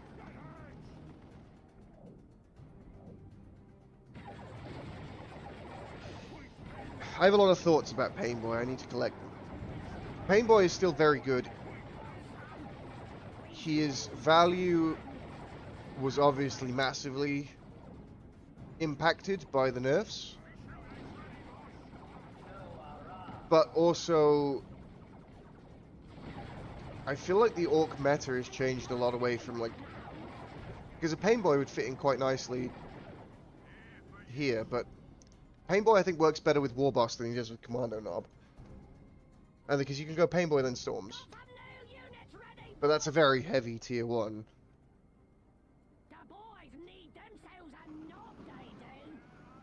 I like the Painboy. I think he still has utility. He's still good. It's just not something you see as often. He's not powerful enough to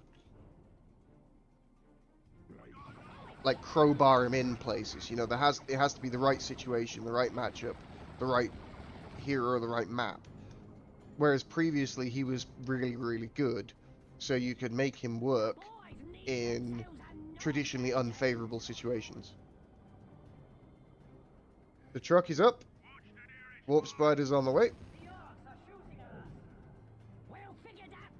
Warp Spiders can be very scary against Orcs. They do quite a lot of damage. I think that's the politically correct way of saying it. We have knobs. Stormboy knobs. Slugger knobs. Shooter knobs. There are knobs everywhere. But what we don't have is digger knobs. Because obviously that would be in Gorka Morka, not in Dawn of War 2. Those Stormboys are the bravest motherfuckers that ever did live.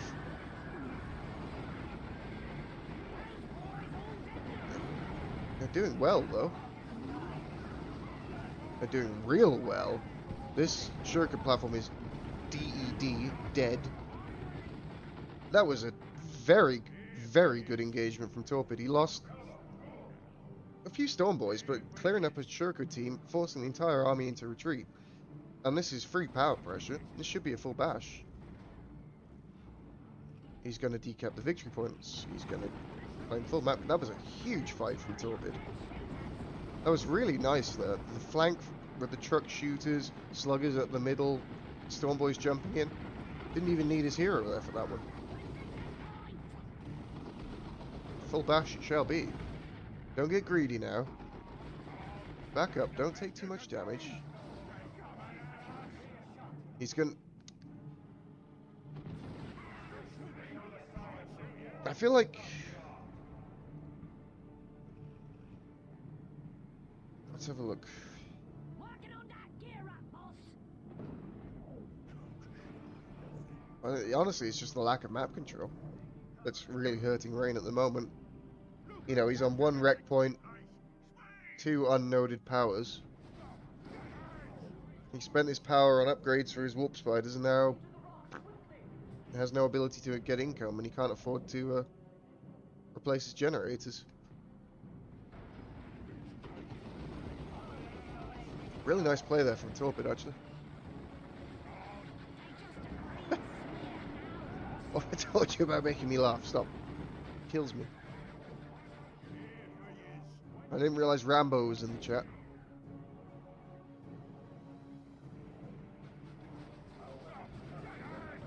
Here we go again. Sluggers are within the truck. The truck. Well, the Storms have gone in a little unsupported here. This fight isn't going to be good. I feel like that could have been another really good engagement, but it's going in piecemeal. Haywire grenade stops the truck's approach. Warp Spider Exarch did go down, but the Storm Boys... Yeah, that was just a bit of a discombobulated fight there from Torpid. Felt like he wanted to do the same thing he did here, but he wasn't in position. He had point 1 and point 2, but point 3 was missing. And that just allowed the Eldar to deal with the storms. They were in heavy cover from the shooters, and without the threat of sluggers up the center, they didn't have to really adjust or do anything at all. They just turned and fought and dealt with 1, then 2, and then 3. Sluggers still within. See if we can deposit them neatly on top of these guardians. We could. There's a kill. Are those level 3 sluggers now? Bloody hell. Hit my balls. Cyfox, thank you for the follow. Torpid expects Rain to have rebuilt his power. Little does he know, Rain is absolutely dead-ass broke and can't afford to do so. This truck needs to just deploy its sluggers to defend itself, otherwise the spear of the Banshees will go in places it doesn't want. Banshees got absolutely fucking wrecked by this special shooter there. Oh, these sluggers are still on range stance. Bomber... Ooh, nice dodge of the Bomber Boys. Oh, he didn't dodge it. It just looked weird. Another very delayed jump from that Storm Boy. Yeah, Torpid's in full control of this game. Here's the Weebo. He likes anime. Naruto is his favorite. That's why he walks like this. He's trying to do the Naruto run, but, you know, it doesn't work for an orc very well. They are more waddlers than runners.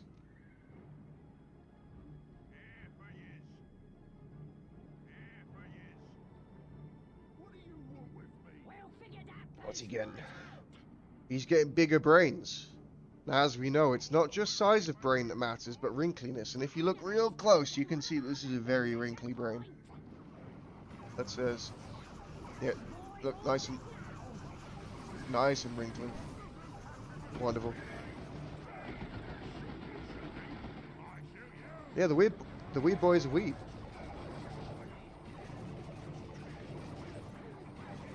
Was that entangling web? It was entangling web, Fufu, yeah. Good job. Well noticed. I was testing you. You thought I'd missed something, but I was actually just testing you.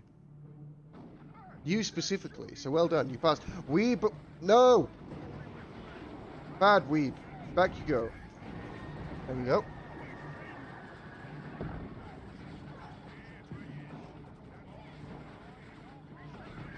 These Storm Boys are fucked. That is my professional opinion. And they are.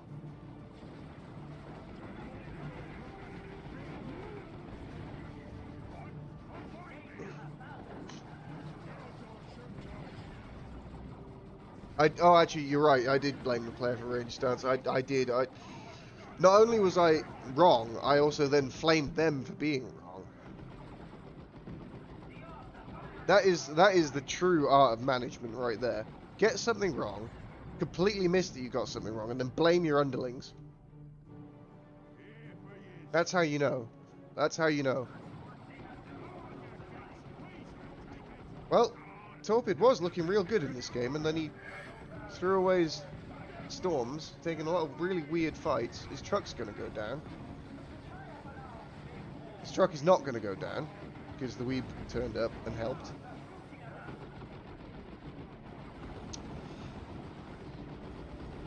Well, the last time we watched Torpid play Orcs, he did end up with absolutely no requisition whatsoever.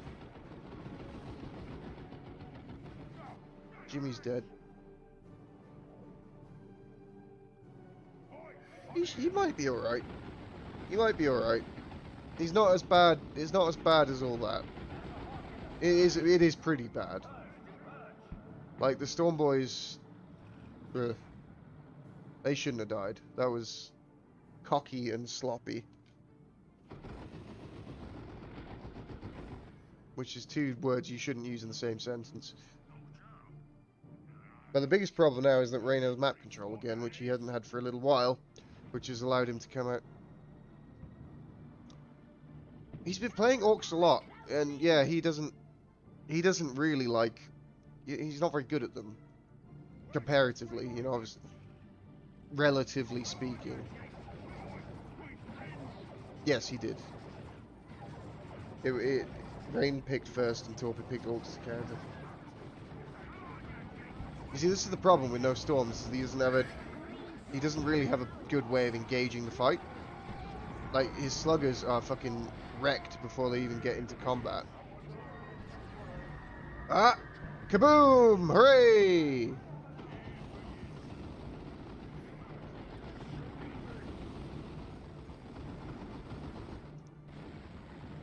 Yeah, no, I mean, Commander Nob is amazing against Eldar. There's no doubt about it. All of his kit just deals with it really well. And here is the Wraith Lord. And Torpid has sweet fuck all to deal with that. Literally nothing. I like the grappling hook.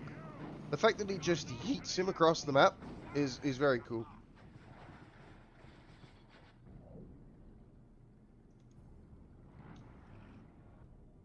See, I read, yes, I read that in the Emperor's voice from TTS there. Banshee. Get your wreck back, pleb. Here we go.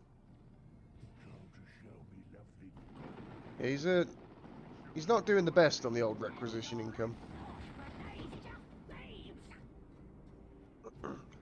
The score right now is 0-0. This is game 1, Sir Guru of Skippy.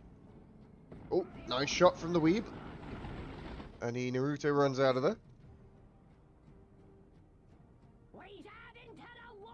I mean, power's for nerds. It's fine to sit on 500 rec and no power. There we go. He didn't like me calling him a nerd, so he built generators.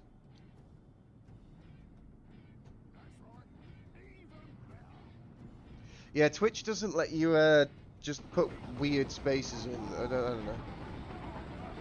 Fascists. No, you can definitely get banned for that.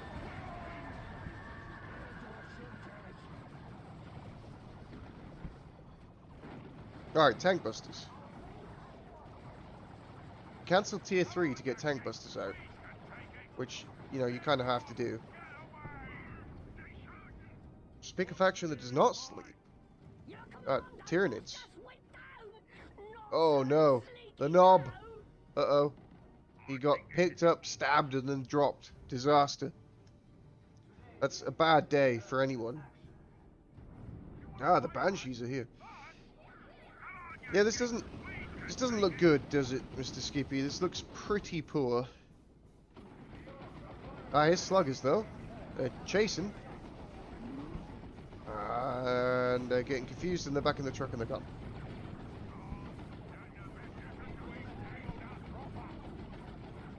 Losing those Storm Boys was really fucking rough. Like, it just completely removed Torpid's ability to fight.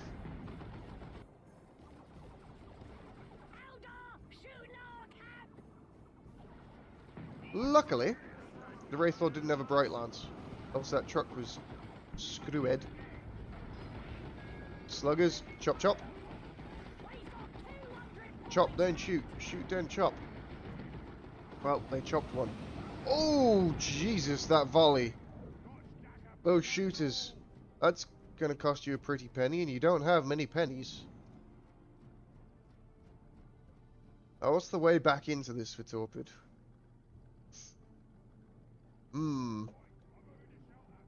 Let's put our big orcish brains together and think about it. Doesn't really have time for the... He's bleeding too much, like... These... He just spent over 100 requisition. Yes, the Wraithlord can fire his Bright Lance whilst walking. He rebought his fucking Commando knob. He's gonna die again. Like, almost certainly. Yeah, he's... Oh no, the Banshees took a weird path. Okay.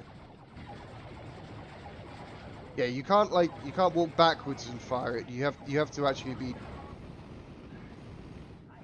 The Wraithlord can only walk forwards, yeah.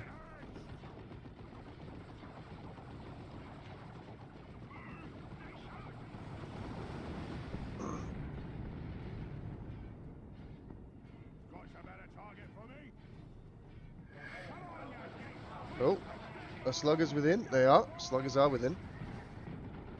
And here's the other Wraithlord. Here he comes. And, yeah, there's nothing that Torpid's going to be able to do about this. Like, it's just a death march at this point.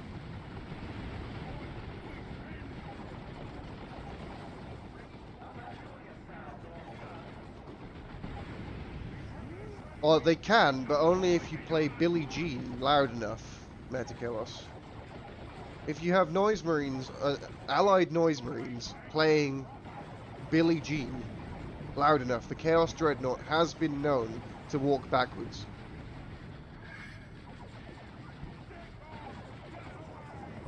Dun dun dun dun dun dun dun dun dun dun dun dun dun dun dun. Trucks dead.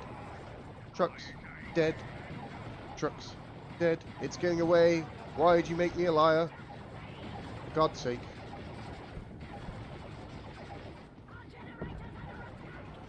I mean, technically speaking, if Torpid loses, the truck is dead, so, you know. Here's a kaboom. Yeet. Bye. Bye, Banshees. I would disagree, Rostam. I think it's done things. It has launched Banshees across the map. Here go the March of the Wraithlords. Yes, both Wraithlords have shurikens. But it's over. The victory points are fucked. Even if Bloodrain loses his entire army here, there's not enough time to get back out.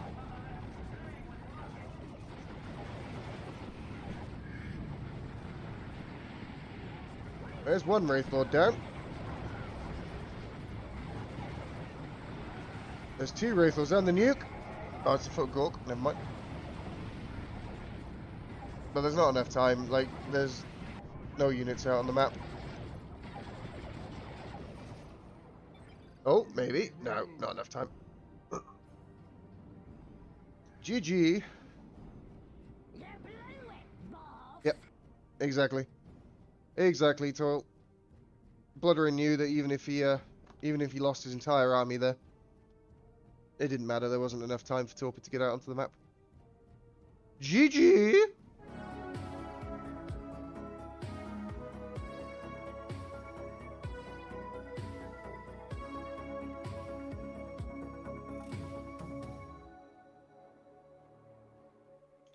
It's the best of 5. The best of 5, indeed. We'll be up all night. Although for me it is merely 20 to 5 in the afternoon. But equally I have been on the go since 7:30 this morning, so it's a full work day. But we're having fun. We're drinking tea. The voice is sort of recovering. The dog is confused. And now it sounds like we're speaking in sort of code words, doesn't it? The pheasant has no agenda.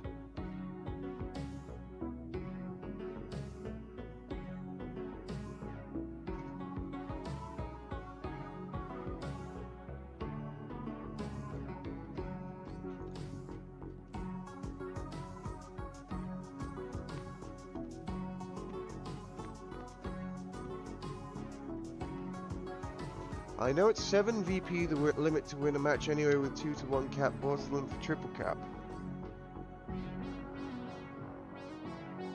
Woof woof. That is the word of the dog gods.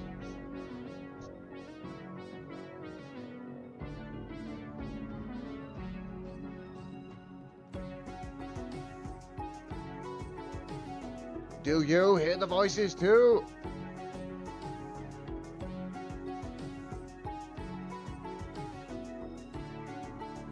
Dawn of War 1 Chaos Lines. Chef's kiss.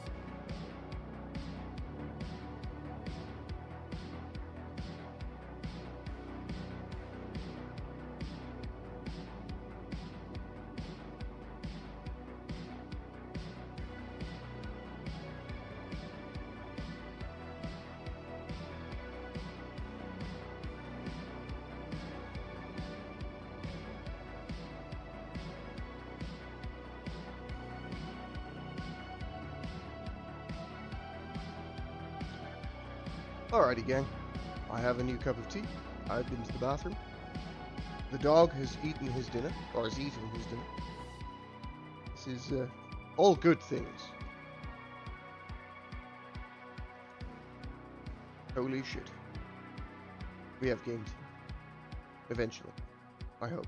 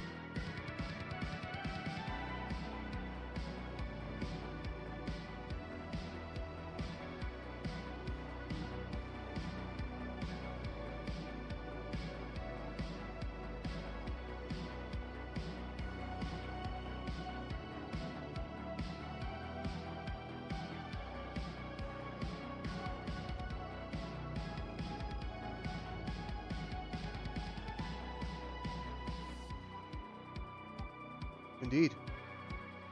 Indeed. It is a banger.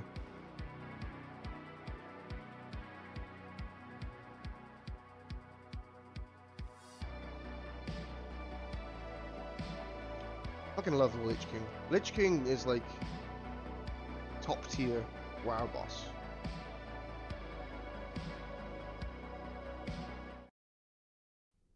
Alrighty.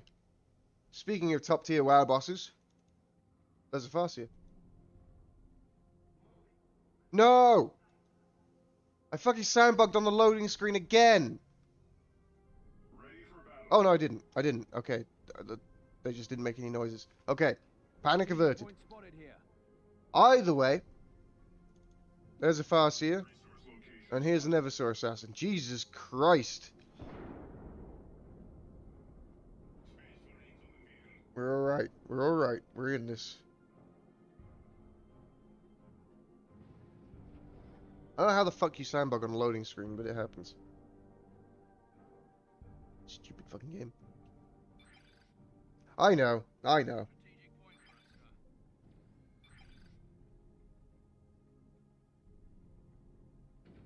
Ah, you see, I beansed it. I bug torpid.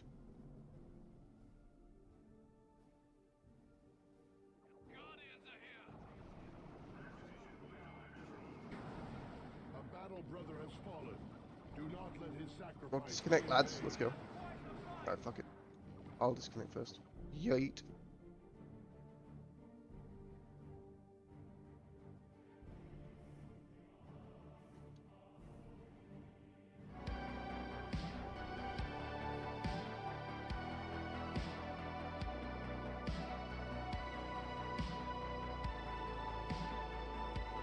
I think just gonna.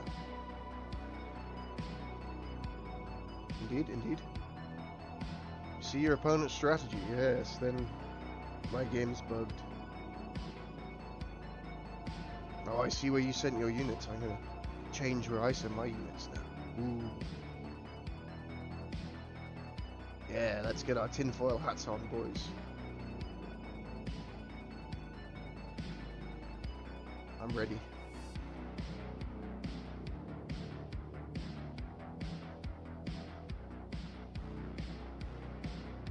Any other tinfoil gamers?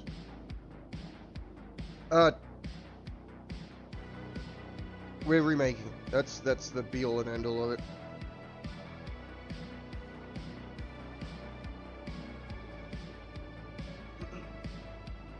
Torpid claimed that there was a bug in the game, and Blood Rain said, yes, we may remake, considering like fucking nothing happened. That seems reasonable.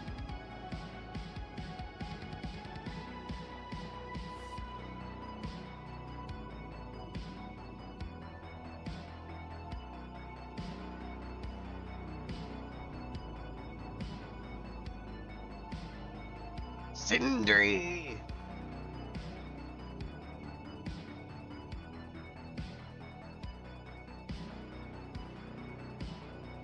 Okay, my throat's not in the condition for me to do the proper Sindri.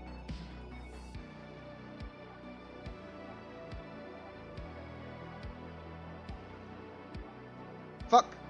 Where's the game? Fuck, why does it do this? Hello? Will you load, sir? Pretty please, with a cherry on top.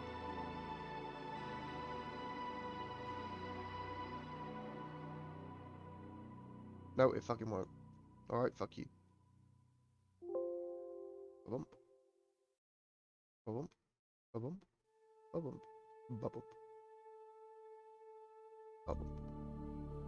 We're here, we're queer, get used to it. Hello? Hey! Da da da da da da. Dawn of War, ladies and gentlemen. It just works. Anyway, Blue Farseer, his Blood Rain, Red Eversor Assassin, his Torpid. Let's hopefully not have any bugs.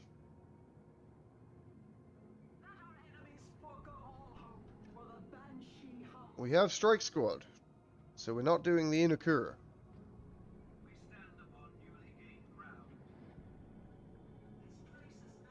We have a second IST, so we're definitely not doing the Inakura. Double Banshee. Oh, it's Farseer. Yeah, okay. A Space Marine apothecary stands against us, it seems. Join us in the fried brain department. It's a very good department. Okay. So we are seeing the double Banshee clock. It's a Farseer specialty. We'll get Spirit Stones eventually for the healing for them. Adding support structure. And this does sort of play into the weakness of the Order Malice, which is being overwhelmed by melee. Guide there onto the Banshees, and a good special from the Farseer, pushing the Strike Squad back into the teeth of the Banshees. And it's at least one dead, maybe two. This guy is a concern. And here's the second Banshee squad. So early damage inflicted here by Blood Rain. Only a single Strike Squad member, so not crippling, but I have paused the arms limit. not great either. Shall we secure it? Now, a single Strike Squad and Eversor Assassin can't do much against double Banshees. They do need some Stormtroopers to come in and shoot at them.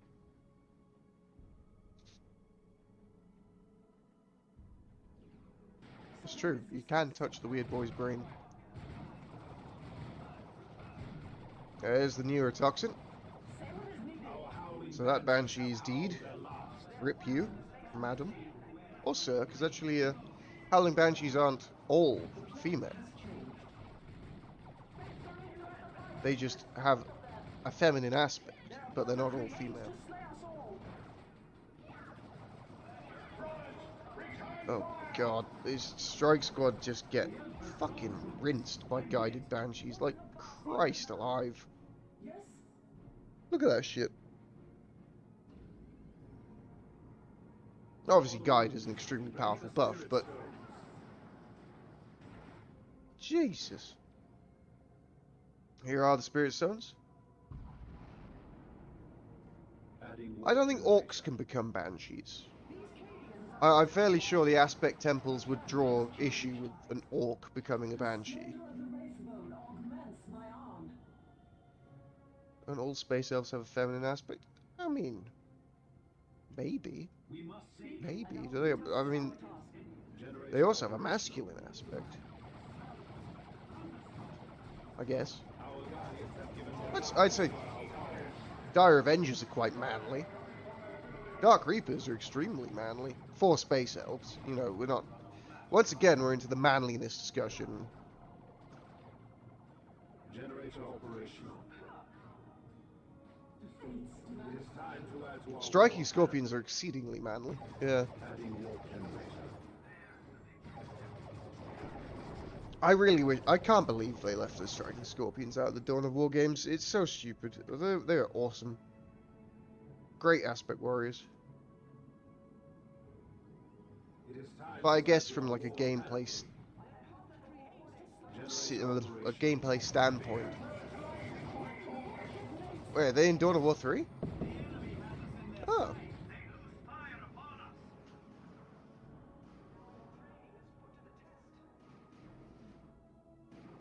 Oh, fair enough.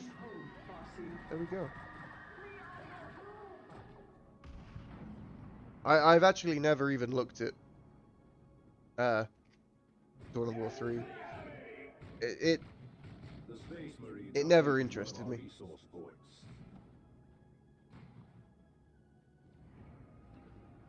I saw early gameplay footage of it, and I was like, no. Our forces shall have tools No, for thank the you, task. sir. I will stick to Dawn of War 2. Thank you very much. And here we are. Some 8 years later? Question mark? When did Dawn of War 3 come out? I don't know. I'm not paid to think.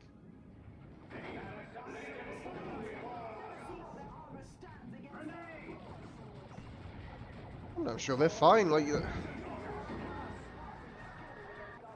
at the end of the day, the game was a flop, but I'm sure they don't take it too personally.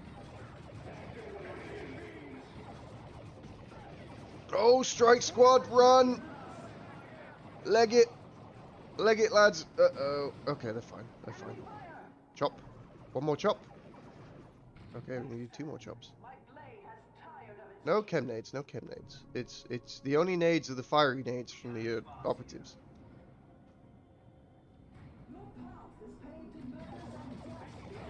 It's a bit tricky, really. Like, the Banshees are going to cost Rain a lot to replenish. This hasn't really done crippling damage.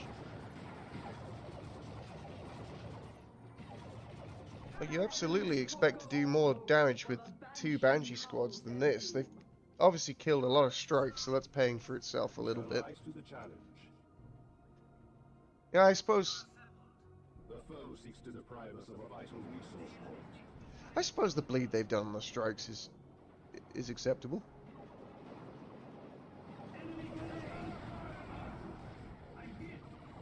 Here they are infiltrated out of the Farseer Webway Gate, which is spooky.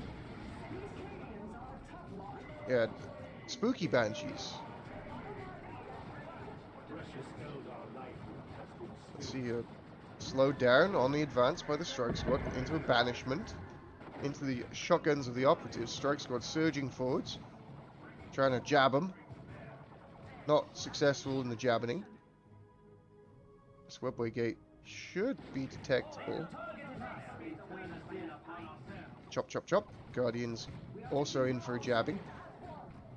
Banshee's getting jabbed and neurotoxined. Pretty good engagement here for Torpid. Holy shit. Lots of Eldar dead for nothing at all, and up to tier 2. He did lose his ISTs somewhere, probably to those Banshees. And tier 2 on the way for Blood Rain. But, you know, decent early game for Torpid. Uh-oh. Uh-oh. Any yikeses in chat? Oh, okay, it was noticed and recognized swiftly. Still gonna lose 2 models. Oh, God. Oh, my. Oh, brother man Bill. Yeah, that's a wiped Strike Squad. That's a yikes. Okay. So, now for sure, Torpid knows there's a warp gate in this area. For sure. There's no way, like, infiltrated Banshees just turn up on you if there isn't one. But what can he do about it? I don't know. This Strike Squad's not in a good way either. He lost ISTs. And now he's a bit fucked, honestly. Not really much to do.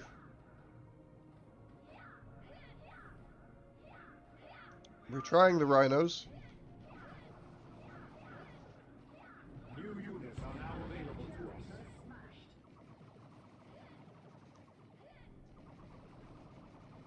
That's good. That's good. I mean, obviously I'm a big fan of 40k in all of its aspects, but and I do like the lore friendliness. It's just maybe I'd enjoy Dawn of War 3. I don't know, but I doubt it. From what I've seen of it, I wouldn't enjoy the gameplay.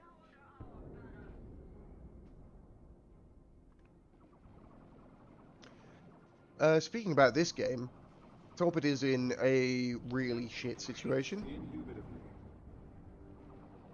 Bloodrain can almost afford a Wraithlord.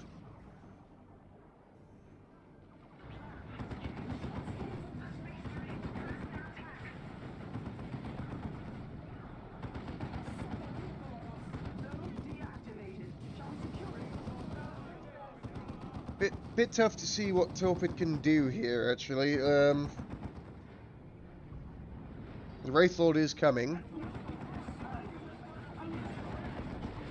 And we've seen how the Order Malice have struggled today with the old Wraithlords.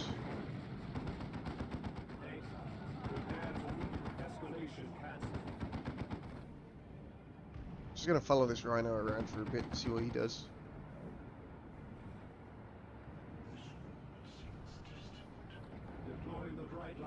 But again, that's a very common thing. Toil, it's a very common thing. The second a piece of negative feedback is received, people dogpile on it, and suddenly you get people who've never even looked at the game say, oh, well, it's absolutely shit, and oh, there's no way I'd ever enjoy it. It's a complete disgrace. And they've got no fucking clue, because they've never even looked at it. But because the feedback is so overwhelmingly negative, people want to, oh, I'm not saying that's anyone here, but by and large, that is how feedback works. Was the trailer the one that had the Terminator doing a front flip or whatever it was?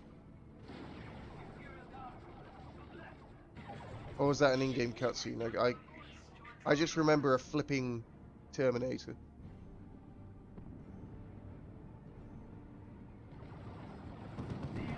I suppose I can look it up after the tournament and we'll discuss it on the next stream.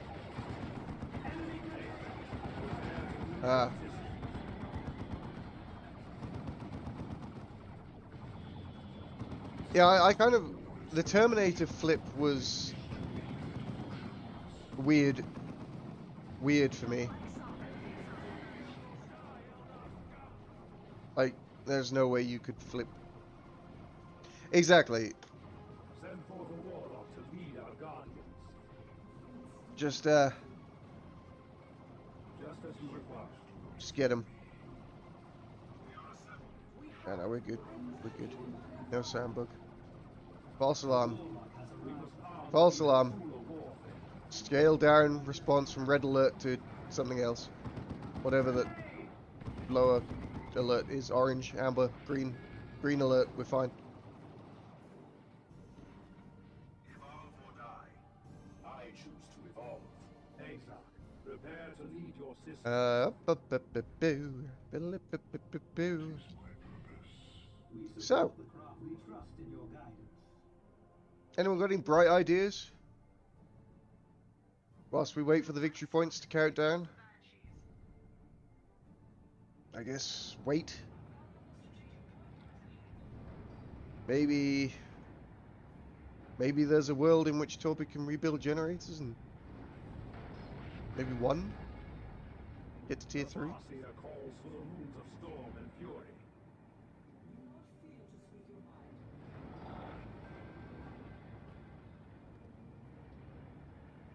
Enemy space marines are claiming a victory. Okay, purifies. Okay, this is an interesting maneuver. Haywire grenade onto the Rhino as it slowly backs away from the onrushing Banshees.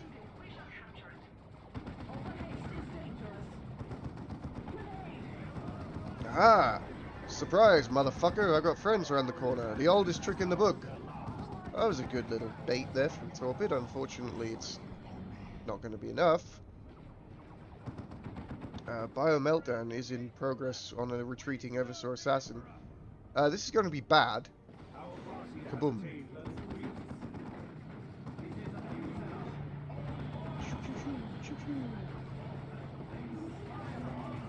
Rossi doing Psychic Storm. Absolutely wrecks the operatives. Purifies onto a Wraithlord.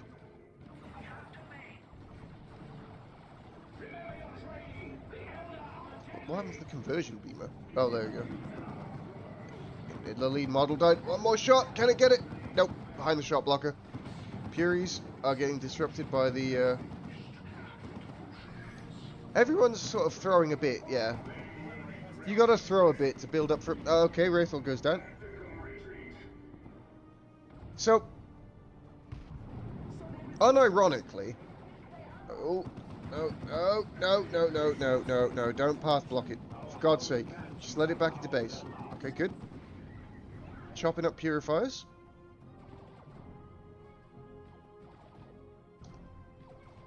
Well, the thing is, Torpid again had a massive victory point lead, so Rain just had to sort of run around the map and take it back, and couldn't really do anything to stop Torpid building up an army, and then got baited into a really bad fight around this corner. Lost the Wraith Lord.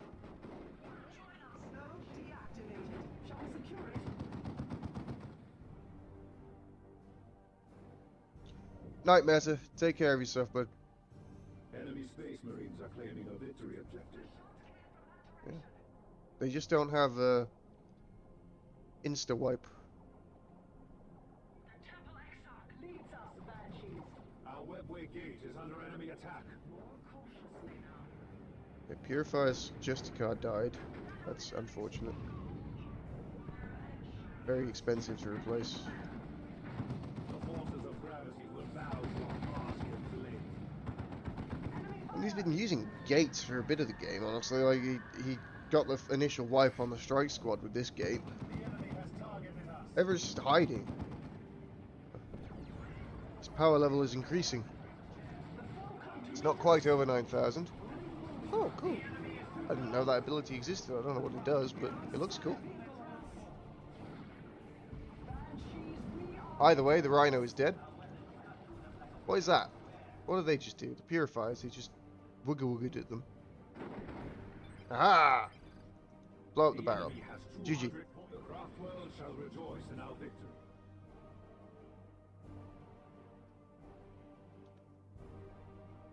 Purifiers can be good. Not like that, though. Against double Banshees and for playing from... I mean, there's no unit in the game that helps you out there.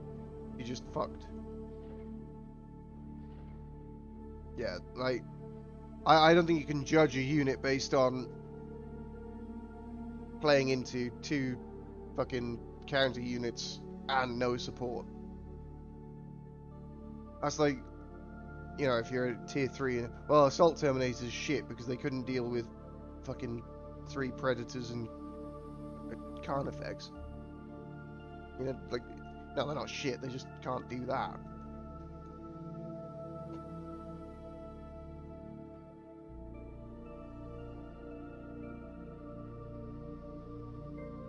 Yeah, that I will agree with. The Strike Squad level with levels and a Justicar are basically Purifiers.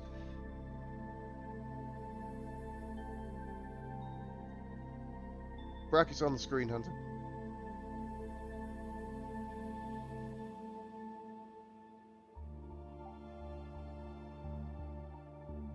Ah. Oh, wow. Good grief. No need to get personal about this.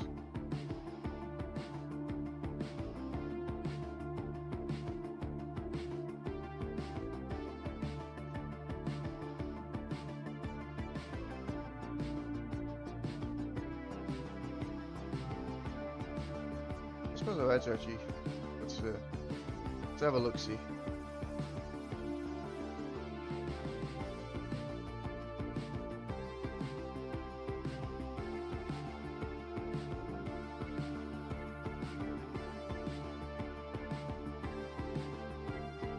Oh, it is quite small. That's unfortunate. I was hoping it would be bigger.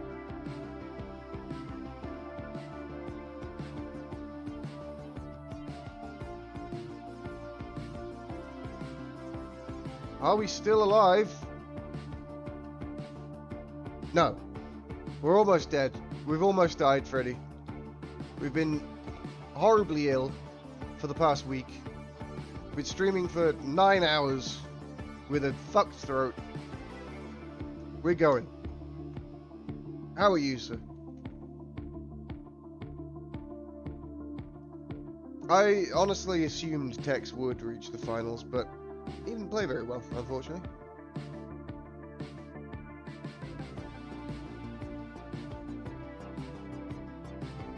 Yep, well, we're managing the best we can. We're managing the best we can. Hello, dog. I know, it's almost time for your walk. It is. I promise, we'll go outside soon enough. You won't be locked in here all day. Just most of the day.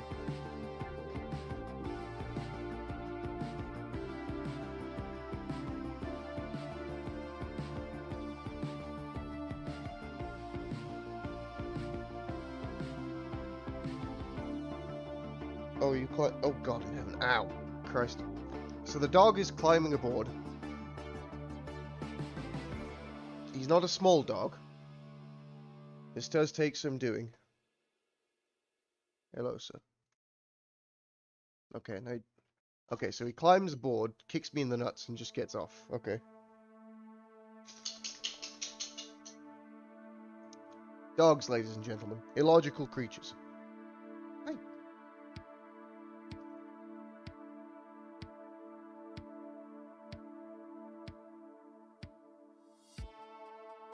How is life for the Freddy anyway? It's been a while, dear friend. It's been a while.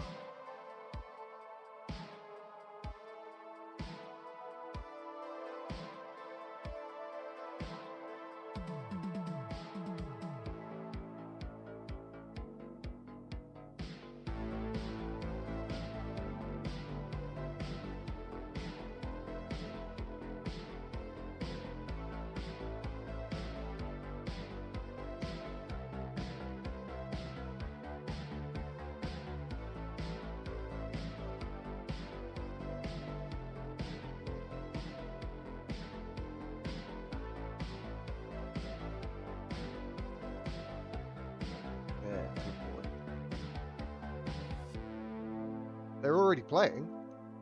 What the fuck? Oh, shit. You're right. Usually it tabs me back in. It did not. Professional streams, by the way. Okay, we're here. We're in. What's going on? Oh, it's Auto Malice against fucking Eldar again. Some Banshees have died. A strike squad has died. Well, a strike squad member has died. Lots of Banshees have died, actually. Brother Captain is almost halfway to level 2 already. Jesus Christ. The map is out to reaches. It's double strike squad with the Brother Captain. So we're trying this Auto Malice against Eldar again. No, not every game. Just this game. He didn't do double strike squad last game.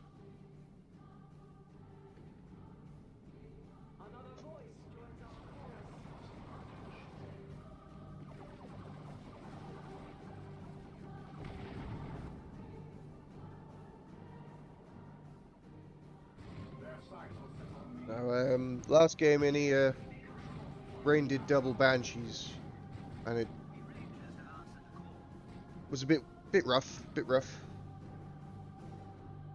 Double infiltrated Banshees coming out of a webway surrounding strike squads was a bit messy, to be honest.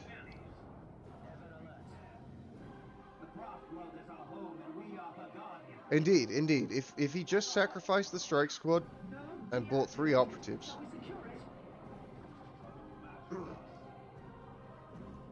Although I'm fairly sure that doesn't work against Blood Rain.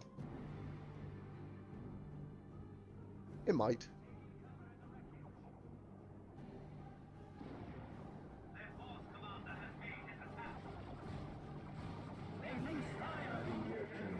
Alright.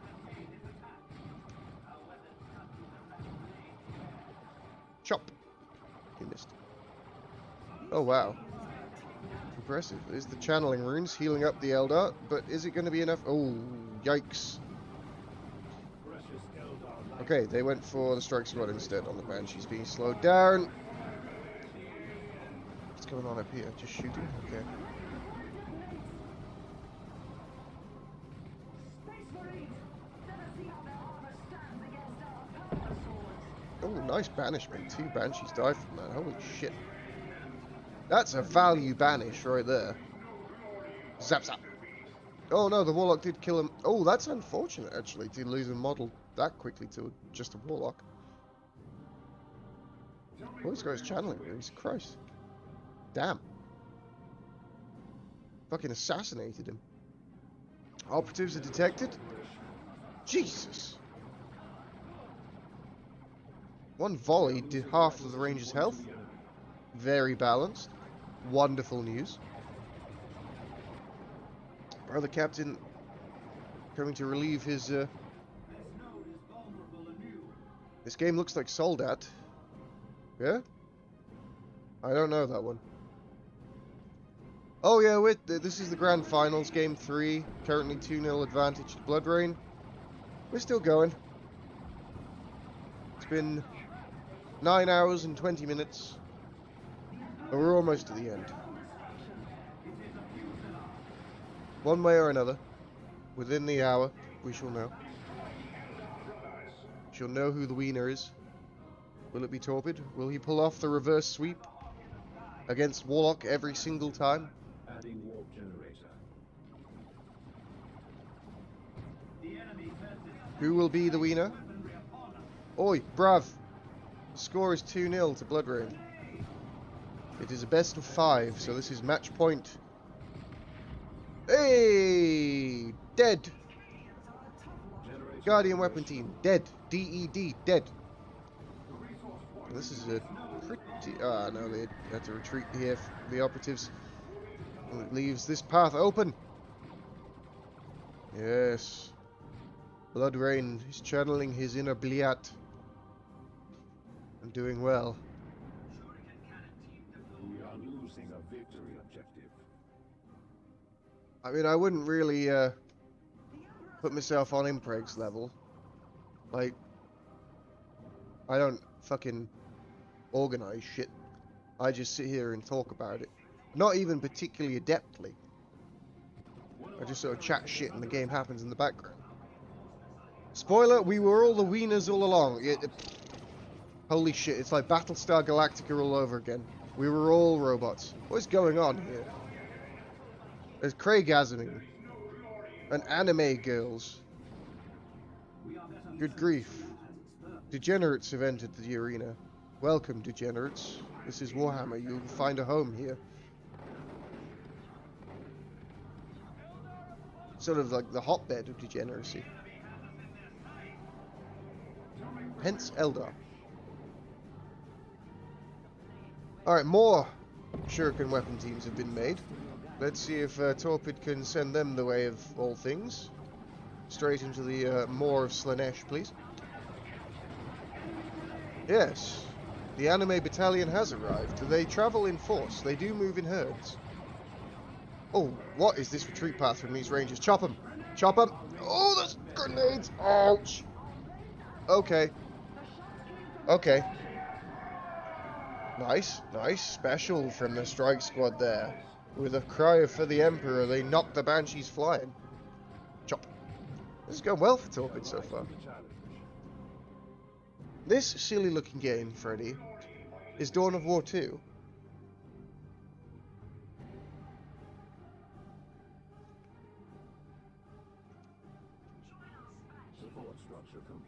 This has been a pretty good tier 1 for Torpid here, actually.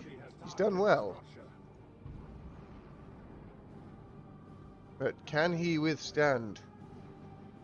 Tier 2 is on the way. This is a nice tech advantage. It's going to be a pretty sizable tech advantage, but you have to actually do something with the tech advantage, otherwise it's not worth. And so far, Tier 2 has been the downfall of Ordo Malus, as they just spam useless shit like Las Rhinos, and it does nothing. And then what the Eldar do is they get the fucking Wraithlord, and they click A, and then they click on the enemy base, and the Wraithlord goes and chops. Enemy space marines are claiming a victory objective. The foe is we're not talking about the Vortimer in Tier 3. That fully counts in my book as useless shit against Eldar. Strike Squad, where are you going? This is not your base. What do you require? Run away! Structure to the enemy. Okay, they're on a mission from God.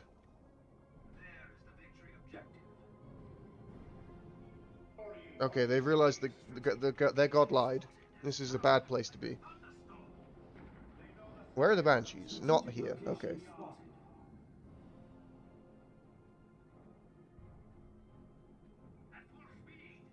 Yes. Soon we will break out the heavy flamer. Your sisters. That's a good position. No, brother. The heavy flamer. Yes, come at me.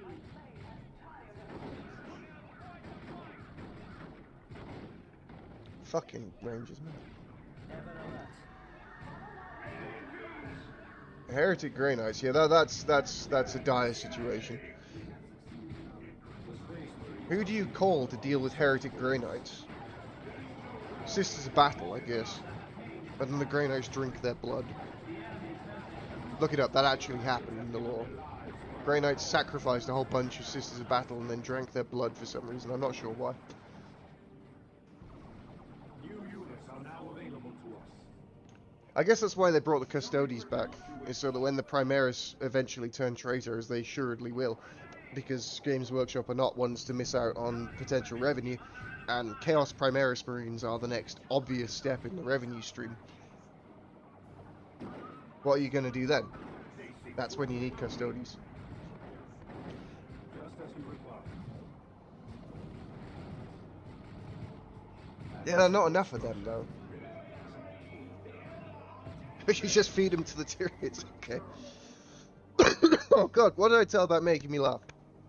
I told you not to make me laugh, because I will die. Alright, the gate is here. Power is here. We draw a straight line, we press A, and we click. This is how we play as Eldar. Oh, and here is the boy. The Wraith Lord is on his way. Chop chop. There we go. Battle Rights is in for the brother captain. Luckily, the Wraith Lord can't use the webway, because that would be fucking OP.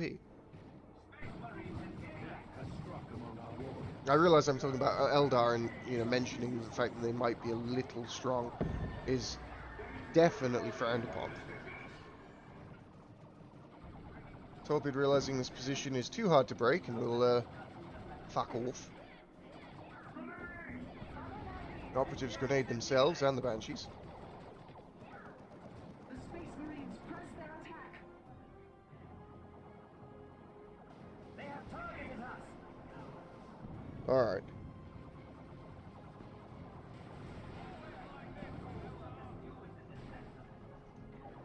Here he is. The man, the myth, the legend.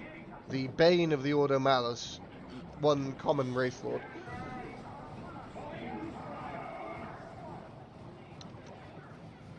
Oh, nice specials from the Strike Squad here. If these guys get a kill, they'll level up. There we go. And now they are considerably more dangerous. Chop chop. Stab stab. But how will you deal with this gentleman? He comes a knocking. Here's the brother captain dealing with a Shuriken weapon team. Purge the aliens. The Guardian weapon team has fallen. Purging equals complete. There's the battle rights healing up the brothers. And there's the Canticle of Absolution? Question mark? Which also heals them. Look at this regen. Holy shit. Space Elf mechanisms. Oh no! Strike Squad, run! It was a trap. Admiral Akbar is here. And he has brought lads.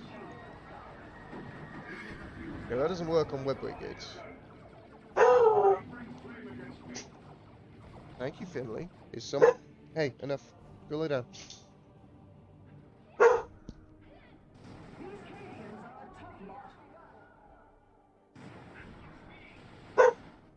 Alright, the dog has clearly decided that someone untoward is walking around the house. Stop. Stop it.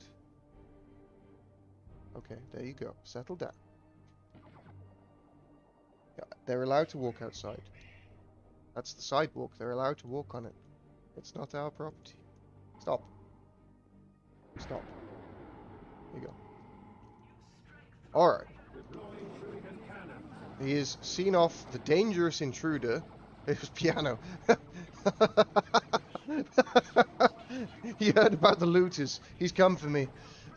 The dog is the only defense. Oh, God. Oh, I am actually going to die if I laugh like that. Stop. Holy shit. Alright. Well, this started off looking pretty good for Torpid. But Wraithlord's just... what to do. Torpid is losing hope.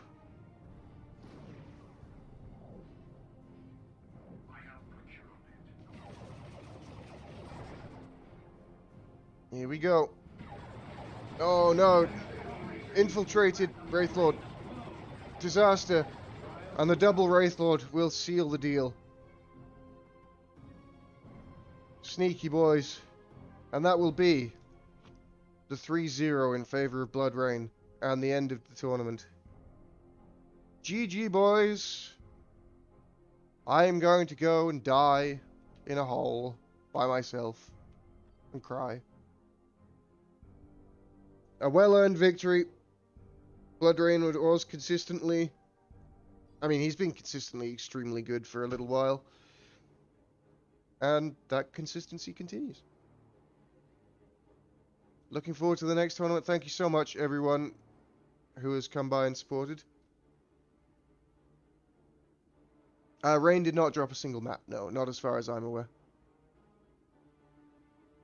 Thank you, guys. Appreciate you all.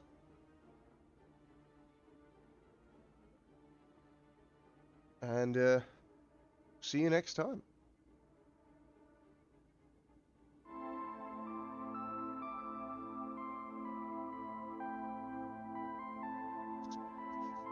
Is anyone else streaming? Let me see if I can find someone to send you guys to.